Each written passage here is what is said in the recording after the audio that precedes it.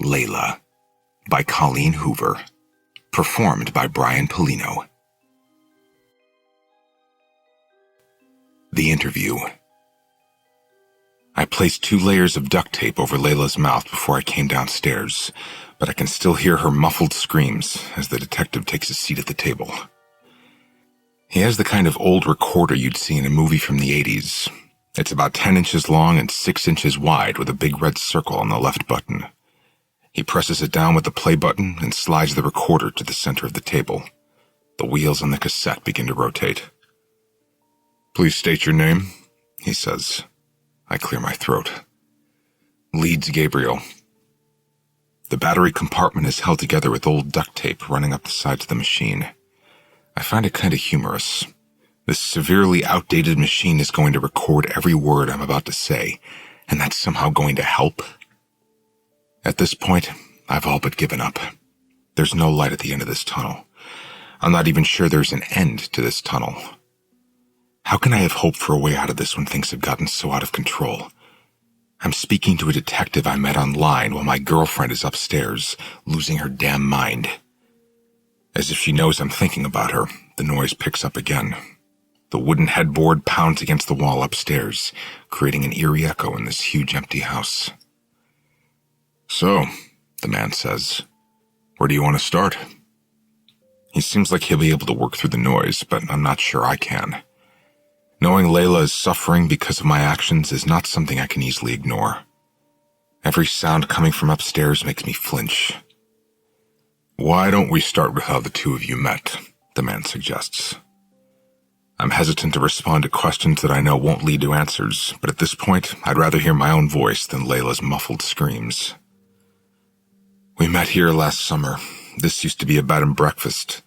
I was the bass player in the band that played her sister's wedding."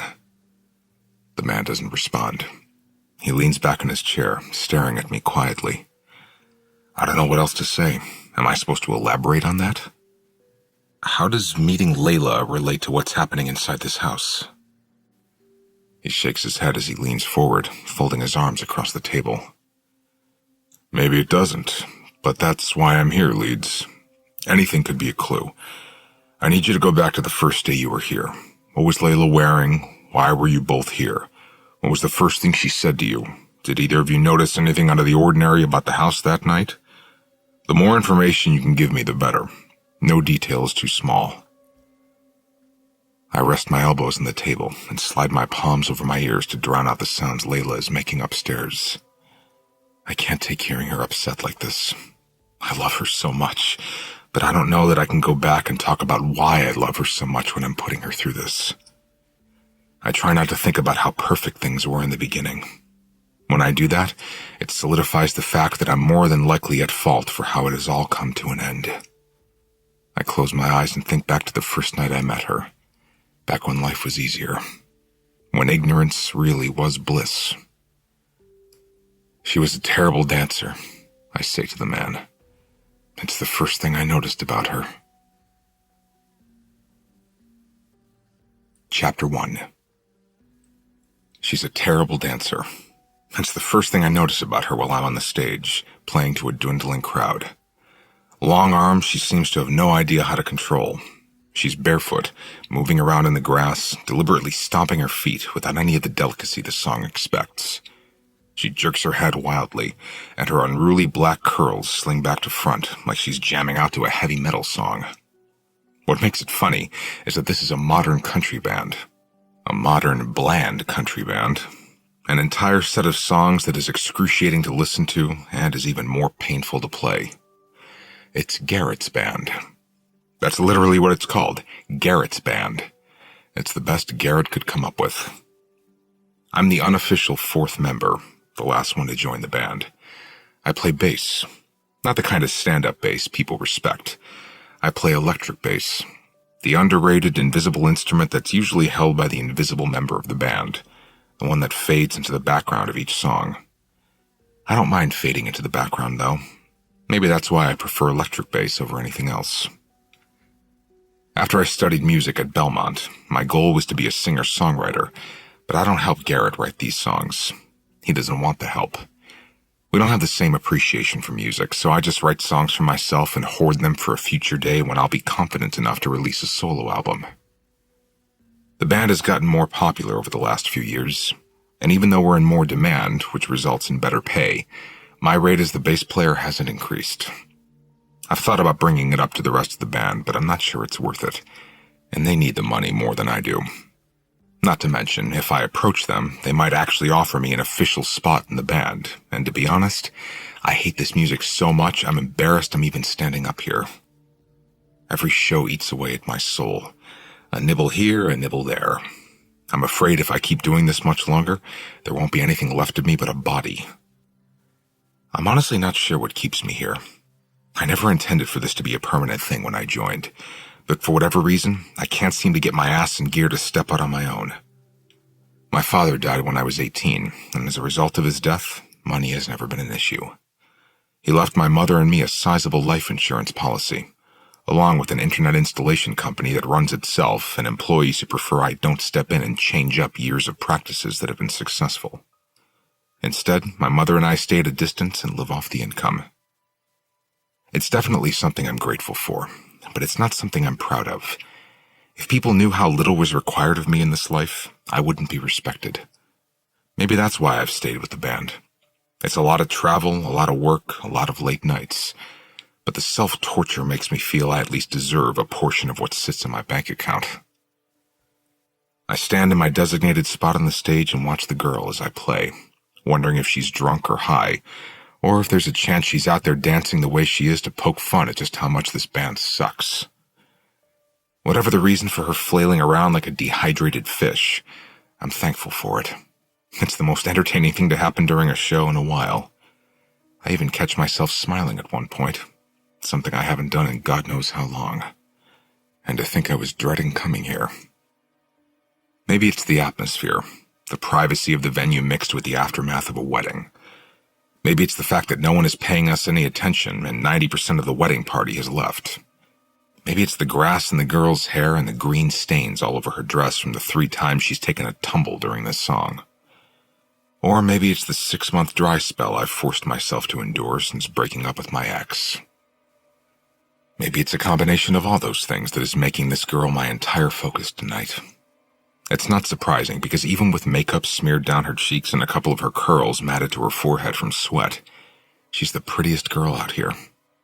Which makes it even stranger that no one is paying her any attention. The remaining few guests are gathered around the pool with a newly married couple while we play our last song for the night. My terrible dancer is the only one still listening when we finally finish and then start packing up. I hear the girl screaming "Encore" as I walk to the back of the stage and put my guitar in the case. I close it up in a hurry, hoping to hell I can find her once we get all the instruments loaded into the van. The 4 of us have booked 2 rooms here at the bed and breakfast for the night. It's an 11-hour drive back to Nashville, and none of us wanted to hit that at midnight. The groom approaches Garrett as he's closing the doors to the van and invites us all over for a drink. Normally I'd decline, but I'm kind of hoping the bad dancer stuck around.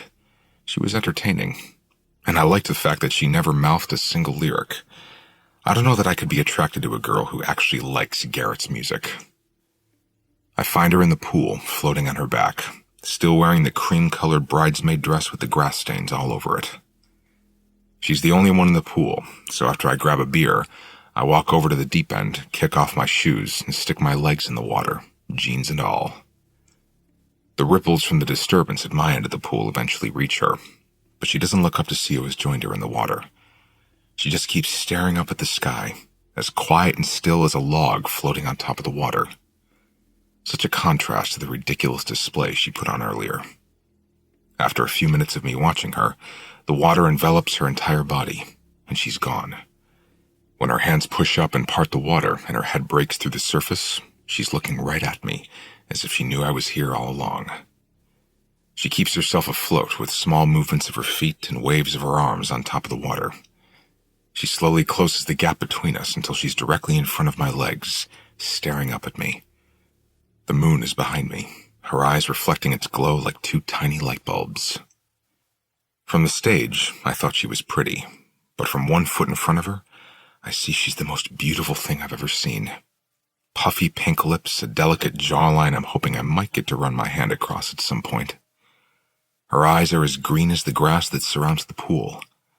I want to slide into the water with her, but my cell phone is in my pocket, and there's a half-full can of beer in my hand. "Do you ever watch those YouTube videos of people dying inside?" she asks.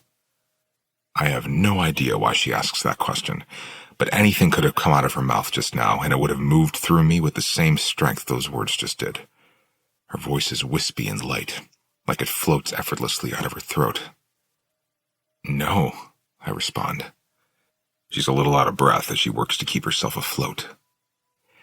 "They're compilations of embarrassing things that happen to people. The camera always zooms in on people's faces at the worst moment. Their expressions make it look like they're dying inside." She wipes water from her eyes with both hands. "That's what you looked like up there tonight. Like you were dying inside." I don't even remember her looking up at the stage, much less eyeing me long enough to accurately assess how it feels every time I'm forced to play those shitty songs on stage. I'm already dead inside. I died the first night I started playing for the band. "I thought so. Did you like my dancing? I was trying to cheer you up." I nod and take a sip of the beer. "It worked." She grins and slinks underwater for a few seconds. When she comes back up again, she wipes all the hair out of her face and says, "You got a girlfriend?"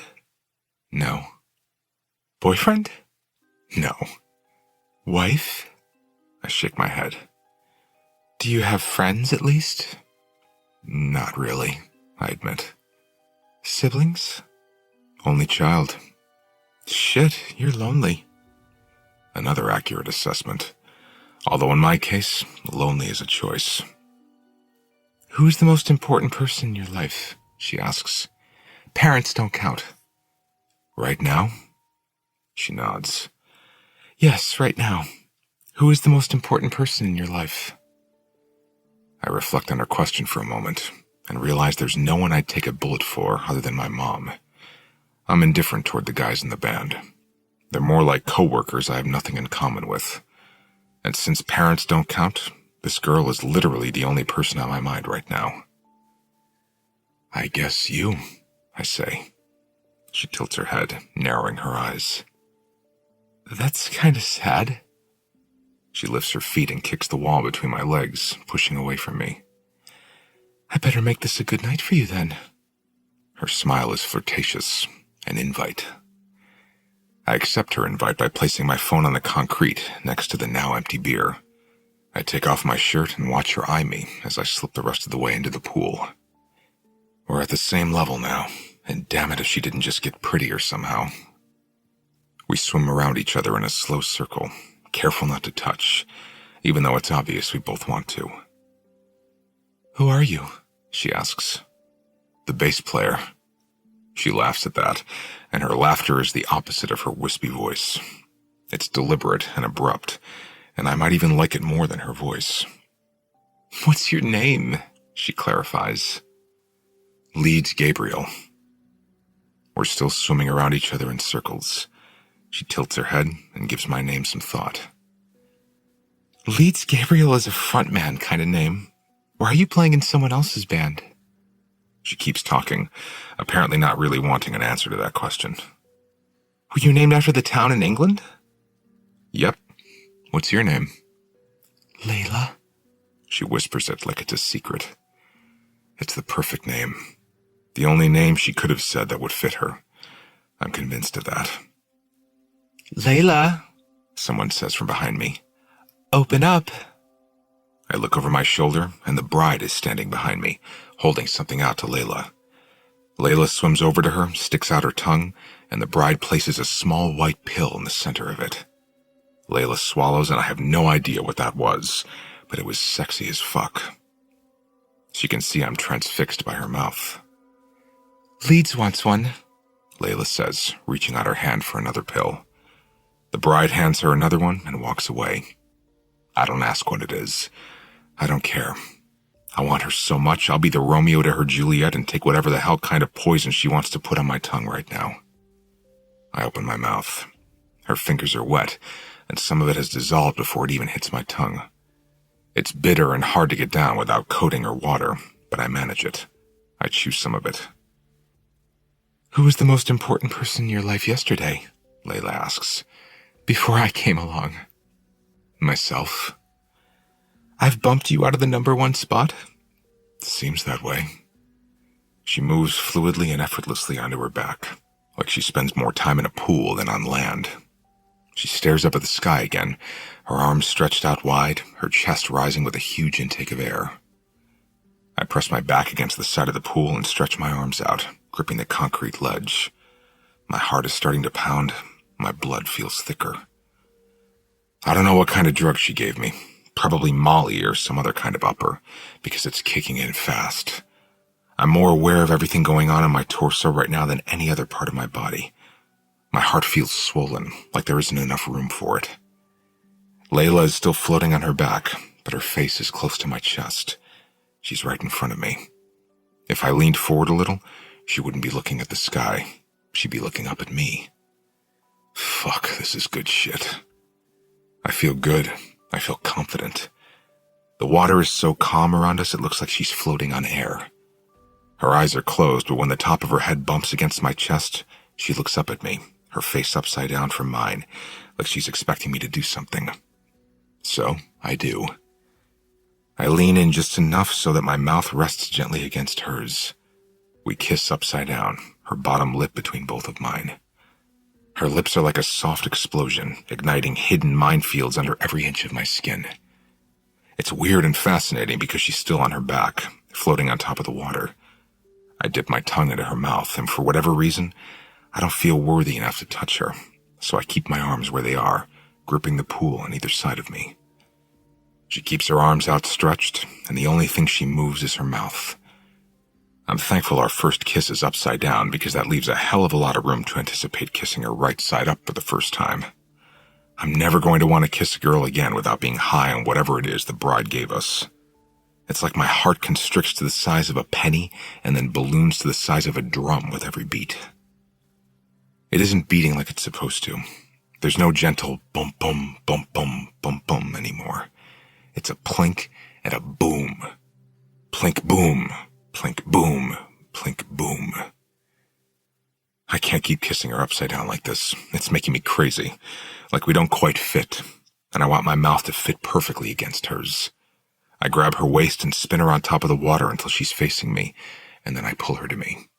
Her legs go around my waist and both of her hands come up out of the water and grip the back of my head, which causes her to sink a little because now I'm the only thing keeping her above water. But my own arms are too busy sliding down her back, so we start to sink and neither of us does anything about it. Our mouths lock together right before we're submerged. Not a single drop of water passes between our lips. We sink all the way to the bottom of the pool, still fused together. As soon as we hit bottom, we open our eyes at the same time and pull apart to look at each other. Her hair is floating above her now, and she looks like a sunken angel. I wish I could take a picture. Air bubbles cloud the space between us, so we both kick ourselves back to the top. I break the surface 2 seconds before she does. We're facing each other, ready to start the kiss over again. We link together, back into the same position we were in. Our mouths seek each other out, but as soon as I taste the chlorine on her lips, we're interrupted by chants. I can hear Garrett over several of the others, all cheering our kiss on from where they're seated. Layla glances behind her and flips them off. She separates herself from me and pushes to the side of the pool. "Let's go," she says, pulling herself out of the water. She isn't graceful about it.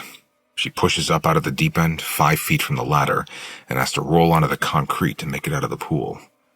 It's clumsy and perfect.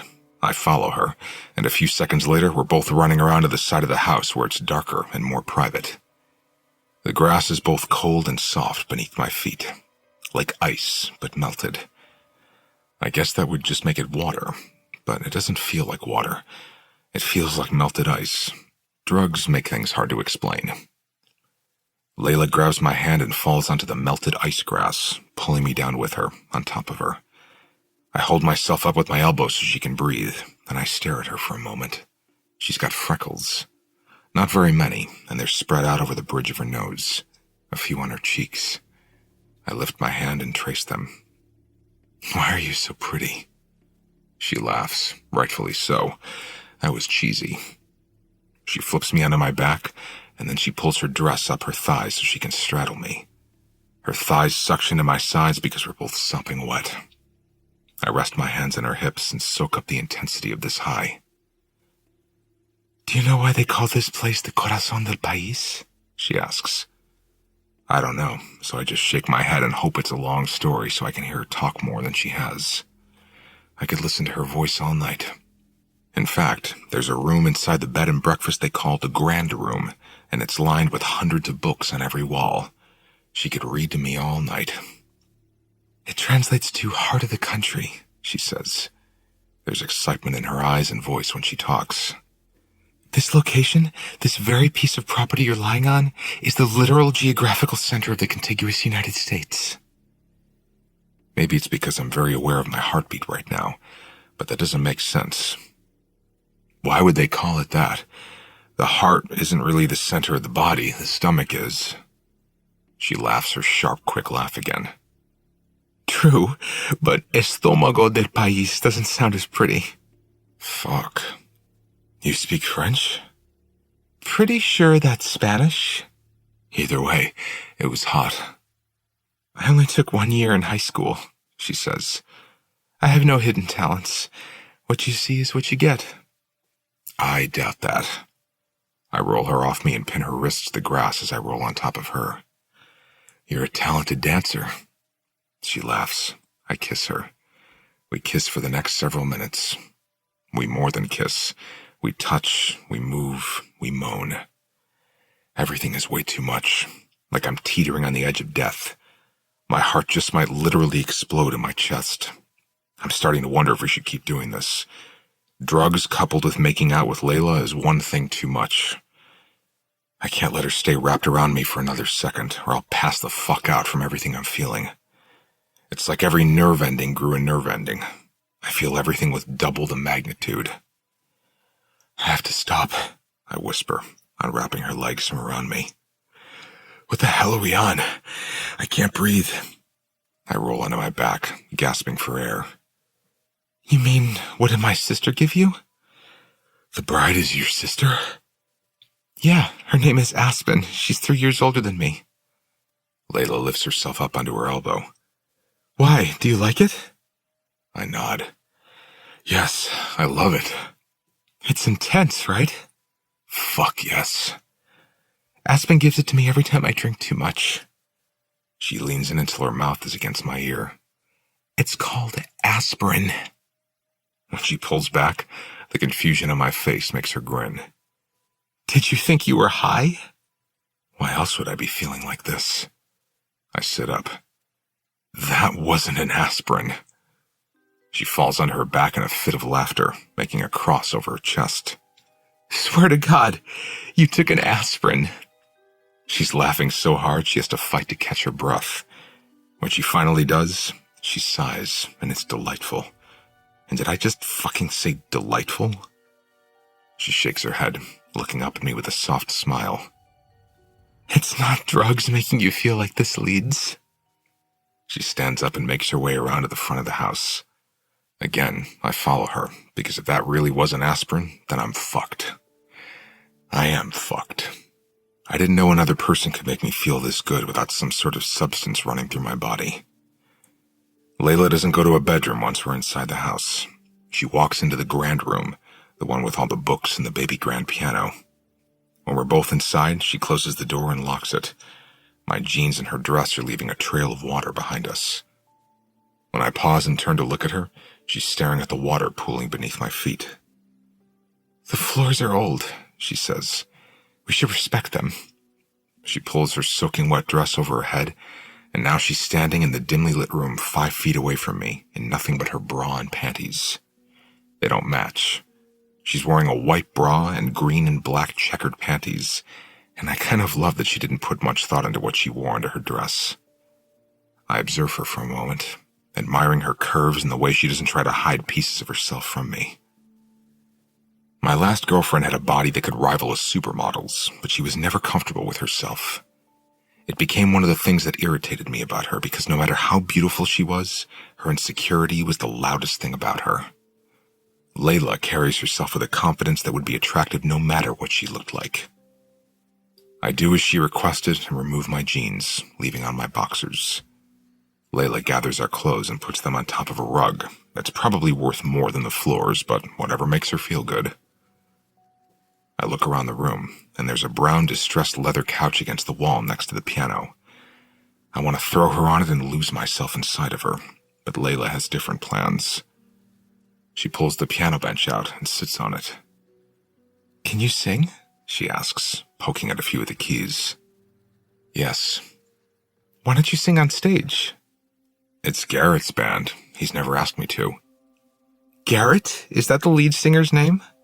That's the one. Is he as atrocious as his lyrics? That makes me laugh. I shake my head and join her on the bench. He's pretty terrible, but he's not as bad as his lyrics. She presses middle C on the piano. Is he jealous of you? She asks. Why would he be jealous of me? I'm just the bass player. He's not lead singer material. You are. That's a big statement. You've never even heard me sing. Doesn't matter. You could be terrible, but everyone else still fades into the background when you're on stage. Just like the rest of the crowd fades into the background when you're dancing? I was the only one dancing. See? I didn't even notice. She leans in after I say that, and I expect her to kiss me, but instead she whispers, "Play me something," against my mouth. Then she moves to the couch and lies down. "Play something worthy of that piano," she says. She crosses her legs at her ankles and lets one of her arms dangle off the couch. She runs her finger against the hardwood floor while she waits for me to start playing, but I can't stop staring at her. I'm not sure there's another woman on this planet who could make me want to stare at her without blinking until my eyes dry up, but she's looking at me expectantly. What if you don't like my music? I ask. Will you still let me kiss you? She smiles gently. Does this song mean something to you? I wrote it using pieces of my soul. Then you have nothing to worry about, she says quietly. I spin around on the bench and place my fingers on the keys.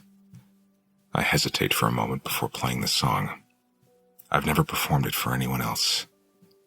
The only person I've ever wanted to sing it for is my father, and he's no longer alive. His death is the reason I wrote this in the first place. I've never been nervous while playing Garrett's songs on stage, but this feels different. This is personal, and despite the fact that there's only one person in the audience right now, it feels like the most intense audience I've ever performed for. I fill my lungs with air and slowly release it as I begin to play. That night, I stopped believing in heaven. I can't believe in a God that cruel. Can you? That night, I stopped praying on my knees, but I don't pray standing either. Do you? That night, I closed the door and closed the window. I've been sitting in the dark. Are you? That night, I learned happiness is a fairy tale, 1,000 pages read aloud. By you. That night I stopped believing in God. You were ours. He didn't care. He took you. So that night I stopped. I stopped. I just stopped. That night I stopped. I stopped. I just stopped. That night I stopped. When I'm finished playing the song, I fold my hands in my lap. I'm a little hesitant to turn around and look at her. The whole room got quiet after I played the last note. So quiet, it feels like all the sound was sucked out of the house. I can't even hear her breathing. I close the cover to the piano and then slowly spin around on the bench. She's wiping her eyes, staring up at the ceiling. Wow, she whispers. I wasn't expecting that. I feel like you just stomped on my chest. That's how I felt since I first laid eyes on her tonight. I like how it ends, she says. She sits up on the couch and tucks her legs beneath her. You just stop in the middle of the sentence. It's so perfect, so powerful. I wasn't sure if she'd realize the intentional ending, but the fact that she does makes me all the more enamored of her. Where can I find the song? Is it on Spotify? I shake my head. I've never released any of my own stuff. She looks at me in mock horror, slapping the arm of the couch. What? Why the hell not? I shrug. I don't know. I honestly don't know. Maybe because everyone in Nashville thinks they're a somebody. I don't want to be someone who thinks I'm a somebody. She stands up and walks over to where I'm sitting on the piano bench. She pushes my shoulders until my back is leaning against the piano, and then she straddles me, both of her knees resting on the piano bench. I'm looking up at her now, and she's holding my face in her hands, her eyes narrowed as she speaks. You're being selfish by keeping your songs to yourself. It's better to be a selfless somebody than to be a selfish nobody. I think maybe I'm glad I met this girl. Like, really glad. I grip the back of her head and bring her mouth to mine. I don't know what's happening here. It's been a hell of a long time since I've liked a girl enough to wonder where she's going to be the next day. But where will Layla be tomorrow? Where was she yesterday? Where does she call home? Where did she grow up? Who is her favorite person right now? I want to know all the things, everything. Layla breaks our kiss. Aspen warned me earlier tonight when she saw me staring at you. She said, "Promise you'll stay away from the musicians. They probably have chlamydia." I laugh. Did you promise her you'd stay away from me? No, I said, it's fine if he has chlamydia. He probably has condoms, too. I don't have chlamydia, but I also don't have a condom. She separates herself from me and stands up. It's okay. I have one in my room. She turns and walks toward the door. I grab our wet clothes and follow her out of the room and up the stairs. She doesn't exactly invite me to her room, but I can tell she's expecting me to follow her because she's talking as she walks up the steps. It's been a while since I've done this, she says over her shoulder. I only have condoms because they were party favors for the bachelorette party. She spins around, pausing on one of the steps. I didn't realize how much harder it would be to get laid in the real world. You don't even have to make an effort in college, but after college, ugh. She turns and begins walking up the stairs again. She opens the door to her room, and I follow her inside. The problem with sex after college is that I hate dating. It takes too much time. You dedicate an entire evening to a person you could tell in the first 5 minutes is a waste of your time. I agree with her. I much prefer the idea of going all in. I've always wanted someone I could instantly click with and then just fucking drown in. I don't know if Layla could be that person, but it sure felt like it when we reached the bottom of the pool.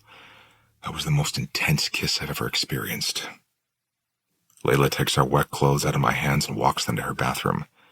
She tosses them into the shower, and then on her way back into her bedroom, she says, "You should quit the band." She has to be the most unpredictable person I've ever met. Even the simplest sentences catch me off guard. Why? Because you're miserable? She's right. I am. We both make our way to the bed. What do you do for a living? I ask her. I don't have a job. I got fired last week. She sits down and leans against the headboard. I lie on the pillow on my side, looking up at her. My face is near her hip, and it's both odd and sexy being this close to her thigh. I press my lips against it. Why'd you get fired? They wouldn't let me off for Aspen's wedding, so I didn't show up to work. She scoots down the bed and mirrors my position. Your boxers are still wet. We should probably take off the rest of our clothes.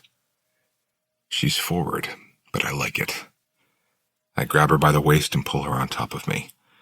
I place her so perfectly against me she gasps.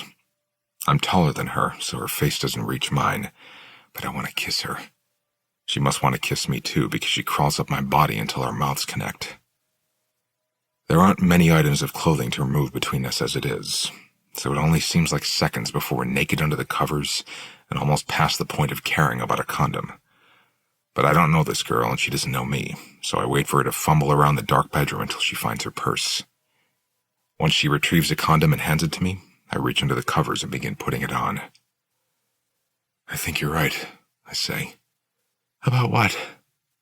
I roll on top of her and she spreads her legs apart, fitting me between them. I should quit the band. She nods in agreement. You'd be happier playing your own music, even if you don't make money from it.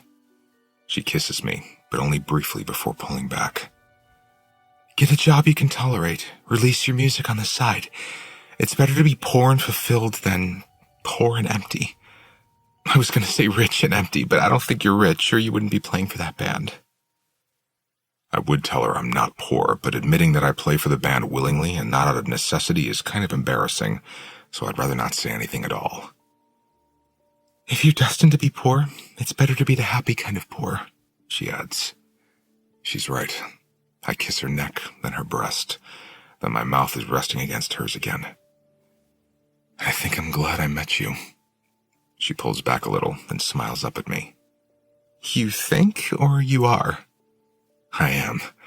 I am very glad I met you. She trails her fingers over my mouth. I'm very glad I met you.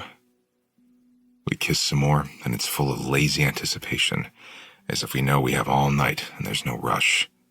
But I already put on the condom, and she's already guiding me into her. I still take my time with her. So much time.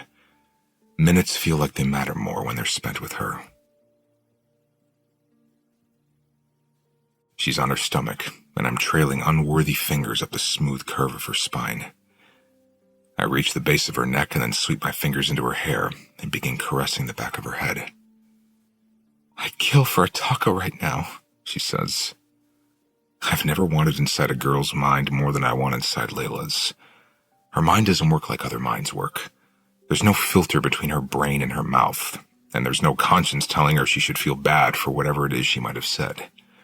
She just says things unapologetically and without any remorse, even when her words sting. I didn't know brutal honesty was sexy until tonight. I told her a few minutes ago she was the best sex I ever had. I expected her to return the compliment, but she just smiled and said, We always think that when we're in it, but then someone new comes along and we forget how good we thought it was before, and the cycle starts all over again. I laughed. I thought she was joking, but she wasn't. And then I thought about what she had said, and she was right. I lost my virginity at 15. I thought it was the best thing I would ever experience. But then Victoria Jared came along when I was 17, and she was the best sex I'd ever had.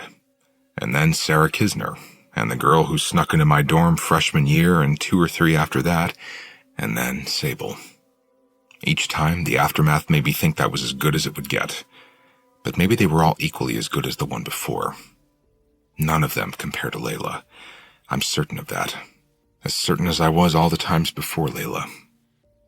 Are you religious? Layla asks. Her thoughts are as sporadic and intense as her actions. I think that's why I'm so intrigued by her. One minute she's on her back screaming my name as she digs her nails into my shoulders. The next minute she's on her stomach telling me how badly she's craving a taco. The next minute she forgets about the tacos and wants to know if I'm religious. I love it. Most people are predictable. Every word and action from Layla is like being handed a gift-wrapped surprise. I'm not religious, are you? She shrugs. I believe in life after death, but I'm not sure I'm religious. I think existence is simply luck of the draw. We're here for a while, and then we're not. That's depressing, she says. Not really. Imagine what heaven is like.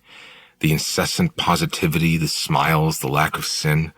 The thought of living eternally in a place full of people who spent their lives spouting off inspirational quotes sounds way more depressing to me than if it all just ends with death.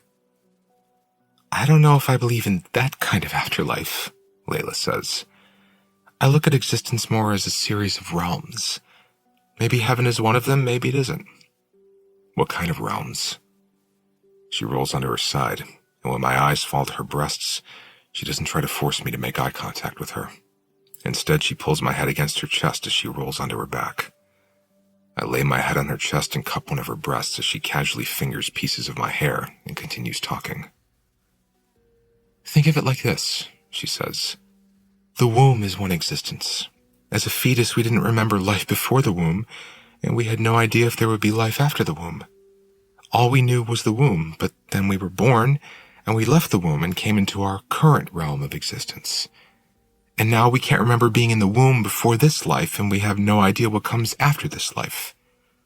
And when our current life ends, we'll be in a different realm altogether, where we might not remember this realm of existence, just like we don't recall being in the womb. It's just different realms, one after the other after the other. Some we know for a fact exist, some we only believe exist. There could be realms of existence we've never even entertained the idea of. They could be endless. I don't think we ever really die. Her explanation makes sense. Or maybe I'm just feeling agreeable because my mouth is on her breast. I grab another condom as I ponder her theory. It seems more probable to me than the idea of pearly gates or fire and brimstone ever has. I'm still convinced that there is life and there is death, and that is all there is. If you're right, then I like this realm the best, I say, covering her body with mine. She parts her thighs for me and grins against my lips. Only because you're in it. I shake my head as I push into her. No, I like it best because I'm in you. Chapter 2. I stare at her for a few minutes, hoping she doesn't wake up right away. Her hand is draped across my chest, a dead weight as she sleeps. I try to drag out the moment because I know how one-night stands work. I've had my fair share of them. I've snuck out of a lot of beds, but I don't want to sneak out of this one. I'm hoping Layla doesn't want me to sneak out of this one. She'll wake up soon, and I'll know how she'll feel as soon as she does. She'll probably shield her eyes from the sun and roll over while she tries to remember how we got here, who I am, how she can get rid of me. Her fingers are the first thing to move. She drags them from my shoulder around to the back of my neck. She keeps her eyes closed as she pulls me against her so that she can tuck herself against me. I'm relieved that I'm familiar to her, that she just woke up and knows exactly where she is and who she's with and isn't trying to pull away. What time is it? She mutters. Her voice doesn't float out of her throat this early in the morning. It's a scratchy whisper, and somehow even sexier than when she's wide awake. 11. She looks up at me, her eyes puffy and smeared with mascara. Did you know 11 in the morning is the deadliest time of day? That makes me laugh. Is that a fact? She nods. I learned that in college. More people die during brunch than any other time of day. She's a hot mess. I love it. You are so strange. Want to take a shower with me? I smile. Fuck yeah. I assumed we wouldn't actually shower in the shower, but it was a legitimate invite.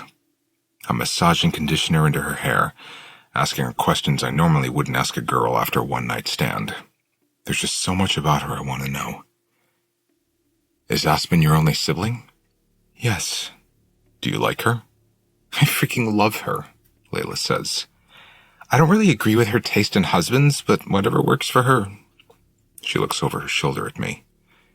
Do you know what his name is? No, what's his name? Chad Kyle. No way, I whisper. I'm serious. That's his actual name. Is it fitting or unfortunate? Unfortunately, it's fitting, she says. He's such a typical Chad. Frat boy, country club membership, a quarter-ton pickup, and a dog named Bo.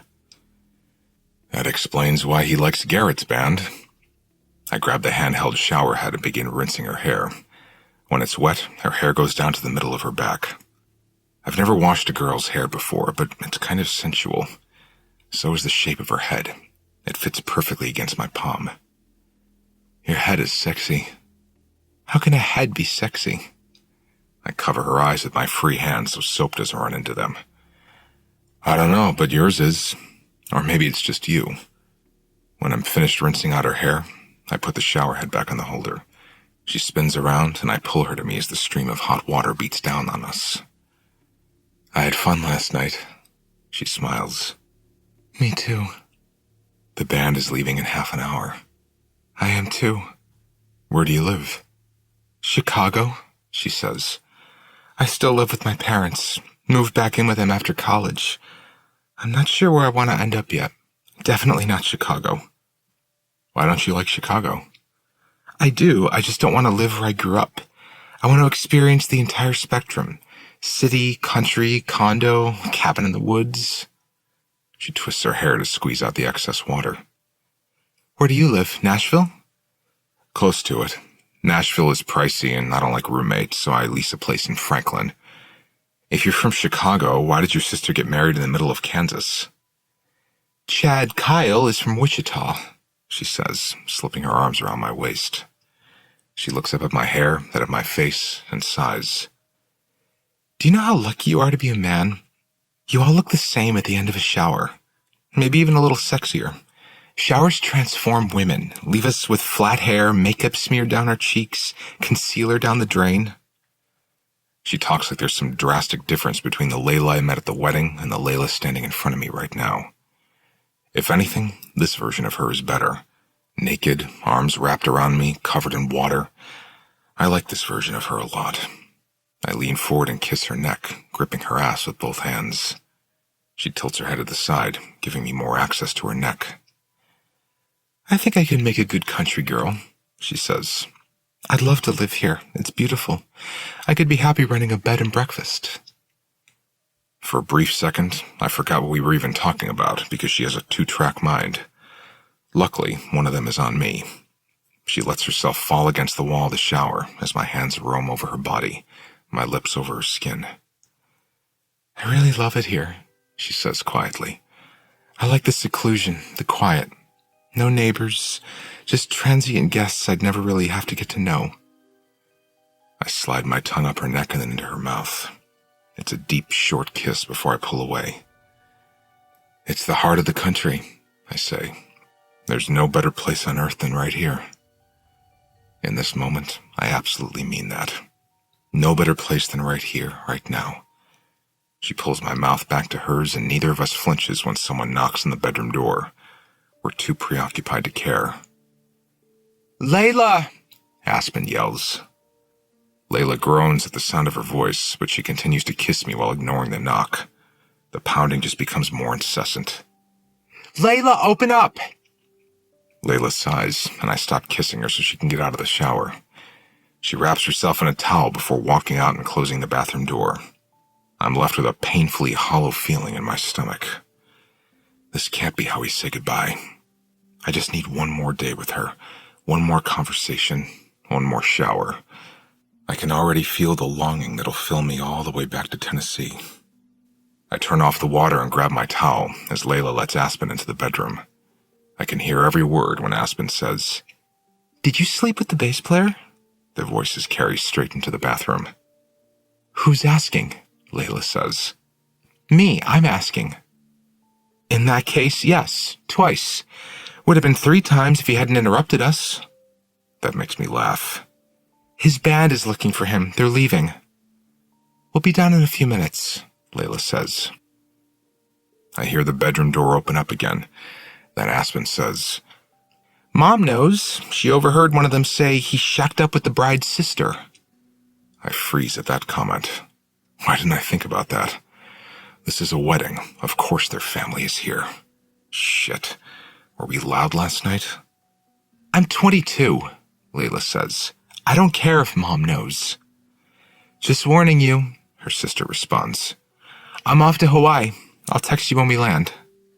"Have fun, Mrs. Kyle." When the bedroom door closes, I immediately open the bathroom door. Layla spins around and the movement causes her towel to slip. She wraps it back around her as I drag my eyes up the length of her. She is so effortlessly sexy. I tap my fist against the doorframe. Let's stay. I'm casual about it, but that invite is anything but casual. Those 2 words are probably the most serious to ever leave my mouth. "Stay where? Here?" "Yeah, let's see if we can keep the room for another night." I like the look on her face, like she's contemplating the idea.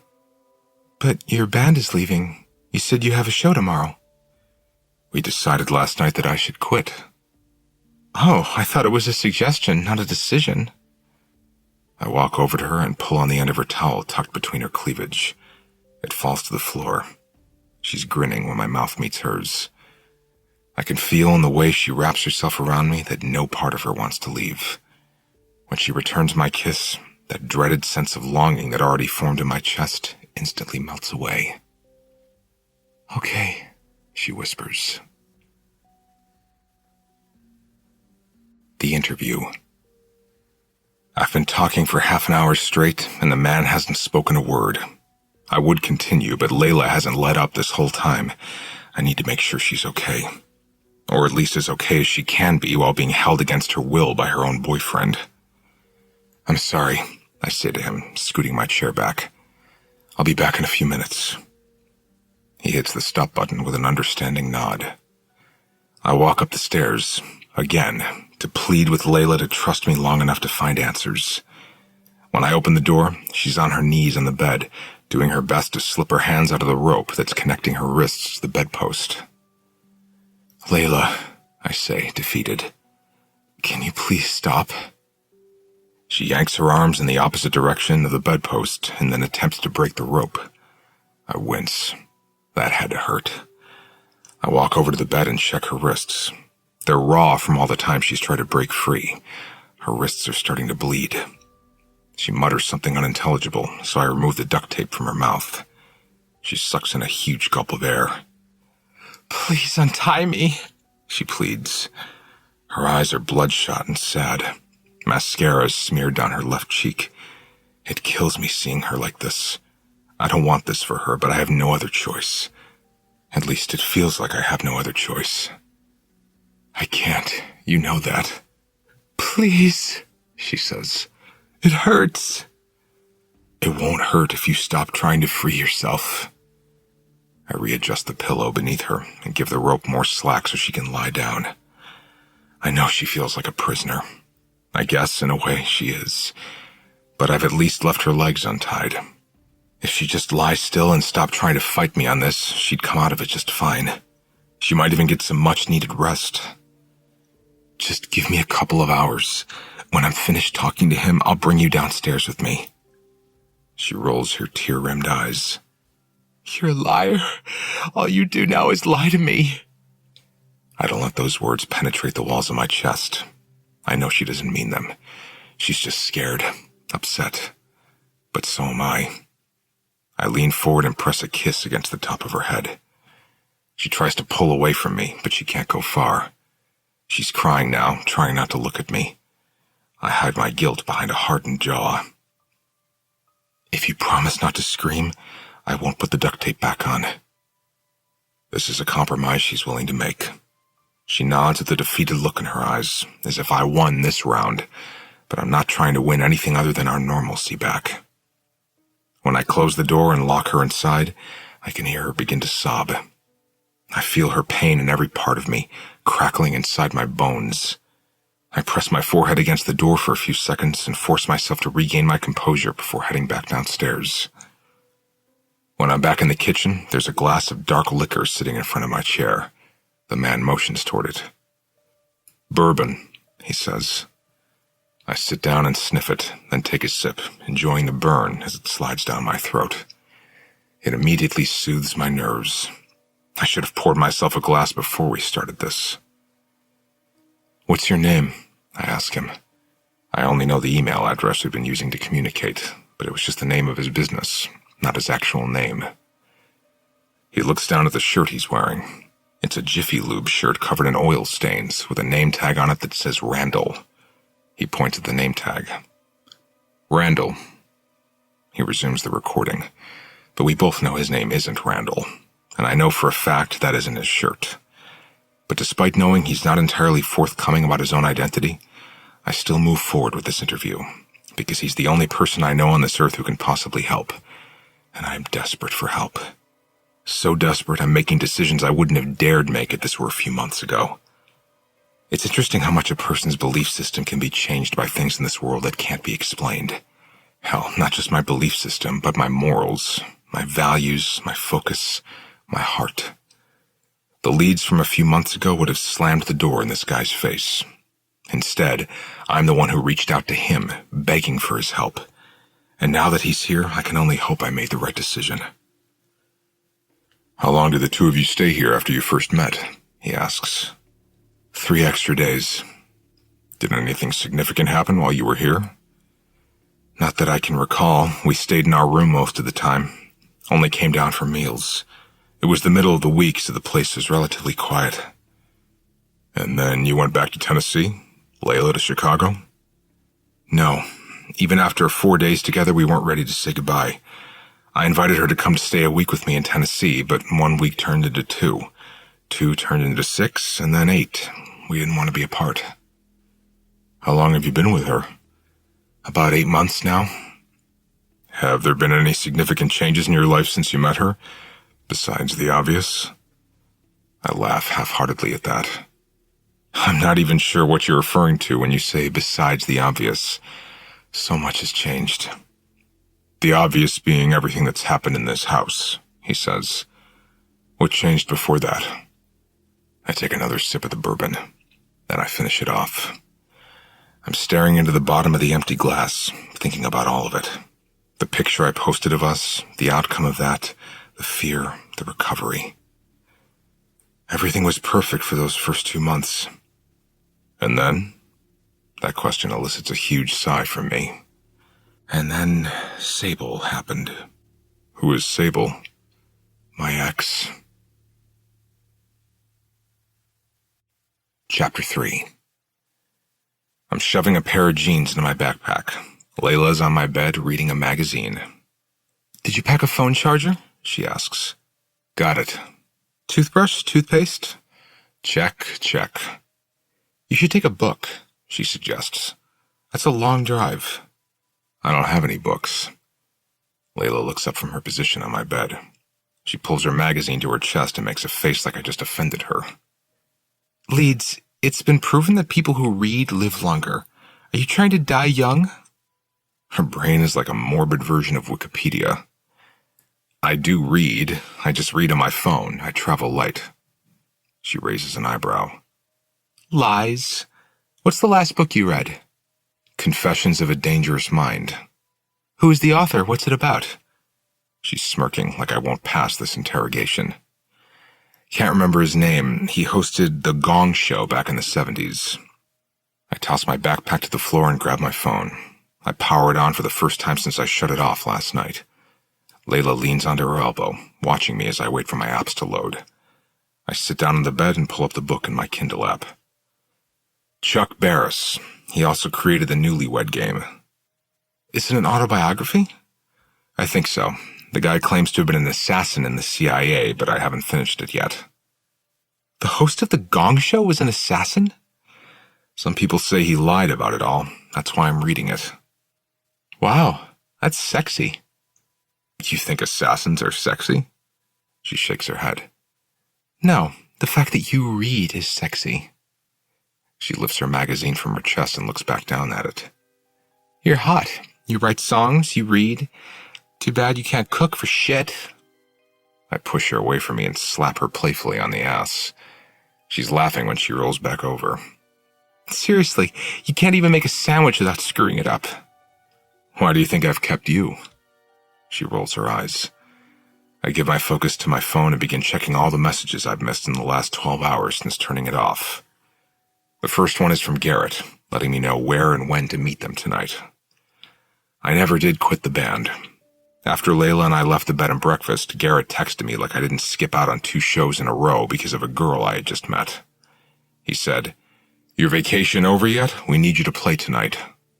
I didn't have a good enough excuse to not play that night, and knowing Layla would be going to the show with me made me dread it less.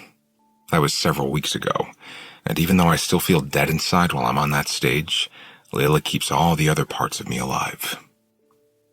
I'm not a cynic when it comes to love, but I've only been in a couple of relationships. I figured love would find me in my late 30s, when I was bored of travel and bored of life. I blame Jerry Seinfeld for my outlook on life. I binge-watched every season of Seinfeld when I was 15, and came out of it believing that Jerry was right. There's something annoying about every single human on this planet. Annoying enough to make relationships seem like torture. After witnessing all of Jerry's doomed relationships, I started seeking out the most annoying traits in people. Their laugh, the way they treat waitstaff, their taste in movies, music, friends. their parents. As soon as I would start dating a girl exclusively, I would find myself already planning ways to break things off. Until Layla, that is. We stayed 3 extra nights at Corazon del País when we met. And even after that last night, I didn't want to say goodbye to her. I didn't find a single thing about her annoying. In fact, the thought of being alone sounded more dreadful than being with her. That was a first. I asked her to come stay a week in Franklin with me, but it's been over 2 months now, and I've had more sex in these 2 months than I thought I'd be capable of in a lifetime. When we aren't fucking, I'm playing songs for her or writing songs or thinking about songs. I feel like my music has a purpose now that she's into it. She believes I'm going to be a somebody, and her belief in me is actually making me start to believe in it too. It took some twisting of my arm, but 3 weeks ago she finally convinced me to release a few of the songs I've been sitting on. She posted me playing one of them to YouTube 2 weeks ago, and it has almost 10,000 views already. I hate that I like that, but it feels surprisingly good to have someone in my life who makes me feel like my art is worth consuming. Even if she's the only one who ever consumes it, it'll be enough for me. Garrett will be pissed if I officially stop playing with them and go solo, but bass players aren't all that hard to replace here in Nashville. Layla comes with me to every show, no matter how painful they've been for us both. It helps that she spends the entire last song of each set recreating her ridiculous wedding dance. At least I end the shows in a good mood now. I love her. I think.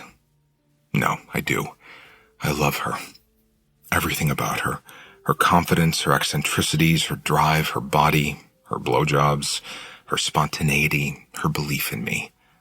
I love watching her sleep. I love watching her wake up. I'm pretty sure this is love. It's only 5 o'clock in the afternoon and I leave in 2 hours, and I had to drag myself out of bed to finish packing. Garrett's band is playing a beach festival in Miami, so Layla and I have spent all day in bed to make up for the 3 days we won't see each other. This will be the first show she hasn't gone to since I met her. There's not enough room for passengers in the van with all the equipment, and the idea of spending 3 days with Garrett and the guys isn't appealing to her. I'm not going to force her to endure that torture.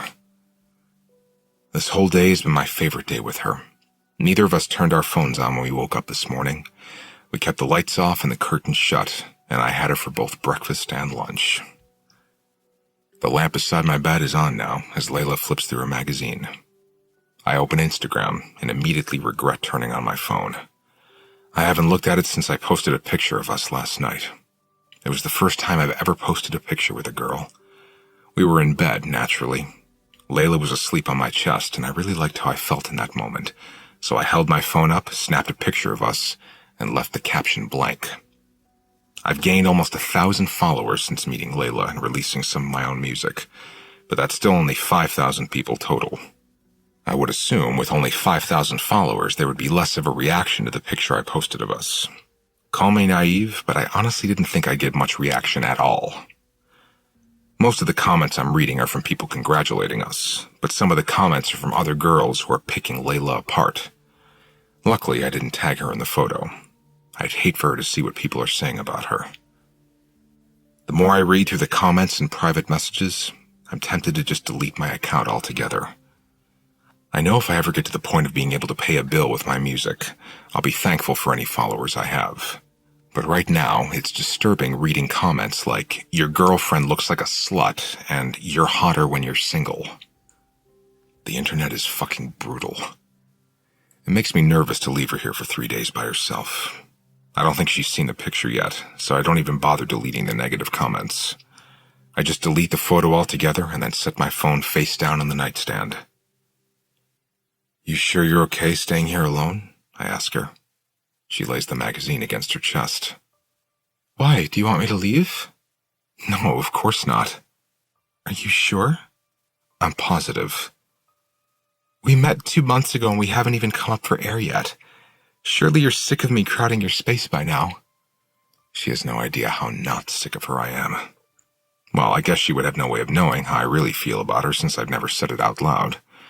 I show her, but I don't say it. I grab her magazine and toss it on the floor, then I roll on top of her. I love the look she always gets in her eye when she knows I'm about to kiss her. It's a gleam of anticipation. There's nothing better than knowing this girl anticipates my mouth on hers. Layla, I whisper, I am not sick of you. I'm in love with you. I say it casually, but it only takes 2 seconds for my words to register. When they do, she covers her face with both hands. It's the first time I've ever seen her look shy. I kiss one of the hands covering her face right before she curls them into 2 fists against her chin.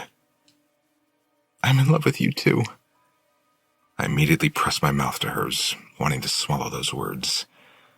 I imagine them typed out in Arial font, slowly bouncing around inside of me, ricocheting off my internal walls, endlessly twisting and rotating inside my stomach and my chest and my arms and my legs until every part of me has been touched by them.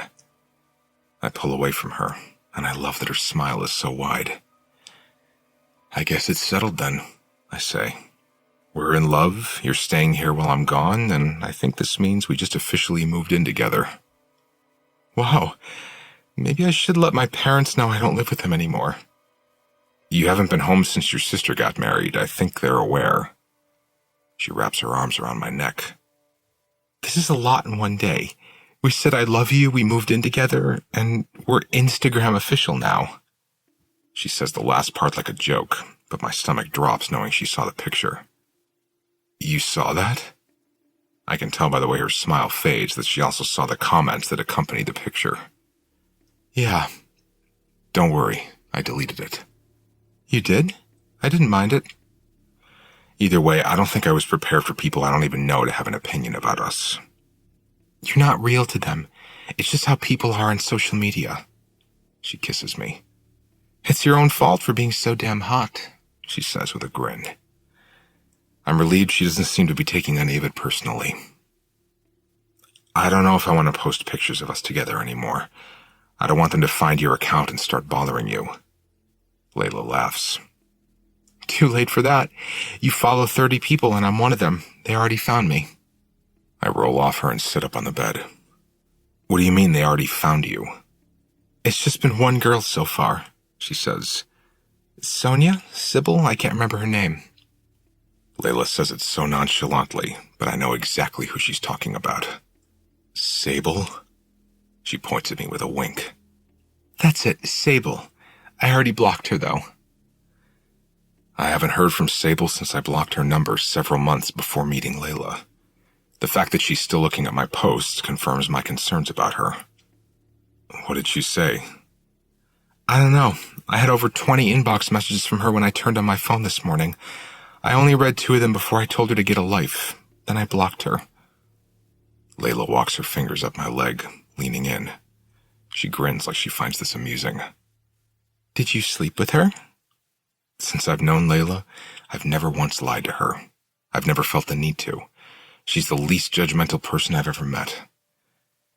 We dated for a couple of months, figured out real quick that relationship was a mistake.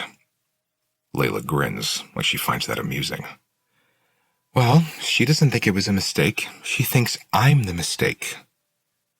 Sable was the mistake, but I don't want to say anything about Sable that might worry Layla. But the girl is definitely someone worth worrying about.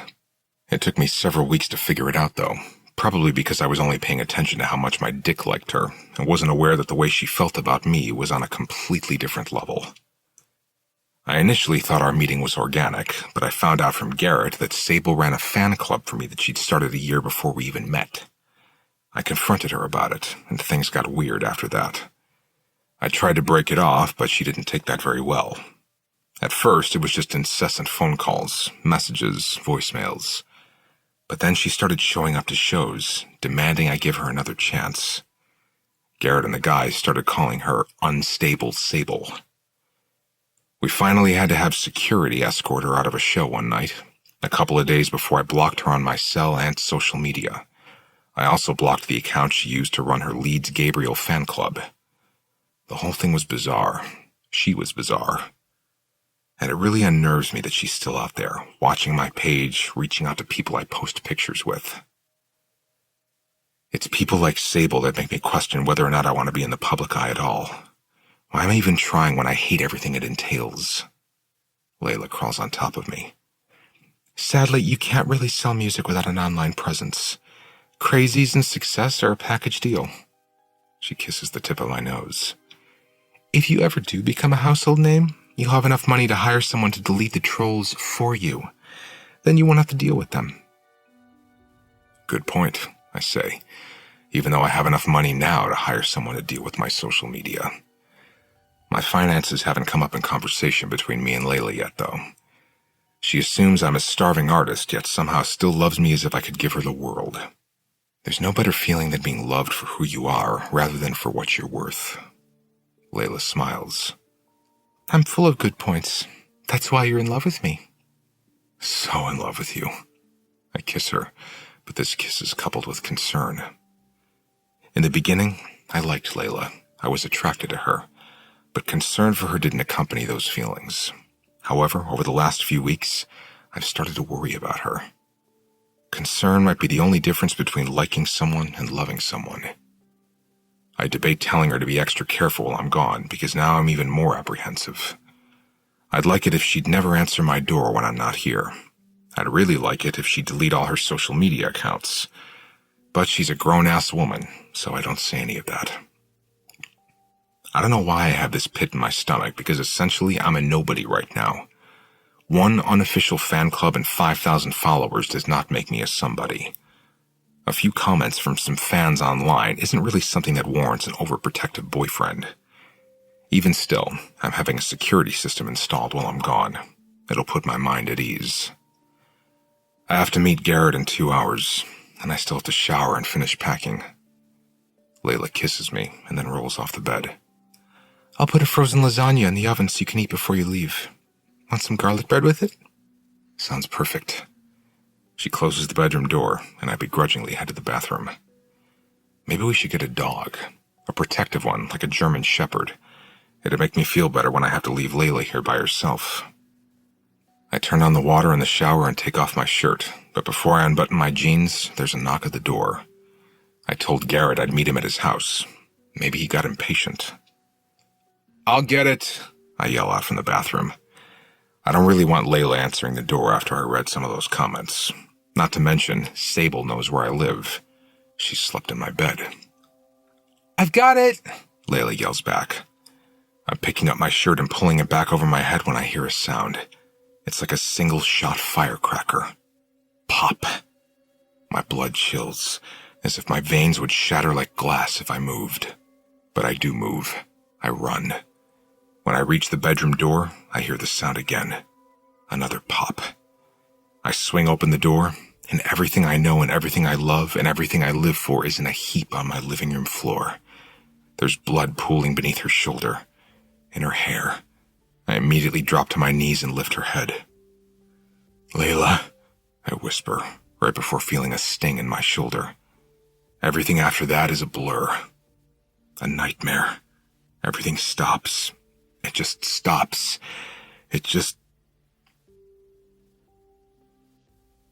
The interview.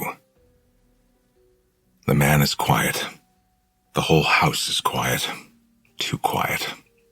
I need more bourbon. As if he knows this, he stands up and grabs the bottle. He brings it back to the table and slides it over to me. "What happened next?" I shrug, take a drink. "She survived." "Who shot her? Sable?" My jaw is tense when I nod. "Yes, over a fucking Instagram post." My words are short and clipped. I'm sure the expression on my face shows just how done I wish I could be with this conversation. "Was Sable arrested?" I shake my head. "No." The man is looking at me like he wants me to elaborate even more on that night, and I will, but not right now. I'm still trying to swallow everything that's led up to this point. I need to fully digest it before I spit it back out. "I don't really want to talk about that right now," I say. Not that it isn't important, I push back from the table and stand up. "I need to check on Layla again." My voice is dry from all the talking. He stops the recorder as I turn to walk up the stairs. I pause halfway up the steps. I lean against the wall and close my eyes.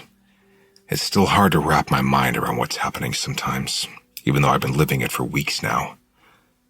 I take a moment to separate everything I'm saying about Layla downstairs from what I need to say to her upstairs. After a few long seconds, I push off the wall and head to our bedroom. I unlock the door and slowly open it, expecting Layla to be asleep. She isn't. She is lying down, though. I'm thirsty, she says flatly. I pick up the glass of water by the bed and wait for her to sit up. I've given the rope plenty of slack so she can move around a bit, but she still winces when the rope rubs against her wrists. She leans forward until the glass meets her lips. She takes several sips before dropping against the headboard, exhausted. You should eat, I tell her. What do you want me to bring you? She looks at me with disgust. I don't know, Leeds. It's hard to see what's in the fridge when I'm tied to a bed. Her anger slips into my skin with the ease of a sharpened scalpel. It mixes with the guilt I feel for keeping her here. But Layla's anger and my guilt combined still lack the capability to breach my conscience. I can make you a sandwich. How about you untie me and I can make it myself? I leave her while I go downstairs to make her a sandwich. Turkey and cheddar, no onions, double the tomato. I don't speak to the man while I make Layla her sandwich. I do have questions for him, but I'll get to those later. I just want to tell him everything I know first. I want to get it over with. When I'm back upstairs, I set the sandwich and the bag of Cheetos I brought Layla on the bed. I also made her a glass of wine, so I placed that on the nightstand. I'll untie you so you can eat, but don't try to run this time, I warn her. You know it won't work. She nods, and I can tell by the fear in her eyes that she doesn't want to experience that again. In fact, I can probably trust that she was so terrified by what happened the last time she tried to leave that she doesn't even need to be tied up. I doubt she'd even leave this bedroom willingly. Unfortunately, I just can't risk it. I need her here. When the rope is off her wrists, she pulls her arms down and massages her shoulder. I feel bad that she's sore, so I make room between her and the bed and I sit behind her. I rub her shoulders while she eats, wanting to ease some of her tension. She takes a small bite of her sandwich, then picks up a piece of tomato and lettuce that fell out onto the plate. She pops them both into her mouth and licks her fingers. Maybe she's just hungry, but she looks like she's actually enjoying this sandwich. It reminds me of how she used to tease me about my sandwich-making abilities. You used to hate my sandwiches. She shrugs. People change, she says between bites. You also used to be a loving boyfriend who didn't hold me hostage, but look at you now. Touché. When her shoulders feel more relaxed, I leave her on the bed as I walk to the bathroom, trusting that Willow will stop Layla as she tries to escape again. I retrieve the first aid kit from beneath the counter, then walk back to the bed and apply antiseptic ointment to Layla's wrists between her bites of food and sips of wine. I bought this first aid kit at a gas station on our way here several weeks ago. I had no idea how much I'd end up using it. We don't talk while she eats. The faster she eats, the better. I want to get these questions over with so we can start getting answers. When she's finished, I wrap her wrists with a roll of ace bandage to ease the pain from the rope. Do you want me to tie you to the other side of the bed now so you can lie on your other side? She nods, holding her arms out for me.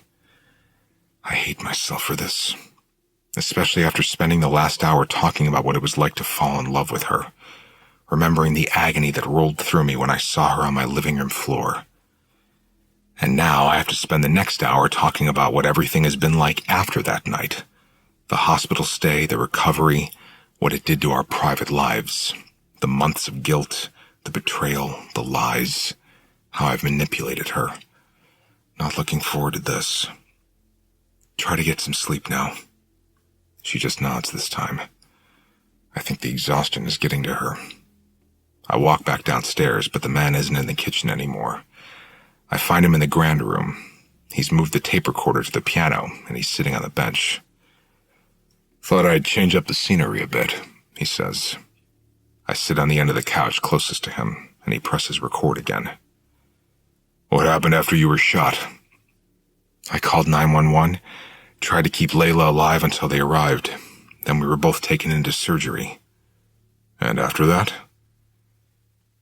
I tell him what I can remember, which isn't much. I woke up from surgery not knowing if Layla was even alive. I tell him about how I had to spend 3 hours in recovery with no word on her condition. I tell him about the agony of having to call her mother and sister to let them know what had happened, and the 2 hours I spent being interrogated while still not knowing if Layla had survived. I tell him everything I can remember about the hospital stay, but none of it is all that important. Nothing about her survival or the recovery is nearly as significant as everything that started happening once we returned to the bed and breakfast. Why did you guys decide to come back here? I wanted to get her out of Tennessee. Once the doctors gave her the all clear, I thought it would be good to get her away. And I know how much she loves this place. I pause when I say that, and then I backtrack. Well, how much she used to love it. When did she stop loving it here? I guess the day I brought her back. Chapter 4. I ate a strand of Layla's hair this morning. The thought crossed my mind that something as weird as eating your girlfriend's hair could be the starting point to even weirder behavior. It could be a precursor to cannibalism, much like harming animals as a child is sometimes a precursor to becoming a serial killer. But eating her hair was nothing more than a slightly creepy last-ditch effort on my part to try and absolve myself from all the guilt. I dreamt that swallowing a piece of her hair tethered us together somehow, eliminating any fear that we might someday grow apart because of everything that happened. So when I woke up, I plucked a strand from her head while she slept and put it in my mouth.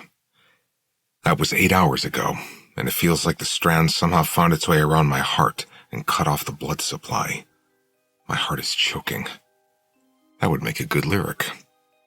I open my phone while we wait in line to board the plane, and I type, "My heart chokes on its own guilt" into my notes, beneath several other dismal lyrics I've pulled from random thoughts.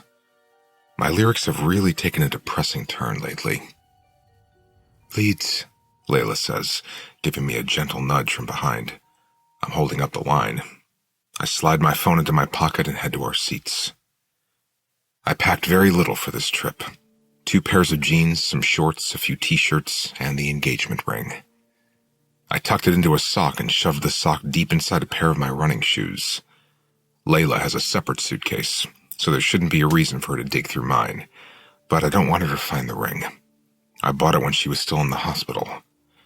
I knew it was premature, but I was overwhelmed with fears of the unknown. I thought buying the ring might put some kind of energy into the universe that would make her recover faster. Her recovery has been better than expected, but I've yet to propose. She doesn't even know I bought her the ring. I'm still not sure when I'm proposing because I want it to be perfect. It might not even happen on this trip, but I'd rather have the ring and not need it than need it and not have it. I booked this trip because the last 6 months have been horrendous. It has taken a toll on us, emotionally and physically. I'm hoping going back to the place where Layla and I met will feel like a reset on our lives. I have this notion that if I take us back to the starting line, we'll never cross the finish line. Another potential lyric. The man in front of me is attempting to shove his oversized suitcase into the overhead bin, so I take the pause in the movement of the line and type a tweaked version of that sentence into my notes. I keep running back to the starting line because I don't want to be finished with you. Layla's recovery has been a lot more intense than my own. It was touch and go for an entire week. Once she was stable, it was still 4 weeks before she was discharged. I blame myself daily for not being more careful, for not fearing Sable's instability all those months before when she refused to stop contacting me. I blame myself for ever thinking it was a good idea to put Layla's face out there while not expecting some sort of repercussions. I mean, it's the fucking internet. I should have known better. Every post has some sort of repercussion. We desperately need this trip. We need the privacy, a break from the outside world. I just want to go back to how it all was in the beginning. Just the 2 of us locked up in a bedroom, having the best and most random conversations between rounds of sweaty sex.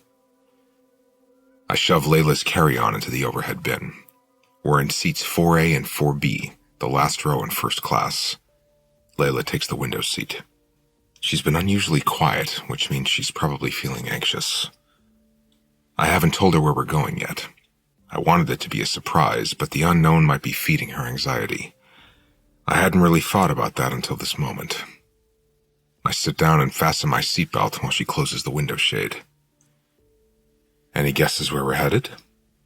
I know we're flying to Nebraska, she says. I don't even know what's in Nebraska. We're not actually staying in Nebraska. It's the closest airport to where we're going, though. That should be a hint, but she doesn't seem to catch on to it. She grabs one of the small water bottles from between our seats and opens it. I hope it's relaxing. I don't know that I'm in the mood for adventure. I try not to laugh at the thought of that. What does she expect? That I would sign her up for rock climbing or river rafting after she's been in physical therapy for the past 6 months? She's been through so much, and I know I've been extremely overprotective, but we've slowly been easing back into our old routine. No one can bounce back from something like that and immediately fall back into being their chipper, happy selves, so there's still some ground to cover, but I'm confident our rhythm will come back with time. Layla pulls her phone out of her purse before shoving the purse beneath the seat in front of her. We need to post a picture of you on the plane, she says, lifting her phone. I smile, but she shakes her head, indicating she doesn't want me to smile. I stop smiling. She snaps a picture of me and then opens it in an editing app. It's hard not being a little bitter at the idea of fame after what happened to us. Layla never would have been injured if it weren't for social media. She finishes editing the picture and holds it up for me to approve. I always approve them. I don't really care what she posts, to be honest. I nod when I see the picture, but I groan when I see the hashtags. Hashtag singer, hashtag musician, hashtag Leeds Gabriel, hashtag model. Model? Really, Layla? Am I trying to make it as a musician or an influencer? You can't be the former nowadays without also being the latter. She posts the picture with the hashtags. They used to say MTV was the death of the ugly musician, I mutter. Not even close.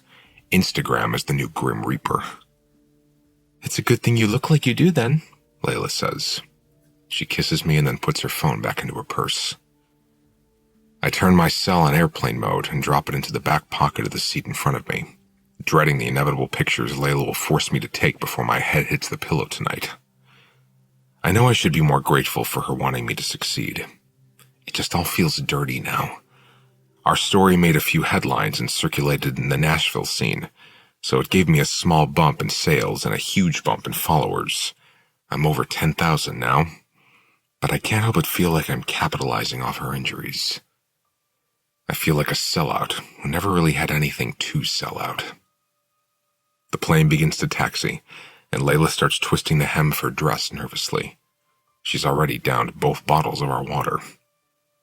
The attack changed a lot of things about her. It changed both of us. A lot was taken from her because of me. Months of her life, her confidence, her security. She was left with anxiety, dependency issues, night terrors, panic attacks, memory loss. The carefree and confident girl I fell in love with no longer sits next to me. Instead, I sit next to a girl who seems like she's fighting not to crawl out of the skin she's in. It's like all her resilience is buried beneath layers of scar tissue now. Maybe that's why I've let her basically take over as my manager while she recovers. I do what she says because my career is the only thing that seems to give her a sense of purpose, keeps her mind off everything that's happened. And maybe that's how she deals with it, by turning the one thing that caused all of this into a positive thing. Every aspect of our lives other than my career has suffered. Layla says it's good we have that small sliver of positivity to hold on to. I don't want to deprive her of that, but I kind of miss the days when she didn't take my career as seriously. I miss it when she encouraged me to quit the band in order to preserve my own happiness. I miss how she used to pull my guitar out of my hand so she could crawl on top of me. I miss it when she didn't care about what was posted to my Instagram page. But mostly, I just miss being myself around her. Lately, I feel like I've been inching away from the person I was so that I can become the person she now needs. Is the seatbelt sign off yet? She asks. Her face is buried in the sleeve of my shirt. She's gripping my hand. Honestly, I hadn't even realized we'd taken off. It's like I live inside my own head now more than I live in reality. Not yet. She must be extremely nervous right now if she can't even lift her eyes to look for herself. I bring my hand to the side of her head and press my lips into her hair. She tries to hide it, but anxiety is not an invisible thing. I can see it in the way she holds herself, in the way her hands twist at her dress, in the way her jaw hardens. I can even see it in the way her eyes dart around when we're in public, as if she's waiting for someone to come around the corner and attack. When a ding indicates the seatbelt signs are off and it's safe to move around the cabin, she finally separates herself from me. Her eyes flitter nervously around the cabin as she takes a mental note of her surroundings. She lifts the shade and gazes out the window at the clouds, absent-mindedly bringing her hand up to the scar on the side of her head. She's always touching it. Sometimes I wonder what she thinks about when she touches it. She has no memory of that night. Only what I've told her, but she rarely asks about it. She never asks about it, actually. Her knee is bouncing up and down. She shifts in her seat and then glances back into Coach. Her eyes are wide, like she's on the edge of a panic attack. She's had 2 full-on panic attacks in the past month alone. This is how they both started. Her touching her scar, her fingers trembling, her eyes full of fear, her breaths labored. "You okay?" She nods, but she doesn't make eye contact with me. She just blows out several slow and quiet breaths, as if she's trying to hide from me that she's attempting to calm herself down. She closes her eyes and leans her head back. She looks like she wants to crawl beneath her seat. "I need my pills," she whispers. I knew she didn't seem right. I reach to the floor for her purse. I look for her anxiety medicine, but it's not in her purse anywhere. Just a wallet, a pack of gum, and a lint roller. "Did you put them in the checked bag?" "Shit," she mutters, her eyes still closed. She's gripping the arms of her seat, wincing as if she's in pain. I don't pretend to know what it's like, dealing with anxiety. She tried to explain it to me last week. I asked her what the anxiety felt like. She said, "It's like a shiver running through my blood." Up until that point, I'd always assumed anxiety was just a heightened sense of worry. But she explained it was an actual physical feeling. She feels it running through her body like tiny waves of electric shocks. After she told me that, I just held her in my arms. I felt helpless. I always feel helpless now when it comes to her, which is why I go out of my way to make sure she's okay. And she is not okay right now. "Do you want to go wait it out in the bathroom?" I ask her. She nods, so I grab Layla's hand and help her out of her seat. When we get to the front of the cabin, I lean into the flight attendant. "She's having a panic attack. I'm going in with her until it passes." The flight attendant takes one look at Layla, and her expression immediately turns sympathetic. She closes the curtain to block off the view of the bathroom door from the first-class cabin. There's no room for us to move once I close the door. I wrap one arm around Layla's waist and pull her face to my chest. With my free hand, I wet a paper towel in the sink and then press it against the back of her neck while I hold her. She told me last week that my arms work better for her than her weighted blanket. I don't know how I feel about that, being the one thing that seems to ease her panic. I'd like for her to figure out how to fight these without my help. I can't always be here with her, and I worry about what will happen if she has one when I'm not around. I hold her for a moment, feeling her body trembling against mine. "Want me to tell you where we're going?" I ask her. "Maybe not knowing is making your anxiety worse." She shakes her head. "I don't want to ruin your surprise." "I planned to tell you after takeoff anyway." I pull her face from my chest so I can see her reaction. "We're going to the Corazón del País. I booked it for 2 whole weeks." There isn't an immediate reaction, but then, after a few seconds, she makes a confused face. "Where?" I try to hide my concern, but this has been happening a lot. Things she should easily remember take a moment to come back to her. The doctor said it's normal after brain damage, but it's still jarring every time I realize just how much she lost. That took a long time to accept, that she has brain damage. It's minor, but noticeable, especially when it takes her a little longer to recall things that were huge for me. For us. I don't take it personally, but I still feel the sting. "The bed and breakfast," I say. Familiarity eases back into her expression. "Oh yeah, Aspen's wedding, Garrett's shitty band." There's a flicker of excitement in her eyes. The breakfast. Actually, it's not a bed and breakfast anymore. The place is up for sale now. It shut down 3 months ago. I emailed the realtor and asked if we could rent it for a couple of weeks. We have the whole place to ourselves? I nod. Just me and you. What about the cooks and housekeepers? It's not a business anymore, so we'll cook ourselves. I already had groceries delivered. I can tell she's still trying to overcome the minor panic attack, so I continue talking to keep her mind off it. Aspen and Chad want to come stay a night. It's only a couple hours from Wichita. They're thinking Friday. Layla nods and then presses her cheek against my shirt. It'll be nice. I hold her for another couple of minutes until she's no longer shaking. You feeling better? Yes. Good. I run my hand over her hair and kiss the top of her head. We should go sit back down. Everyone on the plane will be talking about the couple who joined the Mile High Club. She doesn't release me. Instead, she brings her mouth close to mine and her hand begins to crawl down my chest, all the way to the button on my jeans. Let's not make them liars. She stands on her tiptoes until her lips are pressed against mine. I know she thinks this is probably some fantasy of mine. I'd be lying if I said it wasn't, but not right now.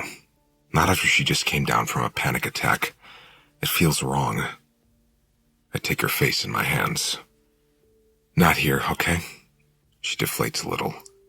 We'll be fast. I kiss her. Not right now. Tonight. I back away from her and open the door, stepping aside to let her walk out. She waves me out and shakes her head. I want to use the bathroom first, she says with a weak voice. Her eyes look like they're frowning when I close the door.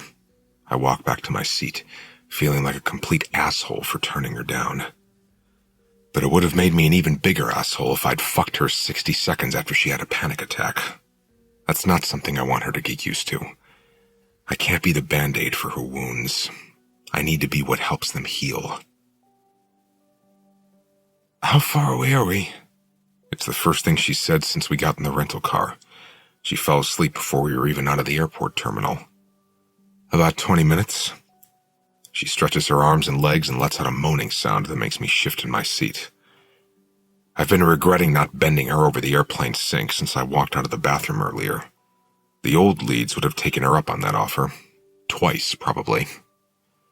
Sometimes I think I've changed more than she has. My love for her has been over-the-top protective since her surgery. I think I'm too careful with her now. I'm careful when I speak to her, careful when I hug her, careful when I kiss her, careful when I make love to her. I flip my blinker on to take the next exit. We need gas. This is the last store before we get there. You need a bathroom break? Layla shakes her head. I'm good. After we get to the gas station and I get the nozzle locked into place, I walk over to the passenger door and open it. Layla looks up at me, shielding her eyes from the afternoon sun. I grab her hand and pull her out of the car. I wrap my arms around her, leaning her against the car, and then I kiss the side of her head. I'm sorry. It's all I say. I don't even know if she's disappointed that I turned her down or if she even knows what I'm sorry for, but she sinks into me a little more. It's okay, she says. You don't have to want me every second of the day. The wind is blowing her hair in her face, so I push it back with my hands. When I do this, I feel something in the strands of her hair. They're clumped together, sticky between my fingers. I lean in and inspect her head, even though she tries to pull away. Her hair is dark, so I can't see the blood, but when I pull my fingers back, the tips of them are red. You're bleeding. Am I? She presses her fingers against her head, right over her incision. The gas nozzle clicks, so I release her and pull it out of the gas tank. Let me park the car and I'll come inside and help you clean it up. After I park the car, I search the store shelves until I find a small first aid kit. I meet Layla in the women's restroom with it. It's a one-person stall, so I lock the door to the bathroom behind me. She faces me, leaning against the sink. I take a cotton swab and some peroxide out of the kit and clean the dried blood out of her hair first, then from around the incision. Did you hit your head on something? No. It's pretty bad. It should be healed by now. It's been 6 months since she got the scar, but every couple of weeks it breaks open again. Maybe you should get it checked out this week. It doesn't hurt, she says. It'll be fine. I'm fine. I finish cleaning it up and then put some antiseptic ointment on it. I don't press her again about why it's bleeding. She'll never admit that she does it herself, but I've seen her picking at it. I clean up the mess and close the first aid kit while Layla uses the restroom. She moves to the sink and washes her hands. I'm leaning against the bathroom door, watching her in the mirror.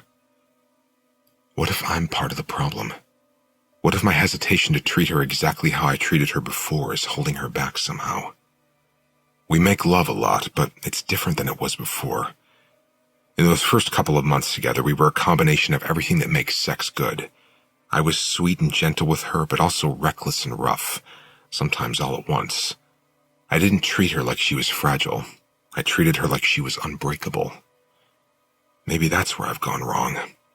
I need to treat her like the person she's trying to become again, the Layla who was full of strength and spontaneity before that was ripped from her. She's watching me in the mirror as I set the first aid kit next to her on the sink. Our eyes stay locked together as my hand bunches up her dress and then slips slowly between her thighs.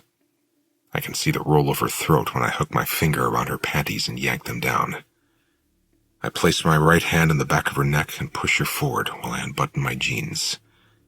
And then, for the first time in 6 months, I'm not gentle with her at all. Chapter 5. I enter the passcode given to me by the real estate agent.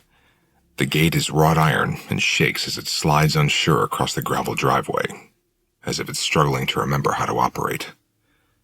The bed and breakfast is a 2-story old Victorian-style mansion overlooking acres of dense trees. It's stark white with a red front door, and from what I can remember, 6 bedrooms upstairs and a couple downstairs. At first glance, the property looks the same as it did last year, just more vacant. The parking lot is empty, no guests walking the grounds. The first time I pulled into this place, I remember there being an energetic buzz as everyone was preparing for Aspen and Chad's wedding. It was in the height of the summer, so the grass was green and the lawn was manicured.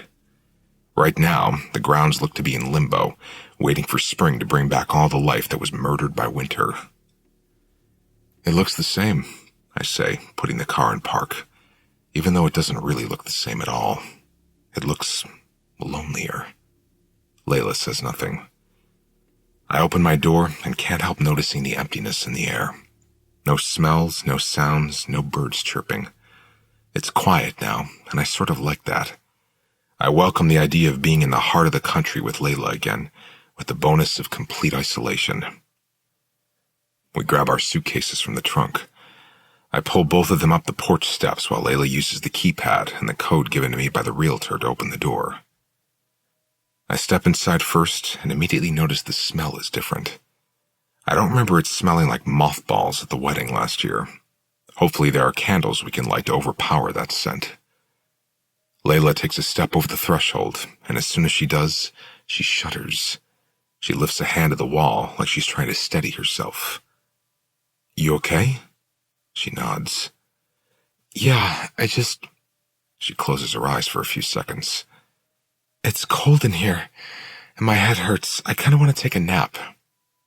It's not cold. It's actually kind of stuffy, but her arms are covered in goosebumps. I'll find the thermostat. Leave your suitcase and I'll bring it to our old room for you in a second. I head into the kitchen to search for the thermostat. It's not in the kitchen, but I'm relieved to see the realtor deliver the groceries. I wouldn't normally ask someone to grocery shop for me, but she offered, and I tipped her well. I wasn't sure they'd allow us to stay here, so I alluded to the fact that I'm interested in buying the place and wanted a trial run. I haven't mentioned that to Layla, though. I wanted to check the place out first, see if we love it as much as we did when we were first there. I'm not so sure the look that's been on Layla's face since we pulled into the driveway conveys a desire to live here, though. If anything, she looks ready to leave. I walk toward the grand room to see if that's where the thermostat is located. I'm relieved to see the baby grand piano is still here. The lid is shut and there's a fine layer of dust over it, which makes me sad. A piano this beautiful deserves to be played, but by the looks of it, I might have been the last person to have touched it. I run my finger across the top of the piano, clearing a line of dust away. I didn't know what to expect when I was told this place was vacant. I was worried that meant the owners moved the piano out, but all the same furniture is still here. Layla knows this is as much of a work trip as it is a vacation. I have an album to write, so I plan on using the piano as much as I can without making Layla feel like music is my priority these next 2 weeks. Hell, she'll probably make it my priority. She wants me to finish this album more than I want to finish it myself. I leave the grand room after failing to find the thermostat. I glance down the hallway and see Layla peeking into a room. She closes the door and then continues walking and opens the door to a second room. She seems confused, as if she can't remember where our room was. She starts to close that door. "It's upstairs, Layla." She startles when I say that, spinning around. "I know." She points to the room she was about to walk past and heads inside. "I just need to use the restroom first." She slips inside the bathroom and closes the door. She just used the restroom 20 minutes ago at the gas station. Sometimes I feel like her memory loss is worse than she admits. I've thought about testing her, maybe bringing up something that never happened just to see if she'd pretend to remember it. That's conniving, though. I already feel enough guilt as it is. I hear the water begin to run in the bathroom just as I locate the thermostat next to the stairwell. It reads 71 degrees.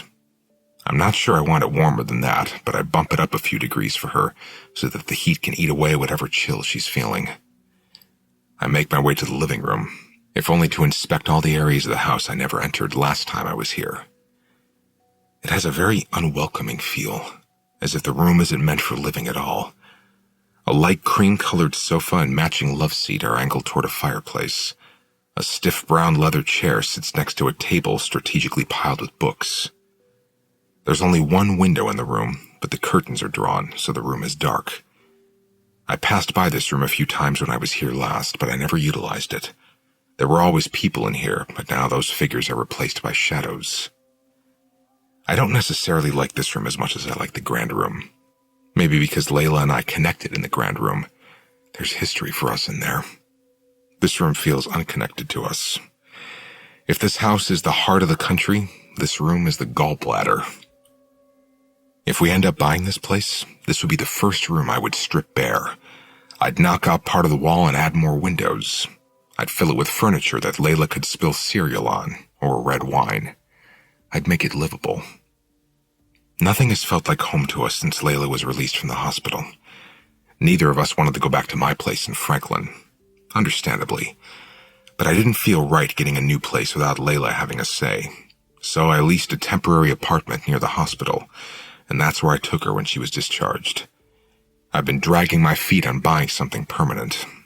I'm not sure I want a place in Franklin, or Nashville even. I look at houses a lot, but until I saw this place for sale, I hadn't felt drawn to anything. There's something about this place, though. Maybe it's because I met Layla here. Maybe it's because being in the literal heart of the country really is grounding in some way. Or maybe it's because it's an entire day's drive from Nashville, and I really like the idea of getting out of that town. Whatever it is, I'm not here just because I wanted a vacation. I'm here because I want time to focus on my music, and I want Layla to find peace. I feel like this is the only place that can give us that. The seclusion would be perfect for us. She'd feel safe.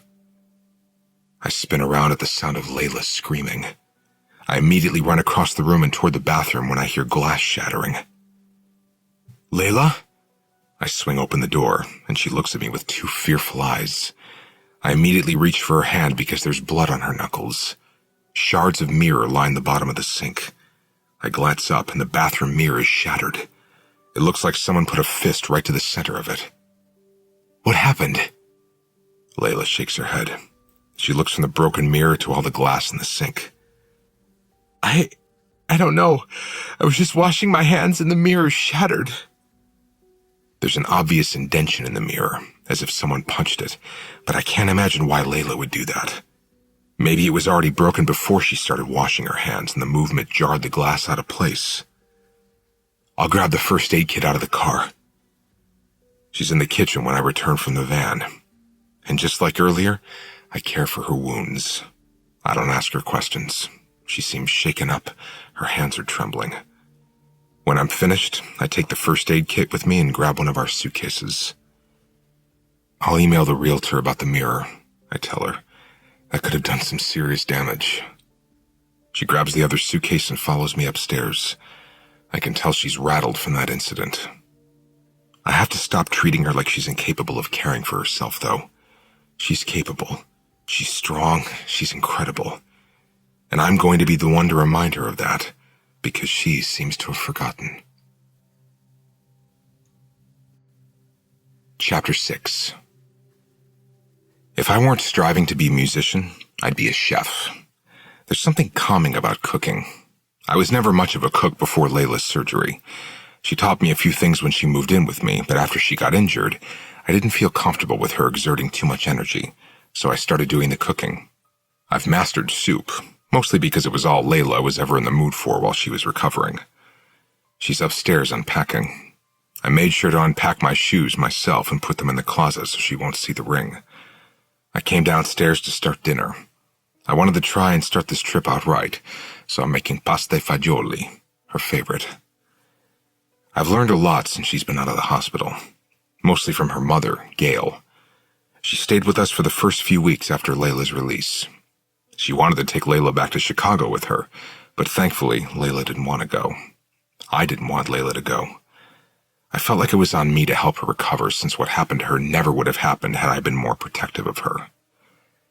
I have to admit it was an adjustment. I had only met Layla 2 months before she spent a month in the hospital. Right after that, her mother temporarily moved into our already cramped new apartment. In less than 3 months, I went from always having lived alone as an adult to living with my girlfriend, her mother, and a couple of times her sister Aspen. The apartment I leased was only 1 bedroom, so the couch was always occupied, and an air mattress took up most of the rest of the living room. I was glad when her mother finally went back to Chicago, but not because I didn't like her. It was just a lot. Everything we had been through, not really feeling like we had our own space, and then watching Layla struggle to fall back into step with her life. I just craved normalcy. We both did. But it wasn't all bad. I got to know Layla's family, and I quickly became aware of why I fell in love with her in the first place. They're all very charismatic, open people. Hell, I even kind of liked Chad Kyle. I've only seen him once since the wedding, and like Layla suggested, he's a bit of a douchebag, but he's funny. I'm kind of looking forward to their visit on Friday. Once I get all the ingredients into the pot, I dry my hands on a dish towel and then run upstairs to check on Layla. She was unpacking when I decided to start cooking, but that was over half an hour ago, and it's been quiet upstairs since then. I haven't heard her walking around. When I open the door, I find Layla asleep on the bed. The unpacked suitcase is still open. She's snoring lightly. It's been a long day. This is her first trip since being released from the hospital. I can imagine it's taken a toll on her, so I start quietly unpacking the suitcases while she sleeps. Every now and then I'll glance at her, and I'm taken back to the days we first spent here. Every single second with her felt like an awakening, like I'd never really opened my eyes until she came along. I was blind, but now I see. That's how Layla made me feel. It was like someone let all the air back into my life when I had no idea I was even suffocating. What I wouldn't give to go back to that feeling before we were unfairly robbed of it. We were comfortable in my house in Franklin. Layla didn't have trouble sleeping at night. She wouldn't look over her shoulder every time we were in public. I walk over to where Layla is asleep on the bed, and I touch her hair, pushing it gently behind her ear. They had to shave a section of her hair during the surgery, so she wears her hair parted now to cover up the regrowth. I brush her hair away and look at the scar. I'm thankful for it. I know she hates it and does everything she can to cover it up, but sometimes I look at it while she's asleep because it's a reminder of what I almost lost. Layla flinches a little, so I pull my hand away, just as the smell of something burning enters the room. I look toward the doorway, confused, because there's no way the soup could already be burning. It's been less than 10 minutes since I turned the gas stovetop on. I walk to the top of the stairs and see a dark cloud of smoke drifting out of the entryway to the kitchen. As soon as I start to descend the stairs, I hear a crash come from the kitchen. It's so loud I feel it in my chest. I rush down the rest of the stairs, and when I get to the kitchen, soup is everywhere. I scan the stove, the floor, the walls. I wave the smoke out of my face and try to figure out what needs saving first. There's no fire, though, just a bunch of smoke and a huge-ass mess. I'm staring at it all in shock when Layla runs down the stairs. She pauses in the entryway to the kitchen and takes in the mess. What happened? I walk to the stove to turn off the burner, but when I reach for the knob, the burner isn't even on. It's been switched to the off position. My arm falls down to my side. I look at the burner, then look at the pan on the other side of the kitchen. Why is the sink on? Layla asks. There's a stream of water running from the faucet. I don't remember leaving the water on. I walk over to turn it off and notice something in the bottom of the sink. A burnt rag. The same rag I wiped my hands on right before running upstairs. The rag obviously caught fire because it's burnt to a crisp, but how did it end up in the sink? How was the water on? Who turned off the stove? Who knocked over the pan of soup? I immediately walk to the front door, but it's locked from the inside. Layla follows me. What are you doing? I know there's a back door, but if someone knocked the pan off the stove as I was descending the stairs, I would have seen them heading toward the back door. There's no other exit to the kitchen.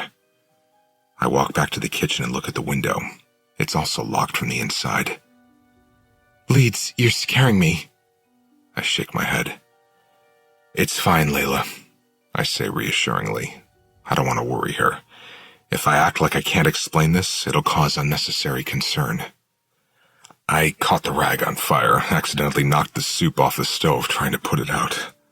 I rub my hands up her arms. I'm sorry, I'll clean it up.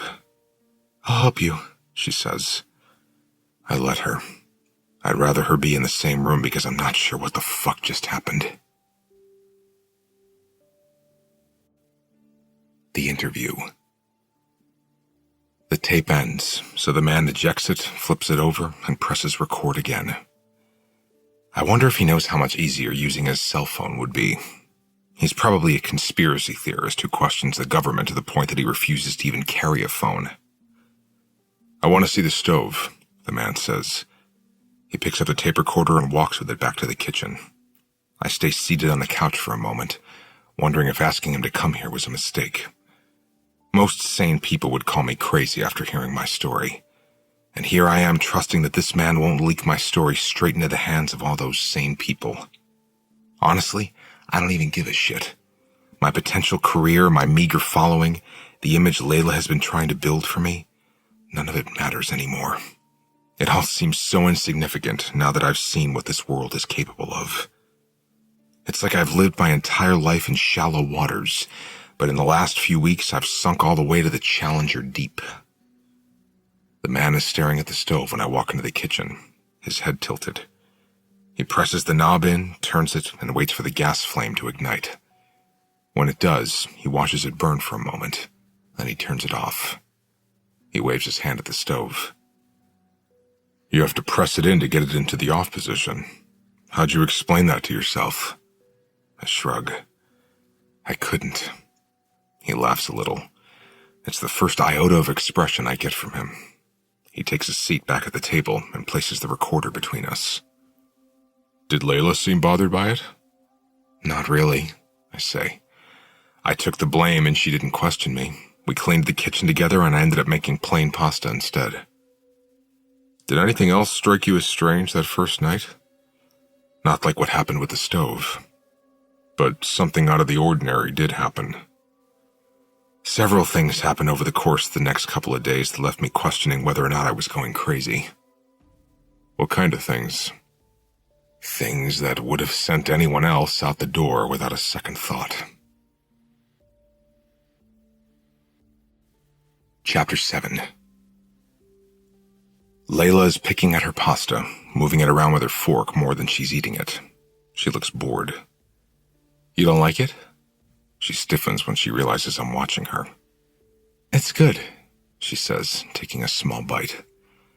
She hasn't had much of an appetite lately. She barely eats, and when she does, she picks out anything with carbs.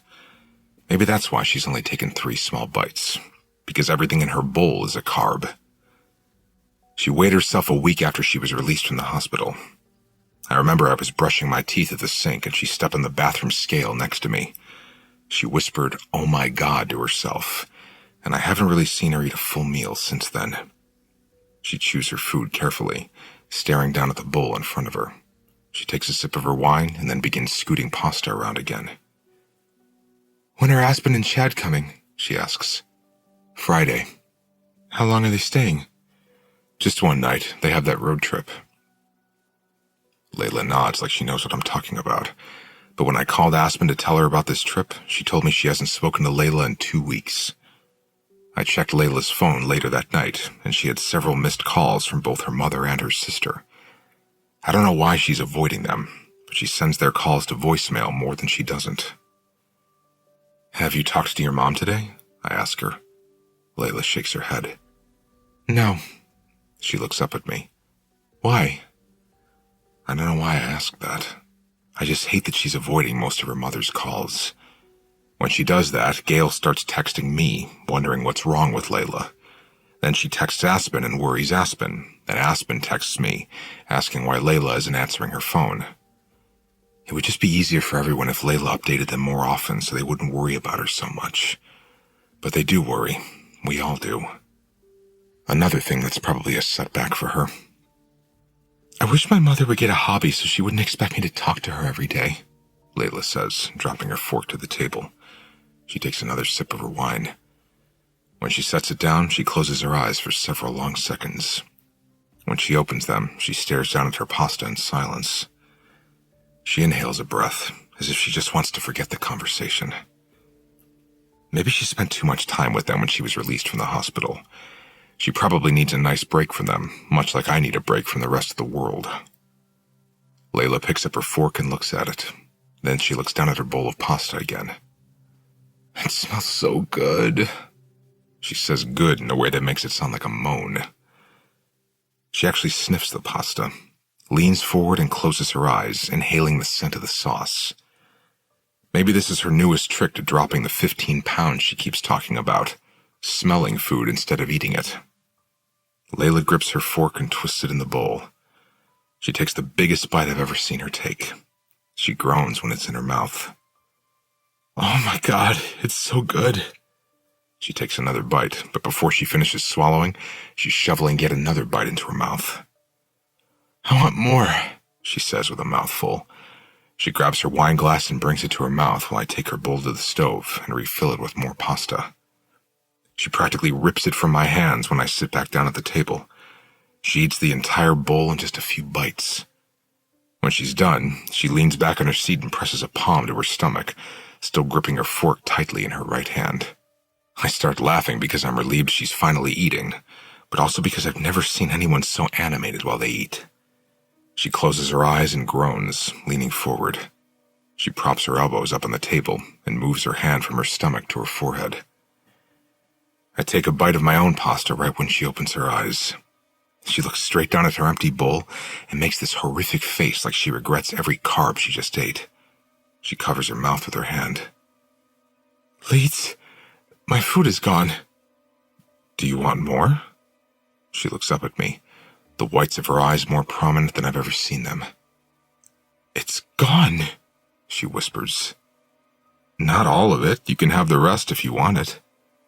She looks horrified when I say that, as if I'm insulting her. She looks at the fork still in her hand and studies it, as if she doesn't recognize it's a fork. Then she drops it, tosses it really. It slides across the table, hitting my bowl just as she scoots back and stands up. "Layla, what's wrong?" She shakes her head. "Nothing, I'm fine," she says. "Just ate too fast, a little nauseous." She turns and leaves the kitchen, then rushes up the stairs. I follow her. She's behaving like another panic attack might be on the horizon. When I get to the bedroom, she's rifling through the dresser drawers, muttering, "Where is it?" When she doesn't find whatever it is she's looking for, she opens the door to the closet. I panic a little, thinking maybe she might find the ring by accident. I walk over and grab her hands, pulling her attention to me and away from the closet. What are you looking for? My medicine. Of course. I reach into the top drawer of the dresser and pull out her bottle of pills. I open them and hand her one, but she looks like she wants to take the bottle from me and down every single one of them. I have no idea what has her so spooked, but as soon as she has the pill, she goes straight to the bathroom and turns on the faucet. She places the pill on her tongue and then takes a sip straight from the sink. She tilts her head back to swallow it, and it reminds me of the night in the pool when Aspen gave her medicine. The thought makes me smile as I lean against the doorway. Layla seems a little bit calmer now that she's taken the Xanax, so I try to distract her from her own anxiety by making conversation. Remember when I thought your sister gave me drugs? Layla swings her head in my direction. Why would I remember Aspen giving you drugs? As soon as she says that, I can see the regret in her eyes. She drops her head between her shoulders and grips the sink. I'm sorry, it's been a long day. She blows out a breath and then pushes away from the sink. She walks over to me and snakes her arms around my waist, pressing her forehead against my chest. I hug her, because I have no idea what it must be like inside that head of hers. She's doing her best, so I don't let her mood bother me. I hold her for several minutes, feeling her heartbeat as it gradually slows down. You want to go to bed? I whisper. She nods, so I slip my hands up her back and ease her out of her shirt. Somewhere between the bathroom door and the bed, we start to kiss. It's become our nightly routine. She stresses out, I soothe her, we make love. I took a shower after Layla fell asleep. I still couldn't sleep after that, so I went downstairs and crammed in an entire day's worth of stuff in the span of 2 hours. I've shaved, washed the dishes, written some lyrics for a new song. It's now 1 o'clock in the morning, and I'm finally back in the bed with Layla, but my mind still won't settle down. I close my eyes and try to force myself to sleep, but my mind is racing. I thought today would be different for Layla, stress-free. I thought maybe it would be like the first time we were here, but it hasn't been. Today has been like all the other days since the hospital. As much as I don't want to suggest it again, I really think she needs to start seeing a therapist. The doctor recommended it. Her mother and sister recommended it, but she insisted she would be fine. Until now, I've been on her side. I thought if I supported her through her recovery, the anxiety would pass, but it's getting worse. I'm staring at the alarm clock when I feel Layla's side of the bed shift. I hear her stand up and walk across the hardwood floor. At first, I think maybe she's heading to the bathroom, but the sound of her walking ceases, and she doesn't move for a while. I can feel that she's not in the bed, though, so I turn over to see what she's doing. There's a stand-up mirror on the wall a few feet away from the bed. Layla is staring at herself. It's dark in here, other than a little light from the moon shining through the window, so I'm not sure what she's trying to see. She turns from left to right, inspecting herself in the mirror. It's strange how long she stares at herself. I wait another couple of minutes, thinking she'll come back to bed, but she doesn't. She steps closer to the mirror, lifting a hand to the glass. She traces her index finger over the mirror as if she's outlining her body. Layla? Her head snaps back in my direction. Her eyes are wide with embarrassment, like she got caught doing something she shouldn't have been doing. She rushes back to the bed and slips under the covers with her back to me. Go back to sleep, she says in a whisper. I'm fine. I stare at the back of her head for a while, but then I turn away from her. I certainly can't sleep, though, especially now. I'm staring at the alarm clock when it turns over to 1:30 a.m. Layla has already fallen back asleep.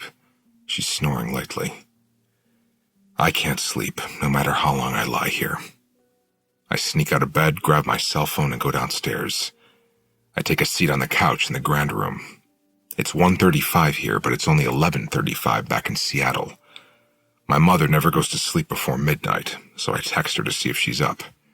She responds with a phone call. I lie against the arm of the couch and swipe my finger across my phone screen. Hey. You guys made it to Kansas? She says. Yeah, I got here around 5 o'clock. How's Layla? Fine. Same. How are you? I sigh. Fine. Same. My mother laughs because she can tell when I'm full of shit. But she also knows I'll tell her what I feel like telling her when I feel like telling her. How's Tim?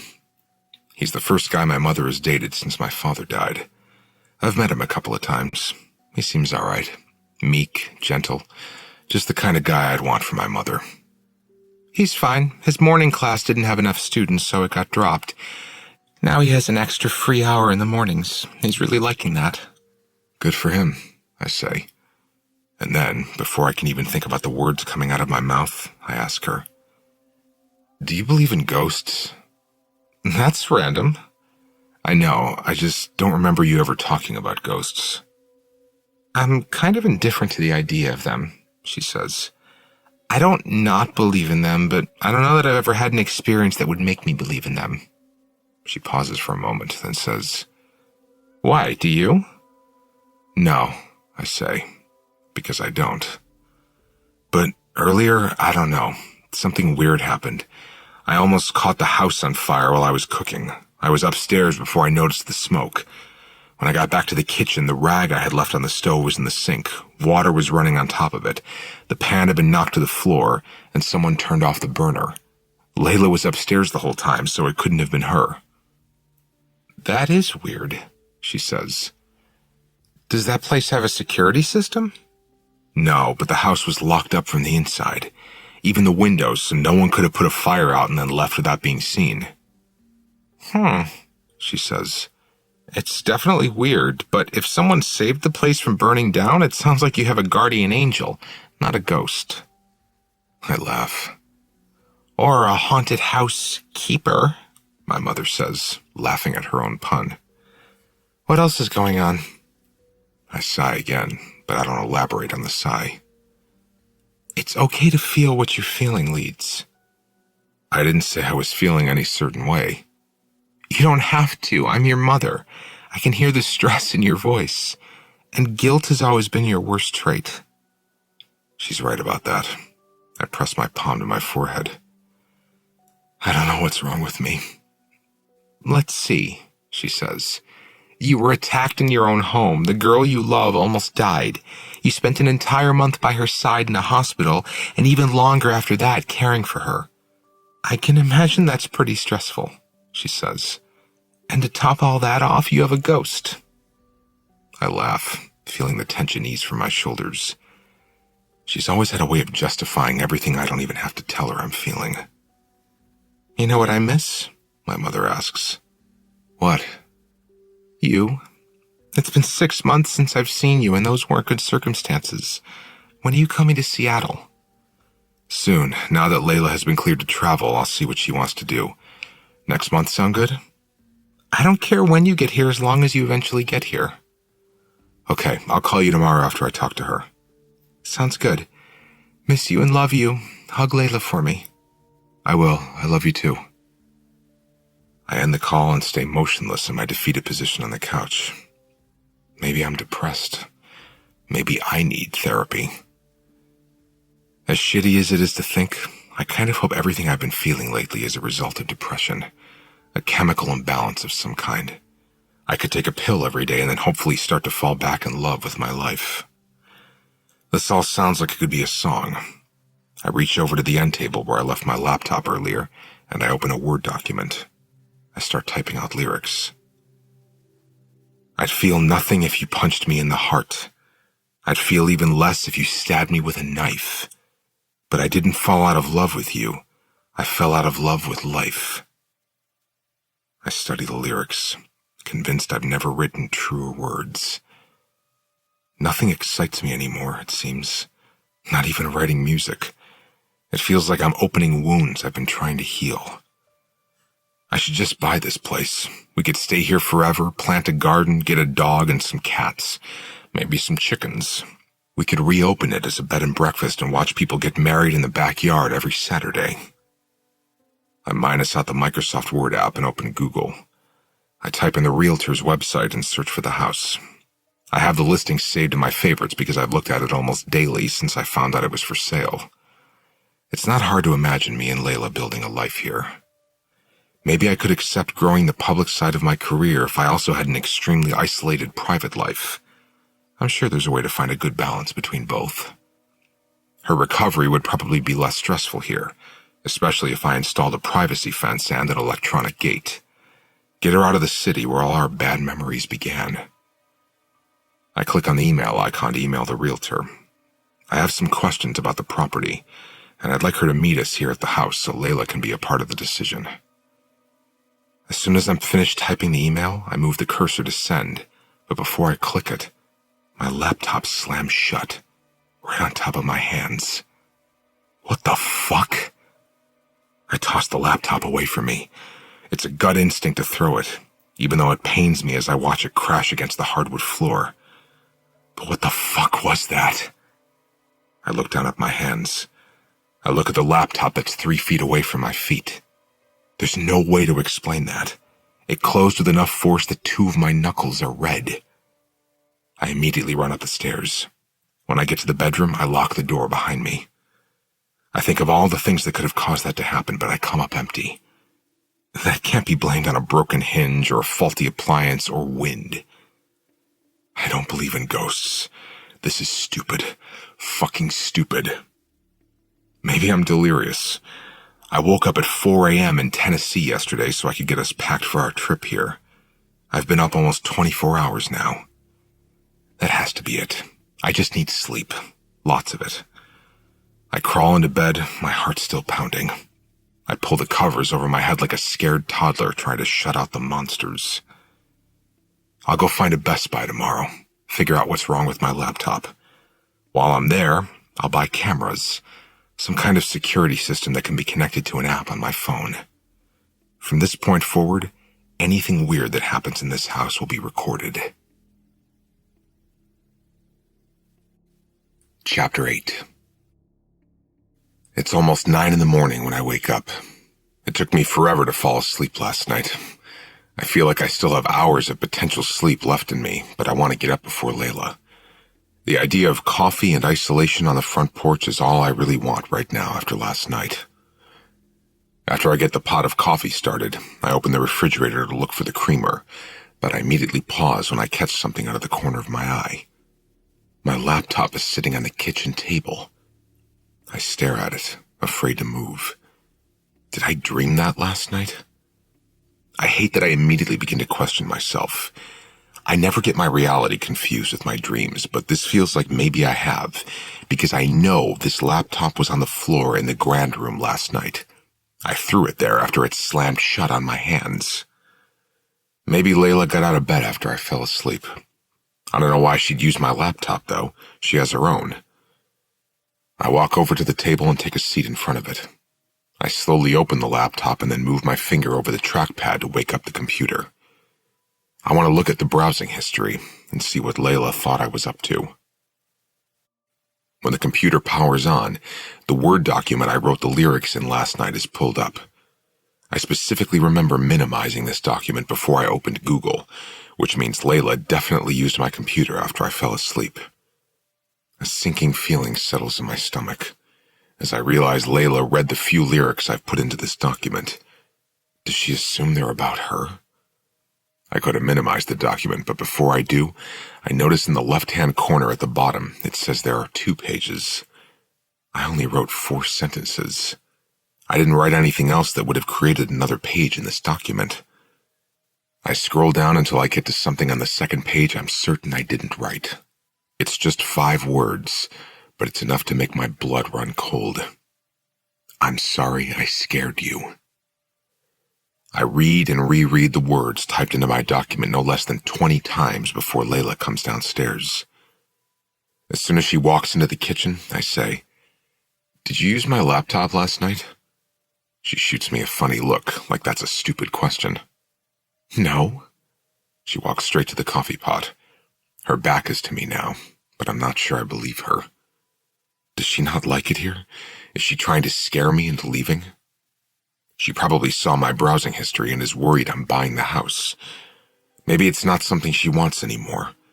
But why go to such elaborate lengths to move my laptop and then make me think she didn't type these 5 words? Why wouldn't she just tell me she doesn't want to live here? Someone is fucking with me, and since Layla is the only one in this house, it has to be her. But the kicker is, she's too fragile for me to confront her about it. I'm afraid if I accuse her of lying to me, she'll feel attacked and she'll go upstairs and pop another pill and zone out. I read the words again before closing out the document, but I don't bring it up to Layla. She either already knows about it and is the one who wrote it, or she's going to freak out if I tell her someone moved my laptop while we were sleeping. Neither of those outcomes is okay. You need to post something today, she says. She's at the coffee pot, stirring Splenda into her cup of coffee. Maybe a shirtless selfie by the pool, she says with a wink. I can't think about my fucking platform right now. Either I'm sitting across from someone who is trying to manipulate me, or I'm sitting in a house where someone, or something, is fucking with me. Either way, I need a security system.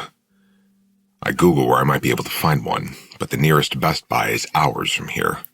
The nearest Walmart is 63 miles away. Damn, we really are in the middle of fucking nowhere. I could order it online, but that would take a few days before anything is delivered. Want to run into town with me? I ask Layla. I need a few things. She makes a face. Town? Leeds, there is no town we can run into. I close my laptop. It's just an hour away. I'll take you to lunch. Layla looks like she's contemplating it as she sips her coffee. But now that I'm thinking about it, she might question me when I start buying a security system for a house she assumes we're only staying in for 2 weeks. Or I can go alone, I say. It's fine if you want some alone time. She thinks about it for a moment, and then gives me a sheepish look. Is it okay if I don't go? I couldn't sleep last night. I'll probably just go back to bed for a couple of hours. Yeah, babe, totally fine. I kiss her on the forehead before I leave the kitchen. I'll be back after lunch. Text me if you need anything. The interview. I'm leaning forward with my elbows resting on the table. The talking is becoming less of a nuisance, maybe because we got past the hardest part. Why did you buy a security system? The man asks. Why didn't you just leave? I pick at a chipped fingernail. I have no idea. Maybe because it was the first thing to happen to me in a while that I actually felt. What do you mean by that? I was numb inside. Had been for a while, but the things that were happening in the house were as fascinating as they were inexplicable. I didn't leave because, in some twisted sense, I think I was enjoying it. So you stayed out of boredom? I think about that for a moment. Not boredom, really. I had Layla, but I certainly wasn't scared of whatever was happening. It's hard to find something threatening that you don't believe in. I thought the security system was going to explain away everything that had happened. How about now? Do you feel threatened now? I think back on all that's happened since we've been here. There have been times I've wanted to leave, to run from it all. Things have happened that were downright terrifying. But even through it all, I'm resolute in my answer when I say, no, I don't feel threatened. I feel sympathetic. That's usually not the reaction people have in these situations. I know. It's why I reached out to you, though. It isn't because I feel threatened. It's because I want answers. Did the security system help you find any? Not at first, but eventually, yes. Chapter 9. I put one security camera in the kitchen and one on a bookshelf in the grand room. The cameras are connected to an app on my phone, so anytime there's movement, I get a notification. That was 2 days ago, and so far the only times it has gone off are when Layla or I walk into view of the cameras. I came here to focus on Layla, but to say I've been distracted would be an understatement. I'm always looking over my shoulder, waiting for something to happen. So much so I disguise my late nights as work, but all I've been doing is sitting in the grand room, browsing websites about supernatural shit. I stayed up so late last night I ended up falling asleep on the couch. I just woke up. It's still dark out now. I guess it's probably around 5 in the morning. I'm still on the couch, but I haven't moved since I opened my eyes. I'm trying to think about what position I was in when I fell asleep, what I was holding, the fact that I wasn't covered up. Because I don't remember the blanket I'm clutching. I remember it being on the back of the couch, but I don't remember using it to cover up with. When I fell asleep on this couch last night, this blanket was folded and draped over the back of it. I know Layla more than likely came downstairs and covered me with it, but I still mentally retraced my steps before opening the app. Layla doesn't know about the security cameras. I'm not trying to hide anything from her, but I did set them up while she was asleep. I just figured if she saw one and mentioned it, I'd tell her they were here when we showed up so she wouldn't grow concerned. But watching the videos recorded by the app is an invasion of her privacy. I just don't want to tell her I have access to the footage because I don't want her to worry unnecessarily. I also don't want her to feel like I'm spying on her. But in a way, I am. I set the cameras up as a way to catch her in the act. Because who else am I going to catch? A ghost that I don't believe in?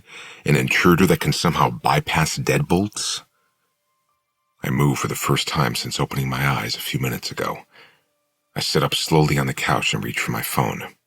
I open the app and notice my fingers are trembling as I skip the video back to the moment I fell asleep. Why would my hands be shaking if I think it's just Layla? I fell asleep around 2 in the morning, so I set the video to play around that time. I remained seated on the couch, half covered with a blanket, and I watched the footage closely, fast-forwarding every few minutes. At 3:20 in the morning, a shadow appears in the doorway to the grand room. Layla isn't anywhere in the frame, but I can tell it's her shadow. A few seconds later, she walks slowly into the grand room. She stares down at me as I'm sleeping, then she covers me with the blanket. It was Layla. I'm an idiot. I'm getting inside my own head. Now I'm forcing myself to assume things are happening without some explanation behind them. I move my finger to stop the video, but my finger hovers over the screen because something Layla does in the video catches my attention. After she covered me up, her eyes moved straight to the security camera in the grand room. I watched the video with a lump in my throat. Layla peers at the camera for a good 15 seconds before moving toward it. She walks across the room with a curious expression on her face and then stops right in front of the camera. She doesn't pick it up. She doesn't even touch it. She just stares into it as if she wants me to see her. A moment later, she turns and walks out of the room, leaving me asleep on the couch. The whole interaction between Layla and the camera is so bizarre. I rewind it and watch it again. But this time, I keep watching the video long after Layla has left the room. There are a couple of times I roll over on the couch, but other than those 2 movements, nothing else happens in the room. Until it does. At approximately 4:29 in the morning, the camera view changes abruptly, and then the video goes black. I pause the video and look at the security camera perched on one of the bookshelves. It's pointed toward the wall now. I immediately stand up and walk over to the camera. I adjust it so that it's pointing at the grand room again. There's no way this camera could have turned on its own. I watched the video no less than 15 times in an attempt to figure out how the camera could just turn itself, but it can't. And there was no one in the grand room at that point other than me. I begin pacing the room. I can't explain that. No one can explain that. And if I were to show it to someone, I'd be accused of faking the video. Maybe because the video is a fake? Is that possible? Maybe the camera was made to move on its own? I walk over to the camera again. I pick it up and inspect it for a second time, as if I'm going to find something in the camera that could explain how it could move itself. What if the app company has a hacker? I could see that happening. Some guy sitting at his computer, manipulating camera angles and positions to scare people. It's the more plausible explanation, but I still find myself at the kitchen table on my laptop 10 minutes later, researching ghosts and haunted houses. I create an account using a fake name in a paranormal chat room. I read through the posts in the forum until the sun is fully risen outside. I roll my eyes at every single one of the stories I read. People who claim to have seen a shadow or heard a noise or had a light flicker. All things that can easily be explained. This shit can't be explained. How does a camera move by itself? How does a stovetop burner turn off by itself? How does a rag move from the stove to the sink? How does a laptop type messages to itself and move from one room to another? I can feel the certainty in my beliefs being chipped away as I make my own post in the forum. I title it Skeptic. Then I write, I don't believe in ghosts, not even a little, but things have happened that even my skeptic self can't explain. Appliances turn off by themselves, objects move themselves, my laptop slammed shut on my hands. My initial thought is that my girlfriend is pranking me, but the timelines and her placement in the house don't add up with the things that have happened. I'm not sure what I'm expecting you guys to say. I guess I just want another skeptic to explain these things away from me. But how many things have to happen before they can no longer be explained? When I hit post, I feel like a damn idiot. I shut my laptop and stare at it. I'm losing my mind. Not because weird things are happening, but because I've allowed myself to believe they can't be explained. There's an explanation for everything. I just have to figure it out. You're up early. My whole body jerks at the sound of Layla's voice. I didn't even hear her coming down the stairs. She leans in and kisses me before walking to the coffee pot. I made a fresh pot, but that was 2 hours ago, back when I used to be an idiot and chose to spend an entire morning online reading ghost stories. I'm no longer that same idiot. I've matured in the last 2 minutes. I've come to my senses. What are your plans today? Layla asks. She's looking down at her cell phone, sipping from a coffee cup. I don't know. Figured I'd work on some music. You? She shrugs. I'm thinking about having a pool day. She sets her phone and the coffee on the counter and walks over to me. She slips between me and the table, so I push my chair back a little so she can straddle me. She's wearing a fitted t-shirt that doesn't even cover her stomach and a pair of pink panties. Anytime Layla is wearing something this revealing, it's the first thing I notice. And then once I do notice, she usually ends up no longer wearing whatever it is she was wearing because we end up naked in the bed or in the shower or on the couch. Yet, I didn't notice her this time until she sat on my lap. I slide my hands to her ass and bury my face in her neck. This is further proof that my focus has been skewed since the day we arrived here. Didn't you say the pool was heated? Yep. You should take a break and have a pool day with me, she says. A pool day actually sounds good. Being outside sounds good. Spending time in the water with Layla might feel reminiscent of the first time we were in that pool together, and that sounds really good. I slide my hands up her back and smile at her. Bathing suit pool day or naked pool day? That's a stupid question. She smiles, and it's the first genuine smile I've seen on her face in a long time. I love it so much, I kiss that smile. I also find that smile misleading. Why hasn't she asked me about the camera? Maybe she assumes it belongs to the owner of the house. I'll just let her keep assuming that. Layla found an oversized float with cup holders and a Bluetooth speaker, so we're on it together in the middle of the pool. She's on her stomach attempting a tan, even though it's in the low 60s right now. She might even be asleep. I'm lying on my back, shamefully and secretly interacting in the paranormal forum. It's late afternoon now, and even though I decided I'm no longer the same person I was this morning when I stupidly posted to that forum, I'm still reading the comments like I can't devour them fast enough. How long have you lived in the house? Dude, get the heck out of there. Has anyone ever been murdered in the home? I answer a few of them with one reply. We don't live in this house. It's for sale, but we're only here for a short-term rental. I was thinking about buying it, but now I'm not so sure. And I don't know the history of the home. How could I find that out? I hit post, just as Layla groans. You've been on your phone for 2 hours, she says. She grabs my phone out of my hands, and I try to snatch it back from her because the paranormal forum is still pulled up, but she doesn't look at the screen. She just stretches out her arm and sets it on the concrete next to the pool to keep me away from it. I feel bad. She's right. I haven't put my phone away once today. Layla rolls over onto her back. The float bobs up and down from the movement. Her eyes are closed and she's relaxed as she lazily drapes her arm over her head. I stare at her for a moment, my eyes following the length of her. She looks insanely sexy right now. "Have you ever had sex on a pool float?" I ask her. She doesn't open her eyes. She just grins and shakes her head. No, but I'm definitely up for the challenge. The lack of food coupled with the alcohol led us to failing at trying to fuck on the pool float. We fell off it 3 times. We didn't give up, though. We just moved to one of the nearby lounge chairs to finish. The wind picked up as the sun was beginning to set, and no matter how warm the water was, the air was getting too cold to remain outside. We've been inside for several hours now, relaxing on the bed. She's been watching movies, and I've been on my laptop attempting to browse the forums, but it's difficult trying to keep the screen out of her line of sight with as much as she moves around.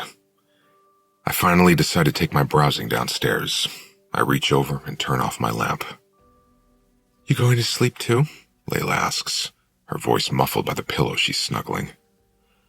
I'm gonna work on a song for a little while. I lean over and kiss her. Text me if the piano is too loud. She nods, her eyes closed. Can you turn off the TV? I turn it off and head downstairs. Today was nice. Layla seemed relaxed, content.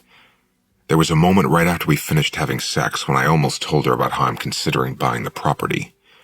I was kissing her neck, thinking about how nice the day was, how nice all the future days could be. I wanted to ask her opinion on buying the house, but I couldn't get the words out. Buying a house is a huge commitment. Buying a house with a girl I've known less than a year is an even bigger commitment. Today was damn near perfect, but there's still an uncertainty that lingers, not only with the strange things that have happened in the house, but with whether Layla would even want to make a decision that huge. I chose not to say anything. Not yet, anyway. When I get to the grand room, I sit at the piano, but I'm really not in the mood to work on my music tonight. I set my laptop on top of the piano with the intention of checking my email, but I don't. I go straight back into the forum I posted in this morning and start reading the replies in my thread. Why is the place for sale? You should ask the previous owners why they left. That comment piques my curiosity. This place wasn't for sale when we were here the first time, and I remember Layla saying something about how Aspen had to book a year in advance in order to secure the venue. If they were booking out that far in advance, they couldn't have been hurting for business. Why would they shut it down and put it up for sale so suddenly? I continue scrolling through the comments until I come across someone with the username Uncover Inc. I click on his profile, and the description makes me laugh. Ghosts are people too.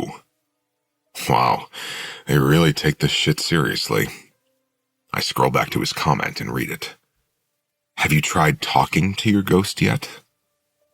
That one comment started a thread of other comments. I can't even read them.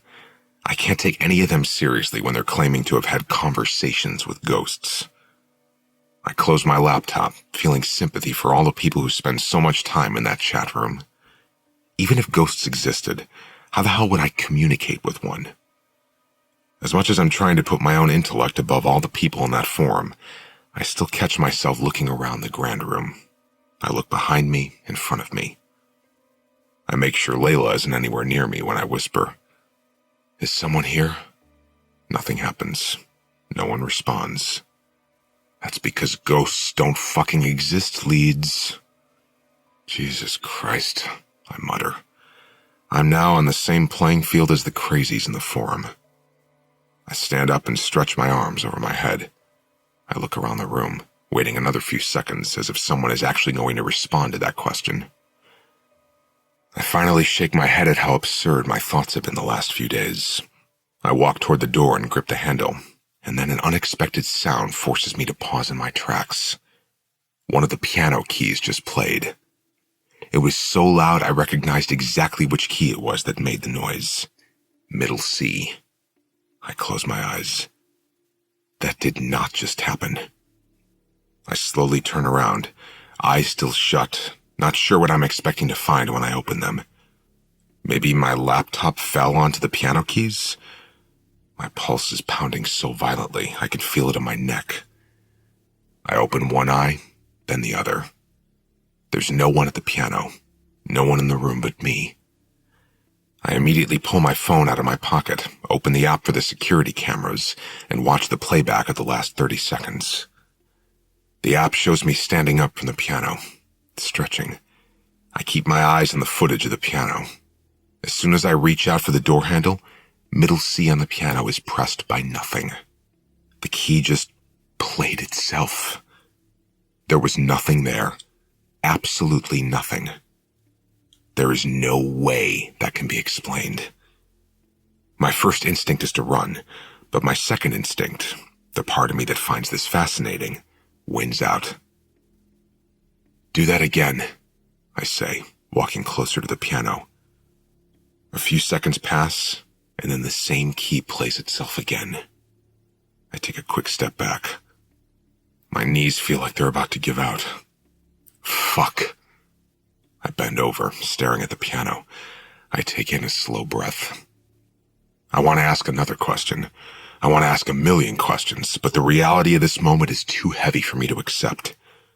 This is where I draw the line, apparently, because I'm walking toward the door. Rushing, running.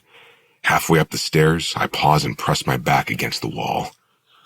I think back to every ghost story I've ever laughed at, every fairy tale I've never believed in. Could I really be wrong?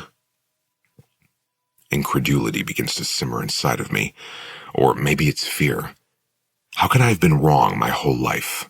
I've always been able to explain everything. These last few days have been the only time in my life I haven't been able to explain something away. I can either continue to run from that, or I can confront it, figure it out, put my mind at ease.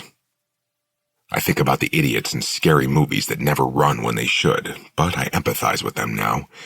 The need to disprove the thing that's scary is greater than the need to run from the potential harm it might bring. I'm not convinced this is something I should be scared of. I'm convinced it's something I should investigate. When I'm back in the room, I close myself inside. I realize most sane people would be in the rental car right now, getting the hell away from this place. I'm still not sure that won't be me in a few minutes. Who are you? I ask, staring at the piano, my back pressed to the door in case I need a quick escape. I wait for an answer, but realize a question like that can't be answered with the stroke of a piano key. I hesitate before finally walking to the piano. I look behind it, beneath it, inside of it. There are no wires, no setups that would allow someone to be doing this. Press a different key. The D key is played this time, almost immediately. I cover my mouth with my hand and mutter, "Holy shit," against my palm. I have to be dreaming. That's the only explanation. Press the A key. The A key makes a sound. I don't know what's happening, but I completely suppress the skeptic in me and just go with my instinct this time. I have questions, I say. Press middle C for yes, D for no, A if you don't know the answer. Middle C presses lightly, which means yes. My voice comes out a little shaky when I ask, "Are you dangerous?" I don't know why I ask that. Any dangerous entity would surely deny they're dangerous. The D key is pressed for no. Are you a ghost? I don't know. Are you dead? I don't know. Do you know me? No. I start pacing the room. My legs feel like they're floating because I no longer have feeling in them. My skin is tingling with excitement or fear. They feel the same to me sometimes. I'm having a conversation with a piano, I mutter. What the fuck is happening? I have to be dreaming. I'm asleep right now. Either that or someone is punking me. I'm probably on some prank show. Hell, Layla probably signed us up for a prank show to get me more notoriety. Maybe someone outside the room is getting a kick out of this. I should ask questions no one would know the answer to unless they were here with me. I look up at the security camera. Maybe that's it? Someone from the security company thinks this is a funny prank? I take the cover off one of the throw pillows on the couch. I toss it at the camera and cover it up. I hold up 5 fingers. Am I holding up 3 fingers? No. 1? No. 5? Yes. I drop my arm. Am I going crazy? I whisper to myself. I don't know. That question wasn't for you. I sit on the couch and rub my hands down my face. Are you alone? Yes. I wait for a while before asking another question. I'm trying to soak up everything that's happened in the last half hour, but I'm still trying to throw explanations at myself. No keys are pressed while I sit in silence. My adrenaline has never been this high. I want to wake up Layla and show her what's happening, but I'm reacting to this like I found a stray dog, not some entirely different realm. Layla said that once, that she thinks there are different realms. Fuck, maybe she was right. It makes me want to tell her about this even more, but I'm worried it'll freak her out. She might want to leave. We'll have to pack our things and get in the car, and then I'll never get answers to all the thousands of questions that have formed in the last few minutes. Like, what is this thing? Who is this thing? Can you show yourself to me? No. Because you don't want to? No. Because you don't know how to? Yes. I run my hands through my hair and then grip the back of my neck as I walk over to one of the bookshelves that line the walls. I need more proof that this isn't a prank. It's not that easy to suspend an entire lifetime of beliefs in one day. Pull a book off one of these shelves, I say. A hacked security camera won't be able to pull that off. I stare patiently at the bookshelf in front of me. 10 very quiet and still seconds go by. Then the book I'm focused on slides out of the bookshelf and falls to the floor with a thud. I look at the book in complete disbelief. I open my mouth, but nothing comes out of it. I pace the room for a few minutes. I think about everything that's happened up to this point, and I think maybe I'm numb, in disbelief. Do you have a name? Yes. What is it? Nothing happens. No keys are pressed. I realize the question can't be answered using one of the piano keys. I've started working out a way words can be spelled out using piano keys when I hear a noise. I look over at my laptop, which is sitting on top of the piano. It's opening. My Word document pulls up. Letters are being typed into the Word document. W-I-L-L-O-W. I take a quick step away from the laptop. I'm extremely uneasy now. Before, with the piano, I felt like I still had a small sliver of a chance at explaining it away. A faulty piano key, a mouse in the strings, something. But after the book, and now this is a full-on conversation with nothing. No one is here but me, so that only leaves one explanation. Ghosts are real, and this one's name is Willow. I stare at the computer for so long the screen goes dark. Then my laptop shuts all by itself, no wires attached, no explanation. This is insane. Good fucking night. I leave the room. When I get up to the bedroom, I open the drawer where Layla keeps all her medicine. She has 3 prescriptions. One is for her anxiety, one is to help her sleep, one is a pain medication. I take one of each. The interview. Why did you walk away when she told you her name? I laugh. Why didn't I walk away when the stove turned off by itself, or when the laptop shut on my hands? I don't know, I was a hard sell, I guess. It's not easy for a person to just change their entire belief system in the span of half an hour.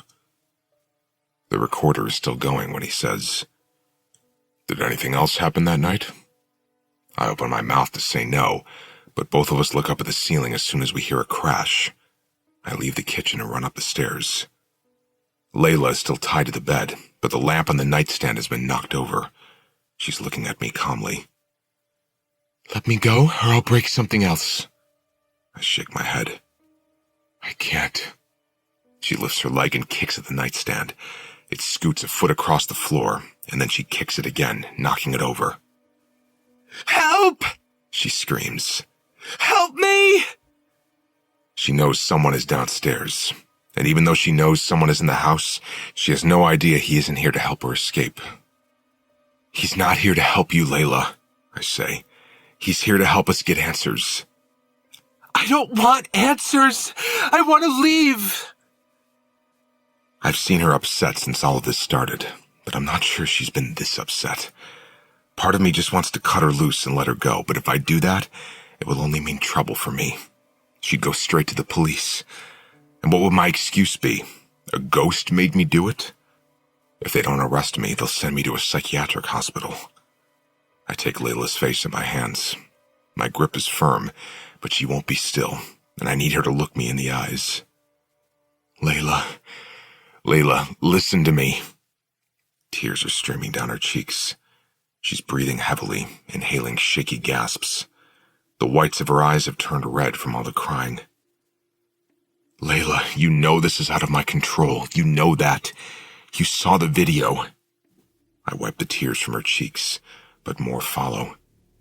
Even if I were to untie you, you'd be unable to leave. If I can't leave, then why do I have to stay tied up? Her voice is tearful, a guttural ache. Untie me and let me go downstairs with you. You can tie me to the chair. I don't care. I just don't want to be alone up here anymore. I want to, but I can't. I don't want her to hear everything I'm about to admit to the man downstairs.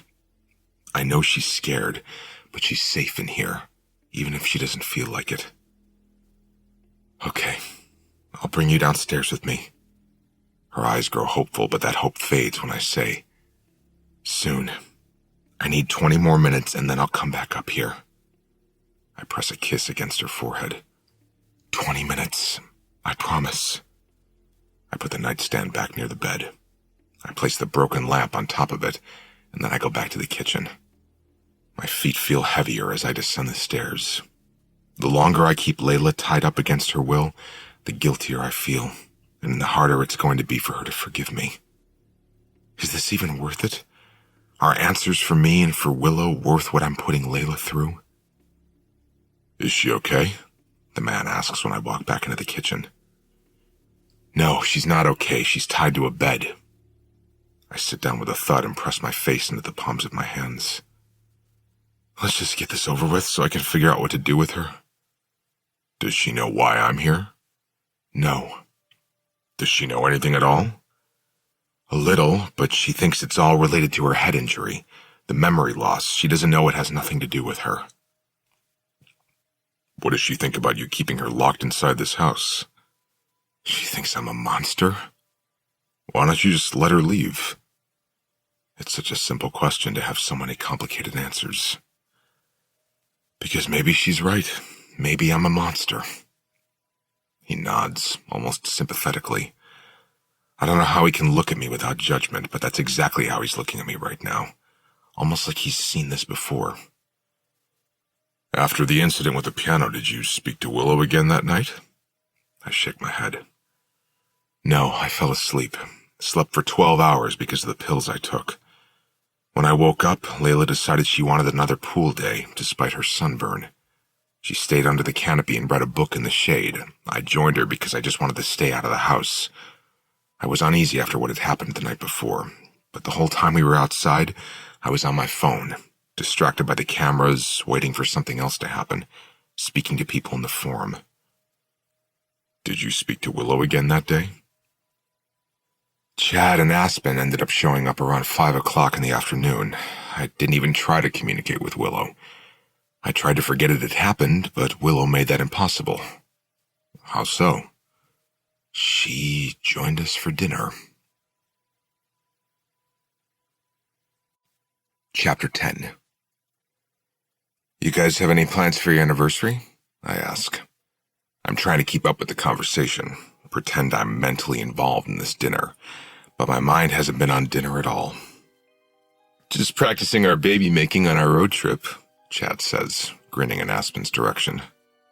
We're not. I'm still on birth control, Aspen says. That's why I said practicing, Chad says. He looks at me. We took a detour to Hutchinson on our way here today. Ever been to the Salt Mine Museum? I take a long swig of my beer and then say, No. We had sex in the mine, Chad says, shooting Aspen a grin.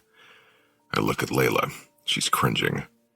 Aspen groans and says, Please stop talking about our sex life. Yes, Layla says. Please.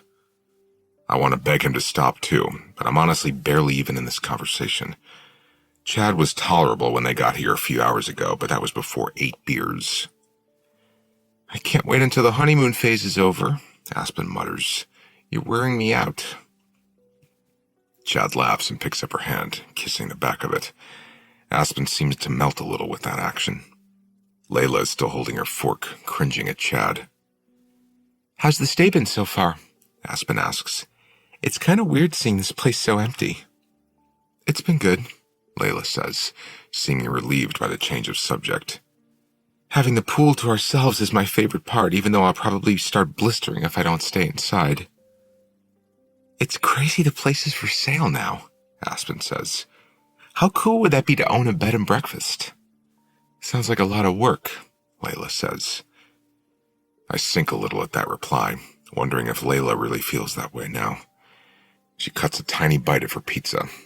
It's homemade pizza. Aspen cooked it. Layla used to make it, but she hasn't cooked since her surgery. The crust is thick and the toppings are an inch high, so it's hard to eat with your hands. Chad is the only one at the table not eating it with a fork. I'd hate to live here, Chad says. Do you know how far away the liquor store is? Far, and we're out of beer. Aspen grips the bottle of wine sitting in the center of the table and slides it over to him. There's a few of these left, she suggests. I'd rather you not drink all my wine, Layla says. There's a liquor cabinet above the sink. Chad perks up at that comment. I wish she wouldn't have said that. Chad reached his limit about 3 beers ago, but he stands up and heads straight for the liquor anyway. Aspen pours herself more wine. I'm staring at Layla because she just stiffened in her seat. Sometimes when that happens, it's because of the anxiety. I stay focused on her, watching her every movement, hoping she's not experiencing the onset of a panic attack. But something about how she's holding herself now is concerning me. She sets down her fork and picks up her slice of pizza with her hands. She takes a huge bite of it, then another. She holds the pizza with her right hand while she picks up her wine glass and sips from it. This is so good, she says, her voice on the edge of a moan like she hasn't eaten in days. It catches everyone's attention. She shoves the rest of the pizza in her mouth. Aspen looks at her like Layla was looking at Chad earlier, with a little bit of disgust. Layla lifts out of her chair and reaches toward the pan of pizza, picking up another slice with her hands. She plops back down in her seat and stuffs as much of the pizza in her mouth as she can. She's doing that thing again, eating like her life depends on it. Aspen just continues to stare at her in horror as she shovels half the slice of pizza in her mouth. Gross, Aspen says. Use your fork. Layla pauses and looks at Aspen. Then she gives her attention to me. Her eyes are suddenly apologetic, embarrassed. She takes another quick, huge bite and then downs her entire glass of wine in one go. As soon as Layla sets down the glass, she hesitates. Then her hand goes to her forehead and she groans, squeezing her eyes shut. Oh, God, my head hurts. She massages her forehead and then lowers her hand, opens her eyes, and screams. The unexpected noise makes all of us jump in our chairs. Her scream makes Aspen scream. What is it? Aspen says, pushing back from the table. Is it a spider? She crawls up into her chair. Where is it? Layla is shaking her head but doesn't say anything. She's staring at her empty plate of food. She stands up and backs away from the table, a look of sheer terror on her face. Get her some water, I say to Aspen as I stand up. I walk over to Layla, and her back is flat against the wall now, her body trembling. She breathes in and then out very slowly, but still hasn't taken her eyes off the table. I place a gentle hand on her cheek and pull her gaze to mine. "Layla, are you okay?" She nods, but her hands are shaking as she grasps for the glass of water Aspen brings her. She downs it all and then almost drops the glass as she hands it back. "I don't feel well," she says, turning to exit the kitchen. I follow her up the stairs, and as soon as she gets to our room, she goes straight to the dresser and fumbles with her bottle of pills. Her hands are unsteady, and she spills some of the pills when she gets the lid open. I bend down and pick them up, then take the bottle from her and put the stray pills back inside. She's crawling into the bed when I close the dresser drawer. I sit down next to her and she's curled into a fetal position in the center of the mattress. I pull the covers over her, running my hand soothingly through her hair. "What happened down there?" She shakes her head, dismissing my question. "Nothing. I just don't feel good." "You think you ate too fast?" I suggest. She rolls over and pulls the covers up to her chin. "I didn't eat," she says. Her words come out clipped, full of anger and confusion. I want to ask her what she means by that, but part of me already knows. She's having blackouts, silent seizures maybe. She's had one before, in the hospital, but it was just the one, so they decided not to put her on medication for it. I should call her neurologist tomorrow. I turn off the lamp beside the bed and then kiss her. "I'll come check on you soon." She nods and then pulls the covers over her head. She's been sleeping a lot, more than usual. Coupled with the blackouts and the strange behavior, I really do think she needs to see a neurologist. But I'm also afraid it has nothing to do with her head injury. I sit by her side for a few minutes, hesitant to go back downstairs. Part of me doesn't want to leave her alone, but I need to go clean up the kitchen. The wheels are turning in my mind as I make my way downstairs. Aspen is in the process of loading the dishwasher when I rejoin them. Chad has face planted on the table, a glass of some kind of liquor in his hand. He isn't fully passed out because he's muttering something unintelligible. "She okay?" Aspen asks. I don't even try to cover for Layla because I'm confused and full of questions. "I don't know. She says her head hurts." "I'm sure she'll have migraines the rest of her life," Aspen says. "Side effect of getting shot in the head, unfortunately." Aspen would know. She is a nurse, after all. I'm sure she's seen a lot worse recoveries than what Layla is going through. Aspen puts the last plate in the dishwasher. "I need to get Chad upstairs. Can you help me?" I shake Chad until he opens his eyes, and then I pull on his arm and say, "Let's go to bed, buddy." He groans. "I don't want to go to bed with you, Leeds." He tries to push me away from him, but I wrap his arm over my shoulders. "I'm taking you to your wife's bed." He stops pushing me away at that comment. He lifts his head and looks around the room until he finds Aspen on the other side of him. "Am I too drunk to fuck?" Aspen nods. "Yeah, babe, way too drunk. Maybe tomorrow." He drops his head like he's disappointed in himself, but we get him out of the chair into a standing position. He mopes the entire time we help him up to his room. Once we've got him tucked into bed, Aspen walks me to the bedroom door. "We'll probably be on the road before you wake up. If I don't see Layla, tell her we had fun." "It wasn't that fun," I say with a laugh. Aspen shrugs. "Yeah, I'm trying to be nice. Maybe we can stop back by before you guys leave. It's not too far from Wichita." I tell her goodnight and leave the room, then check on Layla. I don't know if she's asleep yet, but she still has the covers pulled over her head. I leave the door to our bedroom open because I want to be able to hear her if she calls out for me. I go downstairs to the grand room and take my phone out, then take a seat on the couch. I watch the video from dinner 3 times on my security app. Every time, I notice small things that make the entire event seem weirder and weirder. There was a change in her posture, a difference in the way she went from being invested in the conversation to completely ignoring everyone around her. The way she held her head before she screamed. The whole thing was strange. But what is normal anymore? It could be a blackout. It could be silent seizures. But those 2 minutes were so uncharacteristic of her as of late. Just like when she freaked out after eating the pasta. I can't stop thinking about the 3 words she said as I was tucking her in. I didn't eat. I grab my laptop and go to the kitchen. I open the same Word document that has the words, "I'm sorry I scared you" in it, and the name Willow. I completely suspend my disbelief for a few seconds and type out a question. Was that you? I push the laptop a few inches away from me and watch it intently. Almost immediately, letters appear on the screen.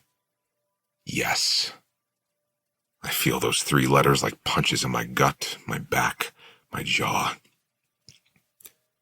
I think I've finally accepted that this house came with a spirit of some kind, but believing that spirit can take over Layla's body is an entirely new thing to process. This is real. It's fucking real, and I can't deny it anymore. I start thinking back on the days we've been here. That first night, when Layla was staring at herself in the dark. The dinner where Layla ate more carbs in 2 minutes than she's eaten in 6 months. Her behavior at dinner tonight. None of those moments were Layla. How many other moments weren't Layla? My heart begins to pound harder. Not necessarily faster, just harder and louder, making me aware of its beat in more than just my chest. I feel like I should be scared, like my heart rate should be out of control, but I'm not scared. If anything, I'm angry. Whatever this is, whoever this is, I don't like that they've used Layla like they have. But I'm also angry at myself because I need to see it again. I need to know that this isn't Layla going crazy. I need to know that this isn't me going crazy. I need answers to every single question I never knew I had. I want you to do it again, I type. I want to be able to have a real conversation with you. I close the laptop, not giving whoever I'm speaking to a chance to refuse my request. But I also don't move. If this is really happening, I want them to prove their existence in some other way. I want to see the change in Layla with my own 2 eyes while I know exactly what's happening. I don't go upstairs. I want whoever this is to come to me, so I remain seated in the kitchen for several minutes. My heart just beats harder and harder as I wait. I don't hear a door open, but I do hear footsteps as they begin to descend the stairs. It's a slow descent, with each step cracking beneath the weight of whoever is approaching the kitchen. I don't look behind me as whoever it is enters the room. My gaze remains transfixed on the table in front of me. I smell Layla's perfume before I see her, so I know it is an Aspen or Chad. Chills crawl up my spine and spread out over my shoulders and arms as she walks around me. I still don't look at her. It's the first time I've truly felt afraid since this began, because I don't know what to expect. Is it Layla? Did she come downstairs with strangely impeccable timing? Or is Layla asleep somewhere in there? I finally make eye contact with her when she pulls out the chair to sit down. It's Layla. But it isn't. There's something different about her, as if she's staring back at me like she's just as unfamiliar with me as I am with her. She looks scared, or maybe it's curiosity rather than fear. She pulls a leg up and places a bare foot on the chair, wrapping her arms around her knee. She lays her head on her knee and just stares at me. Layla? My voice is a whisper, but not because I'm trying to be quiet. I just don't have much of a voice right now because there's more trepidation caught in my throat than air. She shakes her head. Willow? She nods. I lean forward over the table and blow out a deep breath, massaging my forehead with my hand. What the fuck? You aren't going to run? She asks. Her voice is Layla's voice, but it comes out different. Her voice sounds full of amusement, unlike Layla's voice. Should I? No. This is so strange. How can I be looking at Layla while seeing someone else entirely stare back at me? I've officially lost my mind. Isn't the average age of onset for schizophrenia in males the early 20s? Maybe that's it. Maybe I'm just schizophrenic. I'd believe that before I'd believe I'm witnessing a spirit possess a body. Am I going crazy? She shrugs. You've asked that before. I still don't know the answer. She looks over her shoulder at the refrigerator. Can I have some juice? Juice? She wants juice? I nod and start to scoot back in my chair, but she holds up a hand. I can get it. She walks over to the cabinet and grabs a glass. She opens the refrigerator and pulls out the bottle of orange juice. I just watch her, kind of captivated by the whole thing. She carries herself differently than Layla. There's almost a whimsical way to how she moves, as if there isn't an ounce of anxiety holding her back. She leans against the kitchen counter and downs the juice. She sighs, pressing the glass against her cheek for a moment when she's finished with it. Her eyes are closed as if she's savoring the way the juice tastes on her tongue. This is so good. She washes the glass and then puts it back in the cabinet. Do you do that a lot? Do what? She sits back down at the table, pulling her leg up again. Steal your groceries? I nod. No, I need a body to do that. I don't like using Layla's body unless I have to. It's a little weird. A little? My normal and your normal aren't the same. What's your normal? She looks up at the ceiling in thought. Nothing. What do you mean? My normal is nothing. I just exist. But I don't exist. I don't know. It's hard to explain. Are you a ghost? I don't know. How long have you been here? I don't know. Time is weird. It's like it doesn't count for me. She traces an old scratch on the table with her finger. I once stared at a clock on the wall in the living room for 8 calendar days just to see how long I could stare at the wall. You don't sleep? Nope, don't sleep, but I'm always tired. Don't eat, but I'm always hungry. I can't drink, but I'm always thirsty. I'm starting to think maybe this is hell because there is nothing worse than being eternally hungry. This is surreal. She's in Layla's body right now, but she's so different from the Layla I've been with all day. Are there others here like you? She shakes her head. Not in this house. I'm alone. Can you leave? She shrugs. I don't know. I'm too scared to try. What are you scared of? She lifts a shoulder. Other things like myself, maybe? I raise an eyebrow. A ghost afraid of other ghosts? It's not that far-fetched, she says. Humans are afraid of other humans. Are you afraid of me? Again, she lifts a shoulder. I don't know. I don't think so. But it could just be that I'm inside Layla's body right now, so I feel some of her feelings. You make her feel comfortable. That's good to know. How did you feel when we showed up here? She lowers her leg and leans back in her seat. Nervous? I didn't want you here. It's why I closed your laptop when you were emailing the realtor about buying this house. So that was you. I don't normally do things like that. I try to keep our worlds separate. You aren't right now. That's because you asked me to do this, to talk to you through Layla. I don't want to do this. But you have, twice already, maybe 3 times, right? She blows out a frustrated breath. Yes, but that's only because it's torture sometimes. I can't help it. She stands up and begins rummaging through the cabinets. She finds a bag of potato chips and then comes back to the table, but she sits on the table this time, placing her feet in her chair. She pops a chip into her mouth. I didn't know I could do it at first, she says. Not until the night you guys showed up. There have been other people here before, but I've never tried to get inside of them. I didn't even know I could, but I was so hungry. She eats another chip. You have no idea what it's like to know what hunger feels like, and thirst, but not be able to eat or drink. And it's been so long since this place has been open. I missed the smell of food, and pasta must be my favorite thing because when I was watching Layla pick at it, all I wanted to do was taste it. It just sort of happened. I didn't mean for it to. How many times have you done that? Just a few times, she says, wiping crumbs from her fingers onto Layla's shirt. Twice at dinner. Once while you were sleeping on the couch, and once when I was looking at her in the bedroom mirror upstairs. I try to be inconspicuous, but you notice every time. You aren't inconspicuous. It's an obvious change when you're inside of her. I'm a bad actor, what can I say? What do you look like when you aren't inside Layla? She laughs. It's Layla's laugh, though, which causes my heart to constrict a little. It's weird.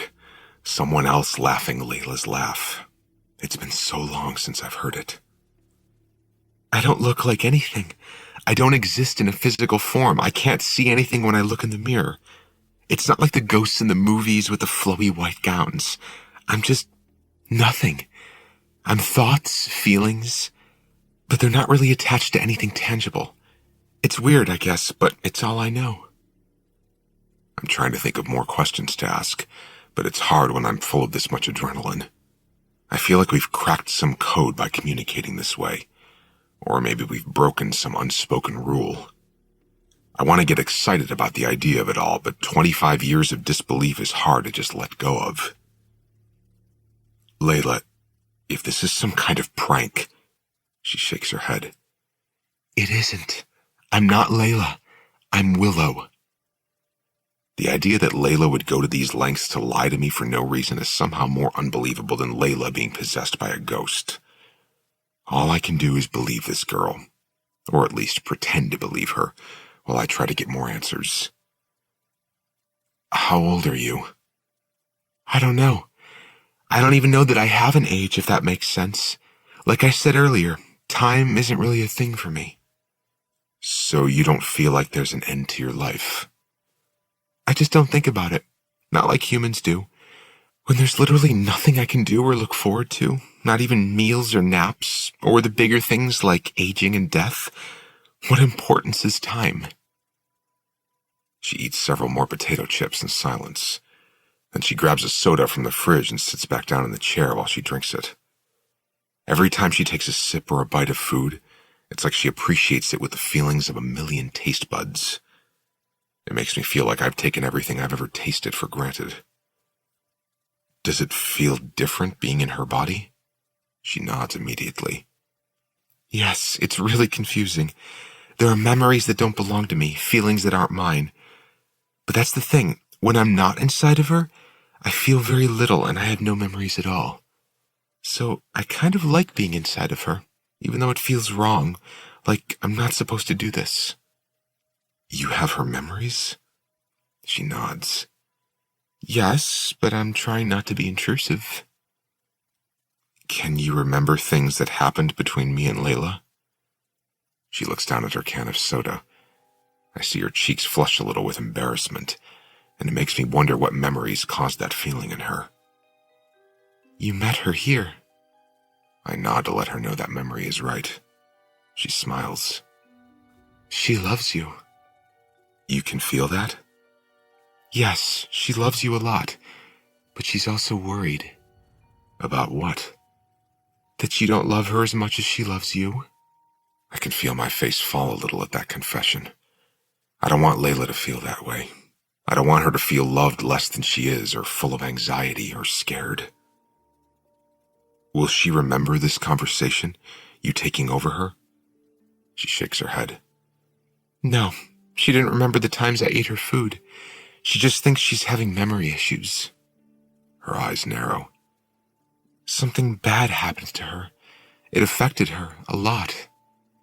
Yeah, it did. A door opens upstairs and steals my attention. We both look at the entryway to the kitchen. Shit, I forgot Aspen and Chad were still here. Can you leave her body? That's probably her sister. Willow shakes her head. There's a new look of unease about her. I don't know if that's a good idea. Layla will freak out if I leave her body right now. She'll be in the kitchen when she wakes up and will have no memory of getting down here. Aspen appears in the doorway. Thought I heard you too. She walks over to Layla, to Willow, and grabs the bag of chips from her. Aspen takes a seat next to Willow. Chad pissed the bed. I changed the sheets, but I'm pretty sure the mattress will need to be cleaned now. She looks at Willow. Your fault for showing him where the liquor was. Willow looks at me wide-eyed, like she's scared to say anything to Aspen. I push my chair back. I'll take care of it tomorrow, no big deal. I look at Willow. You ready for bed, Layla? She nods and starts to stand up, but Aspen grabs her hand and pouts. No, stay. I never get to see you anymore and I can't sleep. Willow looks at me and then Aspen and then back to me. She reluctantly sits back down. I don't want to leave her down here alone, so I sit back down with her. Aspen looks relieved to have the company, but Willow looks afraid to speak, as if Aspen will immediately know that she isn't Layla right now. Did y'all finish off the pizza? Aspen asks. No, it's still in the fridge. She walks to the refrigerator to grab the pizza, and Willow leans her elbows under the table, gripping her forehead. She mouths, "What do I do?" I honestly don't know, and it's weird that she's asking me how to handle this, like I have any experience at all with these things. I try to sidetrack Willow with the only thing I know about her. She likes food. Want some pizza? She pauses for a beat, and then nods with the slightest grin. I do, actually. 2 more pieces, and another soda. The entire next few minutes are surreal. I make Willow a plate, and then Aspen sits down next to her. Aspen has been talking nonstop, while Willow mostly just eats. I keep Aspen talking, making up almost half of the conversation so Willow doesn't have to speak much. She's a little more relaxed than when Aspen first came down here. She's focusing mostly on the food in front of her. That lasts until Aspen says, Did you tell Leeds what happened while I was cooking the pizza? I look at Willow, and her eyes grow wide. Oh my God, Aspen says. She starts to laugh while waving her hand from Layla to me. Tell him, Layla, it was so funny. I can see the fear in Willow's eyes, like we're about to be caught. I know Willow said she has access to Layla's memories, but I'm not sure how accurate they are. And if Willow wasn't in the kitchen while they were cooking pizza, she wouldn't have that memory. She already told me, I say. I have no idea what Aspen is talking about, but I don't want to put Willow on the spot. I stand up. We really need to get some sleep. Willow nods and pushes back from the table. Yeah, I'm exhausted and still have that damn headache. She leans down and hugs Aspen. Good night, thanks for coming. Aspen throws a hand up in the air. Seriously? I've seen you twice since I got married. I'm pulling Willow by the arm as we back out of the kitchen. Why don't you guys stay longer tomorrow? Aspen rolls her eyes. We can't. We're supposed to be in Colorado by tomorrow night, and Chad will make me drive most of it until his hangover wears off. She waves toward the stairs. You two go to bed. I'll clean up my mess. Willow doesn't waste any time. She says goodnight again and rushes up the stairs. I follow her, but when we're in the bedroom and I close the door, I have to lean against the door and exhale several times to settle my nerves. The entire last 15 minutes with Aspen had me on edge more than the fact that there's a ghost using my girlfriend's body. That was intense, she says, pacing the room. I have to be more careful. They leave in the morning, and then it's just me and Layla again. You don't have to worry about anyone else. She pauses. You're staying? I nod. Yes, we don't leave until next Wednesday. You aren't mad at me? For what? She waves a hand down the length of her body. For this, for using Layla. Should I be? I don't know. I kind of feel sorry for Willow, not mad at her. This goes beyond anything I can even begin to wrap my head around, so my reactions probably aren't at all adequate for what's actually happening here. I'm not mad. I'd actually like to talk to you again if it doesn't affect Layla. I don't want her to find out about you yet. I'm not sure she'll understand it. Do you understand it? I shake my head. Hell no. I feel like I'm going to wake up tomorrow and laugh at how insane this dream was. Willow looks at the bed and then back at me. I can't slip out of her without her being asleep first. I don't want her to get scared. I nod. It's fine. I'll sit in the chair until you're asleep. You sure? Yeah, but I do want to talk to you again. Maybe tomorrow night? She nods but doesn't say anything else. She just crawls into the bed, pulls the covers over herself, and closes her eyes. I watch her for half an hour, and then, slowly, Layla's body relaxes. I saw nothing that would prove Willow is no longer inside her, but I can tell she isn't. She just changed, ever so slightly, and now Layla looks peacefully asleep. She looks like the same Layla I tucked into this same bed earlier tonight.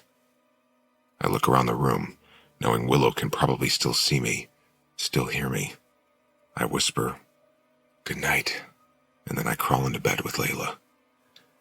I spend the next hour running question after question over in my mind, wondering if Layla will remember any of what happened. And what does this mean for Willow? What happens when Layla and I leave next week? She'll just be completely alone again? I fall asleep feeling more sympathy course through me than fear or guilt. The interview.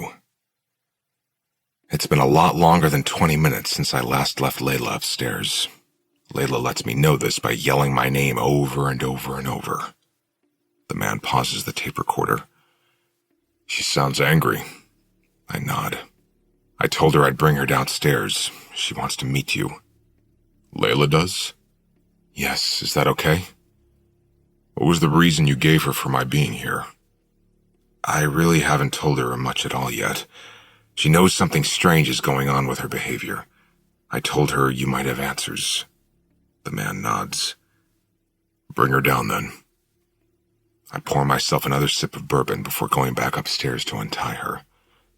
When I walk into the bedroom, she's trying to reach the knot on the rope but can't. I made sure of that when I tied it, but I admire her tenacity. She hears the door shut, so she swings her head in my direction. 20 minutes? It's been an hour." "I'm sorry." I start to untie her hands and notice she's been attempting to pull out of the ropes to the point that her bandages have come undone. Her wrists look even worse now. I don't know what else I could use to restrain her that wouldn't hurt. I don't have any handcuffs, and I don't trust her enough to leave this house to go buy any. "I need you to promise me you won't try anything stupid. I hid all the knives." "Did you hide the forks? Those hurt too." I don't even respond to that comment. Once she's untied, she says, "I have to pee first." She goes to the bathroom, so I follow her and keep an eye on her. She's not as scared as she was earlier. She seems more angry now. Her movements are full of temper as she flips on the water to wash her hands. "So, who is this guy?" she asks, following me out of the bathroom. "I found him on the internet." She pauses as I open the bedroom door. "You're kidding, right?" "What am I supposed to do, Layla? Call the police and ask them to help?" "You brought in an internet quack to solve this?" I put my hand on her lower back and guide her out of the bedroom. "I'm doing my best, grasping for straws now. It's all I can do." She stomps down the stairs and I keep my hand on her back. Not because I'm fearful she'll fall, but because I'm worried she might try to run. I added a couple of deadbolts to the doors leading to outside, so she won't have time to open a door and escape. It's the only reason I'm allowing her to come downstairs in the first place. She walks into the kitchen and pauses at the sight of him. She looks from the man to me, back to the man. "You're a detective?" "Sort of," he says. He reaches his hand out to shake hers. "I'm Richard." "Randall," I correct him. He looks down at his shirt. "Oh, yeah, Randall. Name's Randall." This was a bad idea. "You don't even know your own name?" Layla asks. "It's Randall Richard," he says, covering up his lie. Layla slowly turns her head to find me. She raises an eyebrow and then looks back at him. "You a doctor?" "Somewhat." Layla laughs half-heartedly. "Sort of a detective, somewhat of a doctor. You either are or you aren't." "I used to be a doctor. Now I'm a detective." "Of course," Layla says flatly. The man sits back down at the table, motioning toward the chair opposite him. Layla says, "I'd rather stand." She turns her attention back to me. "Did you do a background check on this guy before you brought him here?" I don't lie to her. I just shake my head. Layla laughs. This is brilliant. She walks toward the exit to the kitchen. Just great. She pauses and looks at me, and it's the first time she's ever looked at me with hatred in her eyes.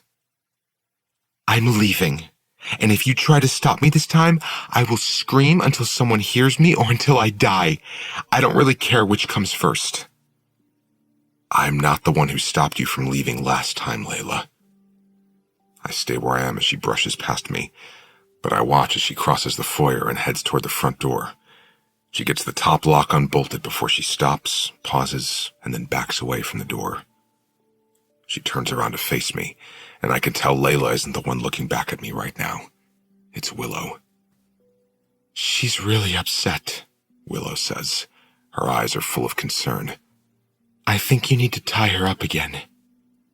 I nod and walk back up the stairs with Willow and into the bedroom.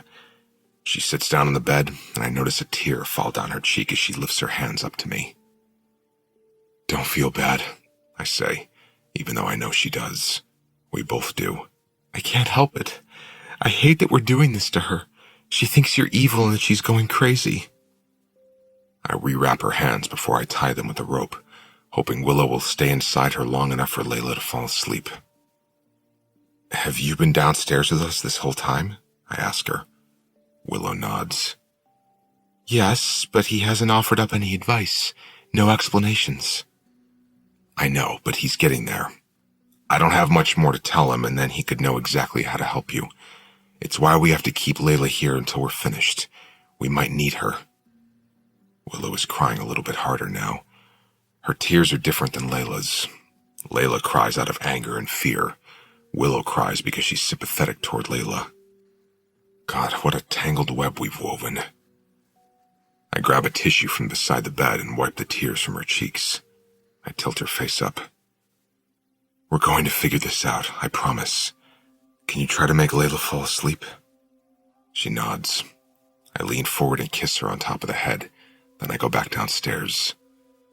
When I walk into the kitchen, I feel guilt, but it's also accompanied by a little bit more hope than it has been lately. This man has seen Layla. He's seen what Willow can do. None of it seemed to faze him, though, so that gives me a sense of optimism.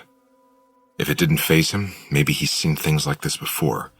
And if he's seen things like this before, maybe he really can help. Is Willow making you do this? The man asks as I take a seat. I'm not sure how to answer that. She doesn't want us to leave. She's made that clear, but I also haven't fought back very hard. I don't know. I think this is a mutual effort, unfortunately. Why won't either of you let Layla leave? I don't answer that, because the answer makes me feel like a monster. The man leans forward, tilting his head. Are you in love with her? Of course. She's only tied up because I want to keep an eye on her, but I can't do that if she leaves. I wasn't talking about Layla. My eyes fall to the table when I realize what he's insinuating.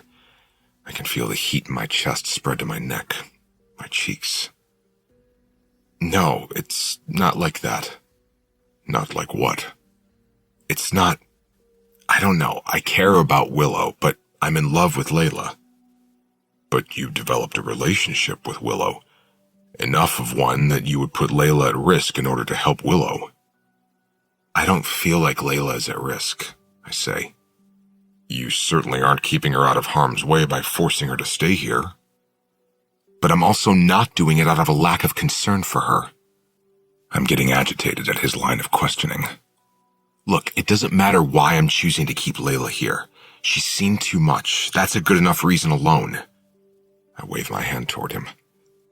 Ask me something else. He rolls his eyes a little. All right. How often do you and Willow use Layla's body without her knowledge? Not as much as we did at first. How often did it happen in the beginning? A lot. Chapter 11. The way a person wakes up in the morning reveals a lot about the stage they're at in life. Before I met Layla, I was a hard wake. I'd hit the snooze button on my alarm 5 times if there was somewhere I was meant to be. And if there wasn't, I'd sleep until my body ached. Then I'd roll myself out of bed like a deadweight and drag my feet all the way to the shower. I lived life with very little that excited me. After I first met Layla, I was eager to wake up. My eyes would open and immediately search her out. If the alarm was set, I'd silence it at the first sound, fearful it would wake her, because I wanted to be the thing that woke her. I'd kiss her cheek or drag my fingers up her arm until she smiled. I wanted to see her before she saw me, but I also wanted to be what she woke up to. Today, I wake up in a similar yet entirely new way, my skin already buzzing with anticipation before I'm fully alert. My eyes pop open and I immediately search out Layla, but not because I want to be the first thing that wakes her. I want the opposite. I want to slip out of our bed undetected so I can hide in the bathroom and rewatch footage from last night. I lock the bathroom door, turn on the shower to drown out the noise from my phone, and then I lean against the counter. I skip the footage back to the moment Willow walked into the kitchen and sat at the table. I rewatch my entire conversation with Willow just to make sure it actually happened and I didn't dream the whole thing. I didn't dream it at all. I close my phone app and stare into the bathroom mirror. It's insane how 2 mornings ago I woke up confident in my view of the world. But now that confidence has vanished and has been replaced by curiosity, fascination, and a new intense need to uncover everything else in this universe that I'm unaware of. Knowing there's more to this life than meets the eye makes everything around me feel insignificant. My career feels insignificant. My love for Layla feels like it matters less to the timeline of my life than it did 2 days ago. Most of the things that have ever caused me stress all seem so unimportant now that I know there's so much more out there than what I've led myself to believe. My own existence feels less important to me now. My priorities have shifted in the last 24 hours, yet I have no idea what my new priority is. It's been Layla for so long now, but even everything Layla and I have been through feels less traumatic when you consider the possibility that not only do other humans have it worse than we do, but other realms of existence have it worse than we do. I always tell Layla everything, but I'm still not sure I want to bring this up to her. But there's a part of me that believes Layla knowing the truth about this could somehow help her. If she knew for a fact that there were other planes of existence than the one we're currently in, maybe what happened to us would feel less significant. Maybe, in some warped way, this would be just as intriguing to her as it is to me, and it could possibly help with everything she's been struggling through. It has certainly freed me from the emptiness I've been feeling lately. I'm not sure what it is I'm filled with now, maybe just curiosity and a shit ton of questions, but it's been a while since I've woken up with this much enthusiasm for the day. I'm ready to speak to Willow again. I look around the bathroom, wondering if Willow is in here right now. Does she watch us all the time? What does she do all night if she doesn't sleep? What is she doing right now? I have so many questions for her. I don't even want to waste time on a shower. I turn off the water and slip out of the bathroom. Layla is still asleep on her stomach. I leave her in bed and go down to the kitchen. I start a pot of coffee and look around the kitchen, wondering if she's here. We need a way to communicate when she's not using Layla. "Are you in here?" I ask. I say it quietly because I'm not sure it'll ever feel normal, talking to nothing. I don't get any type of response, so I repeat myself. "Willow, are you here?" I spin around when the water in the sink faucet begins to drip. I turn and observe the drips of water until they change into a steady flow, then a heavy stream. Then the water turns itself off completely. I realize fear should be coursing through me, but the only thing I feel right now is eagerness. I want to continue where we left off in our conversation last night. I look around the kitchen, wondering how we can do that. I have a phone in my hands. I can use my phone. Willow can use my laptop. I retrieve my laptop and sit at the kitchen table. "I don't know if you know much about technology," I say out loud, "but since I know you can type, we can use the Messenger app." I open it and point to the screen, assuming she's following along if she's in the room. "I'll use my cell, you can use the laptop." I slide it to the left of me and then rest my elbows on the table, holding my phone in my hands. I'm staring at the keys on my laptop as they begin to depress quickly, several letters in rapid succession. She types fast. That could be a clue as to what she did in her past life. A message appears on my phone. I'm very good with technology. I can't help but smile at the message. This is surreal. It is so much bigger than anything I've ever imagined would happen in the span of my lifetime. The idea of marriage, having kids, building a music career, it all seems like filler now. What if I have some sort of sixth sense? What if I'm supposed to do something with that? What if I'm meant to be something else besides a musician? The keys on my laptop are being pressed again. She's typing something else. I know things, like how to cook, how to use a computer, how to use a cell phone, but I have no idea how I know those things. I don't use my phone to respond to her. I just speak out loud since Layla is still asleep upstairs. I wonder if that could be a clue to how recently you died. I would assume if your death happened decades ago, you'd speak differently or act differently. You seem so sure that I used to be alive. What if I've just always been here? Maybe you have, and you've just picked up knowledge along the way. You say you watch television sometimes, right? Yes.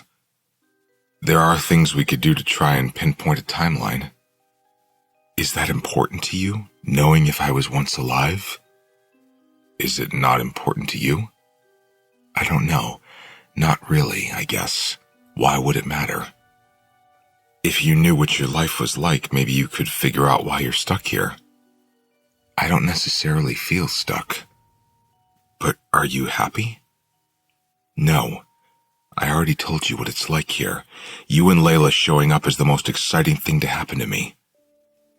What if I'm here to help you? Do you even want help figuring this out? That's pretty egocentric of you to assume I'm the one who needs the help. What if I'm here to help you? I stare at that comment for a moment, allowing it to get tangled up in all my other thoughts. I've never thought of it like that. I lean forward on the table, bringing my fingers to a point against my chin. Maybe you're right. Maybe we're both where we belong. But if that were the case, why would you be crossing into this world? You're the one who misses things I still have. Food, water, sleep. You're never satiated where you're at. Everything tangible is in this realm, and it seems like you miss those things, which means maybe you had them at some point in the past. My laptop slides several inches across the table until it's sitting directly in front of me. The sudden movement causes me to flinch. Why'd you let me sleep so late? Layla asks. My eyes dart up and she's standing in the doorway to the kitchen, stretching her arms above her head. She yawns as she heads for the coffee pot. It's not that late, I say, slowly closing the lid to my laptop. Layla pours coffee into a mug. It's 11 o'clock. The deadliest time of day, I say teasingly. She eyes me curiously. It's what? She has both hands wrapped around her coffee mug now as she sips from it. I walk over to her and kiss her on the forehead. 11 in the morning, the deadliest time of day, I say, repeating one of the many facts she's told me. Her eyes squint in confusion. Weird.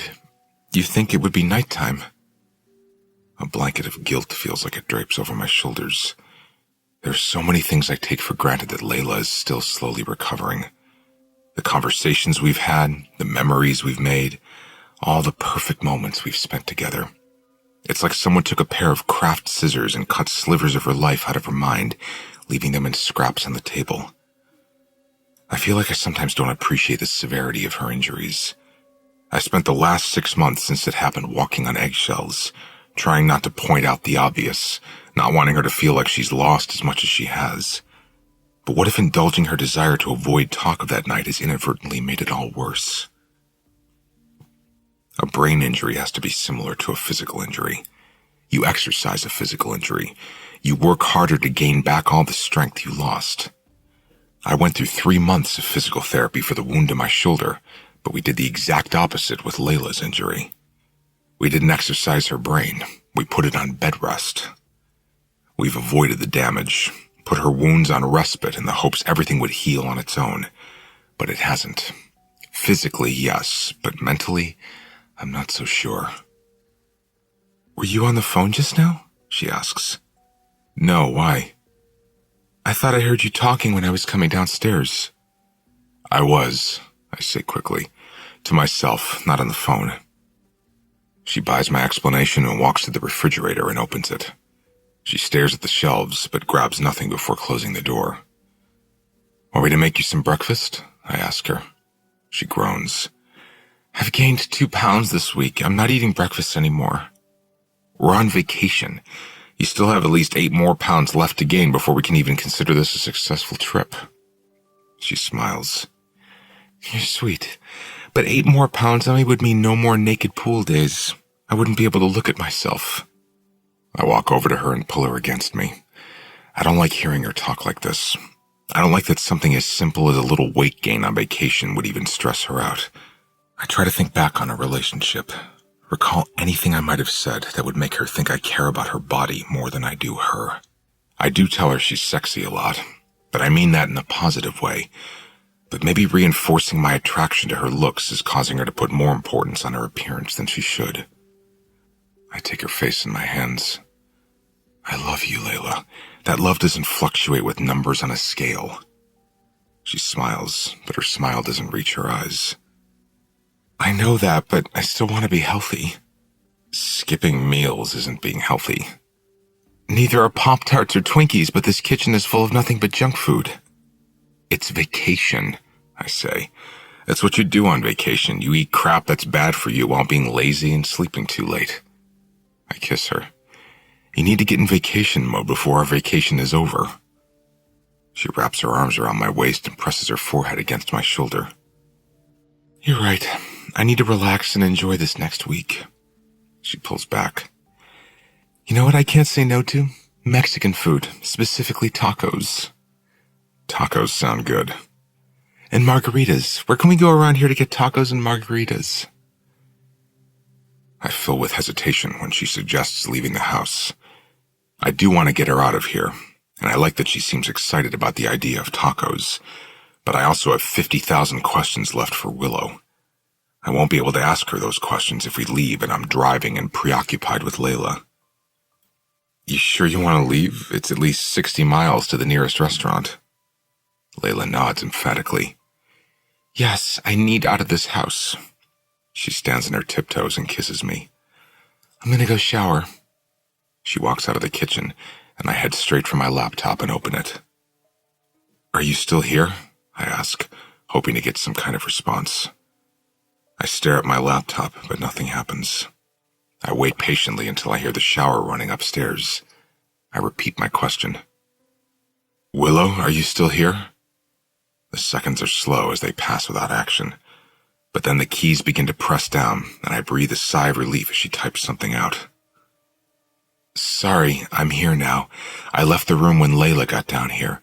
It feels weird watching the two of you without your permission, so I don't. Where do you go when you leave the room? I was in the grand room. Do you ever go upstairs? Sometimes. Not when you're both up there, though. That's not entirely accurate. You were upstairs the night you slipped into her and got out of bed to look in the mirror. I thought you were both asleep. I try not to spy on you when you're together. It feels wrong. But I have weaknesses, like when I smell the food you're eating. But you spy on us when we're alone? Spy is a strong term. I'm curious, lonely. So yes, sometimes I watch you live your lives. There's nothing else to do around here. What will you do when we leave next week? Sulk. Maybe try to beat my 8-day record of staring at the clock. I don't laugh at her self-deprecating joke. The thought of her being completely alone makes me feel bad for her. It's weird, feeling sorry for a ghost, a spirit, whatever she is. I wonder what happened in my childhood that makes me take on so much guilt, even when I'm not responsible for whatever is wrong. I take on the weight of Layla's sorrows. Now I'm taking on the weight of Willow's. Maybe I should buy this house. I know Layla wouldn't want to live here full time, but we could come here for vacations. That way Willow wouldn't always be alone. We're leaving soon, but we'll be back this evening. Where are you going? I guess she really wasn't in here for Layla's and my conversation. I find it humorous that a ghost has morals in the same way humans do. She doesn't want to be intrusive, even though we wouldn't be aware of her presence. Layla wants tacos, and I'm sure she'll want to shop while we're in town. We'll be gone all afternoon. Tacos sound so good. Want me to bring you some? It's a nice gesture, but I think you forget that I can't eat. You could tonight, after Layla goes to sleep. There's a moment of stillness before she begins typing again. You're okay with me using Layla again? I shouldn't be okay with it, but it doesn't seem to be harming Layla in any way. If anything, she's getting some much-needed calories from it. Sure, tacos are important. You want beef or chicken? Surprise me. I close the laptop and head upstairs, skipping every other step. I'm looking forward to spending the day with Layla, but I think I'm looking more forward to talking to Willow again tonight. There's definitely some deceit going on here. I'm fully aware of that, but it's hard to know where to draw the line when the lines aren't even in the same world. Chapter 12. There were more options in Nebraska than anywhere within an hour of Lebanon, Kansas, so we crossed the state line and went to a city called Hastings. I was starving by the time we got there, but Layla wanted to shop first, so we went to a few boutiques before going to the restaurant. It was a smart choice on her part, because she had 4 margaritas with just 1 taco, so she was barely able to stand without assistance by the end of dinner. She wasn't too drunk not to question why I wanted to order tacos to go.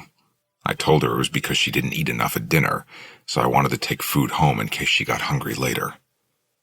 When I said that, she smiled and leaned across the table to kiss me, but knocked over one of her margarita glasses. It went crashing to the floor, and she was so embarrassed she was apologizing to everyone in the restaurant while they cleaned up her mess. She even apologized to the glass she broke. That's when I knew she'd exceeded her limit. It was only an hour's drive back, but Layla had to stop twice to pee because of all the margaritas. I kept talking to her in an attempt to keep her awake. It was still fairly early in the evening on our drive back to Lebanon, so I didn't want her sleeping in a car and then staying up late. I felt a twinge of guilt for that, being excited for her to go to sleep at the house so Willow could take over, but not guilty enough to stop myself from doing everything I could to keep her talking. We arrived back at the house right as the sun was setting. Layla wanted to sit outside and watch it, so that's what we're doing now. Sitting on the grass near the pecan tree, watching as the sun is swallowed up by the earth. It's a painfully slow process. I keep checking the time on my phone as if I have somewhere to be. I have nowhere to be, but I've never wanted Layla to want to go to sleep as much as I wish she would right now. But she's still drunk, still laughing at nothing and at everything. I have so many questions for Willow, and I just want to go inside, but Layla has other plans. She places her hand on my chest and pushes me onto my back as soon as the last sliver of sun disappears. She leans over me, dropping her hand to the button on my jeans, just as she lowers her mouth to mine. The sour taste of lime still lingers on her tongue. I kiss her back because that's what I'm supposed to want to do. I'm supposed to crave her, to want her tongue in my mouth, my hands on her body, to push myself inside her. But it's not what I want right now. All I feel right now is overwhelming impatience. I don't know how to separate my desires now. I came here so Layla and I could regain our footing, but I have a feeling our worlds are going to grow further apart the longer we stay here. I'm becoming too fascinated with the world we aren't in, and that's going to affect us, somehow. I don't know how yet, but I know what I'm doing is wrong. Allowing Willow to use Layla's body is a terrible form of deception. Yet, it's a deception I find myself justifying every time I start to question it. Layla's hand slips between my jeans and my stomach. I can feel her deflate when she grips me and finds that I'm not nearly as into this as she is right now. You okay? She asks. This normally doesn't happen. When she wants me, all she has to do is kiss me, and that's enough to make me hard. But right now, it's not enough. My mind is everywhere but here, and I can tell in her eyes that she feels it's somehow a reflection of how I feel about her. It's not. I'm just preoccupied. I bring my hand up to her cheek. I'm good, I say, brushing my thumb over her mouth. There's just a rock or something digging into my back. I roll her over so that I'm looking down at her now. Maybe we can finish this later tonight, in our bed. She smiles. Or right now, in our bed. She pushes me off her and then stands up. She's wobbly when she's on her feet, so I stand up and steady her. She brings a hand to her forehead. Wow, I am so drunk. I help her back to the house, hoping she's too drunk to want to continue this upstairs. She doesn't forget, though. She starts kissing me as soon as we're inside the house. She tucks her hands into my jeans and tugs me toward the grand room. Let's just do it on the couch, she says. I pause, wondering where Willow is right now. It feels weird, knowing she can see this. I don't want to fuck Layla in the grand room. I don't want to fuck Layla at all right now. It feels awkward knowing someone else is in this house with us. Layla is loud during sex when she thinks we're alone. And yes, technically we're alone, but we're not. Our vacation here isn't over, though, and I can't avoid having sex with her for the remainder of our trip. She'll know something is up. She'll take it personal. And the last thing I want is for her to start feeling like I made her feel in the airplane bathroom. Let's go upstairs, I say, pulling her away from the door to the grand room and toward the staircase. She pouts, but lets me take her hand. She holds onto the railing all the way up the stairs. I hold on to her because I don't want her to fall. When we get to the bedroom, I close the door, confident that Willow remained downstairs. Layla takes off her jeans and kicks them toward the bed. She pulls her shirt off but gets caught up in it and almost falls. I help her out of her shirt. She's laughing when I toss it to the floor. That's when Layla gets my full attention. She's in a good mood. She's laughing. She's drunk and carefree in this moment. It's very rare that Layla lets loose like this anymore. I can count on one hand the times I've heard her giggle since her surgery. I like it. I miss it. Maybe this house and this vacation really are helping us. I kiss her this time, and I'm relieved when I do, because all the want is back inside me. I force Willow out of my mind and focus on Layla as much as I possibly can.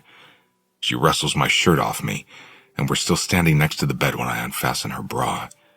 She presses her body against mine, and we kiss until I can feel her becoming unbalanced, her body leaning to the right. She gasps as I spin her around and bend her over the mattress. Her gasp is followed by a giggle, and my God, I love that sound so much. I don't even remove her panties. I just pull them aside and then shove myself into her like I'm afraid this feeling will pass if I don't rush it. She moans, and it's loud, and I don't want her to be loud tonight. I reach around and cover her mouth with my hand as I fuck her. All the noises she makes remain stifled against the palm of my hand. I don't make a single noise when I come. And then when I roll her onto her back and reach between her legs, I kiss her the whole time I'm touching her. Willow may be in the back of my mind, but that means she's still in my mind, and for whatever reason, I don't want her hearing this right now. When we're finished, I fall on top of her, breathing heavily. Layla is running her fingernails down my back, but my eyes are closed, my face pressed into the mattress. I should be satiated, but I'm full of impatience, even still. I want to go downstairs and talk to Willow. I think about that, how I brought Layla back to this place so I could focus on her, but that focus is beginning to blur. Layla has a right to know what's going on in this house around her.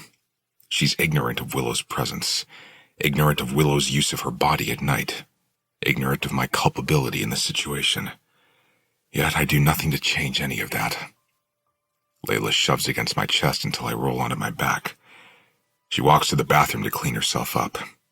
I lie on my back and stare up at the ceiling, wondering how long it'll be before Layla goes to sleep. It's not very late. 4 margaritas would normally be enough to ensure she calls it an early night, but she slept until 11 this morning. I can hear the shower kick on in the bathroom, and I groan. Showers wake her up even more when she's drunk. It's like they breathe new life into her. She's probably going to emerge from the shower and ask to binge watch an entire Netflix series in one go. It could be hours before she falls asleep now. I button my jeans and walk to the dresser. I study her prescription bottles, reading the names to see which one she normally takes to help her sleep. I open the lid to the Ambien, shake one into my hand, and then put the bottle back in the dresser. I go downstairs to make Layla a glass of wine. Wine mixed with margaritas will make her sleepier. The sleeping pill will exacerbate that. It's not like she doesn't take them on her own every night anyway. I'm just accelerating the process. I use the back of a spoon to crush the pill up on the counter. I scoop up the powder and mix it into the wine glass until it's completely dissolved. I turn to walk out of the kitchen, but I don't make it far. The glass is knocked from my grip and shatters against the kitchen floor, several feet away from me. I look at my empty hand, and then I look at the droplets of red wine as they stain the white cabinets on their descent to the floor. The wine is everywhere. I just stand still, completely shocked, instantly regretful. The glass was knocked out of my hand with enough force to send it across the kitchen, and there's only one explanation as to why that happened. Willow saw what I was doing, and it obviously upset her. The severity of what I was about to do finally catches up to me. I look up at the ceiling and drag my hands down my face. What was I thinking? I leave the kitchen and head back upstairs, embarrassed that Willow saw that. Embarrassed I would even consider slipping Layla her own medication so that she'd fall asleep faster. My desire to speak to Willow fades immediately and is now replaced by a heaping pile of shame. I open the bedroom door just as Layla walks out of the bathroom wrapped in a towel. She points at the floor near my feet. Toss me your t-shirt. She catches the shirt and pulls it over her head, dropping the towel in the process. The hem of it falls to the middle of her thighs, and I take in the fact that my clothes swallow her. She's petite and quite possibly underweight now that she barely eats. Yet I was about to slip her a dosage of her sleeping medication, along with even more alcohol, not knowing how that might affect her, especially if she would have taken her usual nightly pill along with that. This is not who I am. I wrap my arms around Layla, pulling her against me, silently apologizing for something I'll never admit to almost doing. I close my eyes and press my face into her damp curls. I love you. I love you too, she says, her words muffled against my skin. I hold her like that for a long time, several minutes, as if it'll somehow absolve me of my guilt. It doesn't. It just makes it worse. Layla yawns against my chest and then pulls back. I'm so tired, she says. I think I drank too much. I'm going to go to bed. Me too, I say. She leaves my t-shirt on and crawls under the covers. I change out of my jeans, pulling on a pair of sweatpants. I normally sleep in boxers, but I don't know if Willow is going to show up tonight. I want to be prepared if she does. I wasn't tired when I lay down with her, and even though an hour has passed since we crawled into bed, I'm still not tired. I don't even close my eyes. I watch Layla sleep, waiting for Willow to take over, but she still hasn't. She could be upset with me, or maybe she has to wait until Layla is in a deeper sleep. I don't know. I don't know the rules. I don't know if there are rules. I want to explain my actions to Willow, but I can't do that if she doesn't slip into Layla. And I can't do that from up here because I need my laptop to communicate with her. I ease myself out of bed without waking Layla, and I head downstairs to the kitchen. I pause in the doorway, shocked by what I see. Or by what I don't see, actually. There isn't a single trace left of what happened earlier. The spilled wine has been cleaned up. The shards of glass are gone. It's as if it never happened. I walk over to the trash can and lift the lid. Right on top of the trash are the bits of glass that were all over the floor an hour ago. Willow cleaned everything up while I was upstairs with Layla. I take a seat at the kitchen table, but I don't open my laptop. I open the security app on my phone first. I skip it back and watch as the wine glass is knocked out of my hands by nothing. I fast forward it, and approximately 10 minutes after I went upstairs earlier, the video shows the lid as it slides off the trash can. I watch in fascination as the kitchen is slowly cleaned by nothing. The wine stains disappear. The shards of glass move from the floor to the trash can.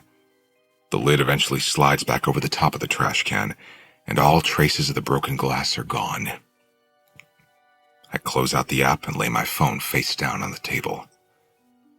I tried to stop understanding the world around me the day after we arrived here.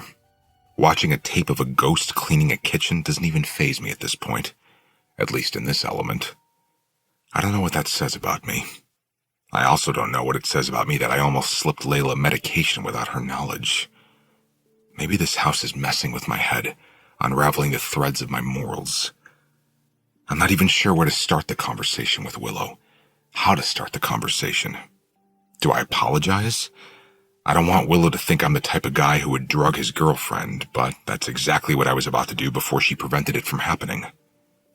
Did she prevent it because she didn't like what I was doing, or because she didn't want Layla's body to be too hard to wake up?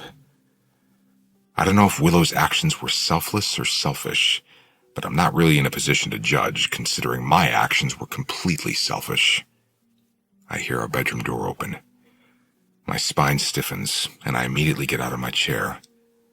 I don't know if Layla or Willow is walking down the stairs right now, but I'll feel equally ashamed, no matter whose eyes I'm about to look into. I suddenly don't know how to act natural or what to do with my hands. I grip the counter behind me and lean against it, staring at the entryway. She walks around the corner. I can tell it's Willow immediately. She's pulled a pair of Layla's shorts on and is still wearing my t-shirt. I can tell it's Willow because of the way she's looking at me, as if I have a lot of explaining to do. I'm sorry, I say immediately. She holds up a hand and then pulls out a chair and sits down. Not yet. She's really drunk. I need to sit down for a second. She drops her head into her hands.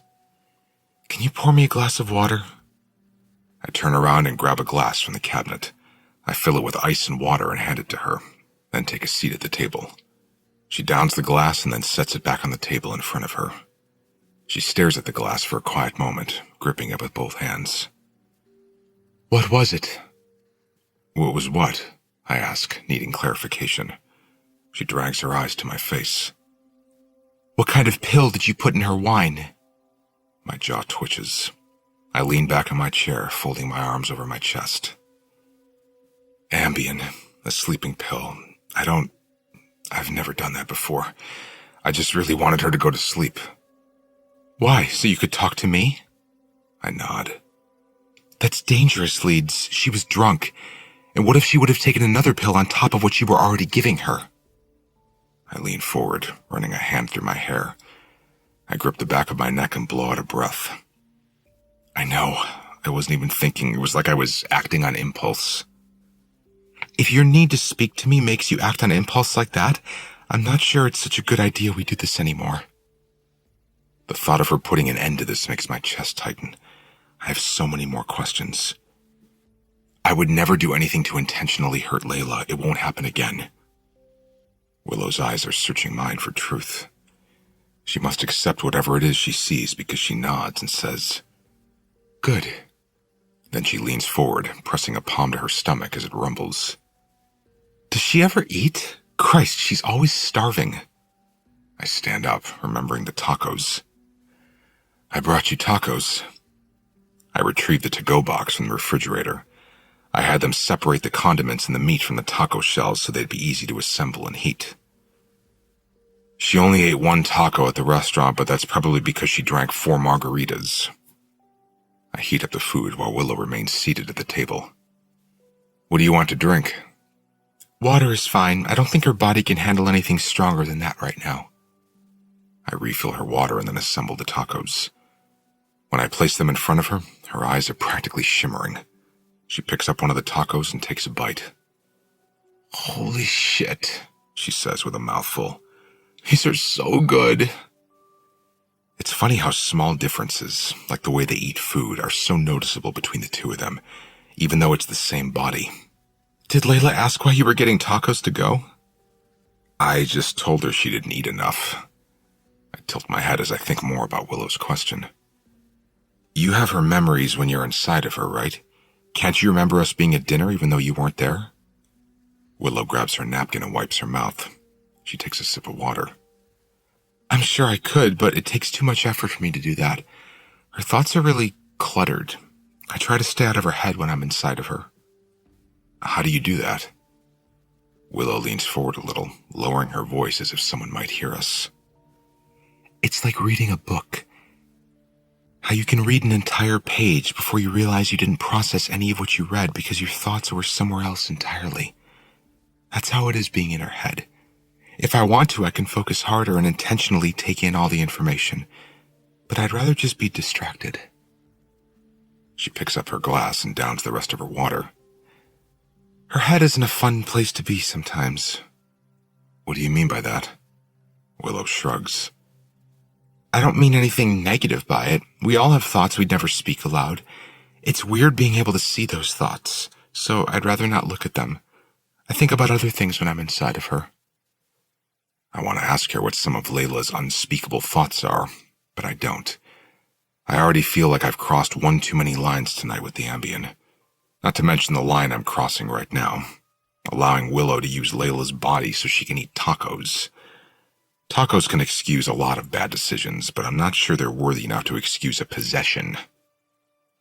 Can we go swimming? Willow asks. I'm caught off guard by her question. You want to go outside? I thought you didn't leave the house. I never said that, she says. I said I've never left the property. The idea of it makes me nervous, but I've been wishing I could go swimming for as long as I can remember. I'm not sure what I expected tonight, but I certainly didn't expect Willow to want to go swimming. But the water is heated, so why not? Sure, I say, amused by the turn of events. Let's go swimming. She's eaten 2 tacos and left one on the plate, but she pushes it away from her like she's full. I take the plate and dump the food in the trash. Layla has a couple of bathing suits upstairs. I set the plate on the counter, and then Willow follows me up to the bedroom. I open the 3rd dresser drawer and take out a pair of swim trunks for myself. Layla brought 2 bathing suits, and as much as we've swum, she hasn't worn either of them. Which one do you want, red or black? I don't care, Willow says. I hand her the black one. It's not as revealing as the red one.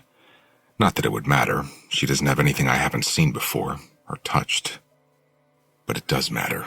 She's not Layla, so it doesn't feel like her body is something I should look at in the same way I do when Willow isn't occupying it. Willow changes in the bathroom while I change in the bedroom. When she walks out, she's holding 2 towels. I can't help it when my eyes wander down her body, but it's hard not to be enthralled by the fact that it's not her body, yet she makes it her own somehow. Her strides are longer, her shoulders set farther back when she walks. She even holds her head differently. When my eyes meet hers, I immediately clear my throat and look away. Ready? I walk out the door, down the stairs, and all the way to the pool without making eye contact with her again. I jump into the deep end as soon as I reach the pool, needing the refreshing water to reset my focus. I stay under the water for a moment, long enough to see Willow's feet as she dips them into the water. Her legs dangle over the ledge in the deep end. I push myself up out of the water, and she's sitting near the spot where I sat when I spoke to Layla for the very first time. That was back when I thought the hardest part of life was playing bass in a slightly successful band I couldn't stand. So much has happened since then. I've changed as a person in more ways than one. That happens when you're forced to take another person's life. I don't allow myself to think about it a lot. I did what I had to do, but it still doesn't take away that guilt, no matter how justified it was. I sink back under the water, hating that my thoughts have gone back to that night. I don't want to think about it. I don't want to think about anything right now. I just want Willow to enjoy being able to feel water for the first time. I push myself off the bottom of the pool and break the surface. She's still sitting in the same spot, staring at the water surrounding her calves. You getting in? I ask her. She looks at me and nods. Yes, but I'm kind of scared. What if I can't swim? Only one way to find out. I swim closer to her and reach out my hand. Here, I'll help you. She hesitates before taking my hand. She slips slowly into the water and sinks down to her chin before she squeals and grabs hold of my shoulder with her other hand. She starts moving her feet to try and stay afloat, but she's too scared to let go of me. She's smiling, though, so I know she isn't scared. This is just new to her. She releases my shoulder and starts to move her arm, but she's still holding on to my hand. You got it? I ask. She nods, taking an accidental gulps of water as she barely keeps her head above the surface. She spits it back out and says, I think so. She's breathless in a giddy way. It's like watching a child try to swim for the first time. I release her hand but stay near her. When she doesn't immediately sink, her eyes grow wide with excitement. I'm doing it, she says. I'm swimming. Her pride makes me laugh. She stretches her arms out in front of her and parts the water. Maybe swimming is a natural instinct, even for ghosts, but she pushes off the wall and dog paddles to the middle of the pool by herself. She spins and then swims back. She's already got the hang of it, which proves she's done this before. It's like riding a bike, I say. She laughs. I wouldn't know. I've never done that either. You probably have, you just don't remember being alive. My words make her smile disappear. She stays in the same spot, moving her arms and legs to keep herself afloat. You really think I died? She asks me in a curious way, not an offended way. If theories about ghosts are accurate, I feel like maybe you had a life before this. You just don't remember it. She watches me for a moment before swimming back to the ledge of the pool. She holds onto it.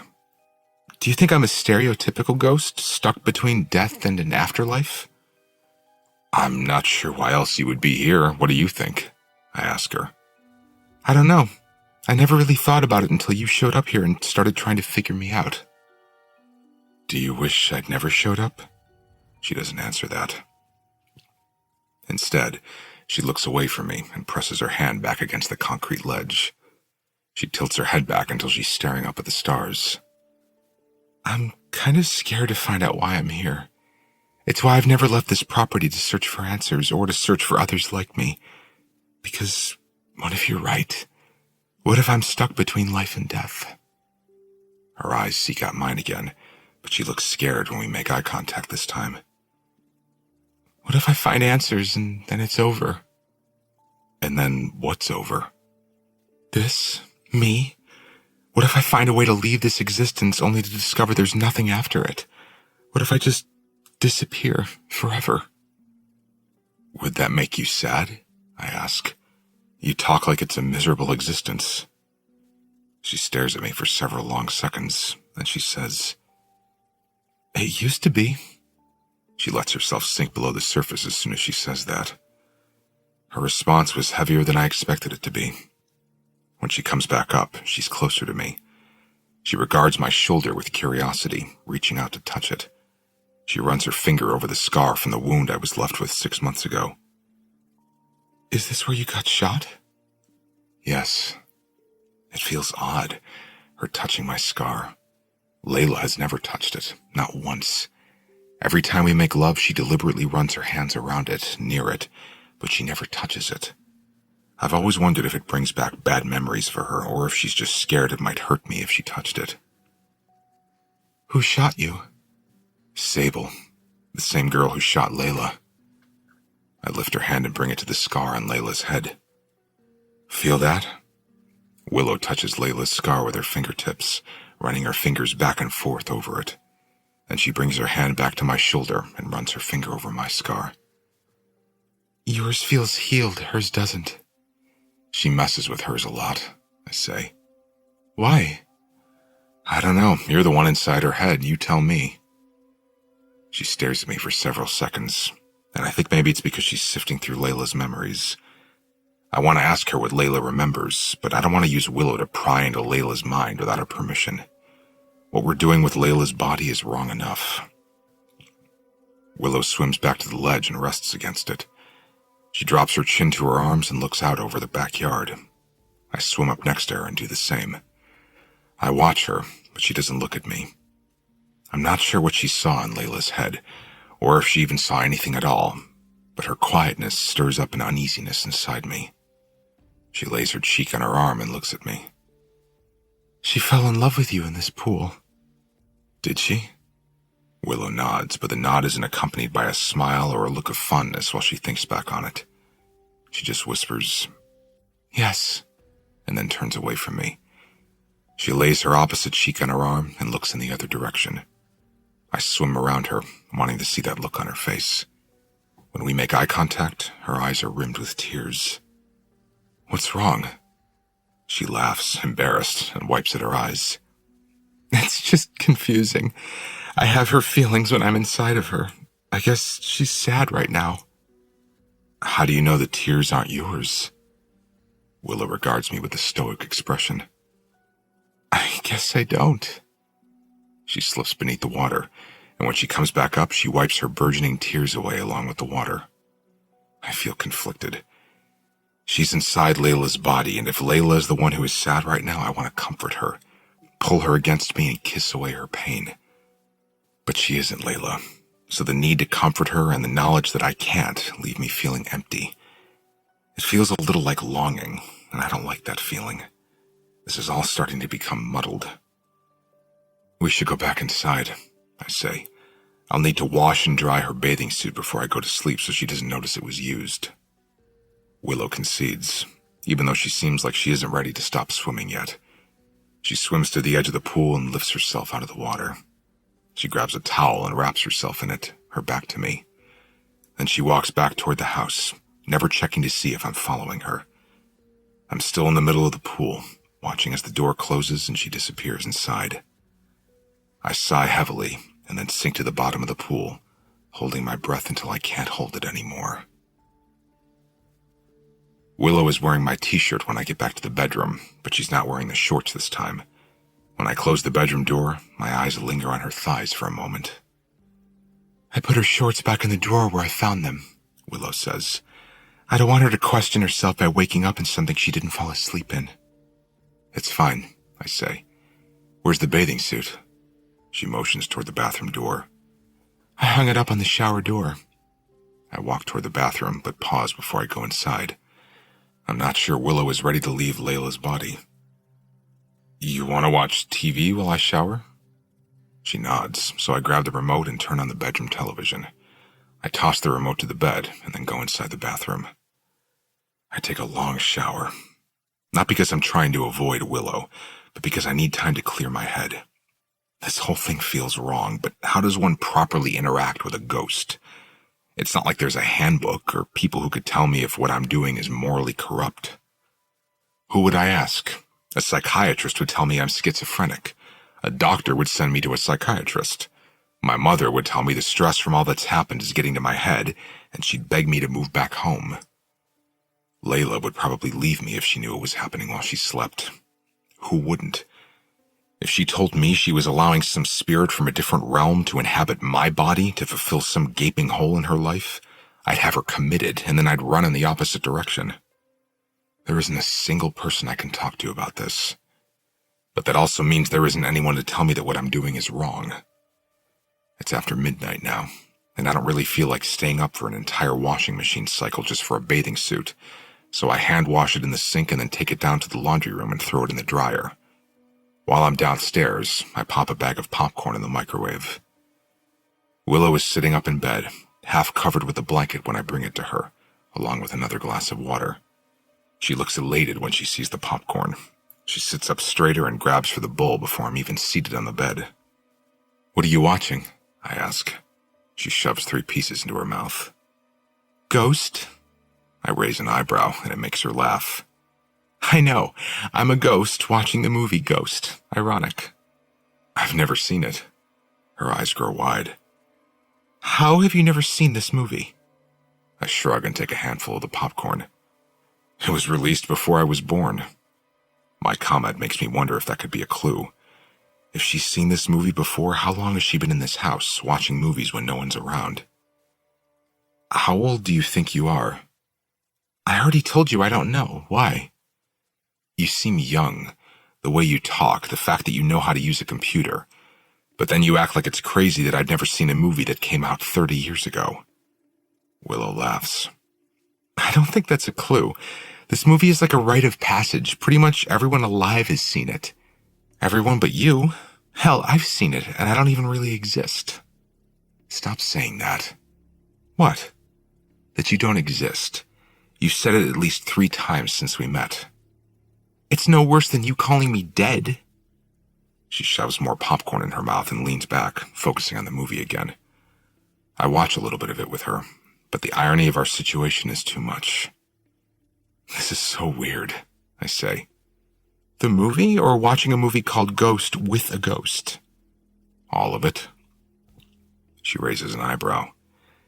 You know what would be even weirder? What? If another ghost showed up, she says, grinning. Then there would be a ghost watching a ghost watch Ghost while in someone else's body. I study her for a moment, then take a few pieces of popcorn and toss them at her face. You are so strange. Kernels of popcorn are all over her shirt and her hair. She pulls a piece from her shirt and then eats it. I sit back and look at the TV, because looking at her is starting to stir something up inside me.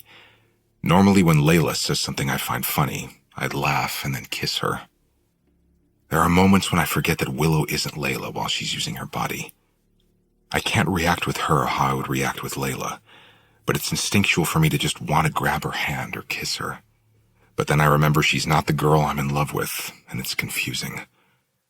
Maybe I shouldn't put myself in situations like this. Familiar situations where I'm sitting on a bed in our bedroom. It makes everything dangerously blurred.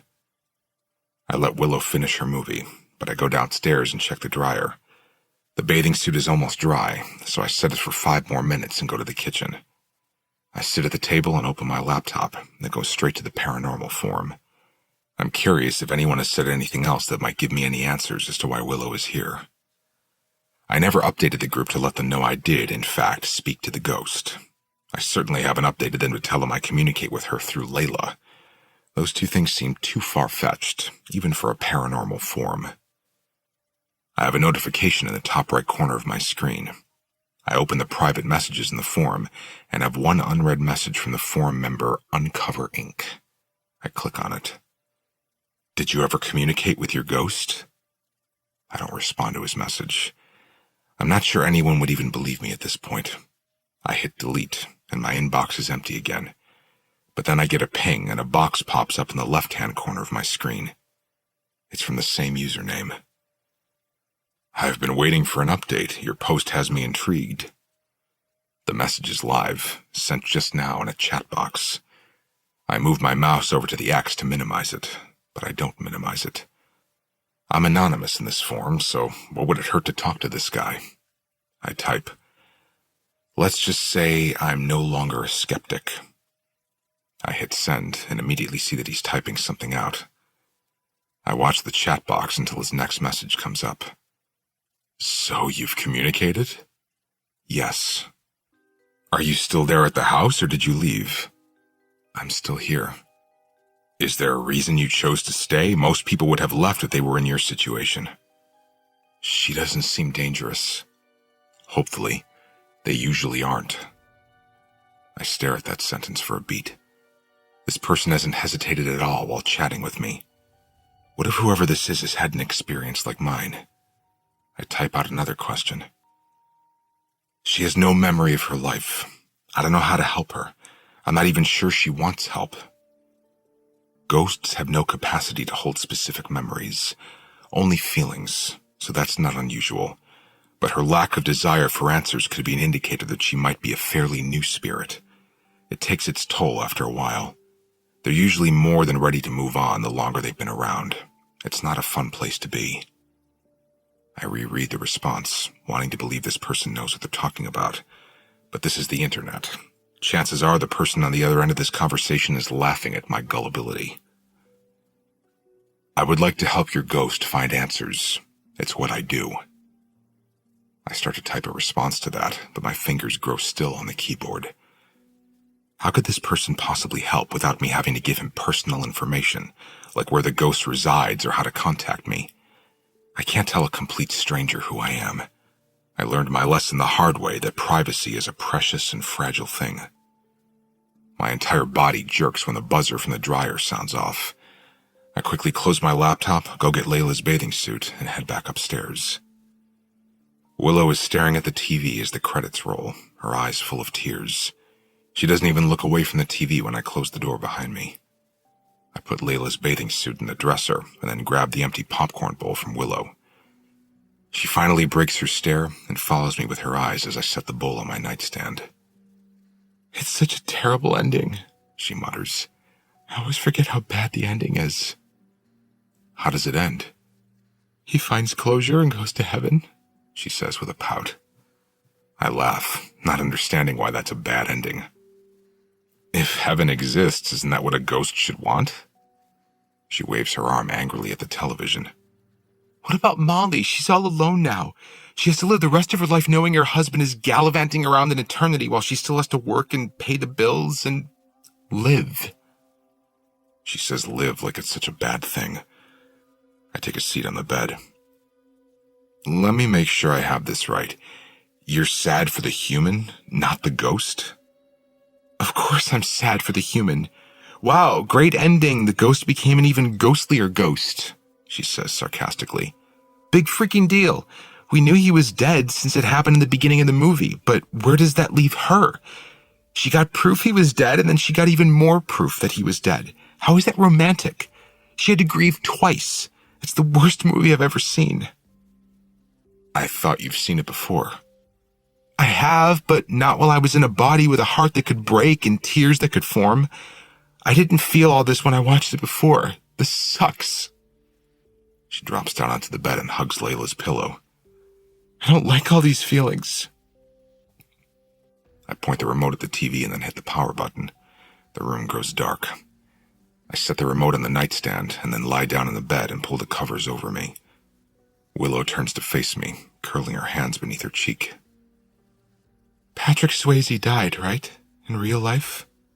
Yeah. You think he's a real ghost now? You think he could be like me?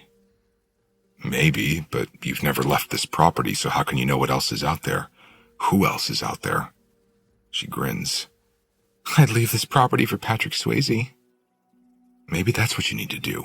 Leave, travel, go see if there are others like you.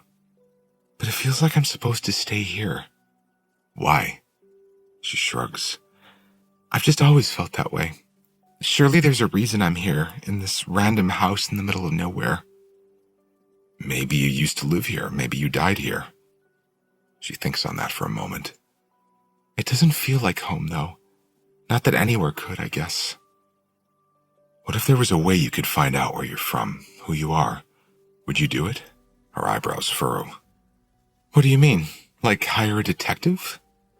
Something like that. I might know a guy. She laughs. You know a guy? She rolls her eyes as if that's far-fetched. But honestly, not much seems improbable to me anymore. She covers her mouth and yawns. Layla's really tired. She'll have a hangover when she wakes up tomorrow. Will I see you tomorrow night? I want to talk more about how I can help you find answers.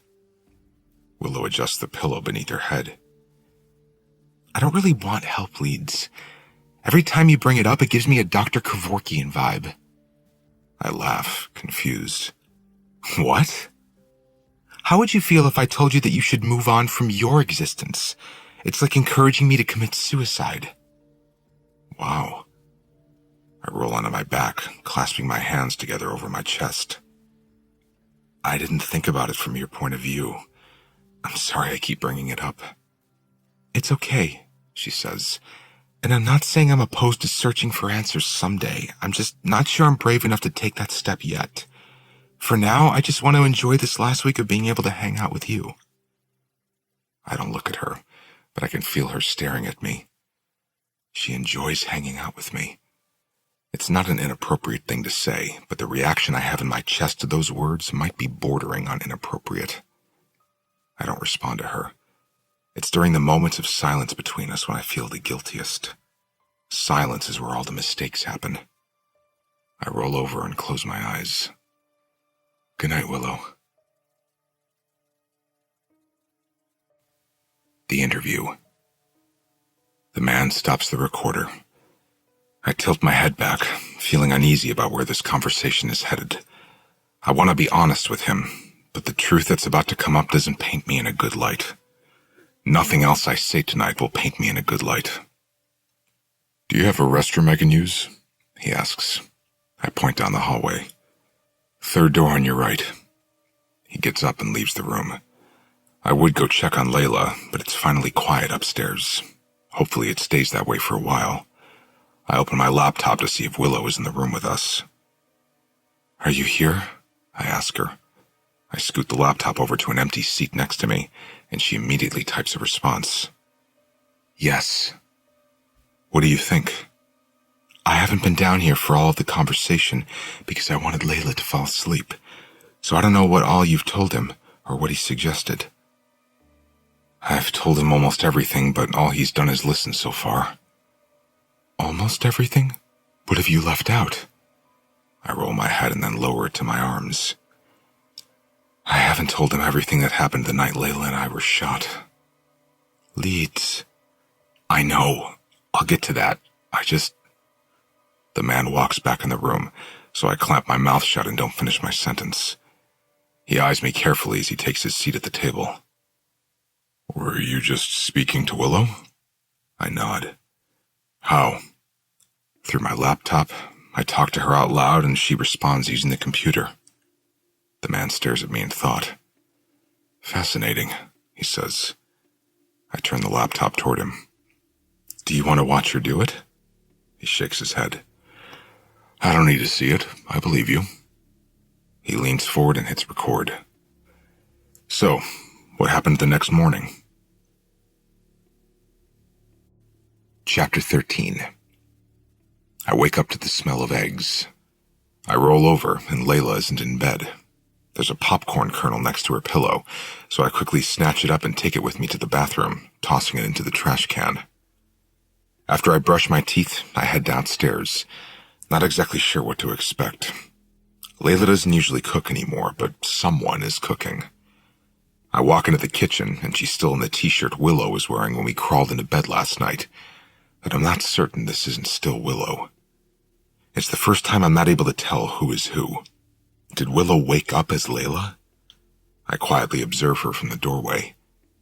Would Willow ever pretend to be Layla to trick me? I immediately feel bad for even thinking that. Willow is protective of Layla. She knocked the wine glass out of my hand last night. I doubt she'd do anything deceptive now that I know about her. As soon as she looks up from the stove and I make eye contact with her, I know instantly that it's Layla. Her voice is heavy with sleep when she mutters, "Morning." Her eyelids are drooping a little. She looks tired, hungover. I walk over to her and kiss her on the cheek. "Morning." I look down at the pan, and she's scooting around scrambled eggs with a fork. "You want some?" she asks. "I read eggs help with hangovers." "Nah, I'm good." I make myself a cup of coffee and lean against the counter, watching Layla. I'm curious if she has any memories at all of last night. "What time did you wake up?" I ask her. 5. Couldn't go back to sleep. I have a horrible hangover. She spins around and says, "Want to know something weird?" "What?" "I had a piece of popcorn stuck in my tooth when I woke up." My spine stiffens at that comment. I turn away from her and pour creamer into my coffee cup. "Yeah, we watched a movie in bed last night. You were pretty drunk." Layla laughs, but it's a painful laugh. She's touching her forehead when I turn back around. She winces and then says, "Wow, I don't remember that at all." She scoops a pile of eggs onto a piece of toast and sits at the table to eat. I can't stop looking at her eyes. Her pupils are dark and wide, like 2 black marbles have covered the greens of her eyes. She takes a bite of her eggs and toast with a fork, then taps her fork repeatedly on the table as she chews. Her knee is bouncing up and down, like her hangover is oddly coupled with a lot of pent-up nervous energy. "How much coffee have you had today?" She swallows her bite and then wipes her mouth with a napkin. 4 cups already? I thought it might help with the hangover." That explains her behavior. I was beginning to think she might be Willow again, but she isn't. She's eating like Layla eats, small bites, always with a fork. Willow would have devoured that whole plate of food by now. "Maybe you should relax today," I suggest. "Have another pool day." She motions toward the kitchen window. "I can't. It's supposed to storm." I walk to the window and push the curtain aside. The entire sky looks like deep blue rolling hills. I open the weather app on my phone, and it says it's supposed to rain for the next 2 days. I look back at Layla. She's only eaten half of her toast and eggs, but she's already pushed her plate away and is scrolling through her phone. Then what do you want to do today? I ask. You really need some new social media content, she says. We haven't posted anything since the picture on the plane. I can take some sexy pictures of you in the rain. That might make a really great album cover. That actually sounds like a nightmare. Layla can see on my face that I'm not in the mood to pose for pictures. I know you don't want to think about work, but this house is huge. There's so many potential backdrops for photos. Just give me 2 hours with the camera, and then I'll leave you alone about it until Wednesday. Why Wednesday? That's when we leave.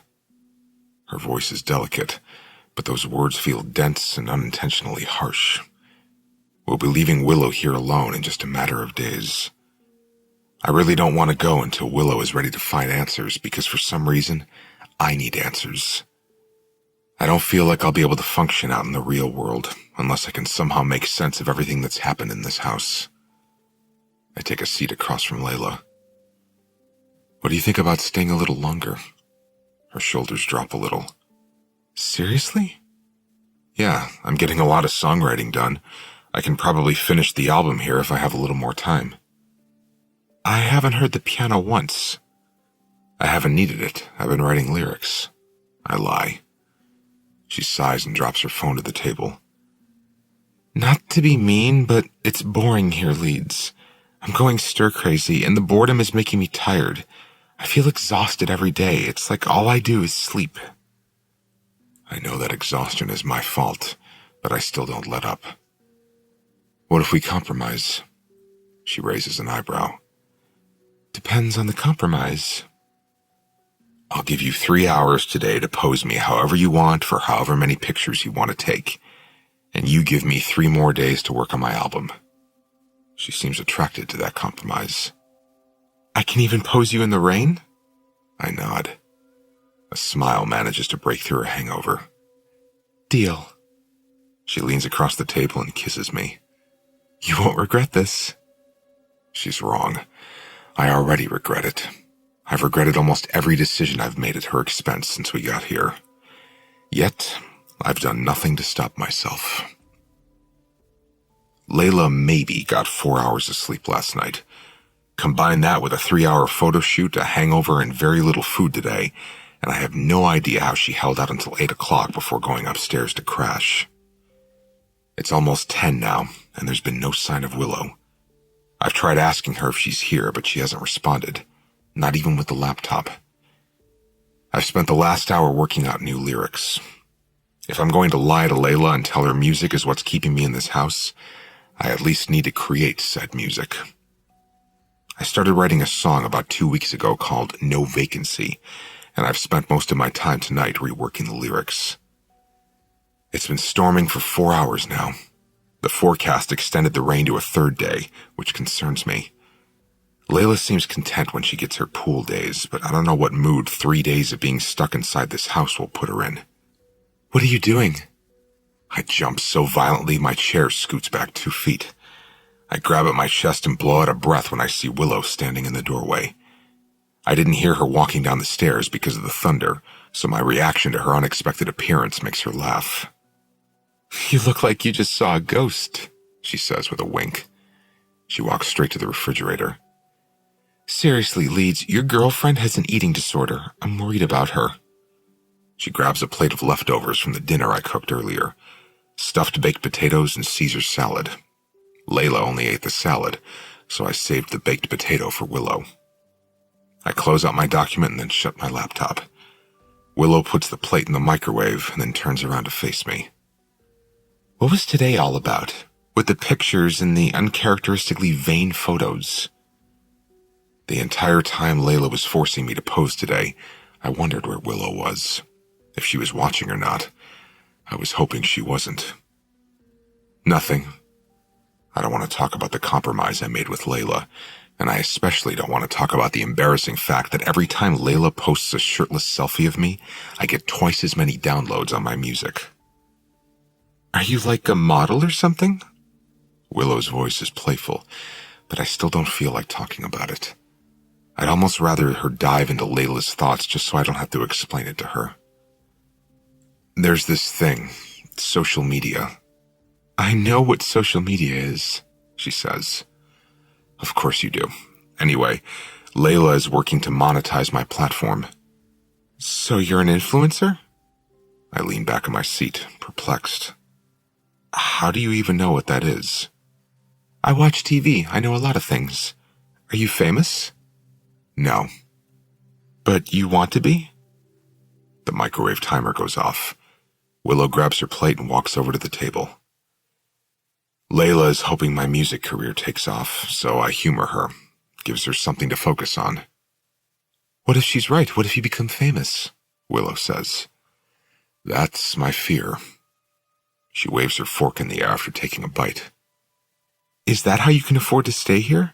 Money from social media? No, I only have 3 songs out, but I have money. An inheritance. I expect her to make a comment about that, but Willow just eyes me curiously for a moment. Are you just playing aloof, or do you really not want the music career to work out? I'm undecided. I love writing music and I want people to hear it, but I don't know that I'm cut out for all that comes with it. You have the look. I definitely don't want to get famous because of how I look. What if you aren't as talented as you think you are, though? What if the only reason you have followers is because you're hot? I laugh at her bluntness. You think I'm hot? She rolls her eyes. You've seen a mirror before. She gestures toward my phone. I want to hear one of your songs. Play the one you played for Layla at the piano the night you met her. I think it's called I Stopped. I thought you didn't look at her memories. I try not to. That one's hard to avoid, though. It's front and center in her head. I like that Layla prefers that memory. It's one of my favorites, too. I open the music app and hit play on the song for Willow. But then I open my laptop and focus on it in an attempt to ignore the fact that she's listening to my music. I hate listening to my own music. I try to busy myself with emails while she listens to each of the 3 songs intently. When they all finish playing, she scoots my phone back to me across the table. Your voice is haunting, she says. Is haunting good or bad coming from a ghost? She grins. I guess it could be either. She's in a good mood. She's almost always in a good mood, even when she's upset with me for almost drugging my girlfriend or for continuously insisting she should find out why she's here. It's like whiplash, going from Layla, who feels so heavy, to Willow, who's like a gust of wind. Can you feel Layla's anxiety when you're inside of her? I ask her. I don't feel it right now. That's probably because she isn't alert. Nothing to be anxious about. But you can feel her love and her sadness. You've said that before. Willow nods. Maybe her feelings for you are stronger than her anxiety. She does feel a lot for you. That's good to know. Does she think I'm going to propose to her? Are you? Probably. Willow takes a sip of water, swallows. She stares down at her plate for a moment in thought, and I can tell she's trying to sift through Layla's feelings. She hopes you're going to propose, but I don't think she's expecting it this soon. What kind of ring does she want? Does it matter? You already bought it. You keep it upstairs in your shoe like an idiot. She knows about the engagement ring? Girls can sniff those things out like a bloodhound. She'll find it if you don't hide it better. So you've seen the ring? Do you think she'll like it? Willow smiles. I have a feeling she'll like any ring you give her, even if it's plastic. She loves you more than... Her voice fades before she finishes her sentence. More than what? Willow shakes her head, her eyes suddenly growing more serious. Never mind. I shouldn't be sharing her thoughts with you. It feels wrong. Willow finishes her food, but I can't help but wonder what the sudden change in her demeanor was about. What was she about to say? She clears off the table and walks to the kitchen entry. She looks over her shoulder at me. Come play me a song, Leeds. I hesitate because I don't know that I want to. I like the memory of playing a song for Layla in the grand room. I'm not sure I want to create that memory with anyone else. It feels like a betrayal. Willow has already gone into the grand room. She's waiting for me in there. I hesitate for another few seconds, but then I ultimately leave the kitchen and walk across the hallway. I pause in the doorway to the grand room because Willow is lowering the lid to the grand piano. Then she proceeds to climb up on top of it. She sprawls out across the piano on her stomach, stretching her arms out over it. She sees me eyeing her with perplexity. She smiles gently and says, "I want to feel the sound. I never get to feel things without a body. It's nice." As much as I want to preserve my memory of this room with Layla, I feel equally bad not playing a song for Willow. She doesn't get to interact with people outside of me. That has to be lonely. I reluctantly take a seat at the piano bench. "What do you want me to play?" Play the one you were writing earlier on your laptop. "I thought you weren't in there when I was on my laptop. I tried to talk to you." She lifts her cheek off the piano. I didn't want you to stop writing, so I pretended I wasn't there. I thought she might have been in there. I don't know how. Sometimes it's like I can feel her in the room with me, but I don't know if that's because I know she's in this house or if she really does have a presence. Willow lays her cheek against the varnished wood again, patiently waiting. I look down at the piano keys and try to remember how the song begins. I haven't finished writing it yet. Play what you have, then. I start fingering the keys, and when I look back up at her, she's closed her eyes. This one is called No Vacancy, I say quietly. Then I sing it for her. I showed up rich while feeling poor. I didn't knock, but they opened the door.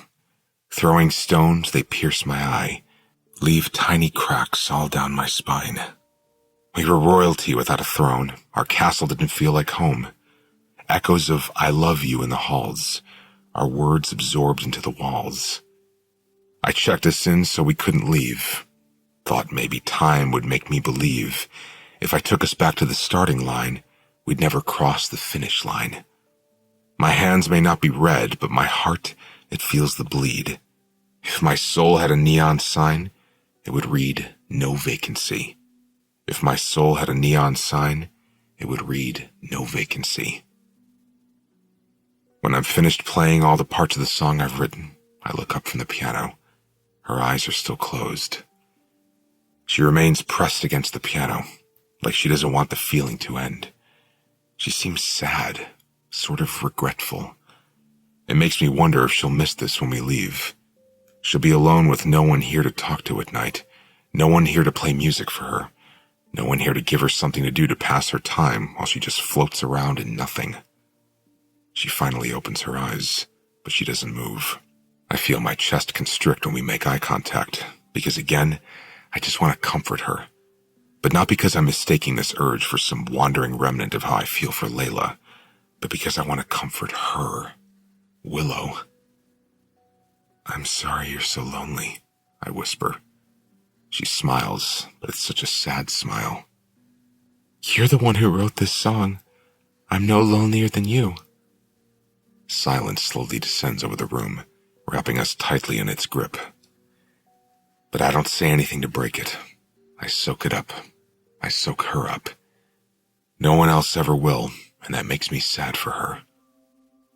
She's really in love with you, Willow says. I don't know why she says that.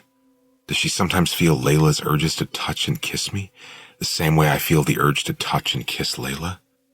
When she's inside of Layla, is it as confusing to her as it is to me?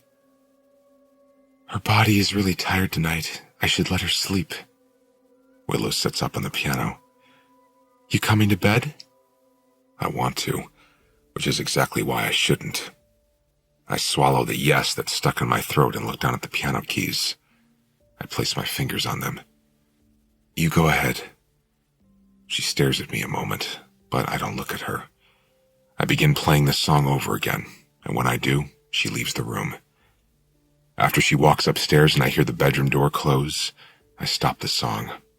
I lower my head to the piano. What am I doing? And why do I not want to stop? Chapter 14. I woke up determined to give Layla all my focus today. Maybe it was guilt. It wasn't hard to give her all my focus. She was by my side most of the day because the weather outside left us with little else to do. It's almost midnight, and Layla still hasn't fallen asleep. That might be because of the storm. She doesn't like the idea of being in the middle of Tornado Alley during a thunderstorm, but I've been keeping an eye on the weather. There aren't any tornado warnings, just lots of lightning and rain, and thunder that makes her tense up every time it shakes the house. I normally find this kind of weather relaxing, but right now I'm just irritated with it because it's keeping Layla awake. She's lying on the couch with me in the grand room, scrolling through her social media posts. Her feet are in my lap. I'm trying to finish reading the book I started 6 months ago, the one about the game show host who claimed to be a spy, but my eyes are just scanning the screen. I'm not soaking up any of the words because I can't stop thinking about Willow. Layla did agree to give me a few more days in the house, but will still eventually have to leave. Willow will be alone. It's not like I can just come visit her. This place is in the middle of nowhere. It involves a flight, a rental car, hours of driving. It's an entire day of travel. I'm going to have to put an offer in on the house if I want to help her find answers eventually. Even if Layla doesn't want to live here, I would hate for someone else to buy it.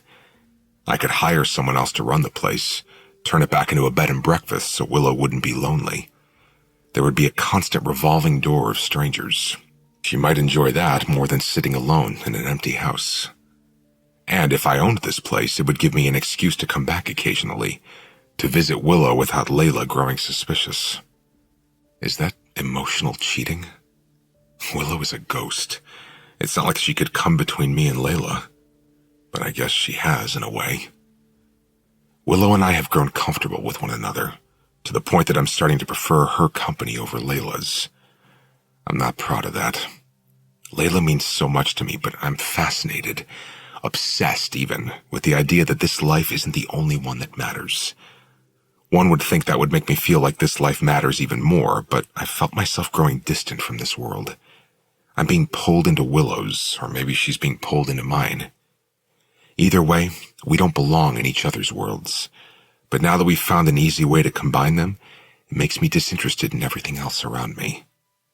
That's not Layla's fault. There's nothing Layla has done wrong. She's the victim in all of this. She was the victim 6 months ago, and she's the victim now, even though she's unaware of it. The only thing Layla did wrong is fall in love with me. I thought this trip was going to make things better for her. Maybe that would have worked out had I not discovered Willow's existence in this house. Now I've done nothing but allow my fascination with whatever Willow is to drive an even bigger wedge between me and every other aspect of my life. Layla seems unaware of any of it, though. She may think things are just fine between us, but that's only because she doesn't remember the details and how great it was between us before I essentially became her caretaker. Not that I would have made any other choice, but regardless of the love behind caring for her or the good intentions, recovery still takes its toll, not only on the person recovering, but on everyone around them. What are you reading? Layla asks. I look over at her, and she's dropped her cell phone to her chest. Her head is tilted, and her hair is spread out over the pillow beneath her.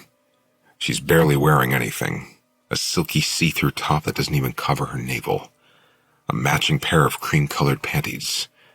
I set my phone down on the arm of the couch and wrap my hand around Layla's ankle. I drag it slowly up to her knee. Still trying to finish that same book. What book? The one about the game show host who thinks he's an assassin? She shakes her head a little. Doesn't sound familiar. I start to say, I told you about it, but then I remember that was one of the last conversations we had before she got shot. She has no memory of that entire day or the week that followed. No memory of our conversations that day leading up to the moment she got shot. Sometimes I fill in the holes for her, but I don't want to talk about it right now. I'd feel bad for bringing up something that could trigger her anxiety. It's just some novel, I say, adjusting myself on the couch so that I'm lying next to her. She cuddles against me, pressing a kiss to my neck. I take in the scent of her shampoo. It's tropical, mangoes and bananas, and it reminds me of everywhere that isn't Lebanon, Kansas.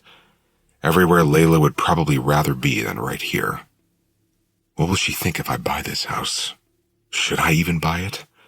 Or should we just pack up and leave before every line I've already crossed becomes a wall so high we can't climb over? Leeds. Layla's voice is a distant whisper, hanging in the air as I struggle with whether I want to leave my sleep and follow that voice. Leeds, wake up. Her hand is on my cheek, and we're pressed together. We're still on the couch. It's not surprising we fell asleep, considering all the nights I spend awake with Willow. I've been getting just as little sleep as Layla gets. I slip my hand inside the back of her silk shirt and run my palm up her skin. When I do this, she presses her hand so hard against my chest, she propels herself off the couch and onto the floor. Her sudden movement, followed by the thud, forces my eyes wide open. I lean over the couch in search of her. She's on her back, staring up at me. It's Willow, not Layla. My bad, I say, scrambling to help her off the floor. I thought you were Layla. When she stands up, she looks down at herself, at the clothes Layla put on earlier, or lack thereof. My voice is rough when I say, "You should probably go change." I clear my throat and walk into the kitchen while she runs up the stairs. I make us a pot of coffee because Willow feels Layla's exhaustion when she's inside of her. I certainly feel the exhaustion. It's late, and the last thing I need is coffee. The last thing I need is an excuse to stay up and chat with someone who isn't Layla. But when Willow comes back downstairs and enters the kitchen, I'm relieved to see her, and I instantly forget how wrong this is. She threw on a t-shirt and a pair of Layla's pajama pants. She nudges her head toward the coffee. Good idea. When it's finished brewing, I fill 2 cups with coffee and slide one over to her. She's standing next to me at the counter. We're shoulder to shoulder as I pour cream into my cup and she stirs sugar into hers. Did you know in ancient Arab culture a woman could only divorce her husband if he didn't like her coffee? Willow asks. I lean against the counter. Is that true? She nods, leaning against the counter next to me, facing me. She sips slowly from her cup and then says, I read it in one of those books in the grand room. How many have you read? All of them? What other random facts have you learned? She sets her cup down and then pushes herself up onto the countertop. The most expensive coffee in the world is made in Indonesia. It's expensive because the beans are eaten and digested by a cat before they're used to make the coffee. I wasn't expecting a fact like that. I look down at my coffee and grimace. What do? Dig the digested beans out of cat shit? She nods. People pay more money for coffee made from cat shit? Willow grins. Rich people are weird. That could be you someday, drinking cat shit coffee on your mega yacht. I hope to hell not. She presses both hands into the counter at her sides. She leans back a little, swinging her legs back and forth. What's your mother like? That question throws me for a loop. My mom? She nods. I hear you on the phone with her sometimes. There's so many times throughout the day I wonder where Willow is when she's not in Layla's body. Does she follow me around? Does she just hang out in the grand room all day? Does she ever follow Layla around? She's a good person. I got lucky. Willow releases a slow breath and then looks down at her swinging feet. She stops moving them. I wonder what my mother was like. It's the first time she's ever acknowledged that she might have had an actual human life prior to the one she's living. It makes me wonder if she's having a change of heart. If maybe she does want to try and research into her past. I'm thinking about putting in an offer on the house. Willow perks up at that. This house? You really are going to buy it? I nod. Does Layla want to live here? Probably not, but I could pitch it to her as a business investment. It would give me a reason to visit you. Why doesn't she like it here? When I've looked back on her memories of this place, they all seem good. A lot has happened since we met. I don't know that it's this particular place she doesn't like. She just hasn't had a chance to settle since she was released from the hospital. I don't think anywhere will feel like home to her until we can pick out a place together, and I doubt she'll want a place this isolated. She lived in Chicago before, right? Do you think she wants to go back there? I stare at Willow, wondering if she knows that's what Layla wants, and she's just saying that as a hint. I don't know. You tell me. Willow shakes her head. I don't want to dig around in her head anymore. Like I said before, her thoughts are chaotic. What do you mean by chaotic? I'm not sure, Willow says with a shrug of her shoulders. You say she's lost a lot of her memories, but to me, when I'm inside her head, there are too many for me to process. It's like they all overlap, so it's hard for me to really sift through them. But honestly, they aren't my thoughts to sift through, so I mostly just ignore them. That's probably the right thing to do. She laughs half-heartedly. I think we blurred the line between right and wrong a while ago. Neither of us speaks for a moment after she says that. It's tough, because we both know this is wrong, but I think we're both hoping the other one doesn't put a stop to it. We obviously enjoy each other's company, or we wouldn't be doing this night after night. Willow looks at me thoughtfully. What happened the night you and Layla were shot? I stand up straighter, shuffle my weight to my other leg. You can't just dig around in her head for that. It's not really something I like talking about. Willow is silent for several seconds. I could, but I want to hear your version. I don't like talking about it. I swore to myself after I recounted every detail to the police that I'd never talk about it again unless Layla asked. Willow is waiting for me to say something.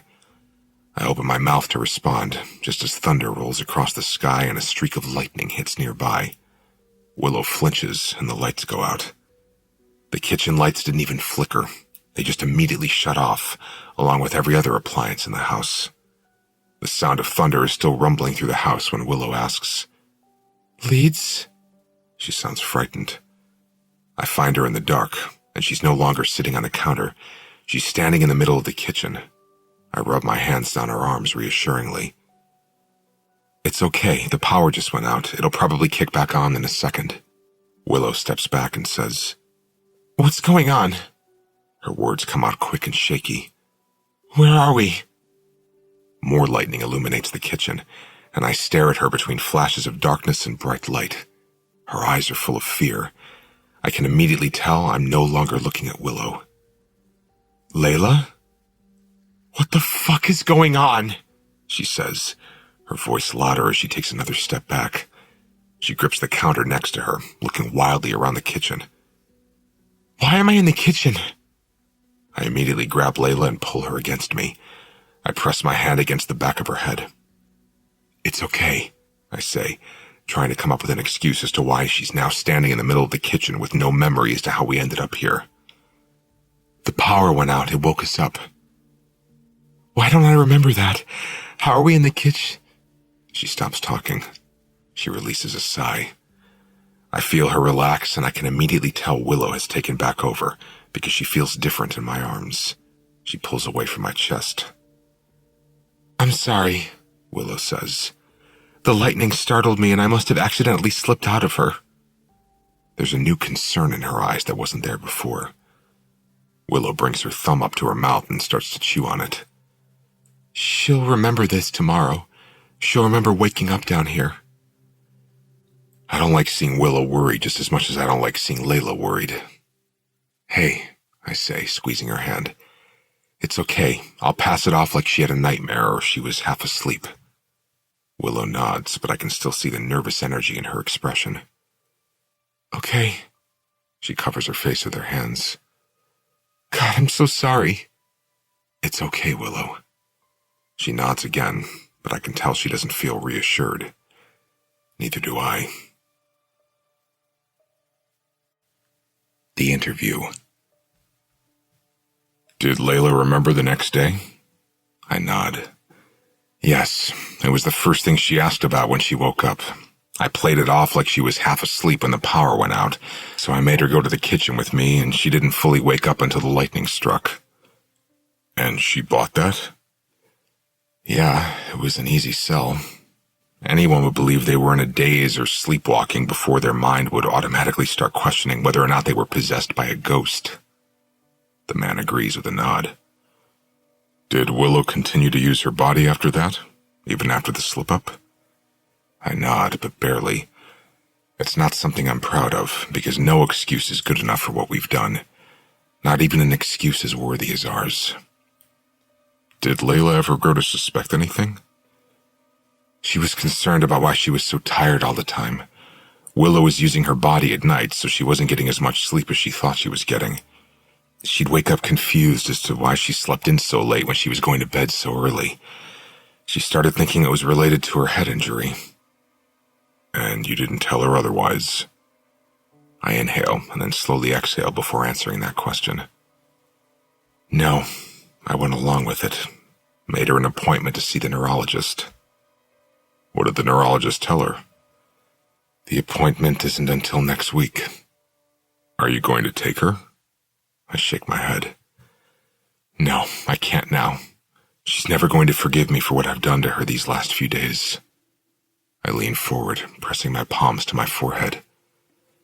I've let this get out of hand and I'm not sure how to turn it around. Why didn't you just tell Willow to stop when you realized it began to affect Layla? I didn't want her to stop. Because you were trying to help Willow? I wish I could say yes to that, but I shake my head. We just fell into a routine, I think. It went on for days. Layla would fall asleep at night and Willow would take over. We'd watch movies, I'd cook for her. She'd read a book on the couch while I worked on music. There wasn't a good reason for us to do it. We still weren't using the time together to search for answers. We just enjoyed each other's company. The man nods. How does Willow feel about the part she plays in this? She feels terrible. We both do. Yet you continue to do it. I'm growing frustrated with his questioning. Is it fair to assume this continued because you started to develop feelings for Willow? I can't even say yes out loud. Instead, I just nod. Chapter 15. We're supposed to check out in 2 days and head back to Tennessee. Layla has been cheerful about it. I haven't been. I'm sitting at the piano bench, trailing my fingers up and down the keys. I've been internally moping all day, like a child being forced to throw away his favorite toy. I haven't spoken much to Willow since last night. We stayed up late watching another movie. I've noticed a recurring theme over the past several nights. We watch movies about ghosts, the afterlife, anything paranormal. Willow asks questions after the end of each movie, as if she's trying to figure out which version of this world she wants to believe in. Last night we watched What Dreams May Come. It made her cry. She didn't ask a single question when it was over. She just rolled onto her side and looked at me sadly. I asked her what was wrong, and she said, I don't want to go back. Back where? I said. To nothing. I like being inside of Layla. I like spending time with you. It gets harder every time I have to leave her body. I didn't know what to say because I felt the same way, so I just grabbed her hand and held it until we both fell asleep. It's becoming difficult at night, watching her have to leave Layla, knowing she's just going back to a bare minimum of an existence in a huge and lonely house. And the closer we get to the day Layla and I are supposed to leave, the more sullen Willow and I have become when we spend time together. I'm playing a low key on the piano, tapping it over and over with my finger, when one of the higher notes plays by itself. I immediately look around, but Layla is still upstairs. Willow must be trying to get my attention. I go to the kitchen to open my laptop, and she immediately begins typing. I have bad news. What? Layla just found the ring. My eyes immediately dart up toward the upstairs bedroom. Is she digging through my things? Yes. What did she do when she found it? She gasped. Then she put it back and immediately texted Aspen and told her about it. Shit, I say with a heavy breath. I wasn't ready for this. Not after I've spent the last 2.5 weeks using Layla the way I've been using her. A proposal at this point would feel dishonest. I sit down at the table and drop my head into my hands. Willow begins typing something into the document again. She doesn't know which day you'll be proposing, so there's still an element of surprise there. You shouldn't let this upset you. It's not that, I say. I just don't think I'm ready, but now it's all she's going to be thinking about. If you aren't ready, why did you bring the ring with you? I brought it with me because this trip... I leaned back in my chair. This trip was supposed to bring us closer together, but I feel even more distant than I did the day we arrived. Is that my fault? No. I don't think what we're doing has helped, but it's not your fault. I didn't know that's why you came here. Now I feel guilty for inserting myself into the narrative. I can stop. If you want to spend these last 2 days with Layla, I can disappear and you won't even know I'm here. My chest tightens at that thought. I don't want to spend these last 2 days here without Willow. That's what I've been afraid you'll do, Willow. It isn't at all what I want. I close the laptop because I don't want to continue this conversation. Not over a laptop, anyway. I need to go talk to Layla, gauge her mood. Maybe the ring freaked her out. Maybe she isn't ready either. Maybe this will prompt a long overdue conversation between us. I go upstairs and can hear the shower running. I walk into the bathroom and Layla is brushing her teeth. She always does this, turns on the shower to warm up the water, and then stands at the sink for 10 minutes to do her nighttime routine of brushing her teeth and washing her face and plucking her eyebrows. And she barely has enough hot water left to actually make it through a full shower. She grins as soon as I walk into the bathroom. She spits toothpaste into the sink and then rinses. Then she walks over to me and wraps her arms around me, pressing her mouth to mine. There's such a difference in her right now compared to the tired version of herself she's been dragging around during the daytime. She's definitely excited for the proposal. It's like it breathed new life into her. What are you doing? She asks, her voice a disturbing level of cheerful. Working. She slides her palms down my chest. You should take a break. Shower with me. I look over my shoulder like I have somewhere to be. I took a shower this morning. When I look back at her, she rolls her eyes and lowers her hands to my sweatpants. Well then, I'll shower. She feathers her lips across my jaw as she reaches into my pants. After I'm done with you. Before I can stop her, she pushes me against the bathroom door and drops to her knees. We haven't had sex in 3 days. I don't know that I can come up with a good enough excuse to refuse a blowjob without hurting her feelings. She's on a high right now, assuming this trip is going to end with a proposal. She thinks we'll spend the rest of our lives together, me and Layla against the world. And maybe we will, I don't even know.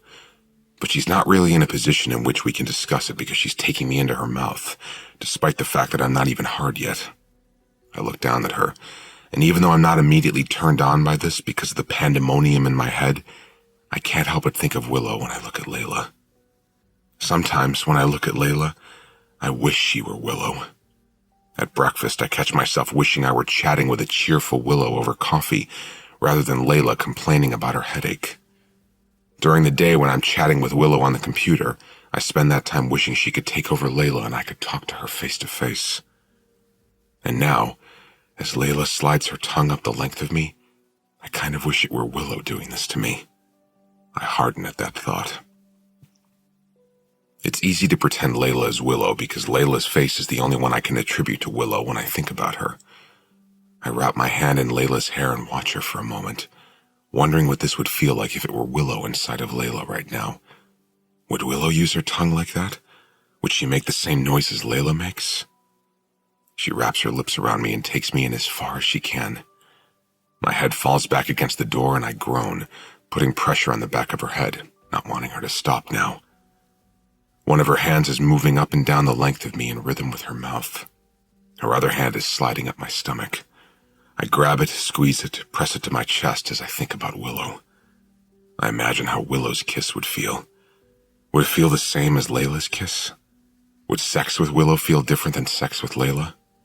Would she arch her back the same way Layla does when I push into her? Fuck. I release Layla's hand and grip the back of her head with both hands. I'm about to finish, I say, warning her. She always stops when I say that so she can finish with her hand. She pulls back, breathless, and whispers, "You can finish in my mouth this time." There's a glimmer in her eye. She takes me back in her mouth, an excitement, and I know this is her way of thanking me for a proposal that has yet to happen.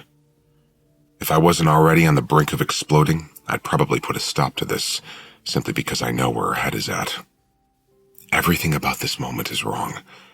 Layla thinks she's pleasuring her soon-to-be fiancé while I'm pretending she's the ghost I've been slowly falling for. It's the strangest release I've ever had. I don't even enjoy it. My legs tremble as she keeps her mouth on me, swallowing every last bit of deception I've been handing her. I don't make a noise. I just close my eyes and wait for her to stop. When she finally releases me, I can't even bring myself to look at her. All I can think about are the words she said to me the first night we met, after I just told her she was the best sex I'd ever had. We always think that when we're in it, but then someone new comes along and we forget how good we thought it was before, and the cycle starts all over again. Is that all Layla was to me? Part of an endless cycle of relationships? I thought for sure she was the one. I felt it in my bones. Now all I feel is remorse, because it wasn't until 10 seconds ago that I realized I've already moved on to another cycle. I've moved on to Willow. It's Willow I want to talk to when I wake up. Willow I want to see before I close my eyes. Willow I want to spend all my time with during the day. I prefer Willow over Layla now, in almost every way, and it's a heavy, appalling, shameful realization. I hear the water running in the bathroom sink. I open my eyes and Layla is brushing her teeth again.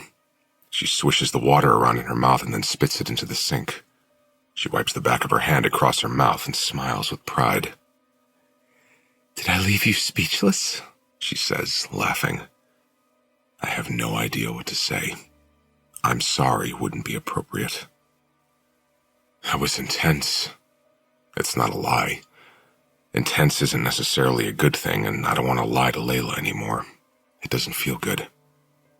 She saunters back over to me and tucks me back into my sweatpants. She leans in and kisses me gently on the cheek, leaving her mouth on my skin when she says, "Go back to work. You can return the favor tomorrow night."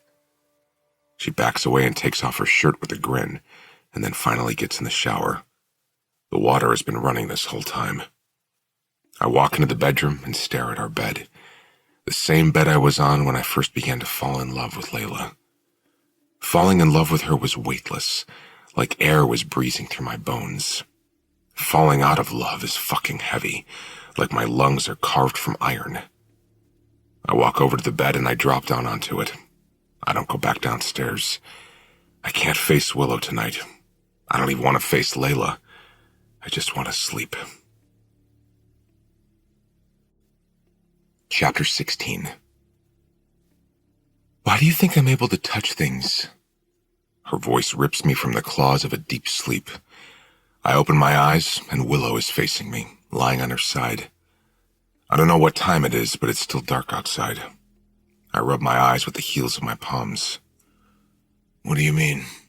My voice is still heavy with sleep. "I can move things when I'm not in Layla's body," she says.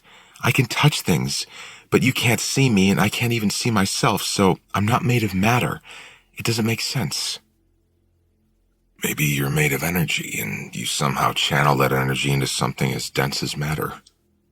She sighs and rolls onto her back. She stares at the wooden beam over the bed. "You'd think if that were the case, I wouldn't be as strong as I am."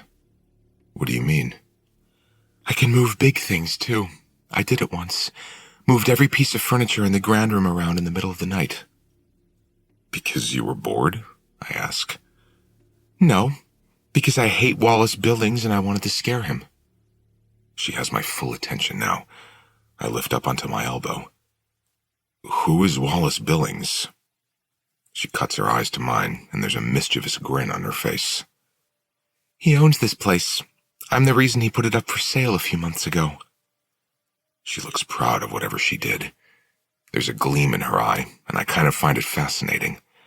I've been wondering why this place was put up for sale. She sits up, wrapping the bedsheet around her to cover herself. "You know how I can't remember how long I've been here?" I nod. "Well, I know Wallace inherited this place right before I showed up, just based on conversations I've heard him have.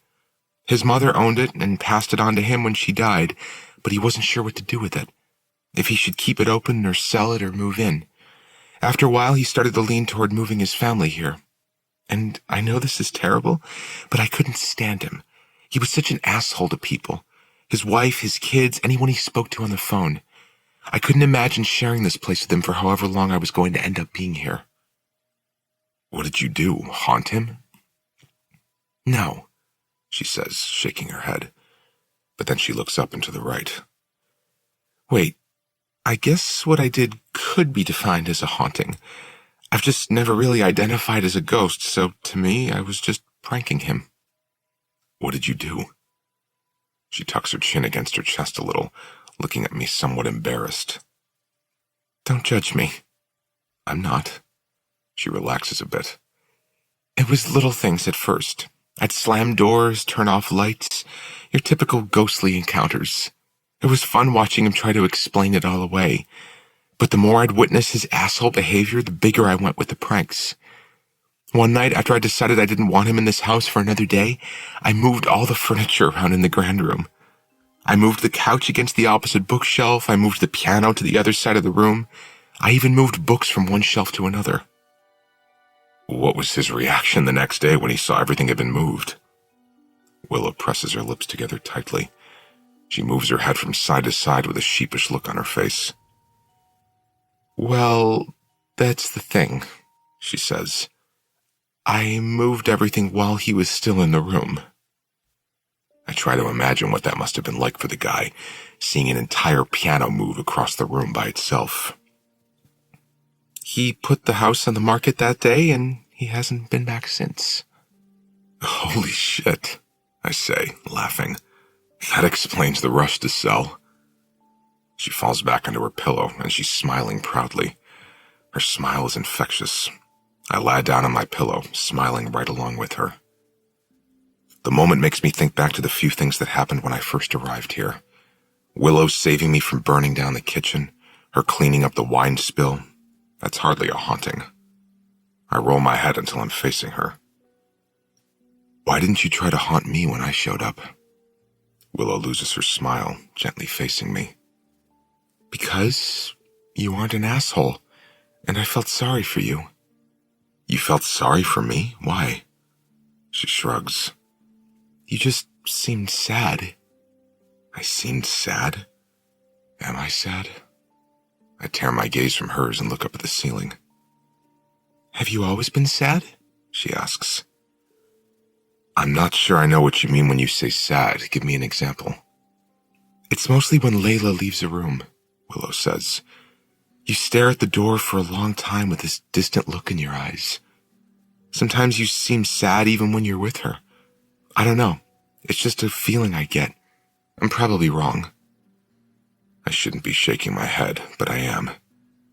You aren't wrong. She sits up again, holding the sheet up over her breasts. I tilt my head on the pillow and look at her. Do you not enjoy being with her? She asks. I used to, but now it's complicated. I keep my voice low because for whatever reason, it feels like less of an admission if I say it quietly. A lot has changed between us since that night, since the shooting. We aren't the same couple we were in the beginning. She's been through a lot, physically, emotionally, mentally. And of course, I would never give up on her, but I don't know how to finish my sentence. I've never admitted any of this out loud. But what? Willow asks. I exhale. Sometimes I wonder if I would have met her today, how she is now. Would I have fallen in love with her as easily as I fell in love with her in the beginning? I don't know. Part of me thinks maybe I wouldn't be able to fall in love with this version of her at all. And when I have those thoughts, it makes me feel like shit. Because I'm the reason she is the way she is. I'm the reason she's so unhappy now. Because I failed to protect her. Willow's expression is sympathetic, almost regretful, like she didn't mean to open up this can of worms. She inhales a soft breath and releases it into the silent room. Maybe things will eventually go back to exactly how they were in the beginning between you two. If it's any consolation, you don't seem as sad now, not like when you first showed up here. I look at her pointedly. That has nothing to do with Layla and everything to do with you, I admit. Willow doesn't react to that with anything other than her eyes. They flicker a little, as if she wasn't expecting me to say it. I shouldn't have said it. As soon as the words left my mouth, I felt the guilt. But I said it, and I said it because it's the truth. I look forward to these moments with Willow more than I look forward to time with Layla. What does that say about me? I sit up and slide my hands up my face, then into my hair. I'm gripping the back of my neck when I completely change the subject. Are you hungry? Do you want me to make you something to eat? Willow stares at me, unmoving, as if my words are still sinking in. But then she nods and slips gracefully out of bed, leaving the sheet behind. She walks confidently to the closet and takes down one of Layla's shirts. She catches me watching her as she pulls it over her head. I can't even tear my eyes away this time.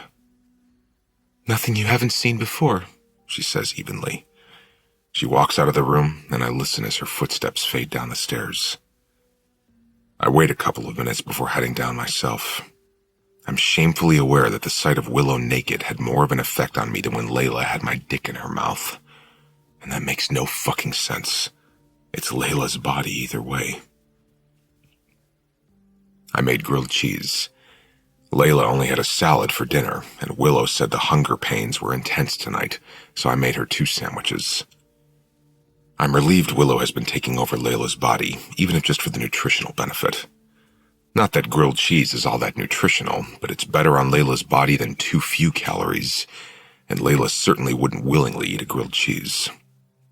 Her obsession with dieting has been a concern of mine for a while now, but I haven't really made it a priority because so many other things with Layla have been my focus for the last 6 months. I thought the eating would work itself out. It hasn't, but Willow at least makes it less of a concern for me. She's on her 2nd sandwich, and neither of us has spoken since I handed her the plate of food. I'm on my laptop, staring at the listing for the house. I'm still torn about what to do. I don't want to leave Willow alone, but I know Layla doesn't want to stay here. I would ask Willow to come with us, but that's not really an option. I can't allow her to continue using Layla's body.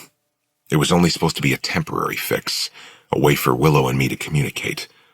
But it's taking its toll on Layla. It's taking a toll on me. The only solution I can think of is to buy this place.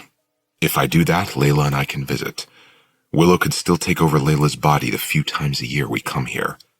And in the meantime, we could work on finding answers for Willow. When she's ready for that, of course.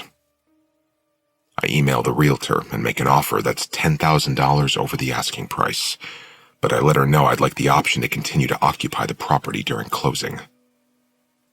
I don't know how Layla will feel about staying even longer, but Layla's concern doesn't seem to weigh on my decision. I've made it, and I'm prepared to deal with the fallout. After I send the message to the realtor, I check a few unopened messages in my inbox. One is from an address I don't recognize. Leeds. It's been a while since you've been in the forum. I apologize if reaching out to you beyond the forum makes you uncomfortable, but I do have a talent for separating the wheat from the chaff. I believe you, and I hope you can believe me in return. I can help your ghost. There's no name attached to the email, but I recognize the title and the email address. Uncover Inc. How did he find me? I didn't even use my real name in the forum. I immediately go to the forum to check my profile, wondering if it pulled my information from Facebook somehow. All the settings are private though, but before I log back out, a chat message pops up. Did you get my email? I look across the table at Willow, but she's still eating, not paying attention to me. I shift in my chair and then hit respond. Yes, how did you get my email address? Never communicate with someone through a cell phone if you're hoping to stay anonymous. I, however, have no interest in you or who you are, so there's no need to be concerned. I'm interested in your ghost. Did you find anything out about her? No. Are you still at the bed and breakfast? I lean back in my chair and stare at the message, unnerved. He knows where we're staying? My heart begins pumping wildly in my chest.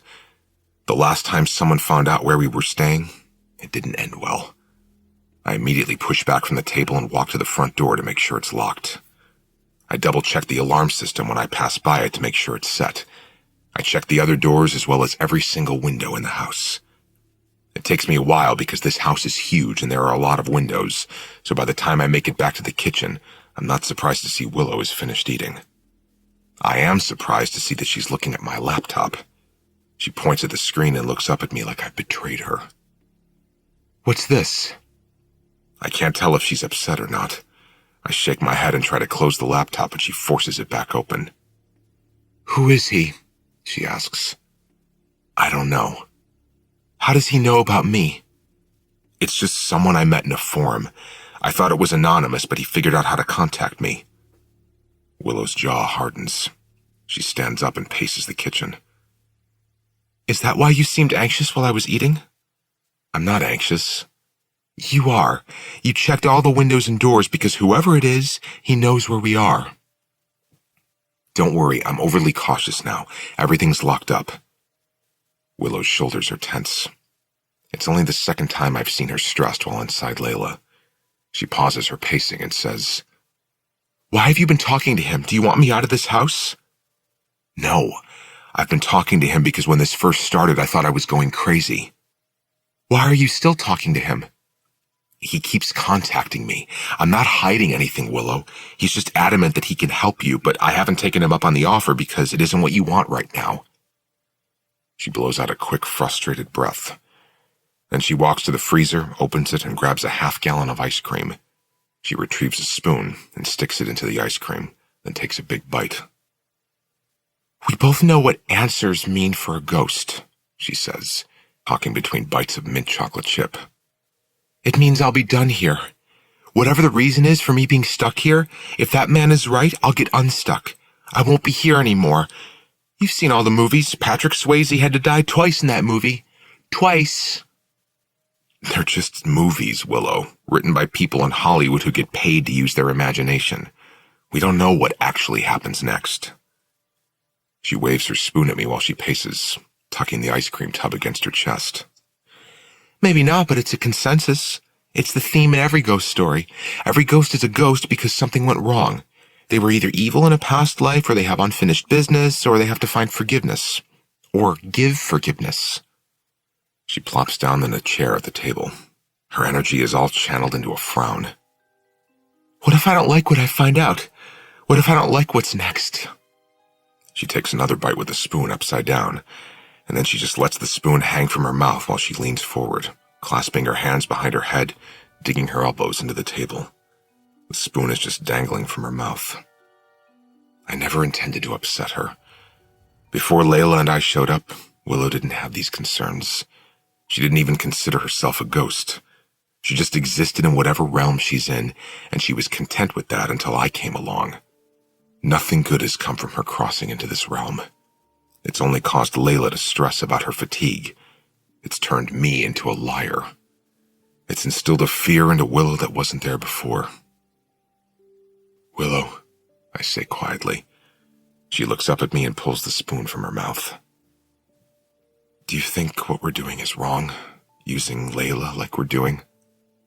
Of course it's wrong. Just because we're able to do this doesn't mean we should be doing it. As much as I don't want her to be right, I know she is. I've known all along, but the selfish side of me has been excusing it because I've been telling myself I'm helping Willow. But before I got here, Willow didn't even want help. She took over Layla simply because she wanted to taste food. And even that might have been fine, but then I got way too involved. I became morbidly fascinated to the point that I've been putting Layla at risk, maybe even Willow. There may not be a handbook for how to deal with a ghost, but a person doesn't need it to be written down in order to know the difference between right and wrong. Willow walks the ice cream back to the freezer. You look tired, she says flatly. I am. You can go to bed, she says, waving toward the stairs. I'm gonna watch a movie. I don't want her to watch a movie. I'm not sure I want her using Layla's body anymore. Layla's tired too. She needs to sleep. Willow stiffens at my words. She can see in my resolute expression that I've reached my immoral threshold. She just stares at me, silently, sadly. You want me to get out of her? She whispers. I nod, then turn and head upstairs because I don't want to see the look on Willow's face. She isn't far behind me. She walks into the room a minute later, her eyes downcast. She doesn't look at me as she makes her way to Layla's side of the bed. She's still wearing the shirt she took out of Layla's closet earlier. Layla wasn't wearing clothes when she went to bed. Willow pulls the shirt over her head and walks back to the closet to hang it. She doesn't bother covering herself on the walk back to the bed, but I'm not even looking at her body. I'm looking at the moon's reflection on her face and the tears that rim her eyes. She crawls into bed and pulls the covers up to her neck. Her back is to me, but I can hear her crying. I hate that I've upset her. I don't want her to be upset, but I don't know how else to deal with this. She's a ghost who doesn't want help. I'm a guy who doesn't want to leave her. We're communicating through a girl we have no right to be using like we have been. It feels like a breakup, and we aren't even intimate. Her breaths are coming in short and shallow bursts, like she's trying her hardest to fight back her tears. The need to comfort her is overwhelming, especially because I'm the one who has made her feel this way. I move my head to her pillow and find her under the covers, then wrap my arm over her stomach. She grips my arm with her hand and squeezes it supportively. It's her way of letting me know she understands my decision, but understanding it doesn't make it easier. When Layla is sad, it's almost always fixable with whatever kind of medicine will cure her pain or ailment. But with Willow, her sadness is unreachable, even from this proximity. I can't soothe the loneliness she feels in her world. I can't tell her it'll be okay because I don't know that it will be. This is an unprecedented journey for both of us. I want you to message him back tomorrow, she says. Ask him if he really thinks he can help me. I close my eyes, relieved that she's finally willing to do something about this. The thought of her just living forever without purpose is depressing. I kiss the back of her head. Okay, I whisper. Do you not want me to use Layla anymore? She asks. I don't answer that right away because it's not a simple yes or no. Of course I want her to use Layla because I like spending time with her, but I also want her to stop because we've taken this way too far. She takes my silence as confirmation that I don't want her to do it anymore. I bury my face into her hair, but I still don't speak. Anything I say at this point feels like it'll just be a new item added to the list of ways I've betrayed Layla. Like the fact that I've put in an offer on the house. I haven't even told Willow. Now I'm not so sure she would even want me to buy it. I put in an offer on the house. Willow rolls over. Her breast brushes against my arm, and I try to ignore it, but we're in a more intimate position than we've ever been in. It's hard to ignore when my face is just 2 inches from hers and she's looking up at me with hope shining through her tear-filled eyes. You did? I nod and lift my hand from her waist. I bring it to her forehead and move a piece of hair that's fallen over her eyes. Yes, I wouldn't be here full time, but I can come back and visit. I want to help you. What about Layla? She asks.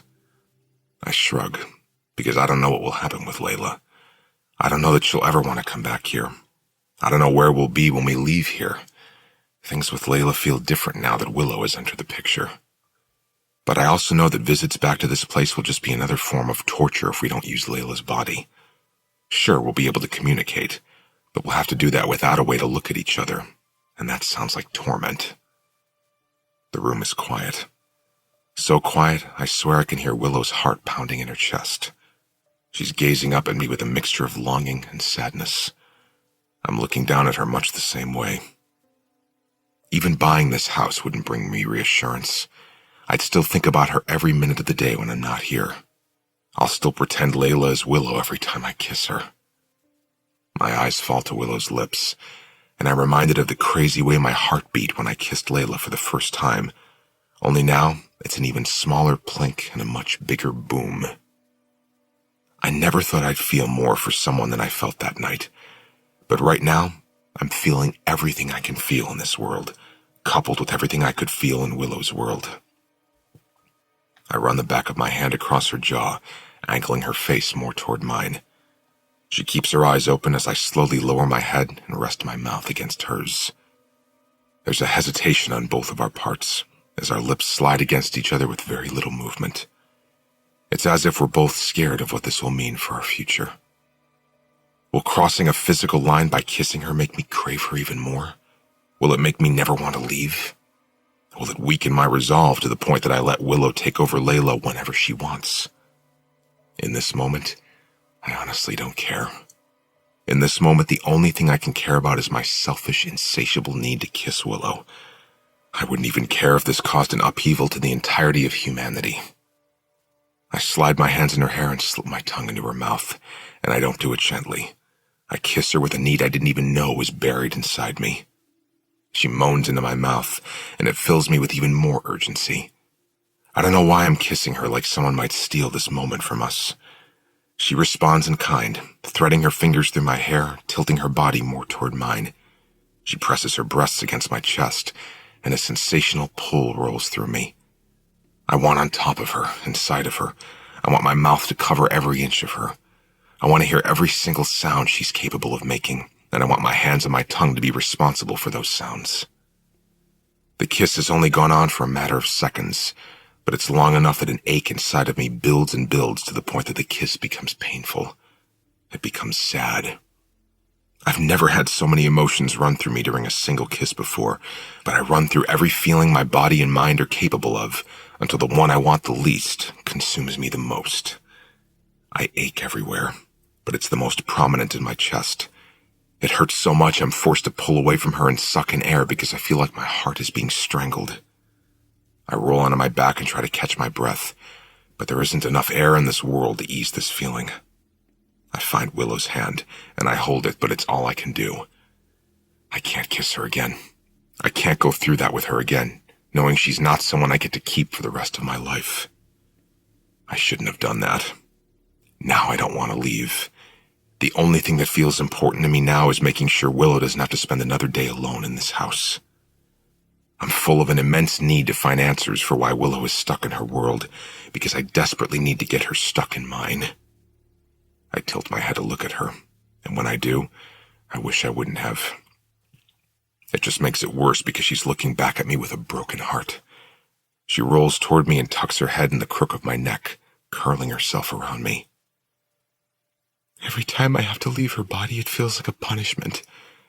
Every night, over and over. It's torture. I wrap my arms around her, wishing I could fix everything for her, but I can't. I've just made it all so much worse. Chapter 17. The bed is empty when I wake up. I touch Layla's pillow and run my hand over it, as if Willow is still lying there. Maybe she is. I sit up to check the time, but I can't find my phone. I look on the floor, on the bed. It isn't in here. Did Layla take it? I rush downstairs to find her, my fear 2 steps ahead of me as I wonder why she took my phone and what she might be seeing on it. A conversation with Willow, the app for the security system. I rush into the kitchen, but Layla isn't in there. I search the grand room, the downstairs bedrooms. I open the back door, but she isn't out by the pool. I run to the front door and swing it open. Layla is sitting on the porch steps, staring out over the front yard. There's a cigarette in her hand. "What are you doing?" She doesn't turn around to look at me, which makes me wonder what she found out. There are so many things. The cameras, the conversations on my laptop, the kiss last night. I walk tentatively toward the steps and watch as Layla takes in a slow drag of the cigarette. "I wasn't aware you smoked," I say. She blows the smoke out. I don't, but I keep some hidden in my purse for when I'm stressed. She cuts her eyes at me, looking over her shoulder. I'm not sure what it is that caused that betrayal in her expression, but she definitely uncovered something. I keep my voice steady when I say, "What's wrong, Layla?" She looks away from me again. Her voice is flat when she says, Why didn't you tell me you were buying this house? I lean my head back and blow out a silent breath of relief. I thought maybe she might have found the security footage. I wouldn't have been able to explain that. But I expected her to be mad about this. I'm even okay that she knows about it. I planned to tell her today anyway. How did you find out? The realtor just stopped by. Layla jams her cigarette onto the wooden step next to her, and it feels like an insult. The contract is on the kitchen counter. She'd like it back by the end of the day. I've never seen her this angry. Her sentences are tight, and she won't look me in the eye. Layla, it was supposed to be a surprise. The hell it was, she says. She stands up and brushes past me, then makes her way into the house and up the stairs. I follow her, a little confused by her level of anger. I didn't expect her to be thrilled, but I also didn't expect her to be this incensed. Layla, I say when I reach the top of the stairs. I get her name out, right as the bedroom door closes in my face. I open it and watch as she pulls an empty suitcase from beneath the bed. She tosses it on the bed, opens it, and then walks to the dresser. Why are you so upset about this? She scoops up the entire contents of the dresser drawer and tosses them into the suitcase. I don't want to live in the middle of nowhere. We're a couple. You should talk to me about things like this, but instead you went behind my back. She walks to the closet now and grabs several of her shirts. I wasn't hiding it. It was a surprise. We fell in love here. I thought this place meant something to us. Her face contorts into a mixture of confusion and anger. My sister got married here. This place means more to her than it does to me. I don't even like Kansas. I've said it in all the ways I can possibly say it without being rude. She shoves the shirts in the suitcase, hangers still on them. What's your ultimate goal, Leeds? To force me to live somewhere I don't want to live, or were you hoping I'd leave you and go back to Chicago? She's still packing, and I'm not sure I can convince her not to leave. But she can't leave. Not after last night. Not after that kiss with Willow. I have to convince her to stay, even if it's just for one last night. I need a chance to see Willow again, even if it's just so I can tell her goodbye face to face. I can't do that if Layla leaves. I rush to the closet and dig inside my shoe. I frantically pull out the engagement ring. I had a plan, Layla, I say, walking over to her. She's staring at the ring in my hand. I was going to propose tonight and tell you about the house. I had it all planned out. You weren't supposed to find out this way. Layla has stopped packing. She's staring at the box, and then she lifts her eyes to mine, but they're still filled with anger. I already saw the ring. You realize you left the receipt inside the box, right? I don't know why that matters. I would have taken it out before I proposed anyway. Why does that matter?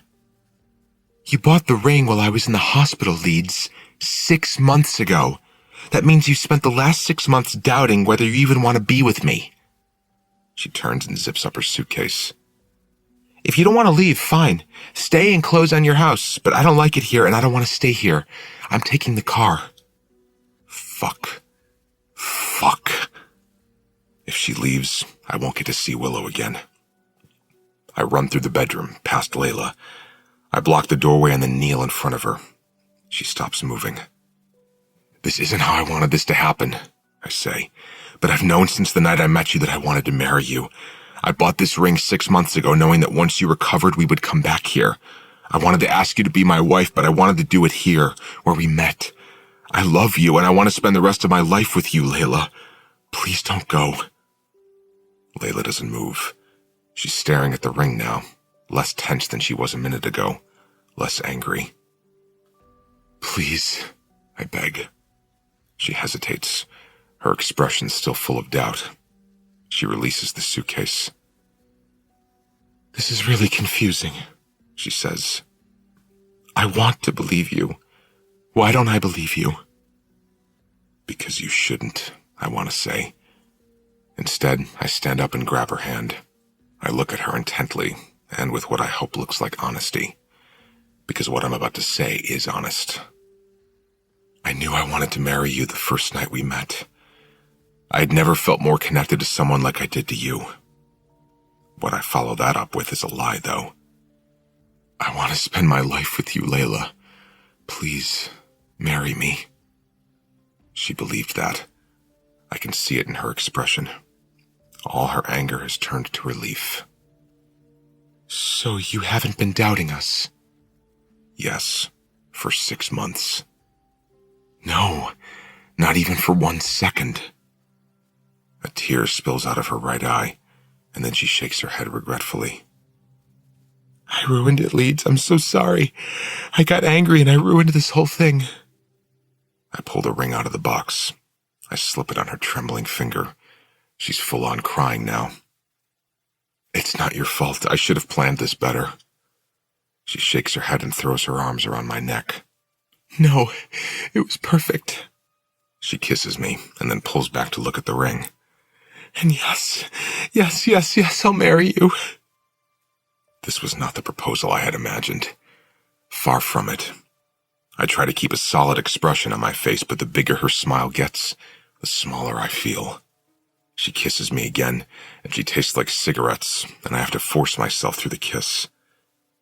I've done some pretty terrible things in the last year, but this may be the lowest I've ever sunk. I just proposed to a girl I'm not even sure I'm in love with anymore. I have to call Aspen, Layla says. She bounds out the bedroom door and down the stairs. I just stand still in the bedroom, shaking my head. What have I just done? I hear something behind me, a noise coming from the dresser. The bottom drawer slowly slides open by itself. I walk over to the dresser and look inside the drawer. My laptop and my phone are tucked away inside. I pick up my phone and enter the passcode. I open the messages where Willow and I have most of our conversations. There's an unread message that reads, I had to hide your phone and your laptop after the realtor left. Layla looked really angry, and I didn't want her snooping. The message was sent an hour ago.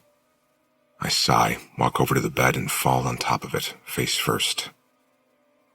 I'm sorry, I say out loud. I had no other choice. The room is silent. I lay my phone on the bed in case Willow wants to use it to respond to me. She doesn't. She doesn't speak to me at all. Chapter 18. You don't eat enough. My words come out harsher than I mean for them to. Layla looks up from the food she's been pretending to take bites of. I've eaten enough to gain 3 pounds since we got here. I'm not just talking about these past 2 weeks.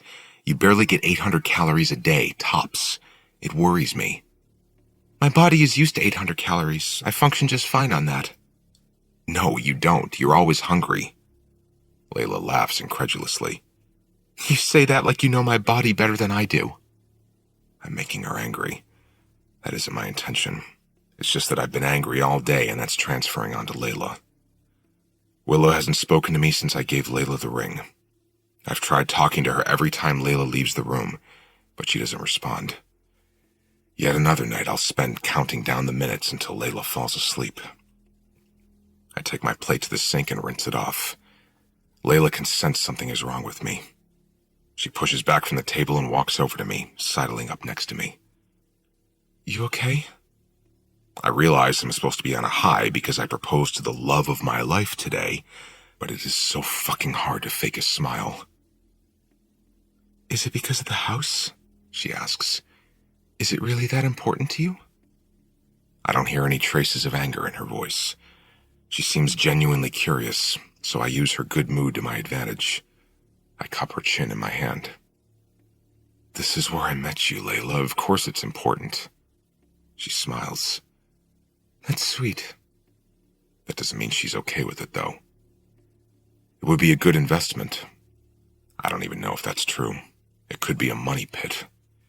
You wouldn't have to live here. We could buy a house in Nashville and only visit this place when we need to check up on things. She actually looks like she's contemplating everything I'm saying. I wouldn't have to live here? No, think of it like a vacation home. But if I do buy it, we'll need to stay an extra week so I can close on it. Wrap some things up before we head back to Tennessee. I've never bought a piece of property before, but I'm pretty sure it takes more than a week to close.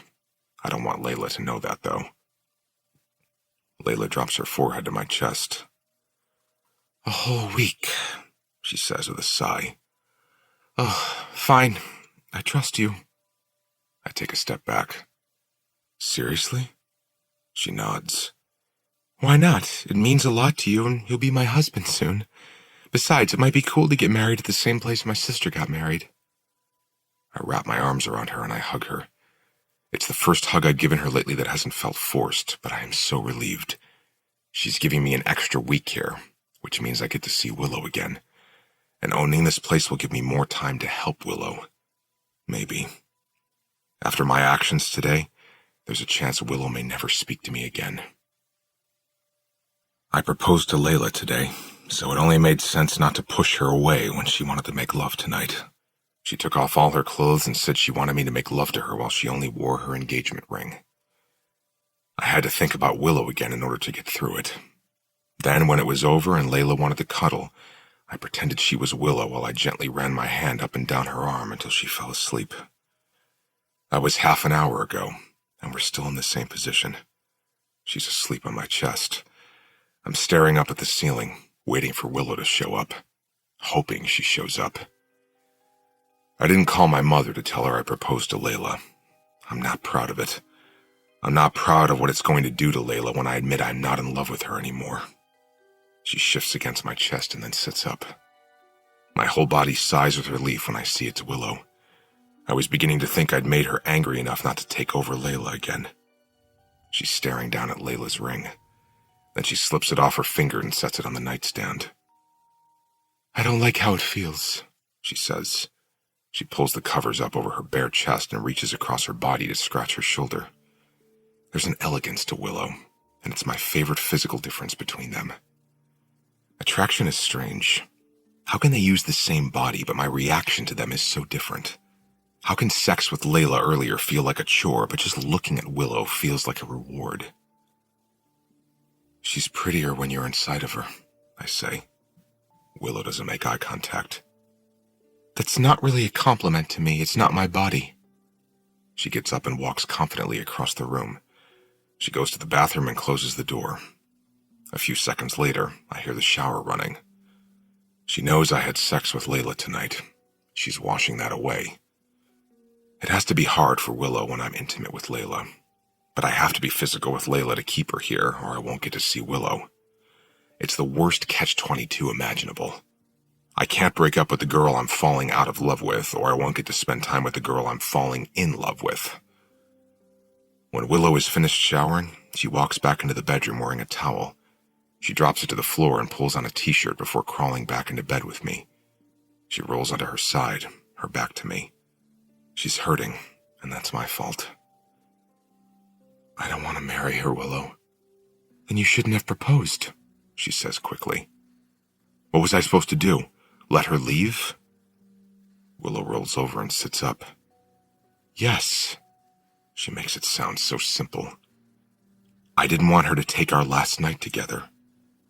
What about after tonight? She says. What's going to happen if you buy this house? We'll have a scandalous affair whenever Layla's willing to come back here with you? I'll get to take over after I have to stand outside your door and listen to you have sex with her?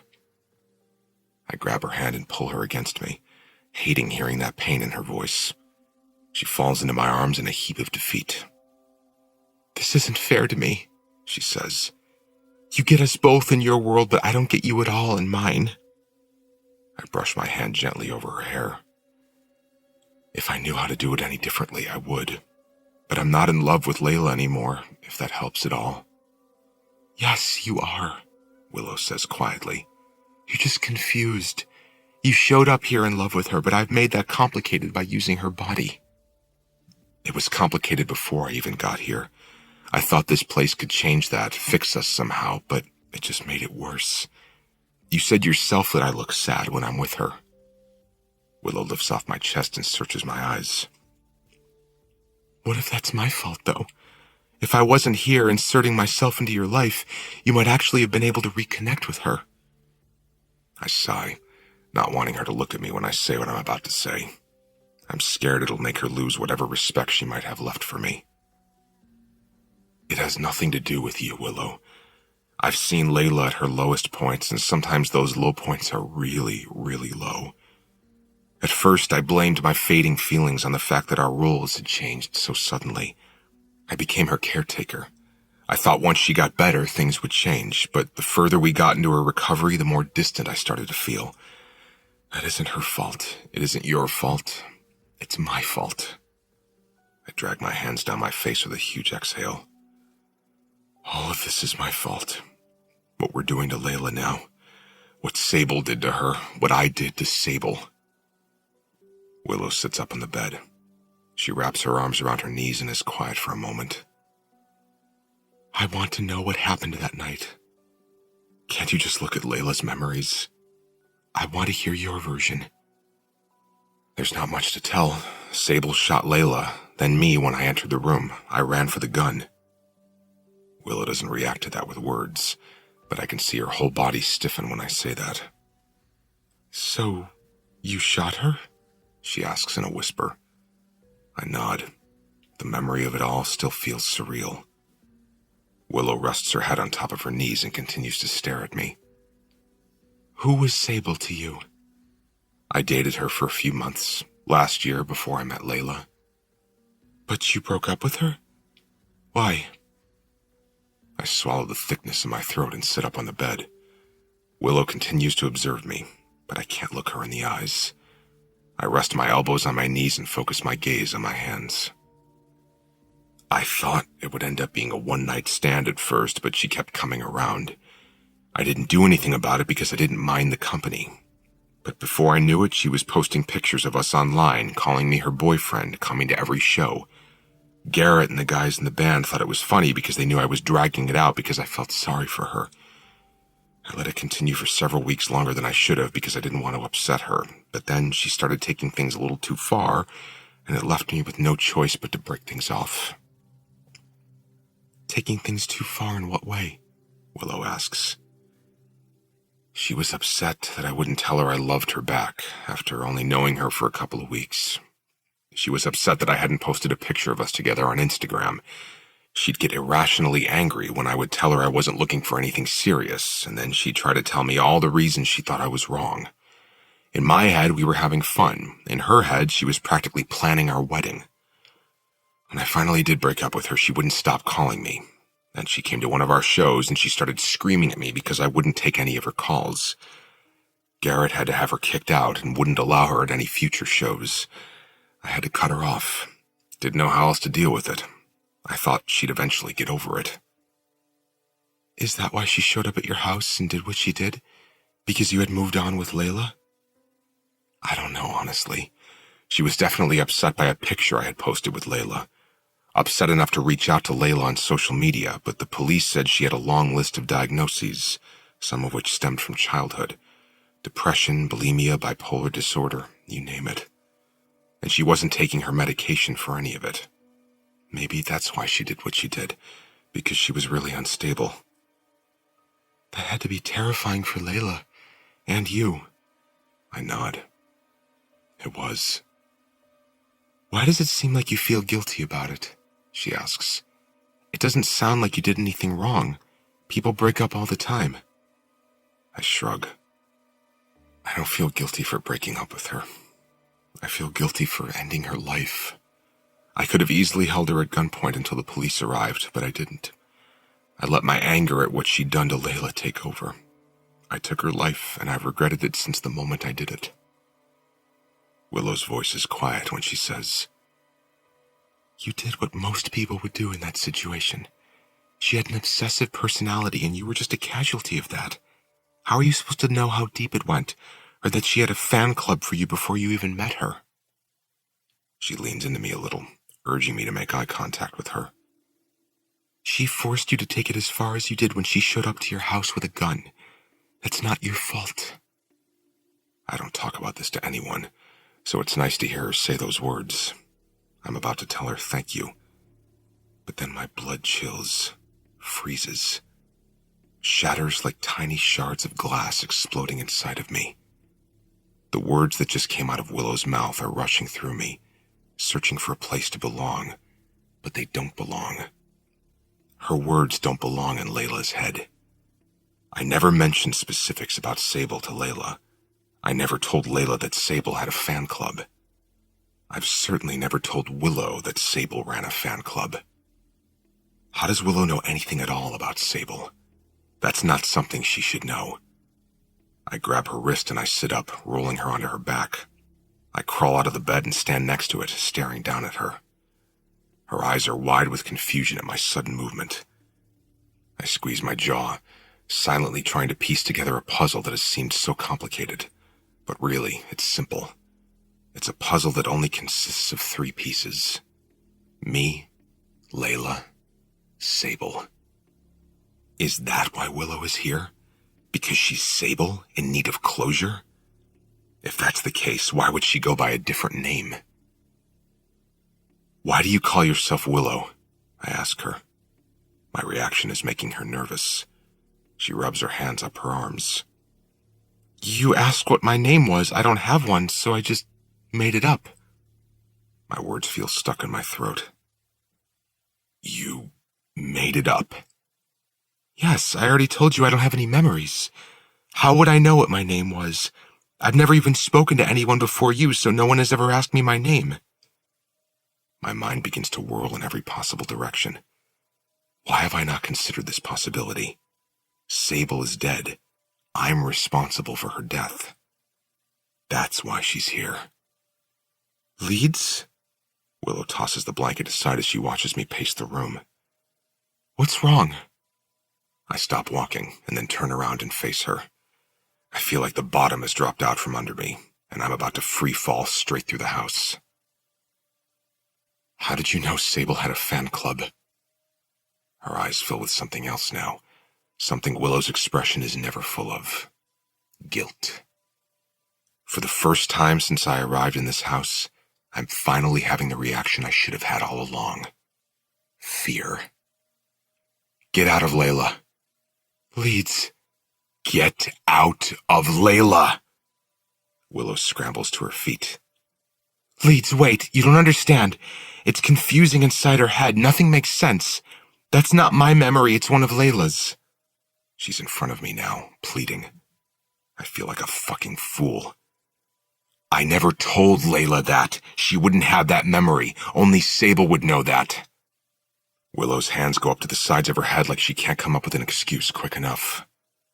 Willow is Sable, and I should have recognized that immediately. But I was too caught up in the idea of it all, too enamored that something this huge was happening and I was a part of it. I felt like I was part of something bigger than me or Layla, but all I've been a part of is destroying us even more than we've already been destroyed. I want Willow out of Layla, and I don't even care if she does it while Layla isn't in the bed.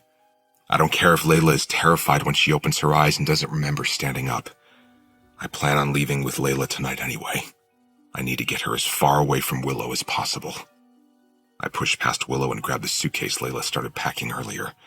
I throw it on the bed, then grab our other suitcase. Willow doesn't say a word while I pack. Her eyes just follow me around the room as I gather our things. I move to the bathroom and pack everything up. Then I walk to the top of the staircase. I shove one of the suitcases forward and watch it topple down the stairs, and then I rush down the steps with the other one. Willow is behind me, still inside of Layla. I don't know why it took me so long to realize this. Willow is here for a reason. That reason is because she's the one who shot us. That reason has been staring me in the fucking face since I walked into this house.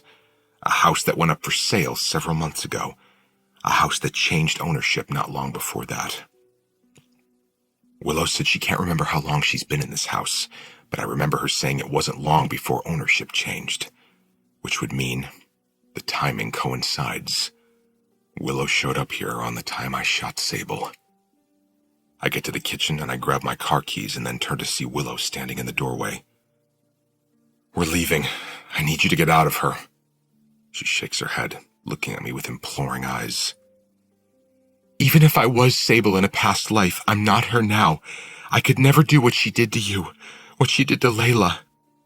I'm squeezing my keys in my fist, full of even more fear now. Every time I've asked Willow to leave Layla before, she's done it. What if she refuses to leave her now? What am I supposed to do? You said things were chaotic inside Layla's head. Are they chaotic because you have memories that aren't Layla's? Willow's chin is quivering. She nods. How many of Sable's memories do you have? She shrugs. I don't know. I don't know what memories are Sable's and I don't know what belongs to Layla. I have both when I'm inside of her. It's why I told you it was chaotic inside her head, because there are two versions of everything. Like what?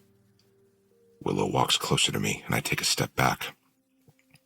Her eyebrows draw apart in agony when I step away from her. She stifles a sob and then sits down at the table. She's covering her mouth with both hands now, as if she's trying to keep the sobs at bay while also trying to keep the truth at bay. I reach behind me on the counter and grab a napkin. I hand it to her, wanting her to trust me as long as I'm still here. Long enough to let her explain herself, and then hopefully I can talk her into letting me leave with Layla. I repeat the question she's yet to answer, but I repeat it more gently. What memories do you have two versions of, Willow? She lifts her eyes to mine, wiping away tears with the napkin. None of them when I'm not in Layla's body, but when I am inside of her, there are a lot. I blow out an unsteady breath and turn away from her. She's been lying to me this whole time. Do you remember the shooting? Yes, she whispers. Do you remember doing it? There's a pause, and then... The memories all seem like mine when I'm inside Layla, so I don't know, it's there. But is it mine? I don't know. I turn around and look at her. Why else would you have access to Sable's memories? She looks away from me, covering her face with her hand, full of shame. I don't know. She stands up quickly and rushes over to me. If I was Sable, I'm not anymore, Leeds. I could never be capable of something like that. I feel sick to my stomach. Get out of Layla, I plead, knowing it's a hollow plea. There's no way she's going to let us leave now. Sable got to us once before, and now she's gotten to us again. And I fell for it hook, line, and sinker. Except this isn't some small mistake. It isn't even some huge betrayal. This is far beyond anything I could even imagine. This is otherworldly, way beyond my comprehension. Tears are spilling out of Willow's eyes. She just shakes her head, and with eyes full of sorrow, she says, I'm so sorry. And then she screams. It's a blood-curdling scream that makes my spine stiffen. I can instantly tell Willow is no longer using Layla's body. Layla looks around the kitchen and then grips the bar. She lowers herself as if her knees are too weak to hold her up. What is happening? Her voice is a shaky whisper. When she looks at me, her eyes are wide. Leeds, what is happening to me? I grab Layla's hand and pull her up. We need to leave, now. She's hysterical. She pushes away from me and says, I need my medicine, I'm freaking out. I packed it. She stops in the doorway and looks at me. Why? I need it. Where is it? I walk to the foyer and grab our suitcases. I'll get it for you in the car. We need to leave right now. Let's go. She's unmoving. Why are we leaving? Why am I downstairs? She spins in a circle, looking up the stairs and then into the kitchen. I can't remember anything. I think something is wrong. Something is wrong with me. Nothing is wrong with you, Layla. It's this house. We need to get out of it. She looks at me, and maybe it's the seriousness in my expression, but she finally nods in agreement. Okay, she says, her voice full of nervousness. I open the door and push Layla out first. Then I pull the suitcases over the threshold. Hurry, I say, needing her to be faster before Willow takes over again. We get halfway to the car when Layla stops. Let's go, Layla. She doesn't move. I look at her, but no longer see Layla standing next to me. It's Willow again. I just let go of the suitcases. I throw my hands up in defeat. The suitcases fall over and I kick one. I kick it again. I kick it and I kick it and I kick it because she's not going to let us leave. Leeds, stop, Willow pleads. I don't know how to get Layla out of her grasp now. And even if she does slip out of Layla, is Willow going to follow us? How do I know she won't be in the car with us when we leave? I can't call the police. What the hell would I say? The ghost of the girl I killed is stalking me? Again? How the fuck did I get myself into this mess? Listen to me, Willow says calmly. Her coolness is such a stark contrast to Layla's hysterics. If I was Sable in a past life, I am not anymore. I'm Willow, and I could never do what Sable did to you and Layla. If you want to leave, I'm going to let you leave, but... I shake my head. I don't even want to hear what you have to say. I want to leave. She holds up a hand. Please, just let me say this. She takes 2 steps forward, slowly. If I was Sable, then there's a reason I'm here. You've watched all the movies with me. You know all the theories. Why is Sable stuck here, Leeds?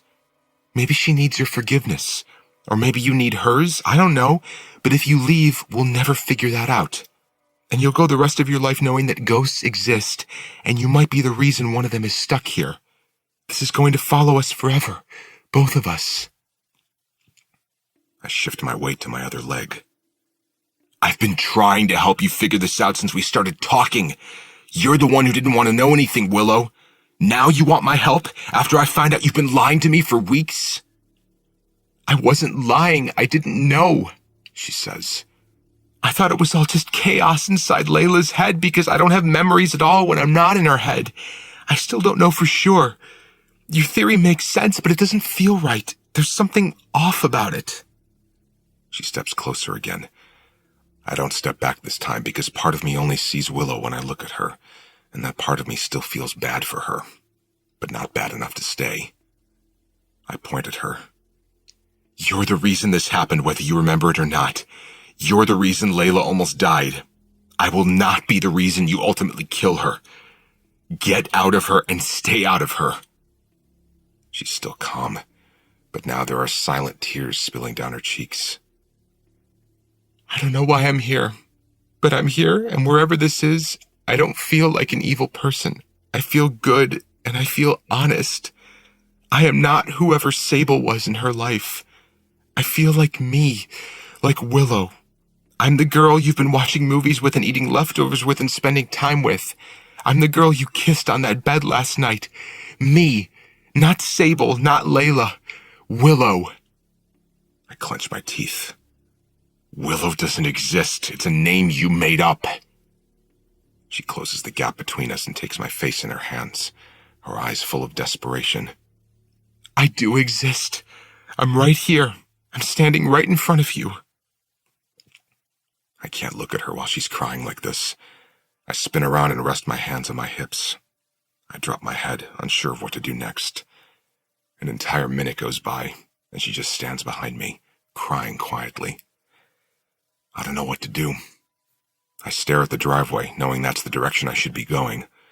But why is my internal compass pulling me in the opposite direction? Why am I even struggling with this decision? Why do I still feel drawn to stay here when she's the reason we're in this mess to begin with? Leeds, she finally says. Just go. I spin around, and Willow is looking at me, completely defeated. She waves toward the car. Go.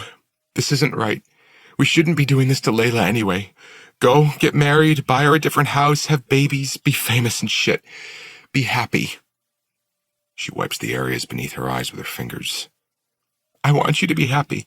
I promise I won't stop you when you leave with her this time, if that's what you want.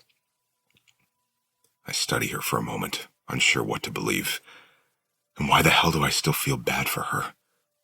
I walk over and pick up one of the suitcases, then the other. I walk them to the car and shut them in the trunk. She's standing at the driver's side door. I pause a few feet from her, watching her cautiously. Do me a favor, she says. Will you email that man and ask him to come here anyway? I need to figure this out now. I don't want to be here anymore. Those words and the agonizing way she said them settled in my chest. I don't want to be here anymore. I clear my throat. I'll email him tonight. She smiles gently, and her lips are trembling when she whispers, Thank you. Another tear falls out of her eye, and she looks up and to the right, her face pained. I hope you have a good life. And then she's gone. Layla is hysterical again. She spins in a circle, confused as to how she got outside. I grab her hand and walk her to the passenger side door. Just get in the car, I say, trying to sound calm, but that's hard to do when she's screaming and scared and confused and sobbing. I buckle her in and walk around to the driver's side door. I place my hand on the door handle and pause for a moment. Layla is screaming for me to hurry, My head is pounding from the pressure of everything that's happened in the last hour. I just want to scream because I feel like I'm being torn in half right now. I think about the night I met Layla. I think about what she said, about realms and how she believes we move from one realm to the next to the next. I think about how she said in the womb we don't remember existence before the womb. In life, we don't remember being in the womb, and how in the next realm, we may not remember this life. What if Willow really doesn't remember being Sable? What if who she is in this realm is different from who she was in her past realm? She's right. No matter how far from this place I get, I'll never stop thinking about this. I'll never stop needing answers. I look back at the house, at the place that means the most to me in this world, the heart of the country. If Willow, Sable, didn't need my help, why would she have come here? There's a reason she's here. She knew I would show up here somehow. Maybe it was a cosmic force at play. Maybe it's something as simple as needing Layla's and my forgiveness. Whatever it is, whether the reason is complicated or simple, this whole thing is bigger than Layla. This is bigger than me. This is so much bigger than the world I thought we existed in, and I'm trying to force it into a tiny little box and tuck it away like none of it is happening. I feel the pull to help Willow in my gut, my bones, my heart. If I walk away, those feelings will stay here in this house with this ghost, and I'll leave feeling just as empty as I felt when I arrived. I can't explain why, but walking away from this place out of fear feels so much worse than staying to help this girl find closure. If Layla and I are related to the reason she's stuck here, we're more than likely also her only way out. Leeds, Layla pleads. Get in the car! I'll always feel a constant pull to this place, no matter where I am in life or how far I drive away from here. And for the life of me, I can't figure out why. Why do I care what happens to Sable? Is she manipulating my thoughts somehow? Willow, I say into the air. I have a question. Get back inside Layla again. Layla is still yelling my name, begging me to hurry. Then she stops. She's suddenly calm as she unbuckles herself and opens her door. When she climbs out of the car and turns around, it's Willow looking back at me from over the top of the car. Have you ever gotten inside of me? I ask her. She immediately answers with a shake of her head. No, of course not. The look on her face is a clear indicator that she isn't lying. You said you only have memories when you're attached to a body, I say. Is that right? She nods. If that man comes to help you, then you're going to need a body. You're going to need those memories. It takes my words a few seconds to register, but when they do, Willow covers her mouth with her hand, trying to stifle her cry. Then she drops her hand to her chest, over her heart. You're going to help me? I let go of a regretful sigh. Yes, and I have no idea why, so please don't make me regret this. Please. Willow shakes her head adamantly. I won't, but Layla isn't going to stay here willingly, not after tonight. I walk back toward the house and away from the car. I know. This is the moment I truly question myself as a boyfriend, a caretaker, a human being. I don't know why I feel so strongly about staying or why I feel so strongly about keeping Layla here with me. My behavior right now goes against every moral I have, but I've never felt this kind of certainty in my gut. My gut is telling me this terrible decision will pay off when it's all said and done, which means this is the moment I'll likely regret the most. The interview. I'd like to speak to Willow now, the man says. He doesn't stop the tape recorder. He just stares at me expectantly, waiting for me to go upstairs and untie Layla. When I make it up to the bedroom, I can tell Willow is already inside of her. He makes me nervous, she says. He seems harmless. He's just so ambiguous. It's been a one-sided conversation all night. He hasn't offered up anything. I don't respond to that because I've known him just as long as Willow has, so I can't vouch for his character. But what's the worst that can happen? He doesn't have answers. We're already at that point, so it's not like he can make it any worse. Willow is quiet as we descend the stairs.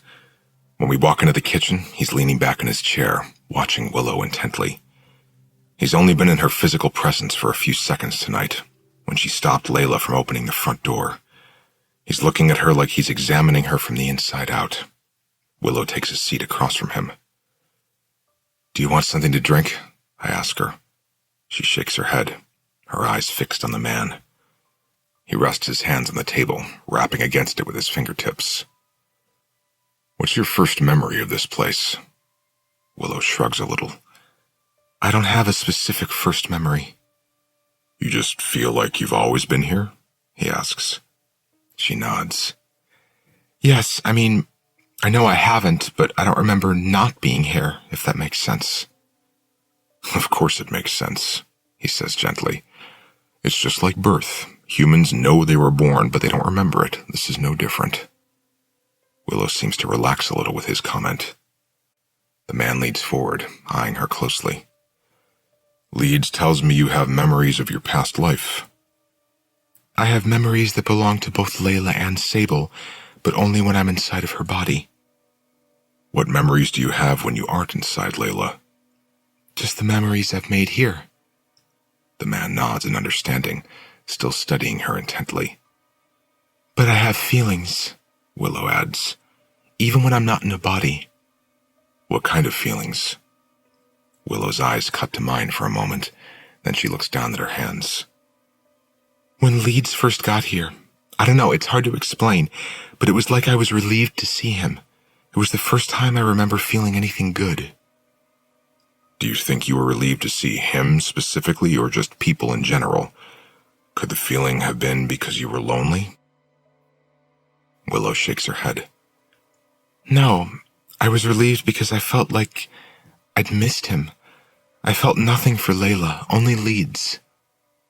"And you felt this before you were in Layla's body for the first time?" Willow nods. I had no idea she felt anything at all when we first arrived, but it means very little. Sable thought she had feelings for me when she was alive, so it makes a little sense that those feelings would carry over into whatever place she's in right now. Willow rubs the bandages on her wrists. I notice the man's eyes drop to Willow's hands. He stares at them.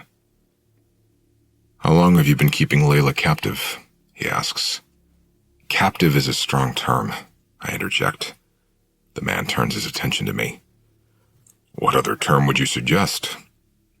I try to think of an alternative, but I can't. He's right. We're holding Layla here against her will, and there's no soft way to describe that. "We tied her up shortly after I messaged you and asked for your help." "Do you untie her when Willow takes over?" he asks me. "Yes, but I don't think we can use her much longer. She's only slept a few hours over the last few days."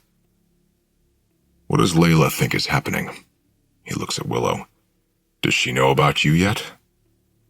Leeds tried to explain to her why she couldn't leave, but it still didn't calm her down. So, we thought the best way to get her to understand would be to show her.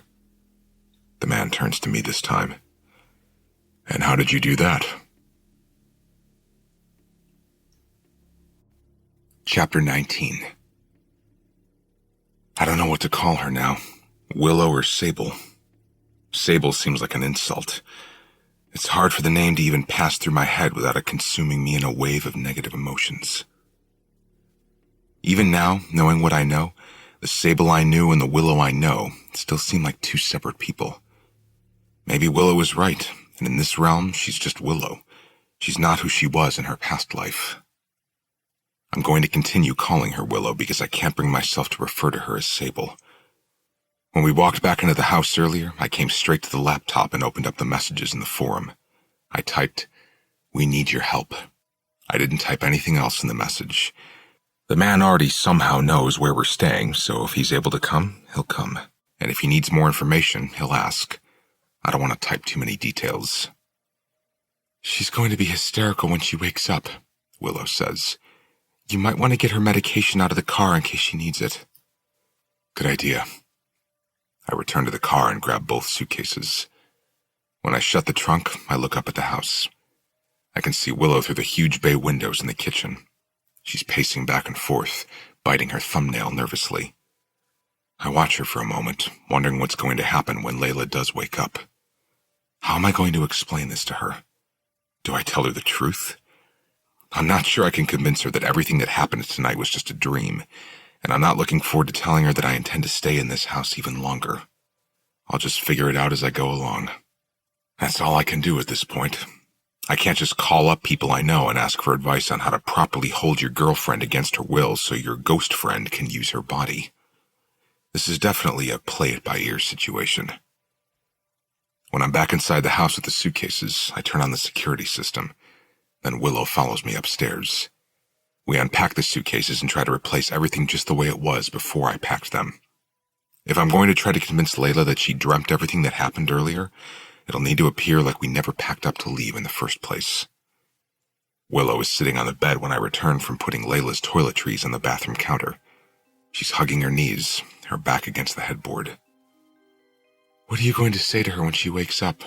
Willow asks. I don't know yet. She nods, folding her lips together tightly. I walk over to the bed and take a seat. She lays her head on her knees and stares at me.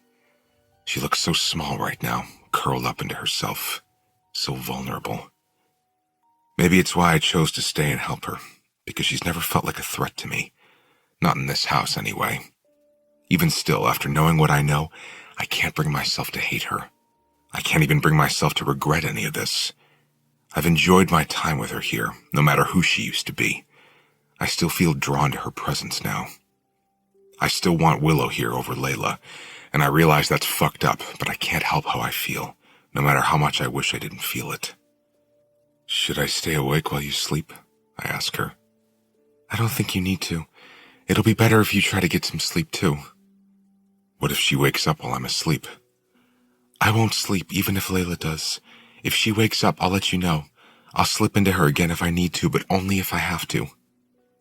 We both lie down and pull the blanket over us. I want to wrap my arms around her because she looks scared, but there's too much between us now for that. No matter how much I still feel an irrational pull toward her, I can't kiss her like I did last night, knowing what I know now. Willow doesn't even seem like she expects me to. She closes her eyes. Good night, Leeds, she whispers. I wake up to a violent shake, like my entire body is being jostled around inside a dryer. I feel hands on my shoulders. Someone is pulling on my shirt. My eyes are so heavy I feel like I might have to use my fingers to pry them open. Leeds! When she says my name, my eyes finally flick open. I immediately sit up on the bed. Layla has turned the lamp on and is standing next to me. She's pulling on my hand now. Something is wrong, she whispers, her voice panicked. She attempts to pull me out of bed, but I don't move. She finally releases my hand and goes to the dresser. She pulls out a pair of blue jeans and steps into them. Something is wrong with me, Leeds. We need to leave. I don't want to be here. I try to keep my voice steady when I say, You had a bad dream, Layla. Come back to bed. She looks at me like I've insulted her. She takes 2 steps forward and says, I'm not dreaming! She hisses the word dreaming in a feverish way, but then she looks away as if she's embarrassed by her own outburst. I'm not dreaming, she mutters. I get out of the bed and meet her near the dresser. It's okay, Layla. I'm here. I try to hug her, but she pushes against me, jamming a finger into my chest. You know it's not okay. You were there earlier. You were trying to leave too. She grips her forehead with one of her hands and spins in a circle, looking frantically around the room until her gaze is fixed on mine again. What is happening? Am I going crazy? Guilt knots in my stomach because of the direction her thoughts are going, but I say nothing to disprove those thoughts. Maybe it's better if she assumes she's going crazy. The truth would be too hard for her to accept. But is it right to let her think she's losing her sanity? Layla stares at me for several very long, worrisome seconds, as if she knows I'm holding back. Distrust slips between us. It's just a flash, a second of darkness in her eyes, as if she's questioning whether or not I'm on her side. Before I can even answer that silent question, she darts for the bedroom door and runs toward the stairs. She's trying to leave. She can't leave. I chase her. I pass her. I get to the front door before she does, and I press my back to it, stretching my arms out across it. I can't let you leave like this. You're upset. She shakes her head, small, fast jerks, and her eyes brim with tears and fear. Then she rushes into the kitchen. I follow behind her and watch as she takes a knife out of the butcher block and spins around, waving it wildly at me. "Let me leave." Her voice is low and threatening, but it's also trembling. "Put the knife down," I plead. "I'll put it down when I'm in the car." I shake my head. "I can't let you leave, Layla." "You can't make me stay!" she screams. "Why are you trying to make me stay?" She covers her mouth with her hand to stifle a sob, but she keeps the knife up, pointed in my direction. "Something is happening to us, Leeds. You're going crazy, or maybe it's me, I don't know, but it's this house and we need to get out. Please." I grip the back of my neck as I try to think of what to say, how to calm her down. I don't know what excuse I can use to get her to stay, but I don't want her to leave in such a hysterical state. And then it hits me. The car won't start. Her eyes narrow. "I tried to start it earlier. It's dead. We can't leave until the battery I ordered gets here." She points the knife at me like it's her index finger. "You're lying." "I'm not lying." "Then let me try to start it." She begins to walk toward the exit to the kitchen, but I block it. That's when it really hits her. Until this moment, she was just confused and a little bit scared, but she gets it now. She realizes I'm not entirely on her side. I want to be on her side, but there's something preventing me from choosing.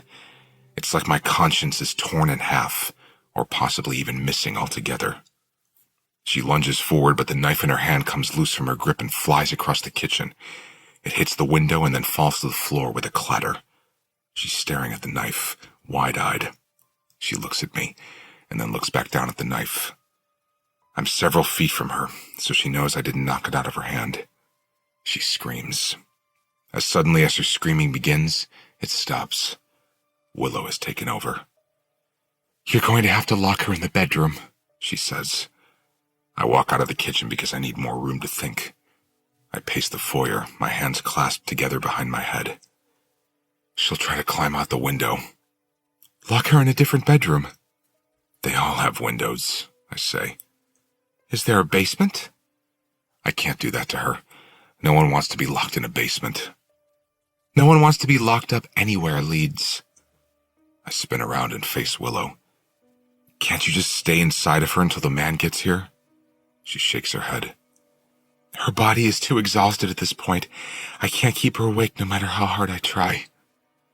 I'd rather Layla not be in and out of consciousness like this. It's driving her mad, but I'm not sure I can let her go at this point. She goes straight to the police.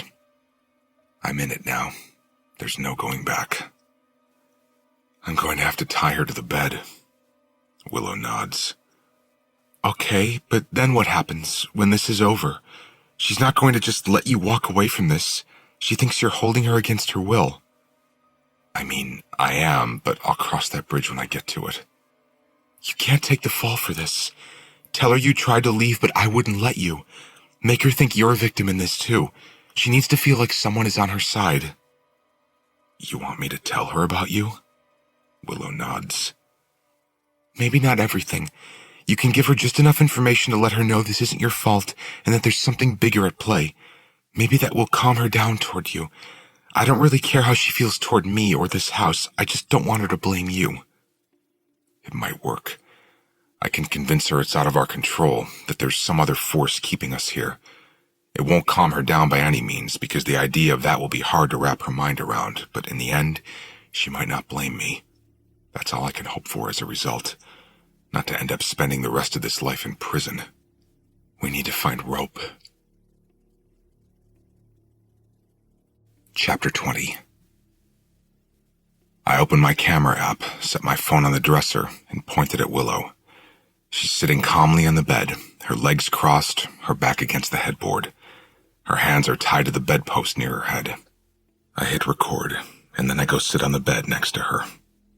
I squeeze her hand reassuringly because she looks nervous. Then I look into the camera of my phone. "Layla, I know this is confusing. I know it's scary, but I need you to listen to me." I blow out a breath. There's someone in this house, someone we can't see. It's bigger than me and you. She's stronger than me and you, and until I help her, we can't leave. I look at Willow. What's your name? Willow, she says. Are you a danger to Layla? No. Am I a danger to Layla? Willow shakes her head.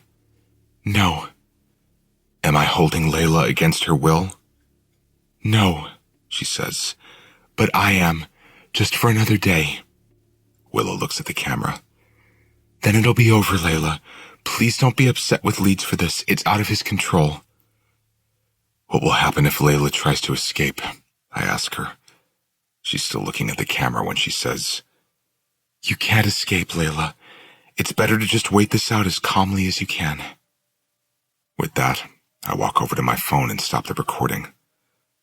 She's going to be scared when she sees that, Willow says. She's already scared. I turn out the light, but the room isn't pitch black because the sun is probably about to rise. We've been up all night. I close the bedroom curtain.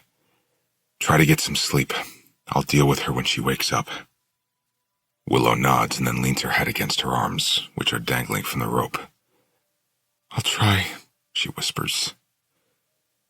She fell asleep about half an hour ago. I moved the security camera from the grand room into our bedroom. That way I can keep an eye on Layla if I need to go downstairs. I've been sitting in a chair next to the bed since Willow fell asleep, but it's been a challenge just keeping my eyes open. I want to be by Layla's side when she wakes up. She's going to be scared, terrified. My eyelids are falling shut when my phone pings with a notification. I jerk in the chair and look over at Layla. It didn't wake her. I have a new notification from the forum. I frantically move my fingers over the screen to unlock my phone, and then I click on the notification and read his message. I'm on my way. That's all his message says. He didn't even ask questions. I'm relieved, but I also have no idea what to expect. Who to expect. When to expect him. I close my eyes and press my phone against my forehead, releasing a rush of air from what seem like concrete lungs. I feel the weight of all that's happened since I came into her life. Every ounce of it, as if every bad decision I've made were compressed into the shape of a cinder block, and that cinder block is pressing down on my chest. Layla gasps before she screams. The weight of my chest doubles when I see the panic set in. Her eyes are flittering around the room wildly. Then she screams again when she sees she's tied to the bed. She rubs her wrists together in an attempt to slide out of the rope, but the rope doesn't budge. I press a calming hand to the side of her head to try and get her to look at me, but she's in fight or flight mode now. She's digging her heels into the mattress, trying to get away from me, but she has nowhere to go. It's okay, I say quietly. Don't be scared. She's taking in huge gasps of air like there isn't enough of it in the room. She's crying again. Every tear that falls down her cheek feels like a knife jamming into my heart. I may not have the same feelings for her that I used to have, but I still love her. And despite what it might seem like right now, I don't want any harm to come to her. There's such a morbid irony to this moment. Sable caused a lot of grief and pain to Layla's life. And now, in order to help Sable, Layla is suffering yet again. It isn't worth it. No part of me should want or even care to help Sable. But to me, I'm not helping Sable. I'm helping Willow. None of it makes sense, but it's like I'm not entirely in control of my choices. I can't be, or I wouldn't be making such a shitty one right now. I crawl onto the bed with Layla and I hold her, because no matter how scared she is right now, I know there's still a part of her that needs to be comforted. Or maybe it's just me who needs to comfort her. Either way, I wrap my arms around her, and I hold her through her hysterics. I hold her until the screams and pleas and cries begin to exhaust her, and she's finally still long enough for me to speak to her without her interrupting me. I need to show you something. After I show it to you, you'll understand why you're tied to the bed. She doesn't even look at me. She's still sobbing, but it's a desperate cry, as if I've lost my mind and there's nothing she can do about it. I open the video on my phone and put it in front of her. She jerks her eyes away in defiance. I hit play on the video, and she doesn't look down at the screen. I make sure the volume is all the way up so she can hear my words through her tears. She's staring up at the ceiling, and she continues to do so until she hears herself speak. When she hears her own voice utter the name Willow, her eyes fall to my screen. She witnesses a memory of herself she can't remember, and she watches in silent horror. And then she screams. It's a scream like nothing I've ever heard. The sound of it rips my heart in half. Chapter 21. After I played the video, Layla was terrified and confused and became even more combative toward me. It's been a day and a half since I showed her the video, and she's still upstairs screaming. Her voice is hoarse now. She'll go through small bursts of hysterics, then she'll be angry, then she's too exhausted to feel anything at all. Every hour she moves through the entire spectrum of emotions. Willow took over her body long enough to make sure Layla was getting food, but we aren't sure when the man is going to show up. He indicated he was on his way, but from where? It's almost dark out now, and I've received no messages from him since the one he sent yesterday. Every minute that passes is another minute I feel terrible for torturing Layla the way that I am. I walk upstairs to go keep her company. I've been sitting with her periodically, trying to reassure her. I feel like if she can see that I'm calm, then maybe it'll help her to not feel so afraid. When I showed her the video yesterday, she just kept saying, "That's not me, that's not me, that's not me." I didn't want to put her through more agony, so I didn't force her to watch it again. It took me days to become open to the possibility of Willow. I can't expect Layla to accept it immediately, especially while being tied to a bed and held against her will. When I open the door, she stops yelling. She keeps her eyes trained on me as I walk to the bed. She flinches as if I'm going to do something to her. I sit down on the chair next to the bed and brush the hair from her eyes. "I am not going to hurt you. I'm trying to help you." Her eyes are swollen from the toll the crying has taken on her. "If that's true, then let's leave," she pleads. "We will." "When?" Willow doesn't want us to leave until I help her talk to a guy about her situation. I'm hoping he'll be here tonight. "Willow wants to talk to him?" I nod. Layla laughs, but it's kind of a frightening sound considering the situation. "Willow," she whispers. "Willow. I called myself Willow in that video." She cuts her eyes to mine. "Did you drug me?" "No. Willow is a spirit trapped in this house who sometimes uses your body to communicate." "A spirit?" She says it flatly, as if I've lost my mind. "You saw the video, Layla. There's no other way to explain what you saw." "I saw a video in which you drugged me and forced me to say things I don't remember saying." I sigh and lean back in the chair. "I wouldn't do that to you." I say that, but at this point, I'm not sure it's something that's beyond my integrity. I'm not sure I even have a shred of integrity left, to be honest. "If you let me go, I won't tell anyone," she says. "I promise. I won't go to the police. I just want to leave. I won't even use the car. I'll walk." "I'm not going to keep you tied up forever. As soon as the man gets here and does what he needs to do, I'll let you go." Her face hardens, and she looks away from me. A light shines across the wall, pulling both of our attentions toward the bedroom window. The curtain is closed, so I walk to the window and push it aside. There's a man climbing out of a white pickup truck. He's a large man, tall, not wide, with a bushy beard. There's a hat on his head, some sort of cap that seems to match the logo on his work truck. He tosses the cap into the pickup before running a hand through his hair and looking up at the house. He sees me in the window. He nods once, then starts heading for the front door. "Help!" Layla's voice is desperate and loud. So loud. "Please be quiet." I rush over to the bed and cover her mouth with my hand. "The quieter you are, the faster he can help. I need you to promise me you'll be quiet." She's still screaming against my hand. I look around the room for the tape I brought up with the rope yesterday. I didn't want to do this, but I'm going to have to. I can't have a conversation with this man downstairs while Layla is screaming her head off upstairs. I tear off 2 pieces of tape and cover her mouth with both pieces. I hold her face gently in my hands. "I am so sorry, Layla." I kiss her on her forehead and then leave the room. The doorbell rings just as I reach the bottom of the stairwell. I open the door, not sure what I was expecting, but it certainly wasn't this guy. He's in his late 30s, early 40s. He's wearing a Jiffy Lube shirt, and he smells like motor oil. "Sorry about the smell," he says, waving at himself. "It's the only body I could find when I got into town."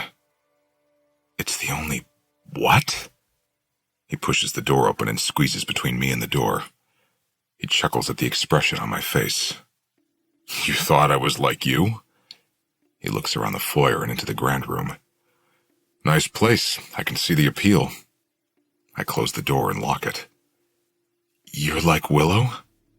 The man turns to me and nods, but then his attention is pulled to the top of the stairs. Layla is beating the headboard against the wall. There's no denying her muffled screams. We can hear them clearly, even from down here. "Who is that?" "My girlfriend, Layla." "Why is she making all that noise?" "I had to tie her to the bed." The man raises an eyebrow. "Is she going to be an issue?" I shake my head. "No, she's just upset with me, but I don't need you to help with her. I need you to help with Willow." "Where is Willow?" "She's here. Layla needs to rest, though.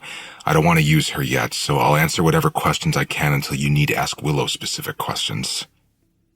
The man walks to the kitchen table and sets a briefcase down. He opens it and pulls out a tape recorder. I wasn't aware everything I would be telling him would be recorded. "I have my girlfriend tied to a bed upstairs, and the only thing I know about this man is that his username is Uncover Inc. Now he's about to record everything I'm about to admit to?" "How do I know I can trust you?" I ask him, eyeing the recorder. The man glances up at me. "You don't have any other choice, do you?" Chapter 22. I've caught him up with everything I can think of, all the way up to the second he sat down at this table. "So, that's where we are," I say. "What's your advice? How do we help Sable find closure?" "You sound so sure that Sable has anything at all to do with this." The man turns his attention to Willow. "Have you ever taken over Leeds?" "No," Willow says. "Only Layla." "I think you should try it. I'd like to see how your memories compare while inside his head." Willow looks at me with concern. She even looks somewhat uncomfortable with the idea of this. "I won't do it if you don't want me to." "I'm fine with it." I am fine with it. I'm fine with anything he thinks might help us out of this situation. And to be honest, I've been curious what it's like, what Layla feels when it happens to her. Willow stands up. "I won't be inside Layla if I move into Leeds. We'll need to tie her up again." There's a nervous energy between us as we ascend the stairs to the bedroom, because we're about to do something we've never done before, something we've never even thought to do. Willow sits on the bed and looks up at me as I reach for the rope still tied around the bedpost. "Are you sure about this?" "I have nothing to hide, Willow. It's fine. It might even help." I wrap the rope around her wrists and begin to tie them. "How could it help?" I shrug. "I don't know, but he's like you. He isn't like me. He knows more than both of us put together, so we just have to trust him. It's all we have left." She inhales, and when she exhales, she leaves Layla's body. Layla just slumps against the headboard. "Not again," she says, her voice full of defeat. "Why is this happening?" The expression on her face is an agonizing one. I force myself to look away. "I don't know," I say quietly, "but I'm sorry it's happening." I walk to the door and Layla is calling after me, but I can't stay to listen to her pleas. I lock the door behind me and head back downstairs. "Where should I sit?" I ask the man. He motions to the chair I've been sitting in this whole time. "Right there will be fine." He reaches out his hand. "Give me your phone. I'll record our interaction while she's inside of you and play it back for you when it's over." I slide my phone to him, and he props it up using his briefcase. He points the camera at me and presses record. I suck in a nervous rush of air. I'm staring at the phone when I say, "I'm ready, Willow." I only feel it for a second. A whoosh, like a rush of wind moving through my head. It's as quick as the fluttering of an eyelid, but I know time has passed, because when I open my eyes, I'm still looking at my phone, but the minutes on the recording have changed. It went from just a few seconds to over 3 minutes. It's like being under anesthesia for a surgery. You're awake, and then you're awake again, with no memory of the in-between. "Did it already happen?" I ask, looking at the man. He's staring at me with narrowed eyes, as if he's working through a difficult equation. He reaches over and hits stop on the cell phone recording. I bring my hands up to a point against my chin, overwhelmed by the simplicity of what just happened, but also overwhelmed by the magnitude of it. It was a strange sensation, but also not entirely unfamiliar. Someone might pass it off as a dizzy spell. I think back to all the times Willow has done this to Layla. How terrifying it must have been for Layla to be in the middle of a bite of food, and then one blink later and her plate is suddenly empty. 1 second she was upstairs, the next second she was outside. I run my palms down my face, flooded with guilt for what this has done to Layla's mental stability. I knew this was affecting her, but now that I've just put myself in her shoes, I feel even worse. Not to mention, I still have her tied up like she means nothing to me. I can't believe I've been letting Willow do this to Layla. "What did Willow say?" I ask him. "I want to watch the video." He picks up my phone, but before he hands it to me, he says, "Do you have access to Layla's medical records?" I have access because I've been to every appointment she's had since I've been with her, but I don't know why he'd need them. "Why?" "I'd like to see them." "Why?" I say again. "Because I'd like to see them," he repeats. This man has given me absolutely nothing tonight. Just question after question and not a single answer. I sigh, frustrated, and then pull my laptop in front of me. It takes me a couple of minutes to log into Layla's medical records, and then I slide the laptop over to him. "You think you're ever going to give us an explanation, or is this one-sided interview going to go on all night?" The man stares intently at the computer screen as he responds. "Go get Layla for Willow so I can show you both the video." I gladly push back from the table. I walk up the stairs, wondering what the video is going to show. And why does he need Willow and Layla's body to play it back to me? I think Willow needs to stay out of Layla from this point forward. There's not really a reason to take over anymore. We've told the man everything. Layla has been through enough. Part of me wants to untie her and let her leave so she'll be put out of her misery, but the room is quiet when I open the door. Willow has already taken over Layla again. It's probably for the best. I feel too guilty to face Layla right now. "It isn't right, what we've been doing to Layla," I say. I untie the knots and loosen the rope. Willow just nods in agreement. When I've released her hands, she wipes at her eyes, and I notice for the first time she's crying. "What's wrong? What did you find out?" "I don't know what any of it meant," she whispers, her voice catching in her throat. Then she's off the bed and past me and out the bedroom door. She's walking with urgency in her steps. I rush down the stairs behind her, and when I get to the kitchen, she grabs my phone from the man. She shoves it into my hands like she doesn't want another second to pass without me seeing the video.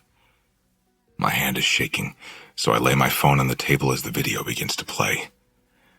I see myself on the screen, and right when I say, "I'm ready, Willow," on camera, there's an instant change in me. My posture stiffens, my eyes open. I look down at my shirt and then hear the man's voice when he says, "Willow?" My head nods up and down. It's so strange, seeing myself do things I don't remember doing. I turn the volume all the way up on the phone so I can hear the conversation he had with Willow while she was inside my head. "What do you feel?" the man asks Willow. "Worried." "Don't be," the man says. "I just want to clear up a few things. I need you to try and see everything from Leeds' point of view right now. Can you see his thoughts, his memories?" Willow nods. "I want you to go back to the day Leeds and Layla were shot. Do you have that memory?" "Yes." "Can you see that day from his point of view?"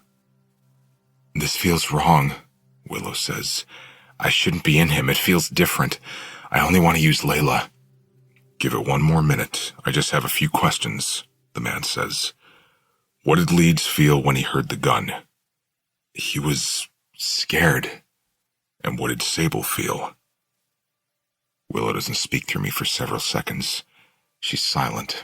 Then, I don't know. I can't find that memory. Do you have another memory of that moment? No, just the memory Leeds has. I remember what happened before he heard the gunshot, but not during. What happened before? He was in his bedroom with Layla, packing for a trip. What about after that? What's the next memory you have that doesn't belong to Leeds? There isn't one after that. All these memories belong to Leeds. Okay, the man says. Almost done. Let's back up. Go back to the night Leeds and Layla met here.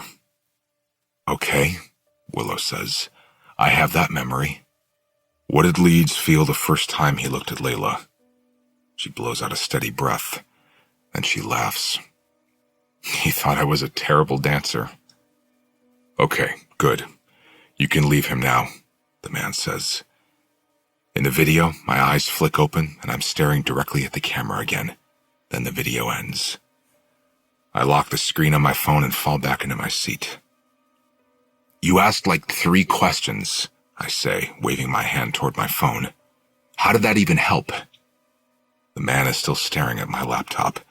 Willow is pacing the kitchen behind me, biting her fingernails again. This entire thing seems pointless. I'm ready to call it quits and get Layla out of here when the man looks up at Willow and says, Why did you say he thought you were a terrible dancer?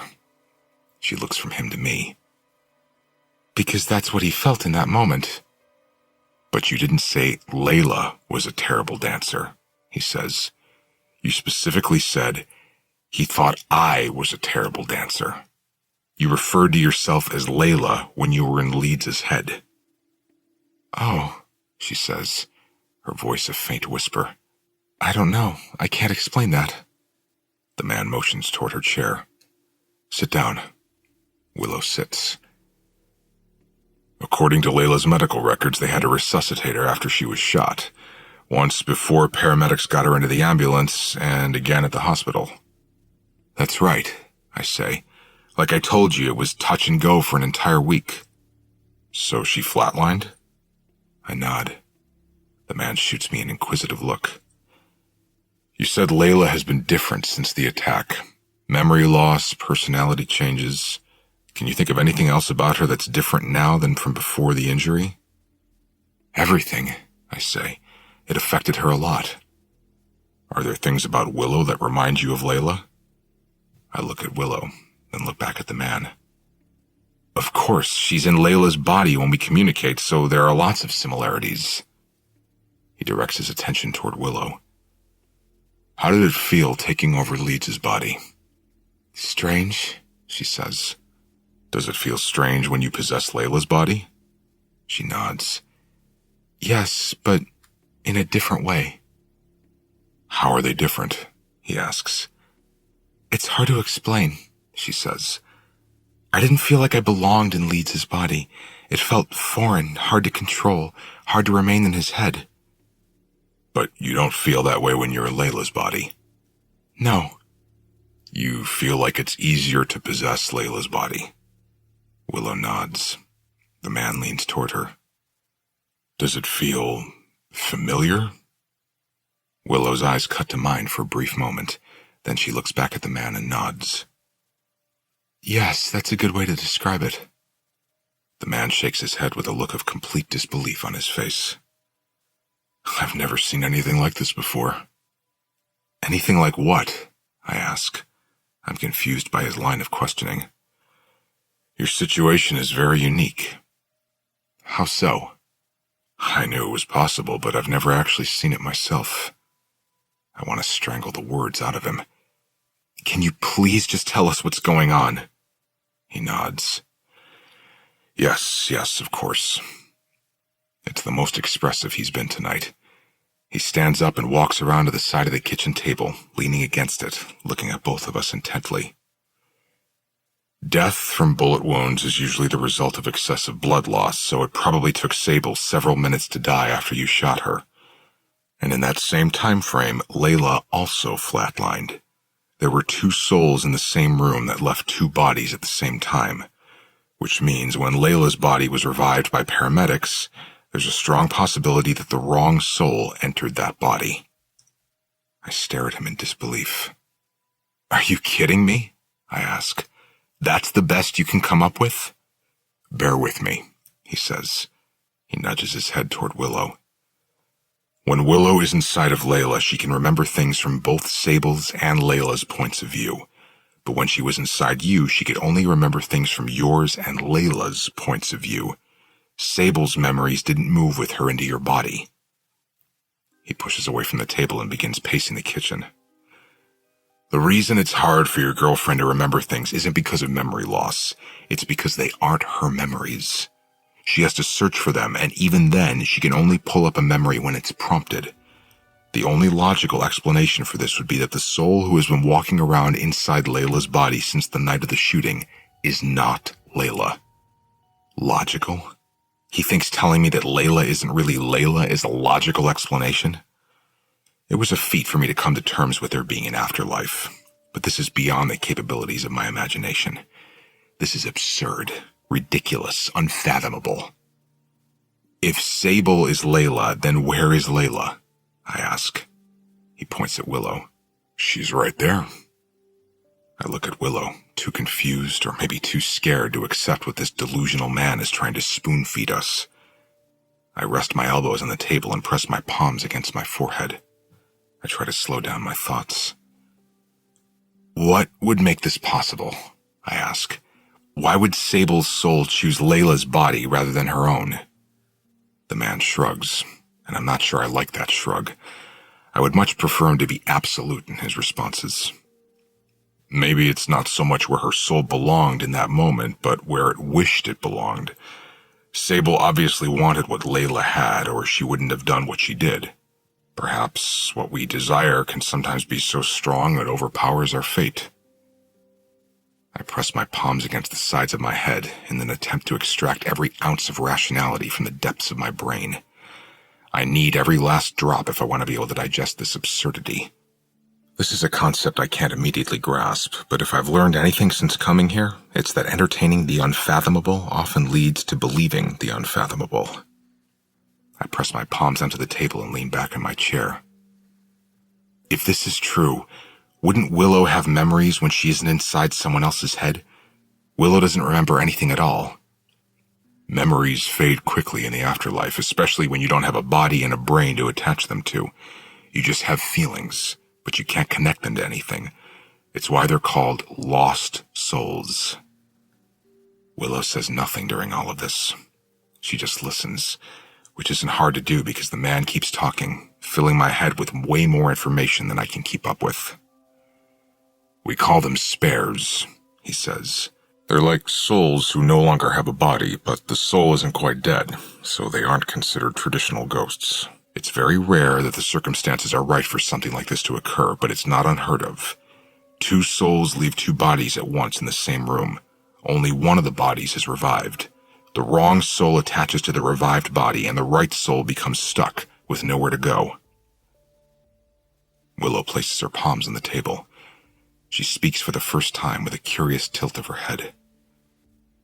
If this is true, and I'm Layla, how and why did I end up stuck here in this house?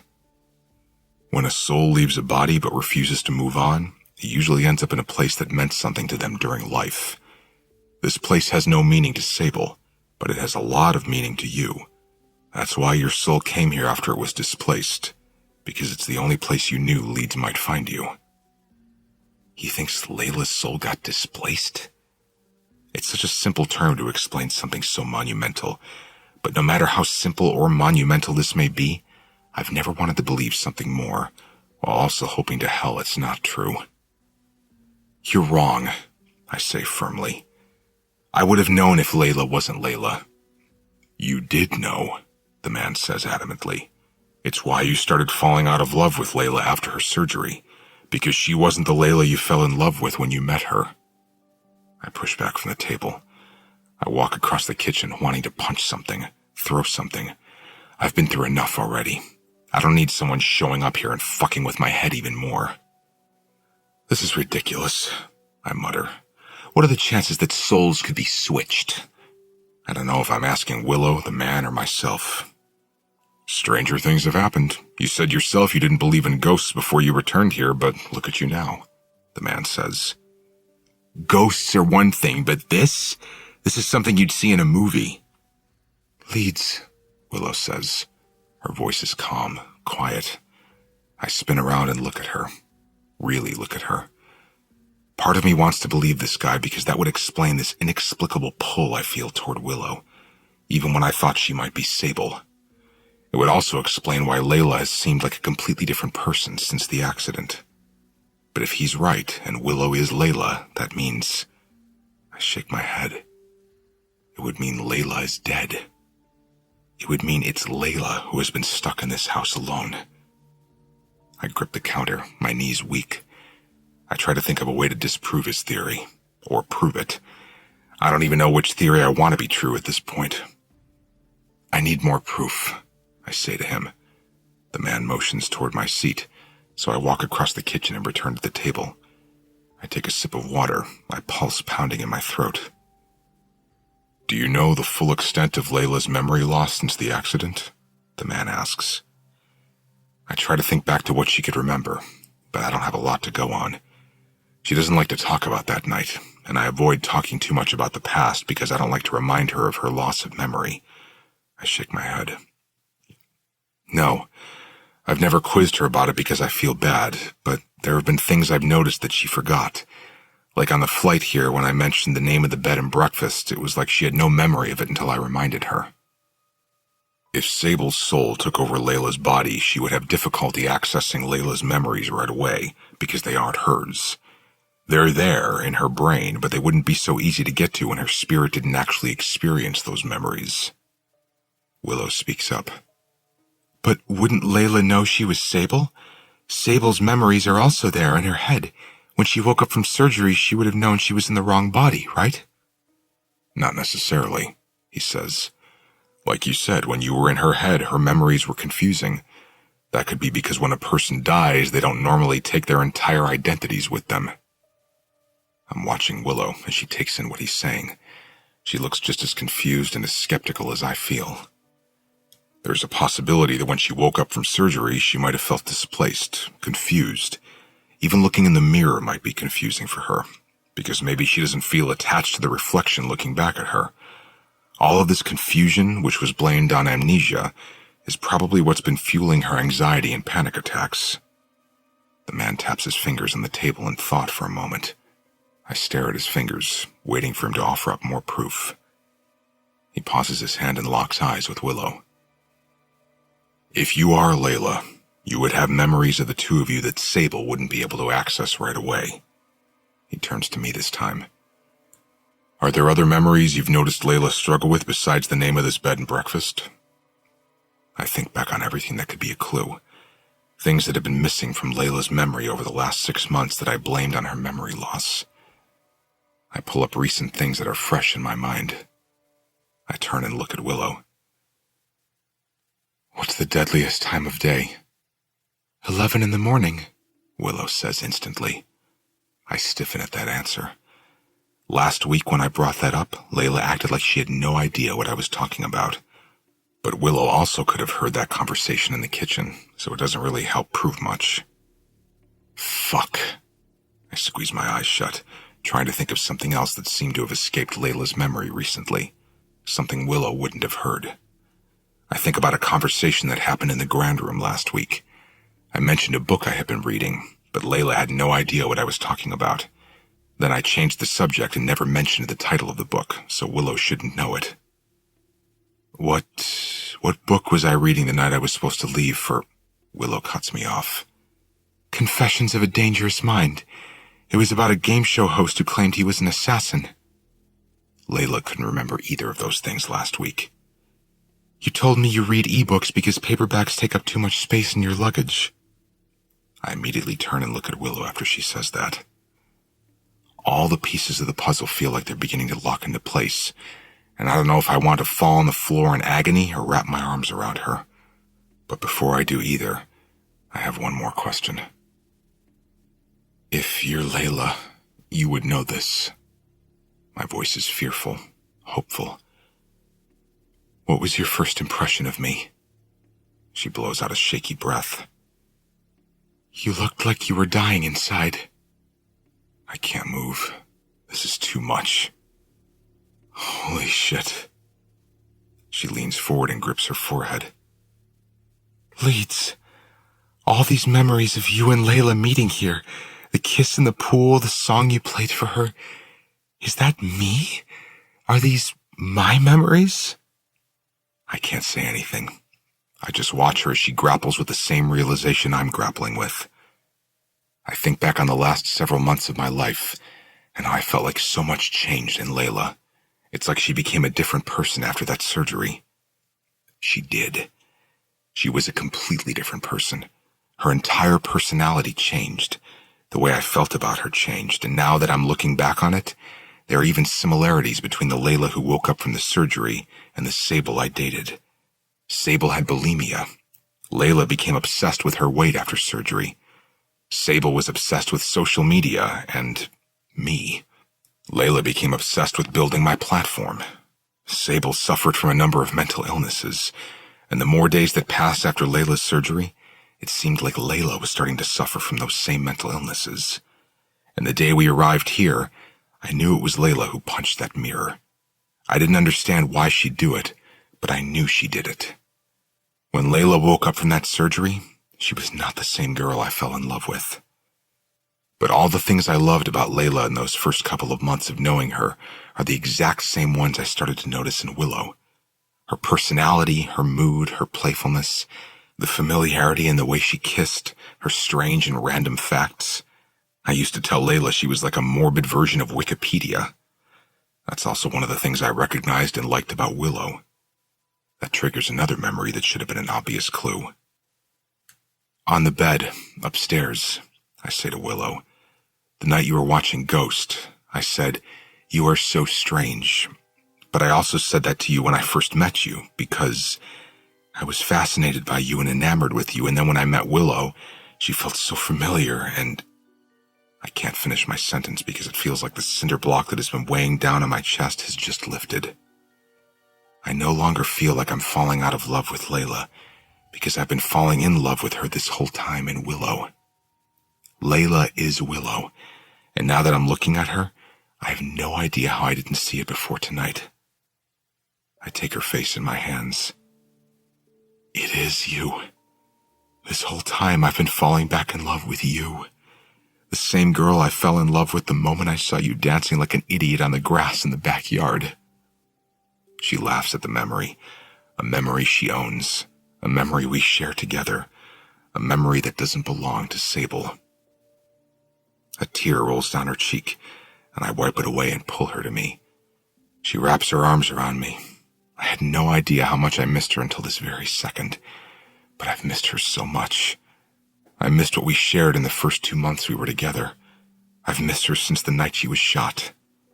I've had this constant hollow feeling inside me since that night, and for so long I felt guilty for feeling that way, for feeling like I lost her when she was still right in front of me.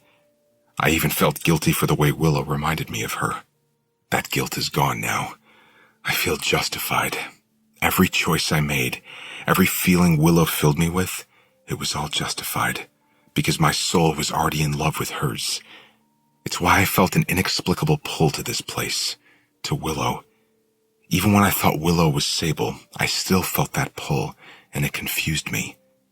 It all makes sense now. I press my lips to hers and I kiss her. I kiss Layla. As soon as she kisses me back, I feel everything I used to feel when I would kiss her. Everything I thought I'd lost. It's right here. It's been here all along. I keep touching her face between kisses, amazed to finally see it. It's why there was such a huge difference every time Willow would take over Layla. It's why Willow seemed more comfortable and confident in Layla's body. It's because it was hers all along. It never belonged to Sable. Sable has seemed uncomfortable in it since the day she woke up from surgery. Willow is smiling through her tears when she says, "This explains why I was so relieved when you showed up here, Leeds. It was because I missed you, even though I couldn't remember you." She kisses me again, and I never want to let go of her. But something tears us apart anyway, the sound of the front door slamming shut. I look over my shoulder, and the man is no longer standing in the kitchen. We both rush out of the kitchen into the front door. "Wait," I say, running after him. He's climbing into his truck by the time I reach him. "Where are you going?" "You don't really need me anymore. You found your answer." I shake my head. No, we didn't. You have to fix it now. Sable is still in the wrong body. Layla is still stuck in nothing. I wave my hand toward Layla. "Switch them out." The man looks at me pityingly. "I find answers, but that doesn't always mean there are solutions." I try to remain calm, but I want to strangle him for that response. "Are you kidding me? What are we supposed to do? There has to be a way to fix this." He starts the truck and closes his door. He rolls down the window and leans out of it. "Only one soul can lay claim to a body. Sure, Layla is able to slip into her old body, but it's only temporary, like a possession. You'll never be able to get Sable out of Layla's body, not until she dies at least. But when that happens, they'll both be dead." He starts to roll up his window, but I frantically beat on the glass. He rolls it halfway down. "Look, I'm sorry this happened to you guys. I really am, but I'm afraid you'll just have to figure out a way to live like this until the three of you move on for good."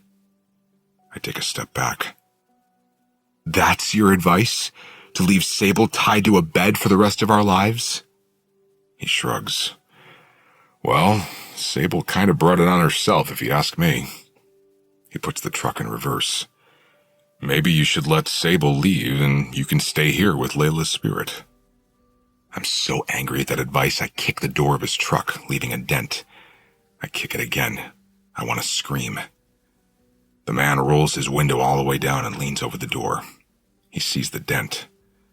"Now, don't do that to Randall's truck. He'll be confused enough when he wakes up at work and can't remember what happened to half his night." He puts his cap back on and slowly begins to back out of the driveway. "A human dies every second, and they don't always die the right way. I have a lot more people to help." He raises a hand in the air. "I'll keep in touch online. Sure would like to see how you two work this one out." He turns his truck around in the driveway. We watch him in silence until he's gone, until it's just the two of us. He really was just here to give us answers. Nothing more and nothing less. I'm full of a frustration that can't be settled, but at the same time, I feel like I've been given clarity. It's like the strand of hair that's been strangling my heart finally broke loose, and it's beating that out-of-control, irregular beat again that only Layla's presence can create. A plink and a boom. "Layla?" I whisper. "Yeah?" I turn to her. "Nothing. I just wanted to say your name." I pull her to me. I hold Layla for several minutes as we stand in silence in the front yard. I'm not holding Sable or Willow or a false version of Layla. I'm holding Layla. I may not have a solution. I don't know how I'm going to keep her in my arms forever, but for right now, I have her.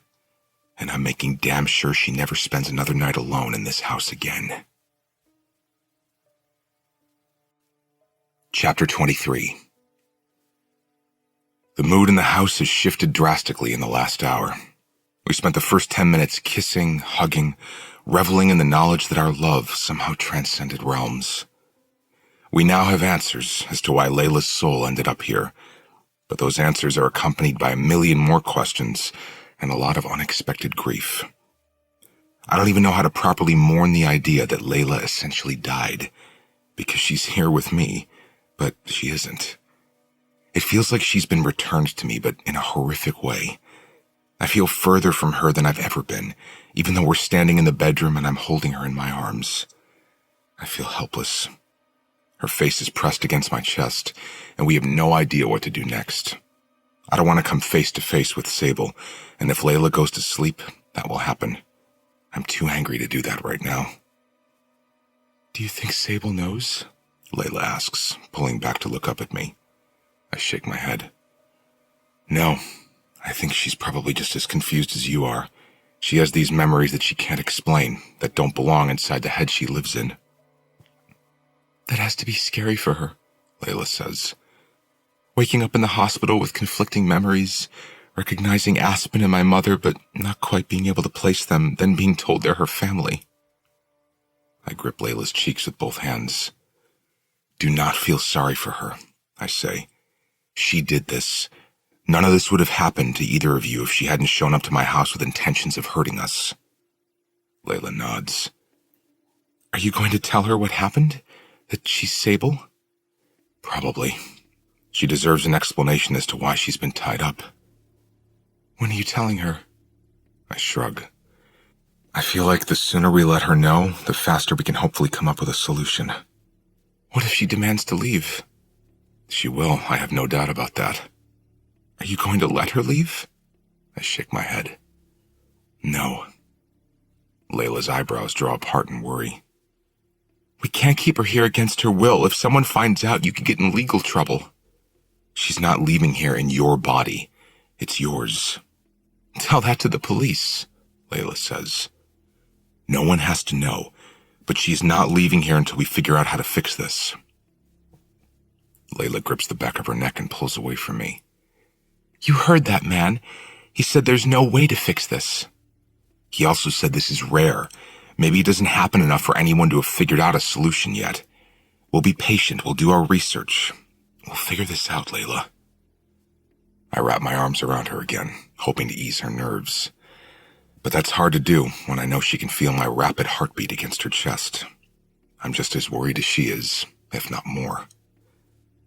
I think you should tell her now, Layla says. Maybe if she realizes what she's done, she'll stop fighting you. Maybe she'll help us figure this out. Layla has always seen the best in people. The problem with that is I'm not sure there's enough good in Sable that would make her want to help us. She is, after all, the reason we're here right now. Okay, I say, but I have to tie you up first. Layla crawls onto the bed. After I tie her up, she says, I know you're angry at her right now, but don't be mean to her. I nod, but it isn't a promise. Angry is an understatement. Layla closes her eyes and takes a breath. When her eyes open, and I can tell it's not Layla looking back at me, I feel nothing but resentment. I don't feel remorse when she starts to quietly cry. I don't feel guilt when she starts to plead with me to untie her. I sit on the edge of the bed next to her feet, and I just stare at her. At least she's not hysterical or screaming this time. We might actually be able to have a conversation about this. Are you going to let me leave now? She asks. I want to ask you some questions first. And then you'll let me go? Yes. She nods. Okay, but can you please untie me first? I'm sore. I've been in this position for hours. She's been tied up for 1 minute. She doesn't realize she walks around freely most of the time. I'll untie you after you answer my questions. She adjusts herself on the bed so that she's sitting a little farther away from me. She pulls her knees in and looks at me nervously. You look angry, she says quietly. Why are you angry? What do you remember about the night you were shot? I don't like talking about that. You know that. Why? Because you don't remember it like I do? She shakes her head. No, it's because I don't remember it at all. That's not entirely true, I say. I think you just remember it in a way that's confusing to you. She shakes her head. I don't want to talk about it. I continue to speak, despite her pleas for me to stop. I know what's going on inside your head. You say you have amnesia, but I'm not so sure you do. It's just harder for you to access Layla's memories because they're mixed in with other memories. It's why, sometimes, when I bring up something from the past, you don't have that memory right away. It's like you have to sift through them, dig them up. I can see her breath catch. I lean forward and look her directly in the eye.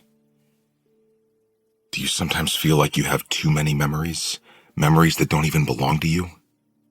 Her bottom lip begins to tremble slightly. She's scared, but she's trying to hide it. Do you remember opening the door when Sable knocked on it that night? She nods. Yes. But you also remember being the person who knocked on the door. Her eyes widen. Why would you say that? She says immediately. Because you're Sable. She stares at me for several long seconds. Are you crazy? Your memories are confusing because you're in the wrong body. Her stare becomes threatening. You better let me go right now, or I will have you arrested so fast, Leeds. I will. Don't think I'm going to forgive you for this. Have you known this whole time that you might be Sable? Fuck you, she hisses. Let me go. Why did you punch the bathroom mirror when we got here? Do you see Sable's face sometimes when you look in the mirror? Of course I see her face sometimes. She shot me, Leeds. I have PTSD. She didn't deny punching the mirror. You don't have PTSD. It's an actual memory. You sound like a lunatic. I keep my voice steady when I say, you shot me, and you shot Layla, and I know you remember doing it. She shakes her head. I shot Layla? I am Layla. I shake my head. I know it's confusing, but you aren't Layla. You're only able to access some of her memories because you're inside Layla's head and you have access to them. But when I shot you, you died. And when you shot Layla, she died. But only for a few seconds. Long enough for your soul to end up in the wrong body. And Layla's soul ended up stuck here in this house. She's crying now. You're scaring me. Her voice is timid. You aren't making any sense. I am Layla. How could you possibly think I'm not Layla? I would begin to list all the proof, but there's too much. Instead, I try to think of a question only Layla would be able to answer right away. One Layla has already answered, but that Sable would struggle to remember. What song did I sing to you the first night we met here? She says. That was a long time ago. Which song did I sing for you? You have 3 seconds to answer me. Remember Me? She says the name of the song like it's a question. No. I sang I Stopped. Layla remembers. Stop talking about me like I'm not Layla. This is insane. She's crawled more toward the head of the bed, like she's trying to get away from me. I don't blame her for being scared of me. If someone had tried to explain this to me a month ago, I wouldn't have been able to believe it.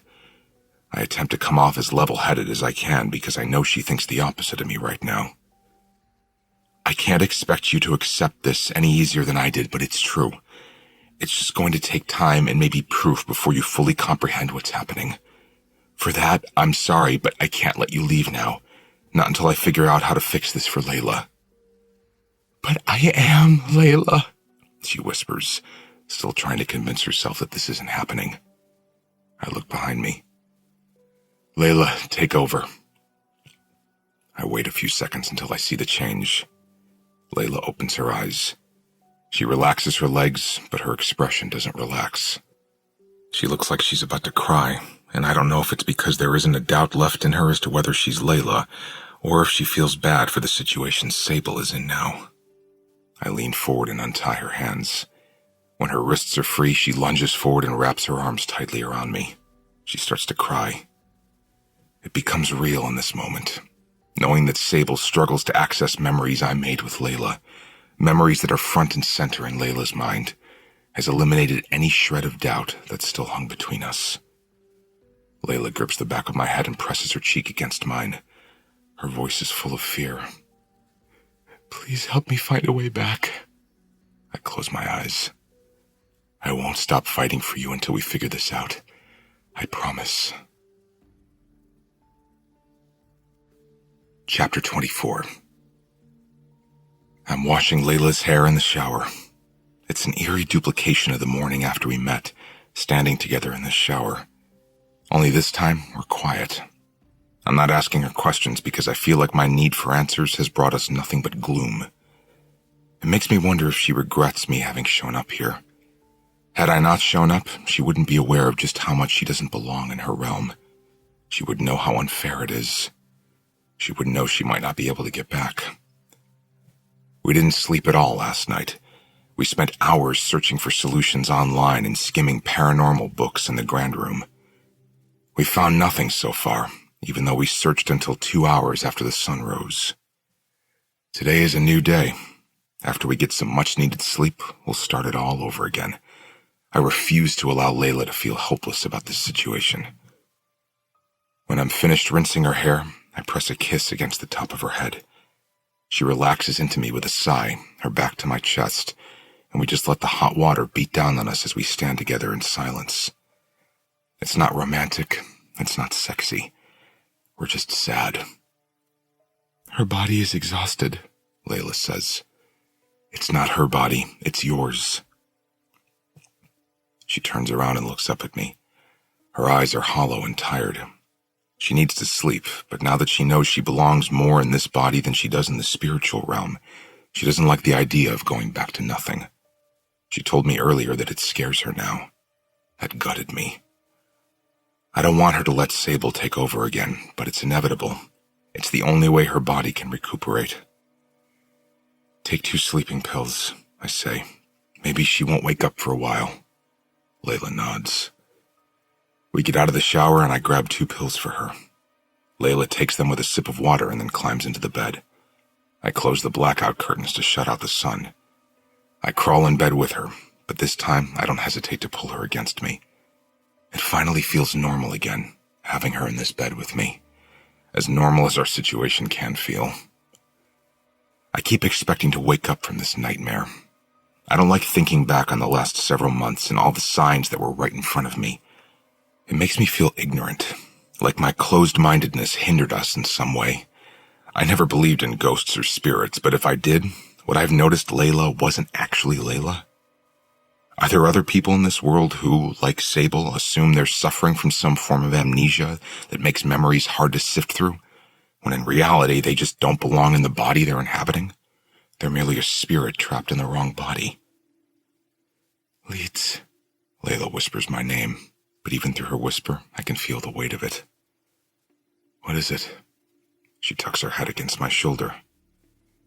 I think there's only one way to fix this. How? She sucks in a heavy breath, and then as she exhales, she says, You're going to have to kill me, and then hope to hell that you can bring me right back. I squeeze my eyes shut, trying to push her words away from me. I don't even want to hear them, but she continues talking. If I can flatline long enough for Sable's soul to leave my body, then maybe my soul could take back over before you bring me back. Stop, I say immediately. It's too risky. So much could go wrong. We can't live like this forever. But we can. She pulls away from my shoulder and looks up at me.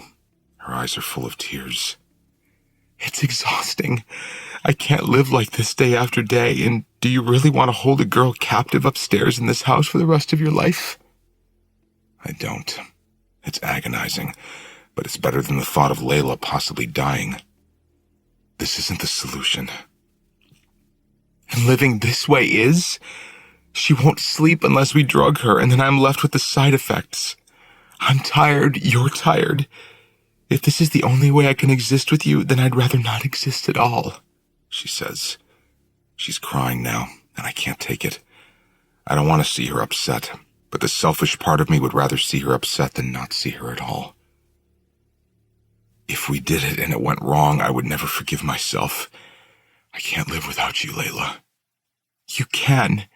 You have for the past 7 months. I look at her pointedly. And I've been fucking miserable. She stares at me solemnly. Then, as if she somehow feels sympathy for me, she places her hand on my cheek and kisses me. Her kiss is sweet, but it's also desolate. I don't know what to do with it. It's torture, kissing her through her pain, because I know what's going on in her mind right now. She thinks death is the answer. I'm afraid death will be the end. I don't want to talk about this anymore, I say. We're going to have to do something about this, and soon, while I still have the energy. I'm not going to agree to it. Layla's fingers trail down my arm until she finds my hand. She slips her fingers through mine. It can work, Leeds. If we plan it out just right, it'll work. How can you be so sure? Because she says. She presses a kiss against my jaw. I love you more than Sable does. I'll make it work. I want to believe her. But what happens if it doesn't work? What if I can't bring her back? If her body dies for good, her spirit will likely die right along with it. And then what would I do? How would I explain her death to the police, to her family, to Aspen? Layla reaches up a hand to smooth out my furrowed brow. Relax, she says. We can worry about the details after we wake up. I nod, wanting nothing more than to put these thoughts away. I just want to think about Layla. I trace my fingers delicately over her lips, and she's gazing up at me with the same expression she was looking at me with when we were lying in the grass the first night we met, right before I asked her why she was so pretty. I trail my fingers over the freckles spilled over the bridge of her nose. Why are you so pretty? I whisper. That memory makes her smile. This is what I've been missing. These moments with Layla. The unspoken memories we share together. The looks we give each other. We had an immediate connection the night we met. A connection so strong it brought me back here to her when I didn't even know I was searching for her. A connection that kept me here, even when I was convinced Willow was Sable. Layla kisses me again, only this time our kiss doesn't stop. It lasts for so long my lips feel swollen by the time I push into her. She wraps herself tightly around me as we make love. I keep my eyes open the whole time because I'm amazed by how different it is now that I have her back. It's exactly like it used to be, intense and perfect and full of meaning. When it's over and she's wrapped in my arms, I realize she might be right. We found each other once when we met. Then we found each other again after she died. That makes me believe in us enough to think we could do it a third time. Chapter 25. Layla has spent the last 2 days meticulously planning out her death. I've spent the last 2 days trying to find alternative solutions. Sadly, I've found nothing. She's growing weaker. The longer she continues to take over Sable, the less sleep Sable gets. And when Layla does leave her body long enough for Sable to sleep, Sable sleeps very little. Only when the meds kick in, and even then, not for long. Sable continues to try to escape, which has resulted in her wrists suffering even more damage. The marks are too prominent to hide. I keep them bandaged up, but I worry because Aspen and Chad are due to show back up today, and we aren't sure how to hide Layla's wrists from them. Right now, she's wearing one of my long-sleeved shirts because there wasn't anything with sleeves long enough to cover her wrists in her wardrobe. Hopefully, Aspen doesn't notice the bandages. Hopefully, Aspen doesn't notice anything. Layla's legs are across my lap, and we're mindlessly watching TV when we hear their car pull into the drive. We're not actually paying attention to the TV. We're just attempting to appear normal, which we'll be attempting to do for the next 24 hours while Aspen and Chad are here. Layla stands up and pulls the sleeves of her shirt down. She tucks them beneath her thumbs and heads toward the door. I follow her. Aspen is already peeking her head inside when we make it to the foyer. I open the door all the way and take Aspen's bag. Layla hugs her as soon as she walks through the door. The hug catches me off guard. It isn't a casual greeting. She hugs her tightly like she's missed her. I guess she has. Layla was confused the last time Aspen was here. She thought all her feelings belonged to someone else, so she probably didn't acknowledge that the pull she felt toward Aspen was real. Well, hello, Aspen says, laughing at Layla's affection. Layla releases her, and Aspen tilts her head, looking at her curiously. You look exhausted. Layla shrugs it off. I've been sick for a few days. Feel much better now, though, she lies, smiling brightly. Chad nods his head toward me and grabs Aspen's bag. Please tell me you have beer. I've been driving 12 hours and I need beer. He walks toward the stairs to take their bags up to their usual bedroom, but Layla stretches her arm out, ushering Chad toward the hallway instead. Y'all get the downstairs bedroom this time, Layla says. The upstairs bathroom is broken. She's lying, and I'm not sure why, but I help Chad take their things to the downstairs bedroom. Then the four of us congregate in the kitchen as Chad searches for something to drink. What's for dinner? He asks. It smells good. Layla and I threw a casserole together about an hour ago. In the wake of everything happening, it was a nice reprieve. We've had a few moments over the last couple of days that I've somehow managed to enjoy, despite our circumstances. It's hard not to let the reality of our situation remain front and center in our minds. But in the few times we've been preoccupied with something else, it was a welcome reminder of how things used to be between us, before Sable. There's a casserole in the oven, Layla says. It's almost ready. She looks at Aspen. How was the trip to Colorado? Aspen smiles, but it's obviously forced.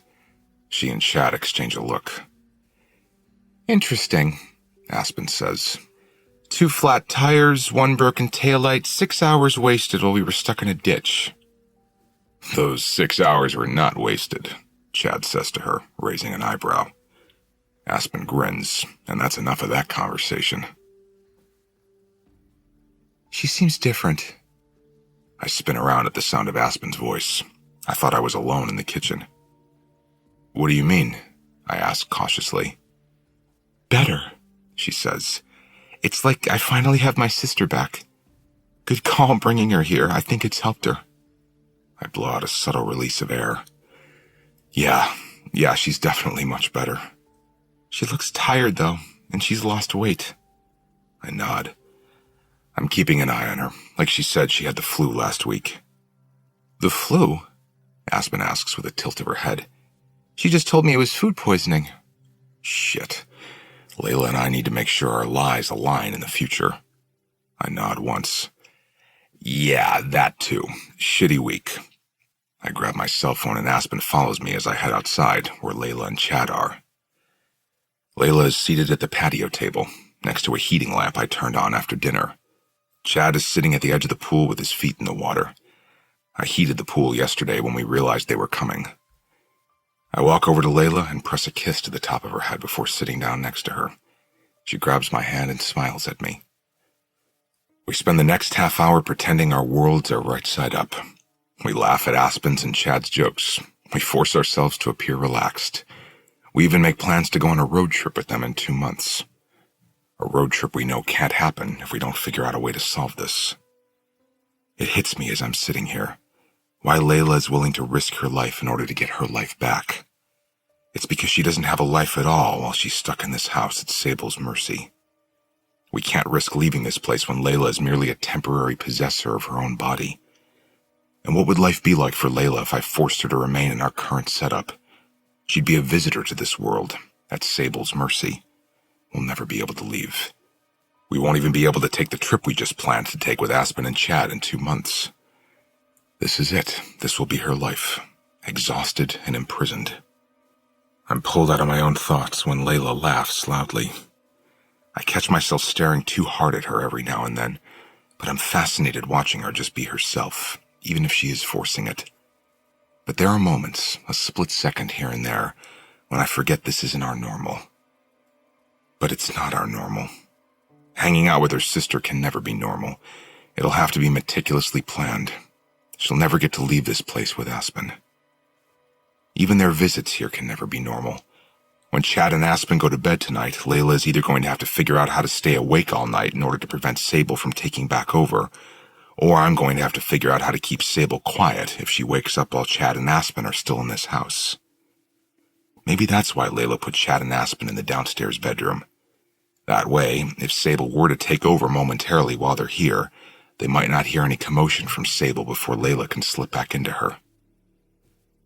Layla told me you put in an offer on this place? Aspen asks, looking at me. I must have been tuned out of their conversation because I'm not sure what led to this question. I nod. Yeah, last week.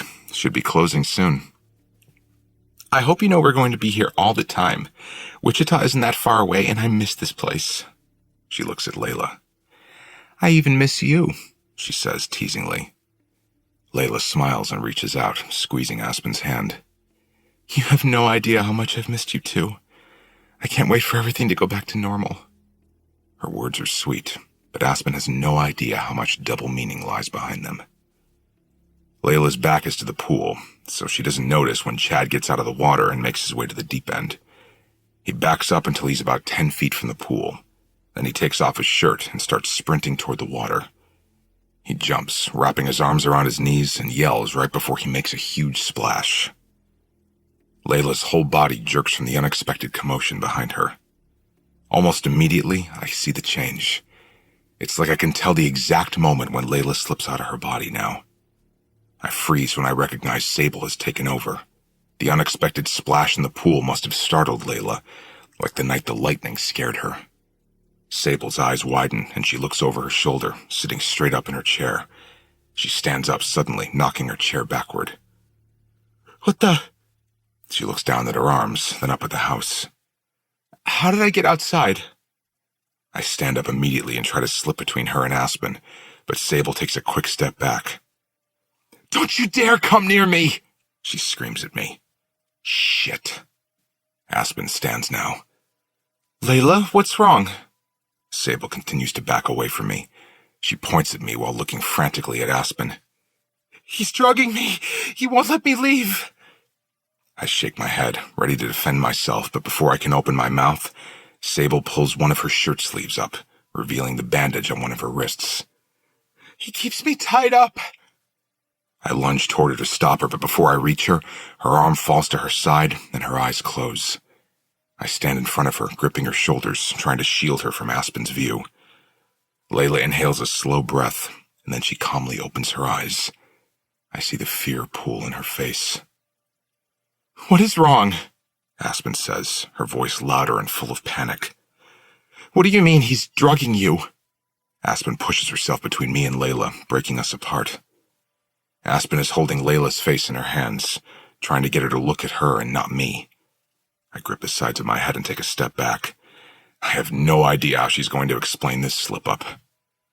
Layla's eyes are wide, as if she's struggling to figure out a way out of this. I have no idea what to say. Aspen looks over her shoulder and glares at me as if I'm a monster. Just kidding? Layla says, completely unconvincing. What? Aspen says. Chad is sloshing over to us now, his jeans leaving puddles of water behind him. What's going on? Aspen points at Layla. She just said Leeds is drugging her and keeping her tied up. I was kidding, Layla says, looking back and forth between them, attempting to explain away the outburst. She's forcing a smile, but everything is so tense now. That's a weird thing to joke about, Chad says. I don't think it's a joke, Aspen says. Show me your wrist again. Layla tucks her sleeve beneath her thumb and pulls her hand away. It was an inside joke, she says. She looks at me. Tell her, Leeds. I don't know what to tell her. At this point, there's no way Aspen will believe a word that comes out of my mouth.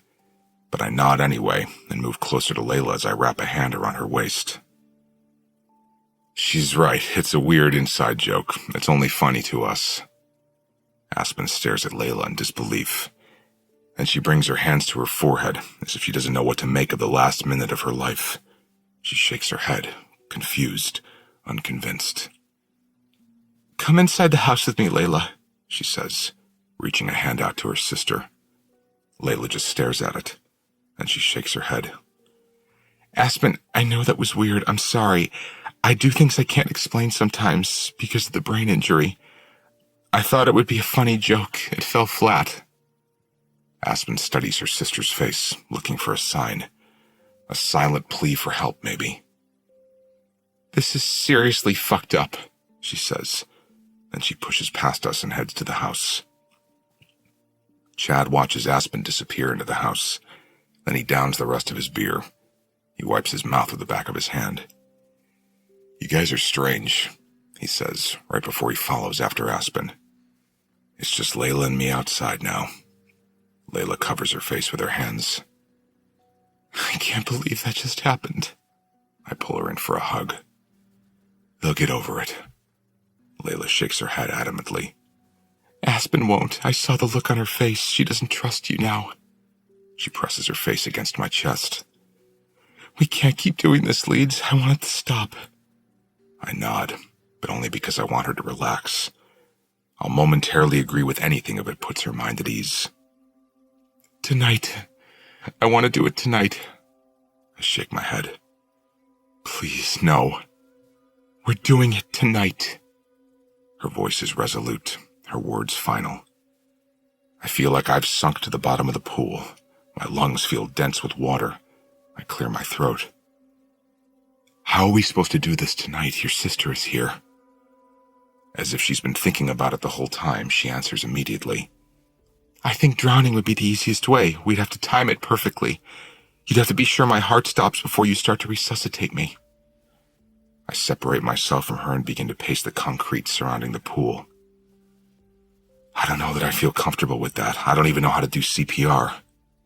Aspen is a nurse. Aspen won't go along with this, I say. Layla closes any space between us and lowers her voice. She doesn't have to. We'll play it off like it isn't planned, like it's an accident. As soon as my heart stops beating, you'll yell for her. I made sure one of their bedroom windows is open so she'll hear you. And if she doesn't, just run to the window and wake her up. That's why she put them downstairs. You already had this planned out? Layla's eyes are firm. Don't judge me. You have no idea what it's like for me.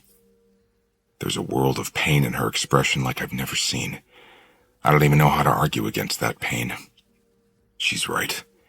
I don't know what it's like for her. I won't even pretend to know. All I can do at this point is love her enough to attempt to find trust in her instincts. What if I can't bring you back right away? What happens if the ambulance takes your body away before you're able to slip back into it? Don't let them. Make sure Aspen brings me back. How do you know Aspen will know what to do? She's a nurse. She saves lives every day. I don't like this. What if it works and we bring your body back? How do we know Sable won't come back instead of you? I won't let her, Leeds. Layla says that with such conviction, I can't help but trust her. I pull her to me and rest my chin on top of her head. For the first time since finding out ghosts are real, I'm terrified. I love you. Her words are muffled against my chest when she says, I love you too. So much. That's how I know this is going to work. Chapter 26. It's been 2 hours since we came upstairs to prepare for Layla's drowning. 2 hours since it started to feel like my world might be coming to an end. She has everything planned out. She even wrote down instructions and is making me study them like this is some kind of fucking college exit exam. 1. Hold me under until I'm no longer struggling for air. 2. Check my pulse. When it stops, call 911 immediately. 3. Wake up Aspen. 4. Start resuscitation. 5. You only have 5 minutes to save my life. I let the paper fall to the bed. 5 minutes. I can't read it again. Do you need more time to look it over? She asks me. I'm going to need years before I'm ready to do this. She lifts a hand and touches the side of my head. I know you're scared. I'm scared too. But the longer we let this go on, the weaker I'm going to be. We need to do it now before we have more slip-ups, before Aspen becomes even more suspicious. She grabs the sheet of paper and folds it up. Then she walks to the bathroom and flushes it in the toilet. On her way back into the bedroom, she grabs my laptop and sets it on her side of the bed. She clears her throat and then says, I typed up a suicide note. I think it's important to have, just in case. I cover my face with my hand. A suicide note? I can't keep my voice down. How are you so calm about this? You just wrote a suicide note, Layla. I don't want you to take the fall if this doesn't work. I scheduled it to send us an email for 4 hours from now. You know the login to my email. If I don't make it, allow the email to send. But if I do make it, delete it. Because it's going to everyone, Leeds. You, Aspen, my mother. Her voice is even, mechanical almost, as if she's completely detached from the reality of what we're about to do. She grabs my hand, wanting me to stand up, wanting me to follow her. The next several minutes feel surreal. I follow her out of the bedroom, down the stairs, into the backyard. She walks calmly into the pool, and so much of this moment is wrapped in the night we met. The first time we spoke was in this pool. Our first kiss was in this pool. Why does it feel like our final goodbye might happen in the pool? My pulse is frantic. I can't catch a breath. The reality of what we're about to do may not be absorbing into her, but it has taken over every part of me. She's standing in the middle of the pool, in the same spot where I found her floating on her back that first night we met. And by some miracle, she has the same expression on her face. Serene. I need you in the water with me, Leeds. I realize she's remaining as calm as she is because she knows if she doesn't, I'll talk her out of this. I'll talk myself out of this. But she's right. We need to do it now, before she becomes even weaker from lack of sleep. I'm reluctant as I make my way toward the pool. The water is warm when I step into it, and it hits me that she had me turn on the pool heater yesterday. Not so we could swim, but for this very purpose. We keep our eyes locked together as I make my way to her. When I meet her in the middle, I have to close my eyes because I finally see a trace of fear in her expression. She snakes her arms around my waist and presses her face against my chest. I know you don't want this, Leeds, but I want my life back. I need it back. Her voice is shaking. Every time I have to leave my own body, it's like a brand new heartbreak. I kiss her on top of her head, but I say nothing. I couldn't speak if I wanted to. The fear is too thick in my throat. Listen to me, she says, guiding my gaze to hers. I'm going to have to let Sable take over. It'll be better if she's scared and confused when her heart stops because I'll be alert and ready. She's right. Layla will have the advantage if she's waiting by the sidelines. As soon as I slip out of her in a minute, Sable is going to panic when she wakes up and sees that she's in this pool with you. That's when you do it. You shove her under and you hold her down and you don't let her up for air, no matter how scared you are or how guilty you feel. I imagine what that will be like for Sable, being drowned with no knowledge of why. She's going to be terrified. She's going to fight back. And I'm somehow going to have to look past the fact that it'll be Layla's body I'm drowning as I kill Sable for a second time. Hey, Layla says, her voice sympathetic and gentle. She's looking at me like she knows exactly what I'm thinking. She always does. She understands my thoughts as if they're whispered into her head as soon as I have them. You won't be ending Sable's life, Leeds. You'll be saving mine. You can do this. That's the perspective I needed to move forward. This is about what's deserved. It isn't about what's moral. Okay, you're right. I can do this. We can do this. Good. Okay. She sucks in a rush of air, but it's a fragile intake, marred by fear. Are you ready? I shake my head adamantly, because who could be ready for something like this? I take her face in my hands and we lock eyes. She's scared. Her lips are quivering. When her hands rest against my chest, I could feel her fingers trembling. I owe this to her. She's been forced to spend so much time here alone, waiting for someone she couldn't remember. I press my forehead to hers, and we close our eyes. When I'm this close to her, I can feel an unfrayed connection not even death could break. We're bound together for eternity, and if I don't get this right, if I lose her, that tether will feel like a noose tightening around my heart until it stops. I kiss her hard, and I don't want to stop, because what if this is the last time I ever get to kiss her? I kiss her until I taste tears, both of ours. I kiss her until she makes me stop. She presses her forehead against my chest, and I can feel the sadness in her sigh. I love you, she says.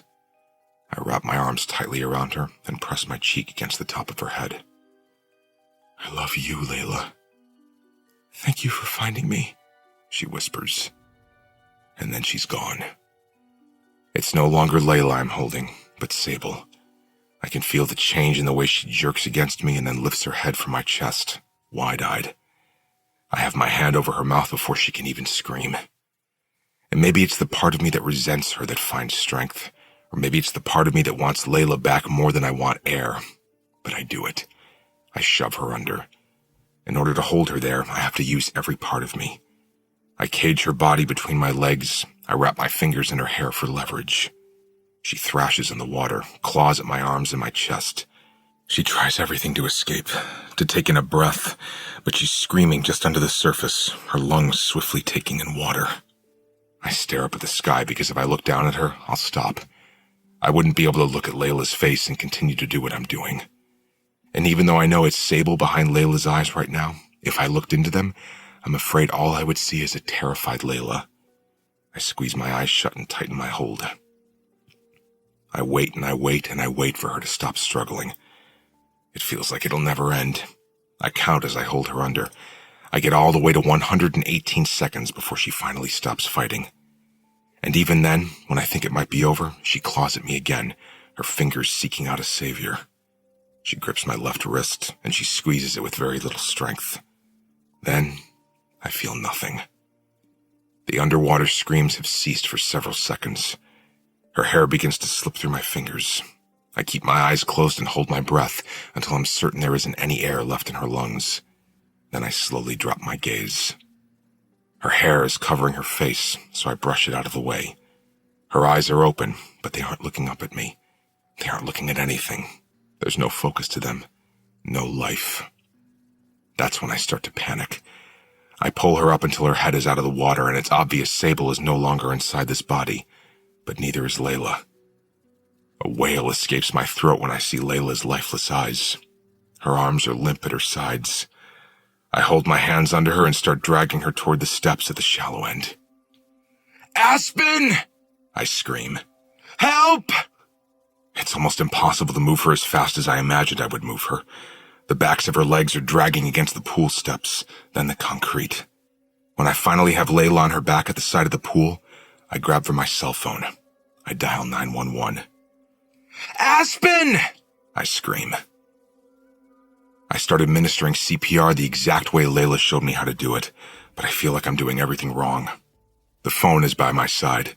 When an operator picks up, I just start screaming the address into the phone while I try to resuscitate Layla. 5 minutes. That's all we have. 5 minutes, I whisper. Her lips are blue. Nothing about her feels alive. I need Aspen because I don't know if I'm doing this right. But I don't want to leave Layla's side. "Aspen!" I scream again. Before I'm even finished saying her name, Aspen is on her knees next to me. "Move!" she yells, pushing me out of her way. I fall backward and watch as Aspen leans Layla onto her side to clear her airway. Then she pushes her onto her back again and begins chest compressions. Chad is here too. He grabs my cell phone and begins speaking with the 911 operator. I move around Aspen toward Layla's head, and I lean forward, cradling her head.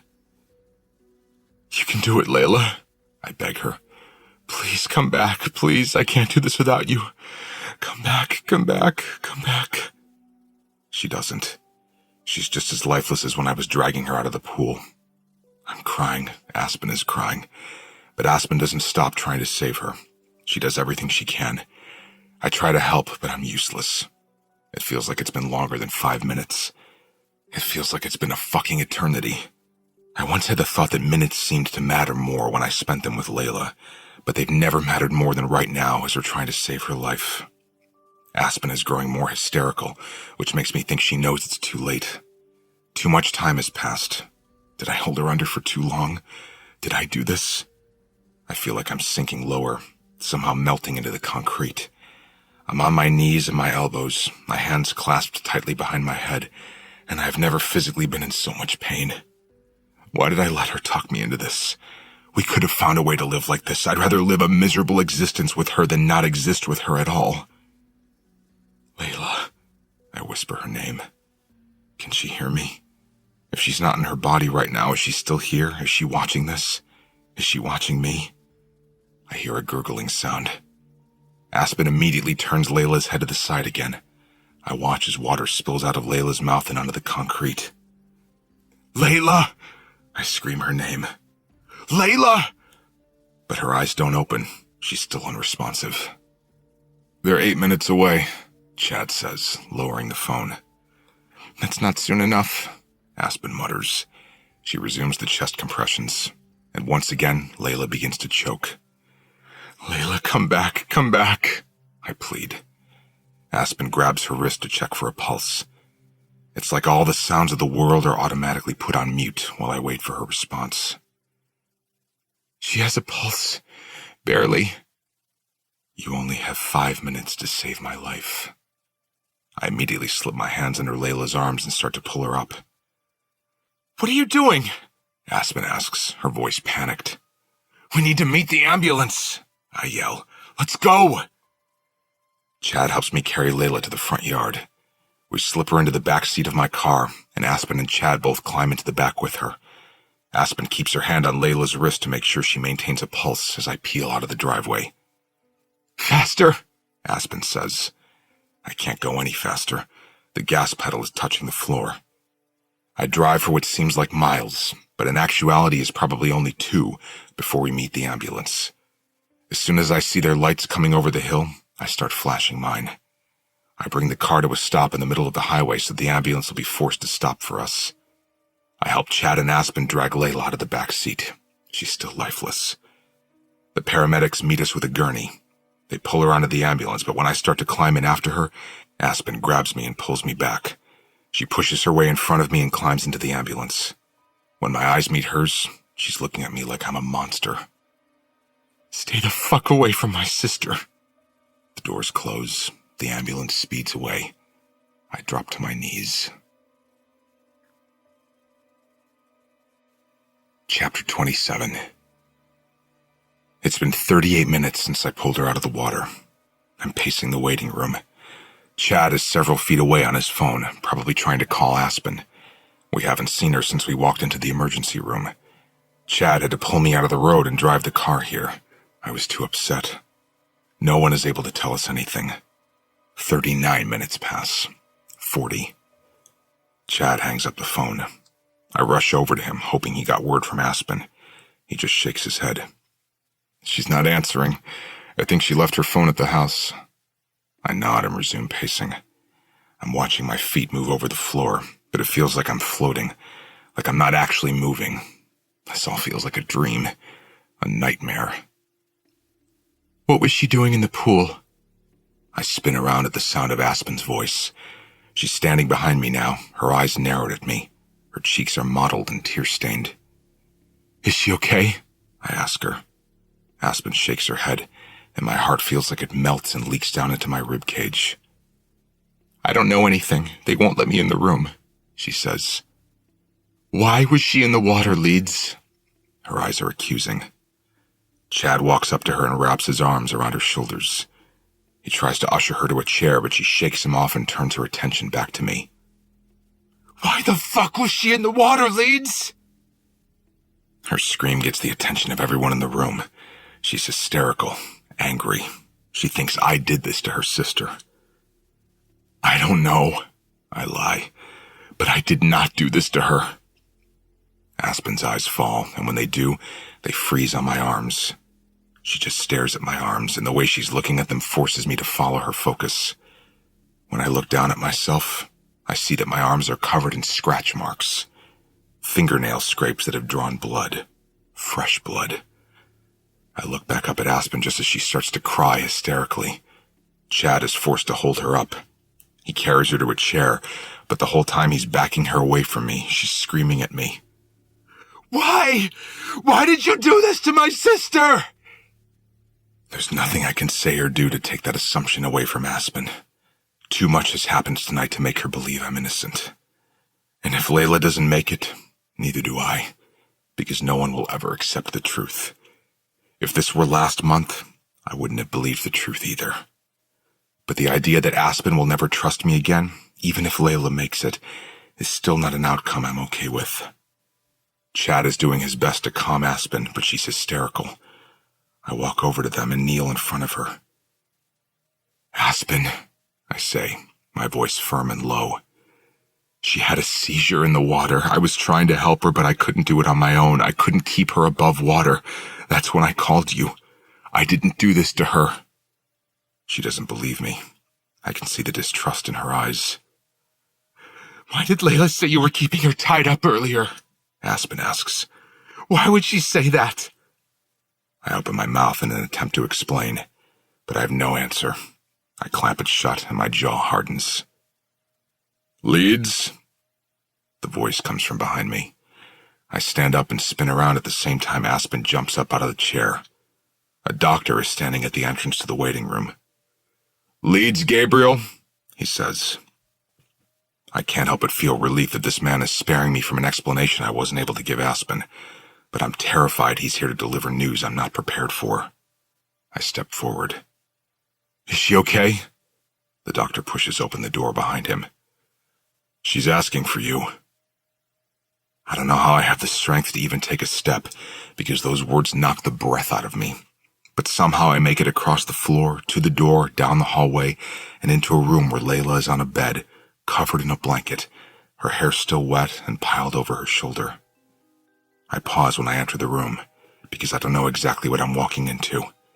It's hard to tell just by looking at her. Is she Layla? Aspen pushes past me and rushes to her bedside. Aspen is crying, hugging her. But Layla isn't looking at Aspen. She's looking straight at me. There's no emotion on her face.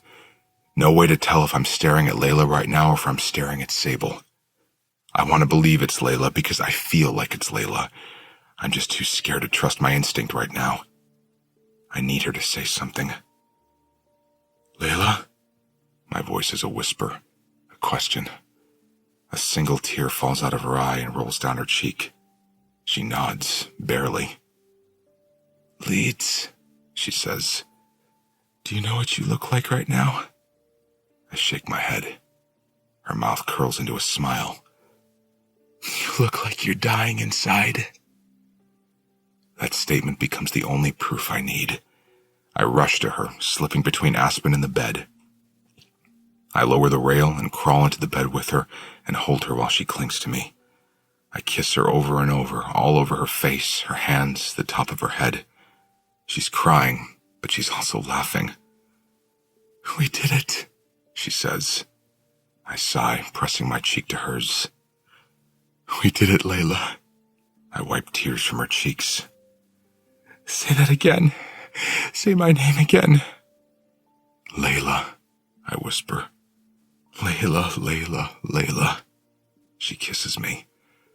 Layla kisses me. Layla. Epilogue. Layla and I came out of this experience knowing one thing for certain, and that is the simple fact that we now know nothing for certain. This life and whatever comes after it are more than we can comprehend, so we don't even try. All we can do is appreciate that we figured out how to get a second chance together. And with that second chance, we're doing everything we can to make sure we don't need a third. We don't know if Sable moved on to another realm or if her spirit is now stuck somewhere that could be tied to a memory of me. So Layla and I decided the best course of action would be to start over, completely. We never went back to the bed and breakfast in Lebanon, Kansas. We never even went back to our temporary apartment in Tennessee. When Layla was released from the hospital, we drove straight to the airport and asked where the next available flight was heading. That's how we ended up here in Montana. Neither of us has ever been here before, and that gives us a sense of comfort. We stayed in a hotel for a few weeks until we closed on a house. We made sure we purchased a new construction. We figured it would be better if there was no history tied to the home we bought. There would be less chance of us encountering an entity that isn't of this realm. The house is probably more than we need, but as soon as Layla laid eyes on it for the first time, I could tell by the way she gasped that this would be our home. The house sits on 10 acres of rolling hills with unobstructed views of the Beartooth Mountains from our backyard. It's a unique and modern home, unlike any other house in the area. So much of the house feels a little out of place in the midst of all the nature surrounding us. I think we were drawn to it because it's reminiscent of how Layla and I feel in the world now. It's like we don't quite fit in because we're living with this huge secret we can't share with anyone. How would we even begin to tell someone what happened to us? People would think we're crazy. Layla doesn't even feel she can explain her experience to Aspen. She's afraid it would make Aspen believe Layla's head injury is worse than we initially thought. It's going to take time to win Aspen over. She doesn't trust me after everything that happened, and now that I've whisked Layla away to a secluded home in Montana, it's only heightened Aspen's concern for her sister. I'll win Aspen's favor back eventually.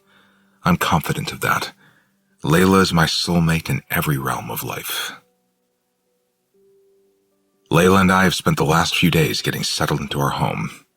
Because we didn't bring anything with us, this move mainly consisted of shopping for furniture and everything else the house needed that we didn't have. We're both exhausted. As soon as the sun began to set earlier, we collapsed into a new patio chair together and have been sitting here quietly for the last half hour, listening to music playing through the Alexa device. Layla is tucked against my side with her arm draped over my stomach and her head against my shoulder. My hand is in her hair, twisting its way through her curls, when one of the songs I wrote begins to play. This must be a playlist of Layla's. She immediately perks up and flashes a smile. "My favorite," she says, and she means it. She listens to my songs so often, I'm starting to get sick of my own voice. Layla slides out of the chair and begins swaying flirtatiously to the music. She spins around, lifting her arms in the air as she dances in front of me. "Alexa," she says, "volume max." The song gets louder, and Layla closes her eyes and continues dancing. She's out of sync and not at all graceful. She's still a terrible dancer. It's the first thing I noticed about her, and it's the absolute last thing I would ever want to change.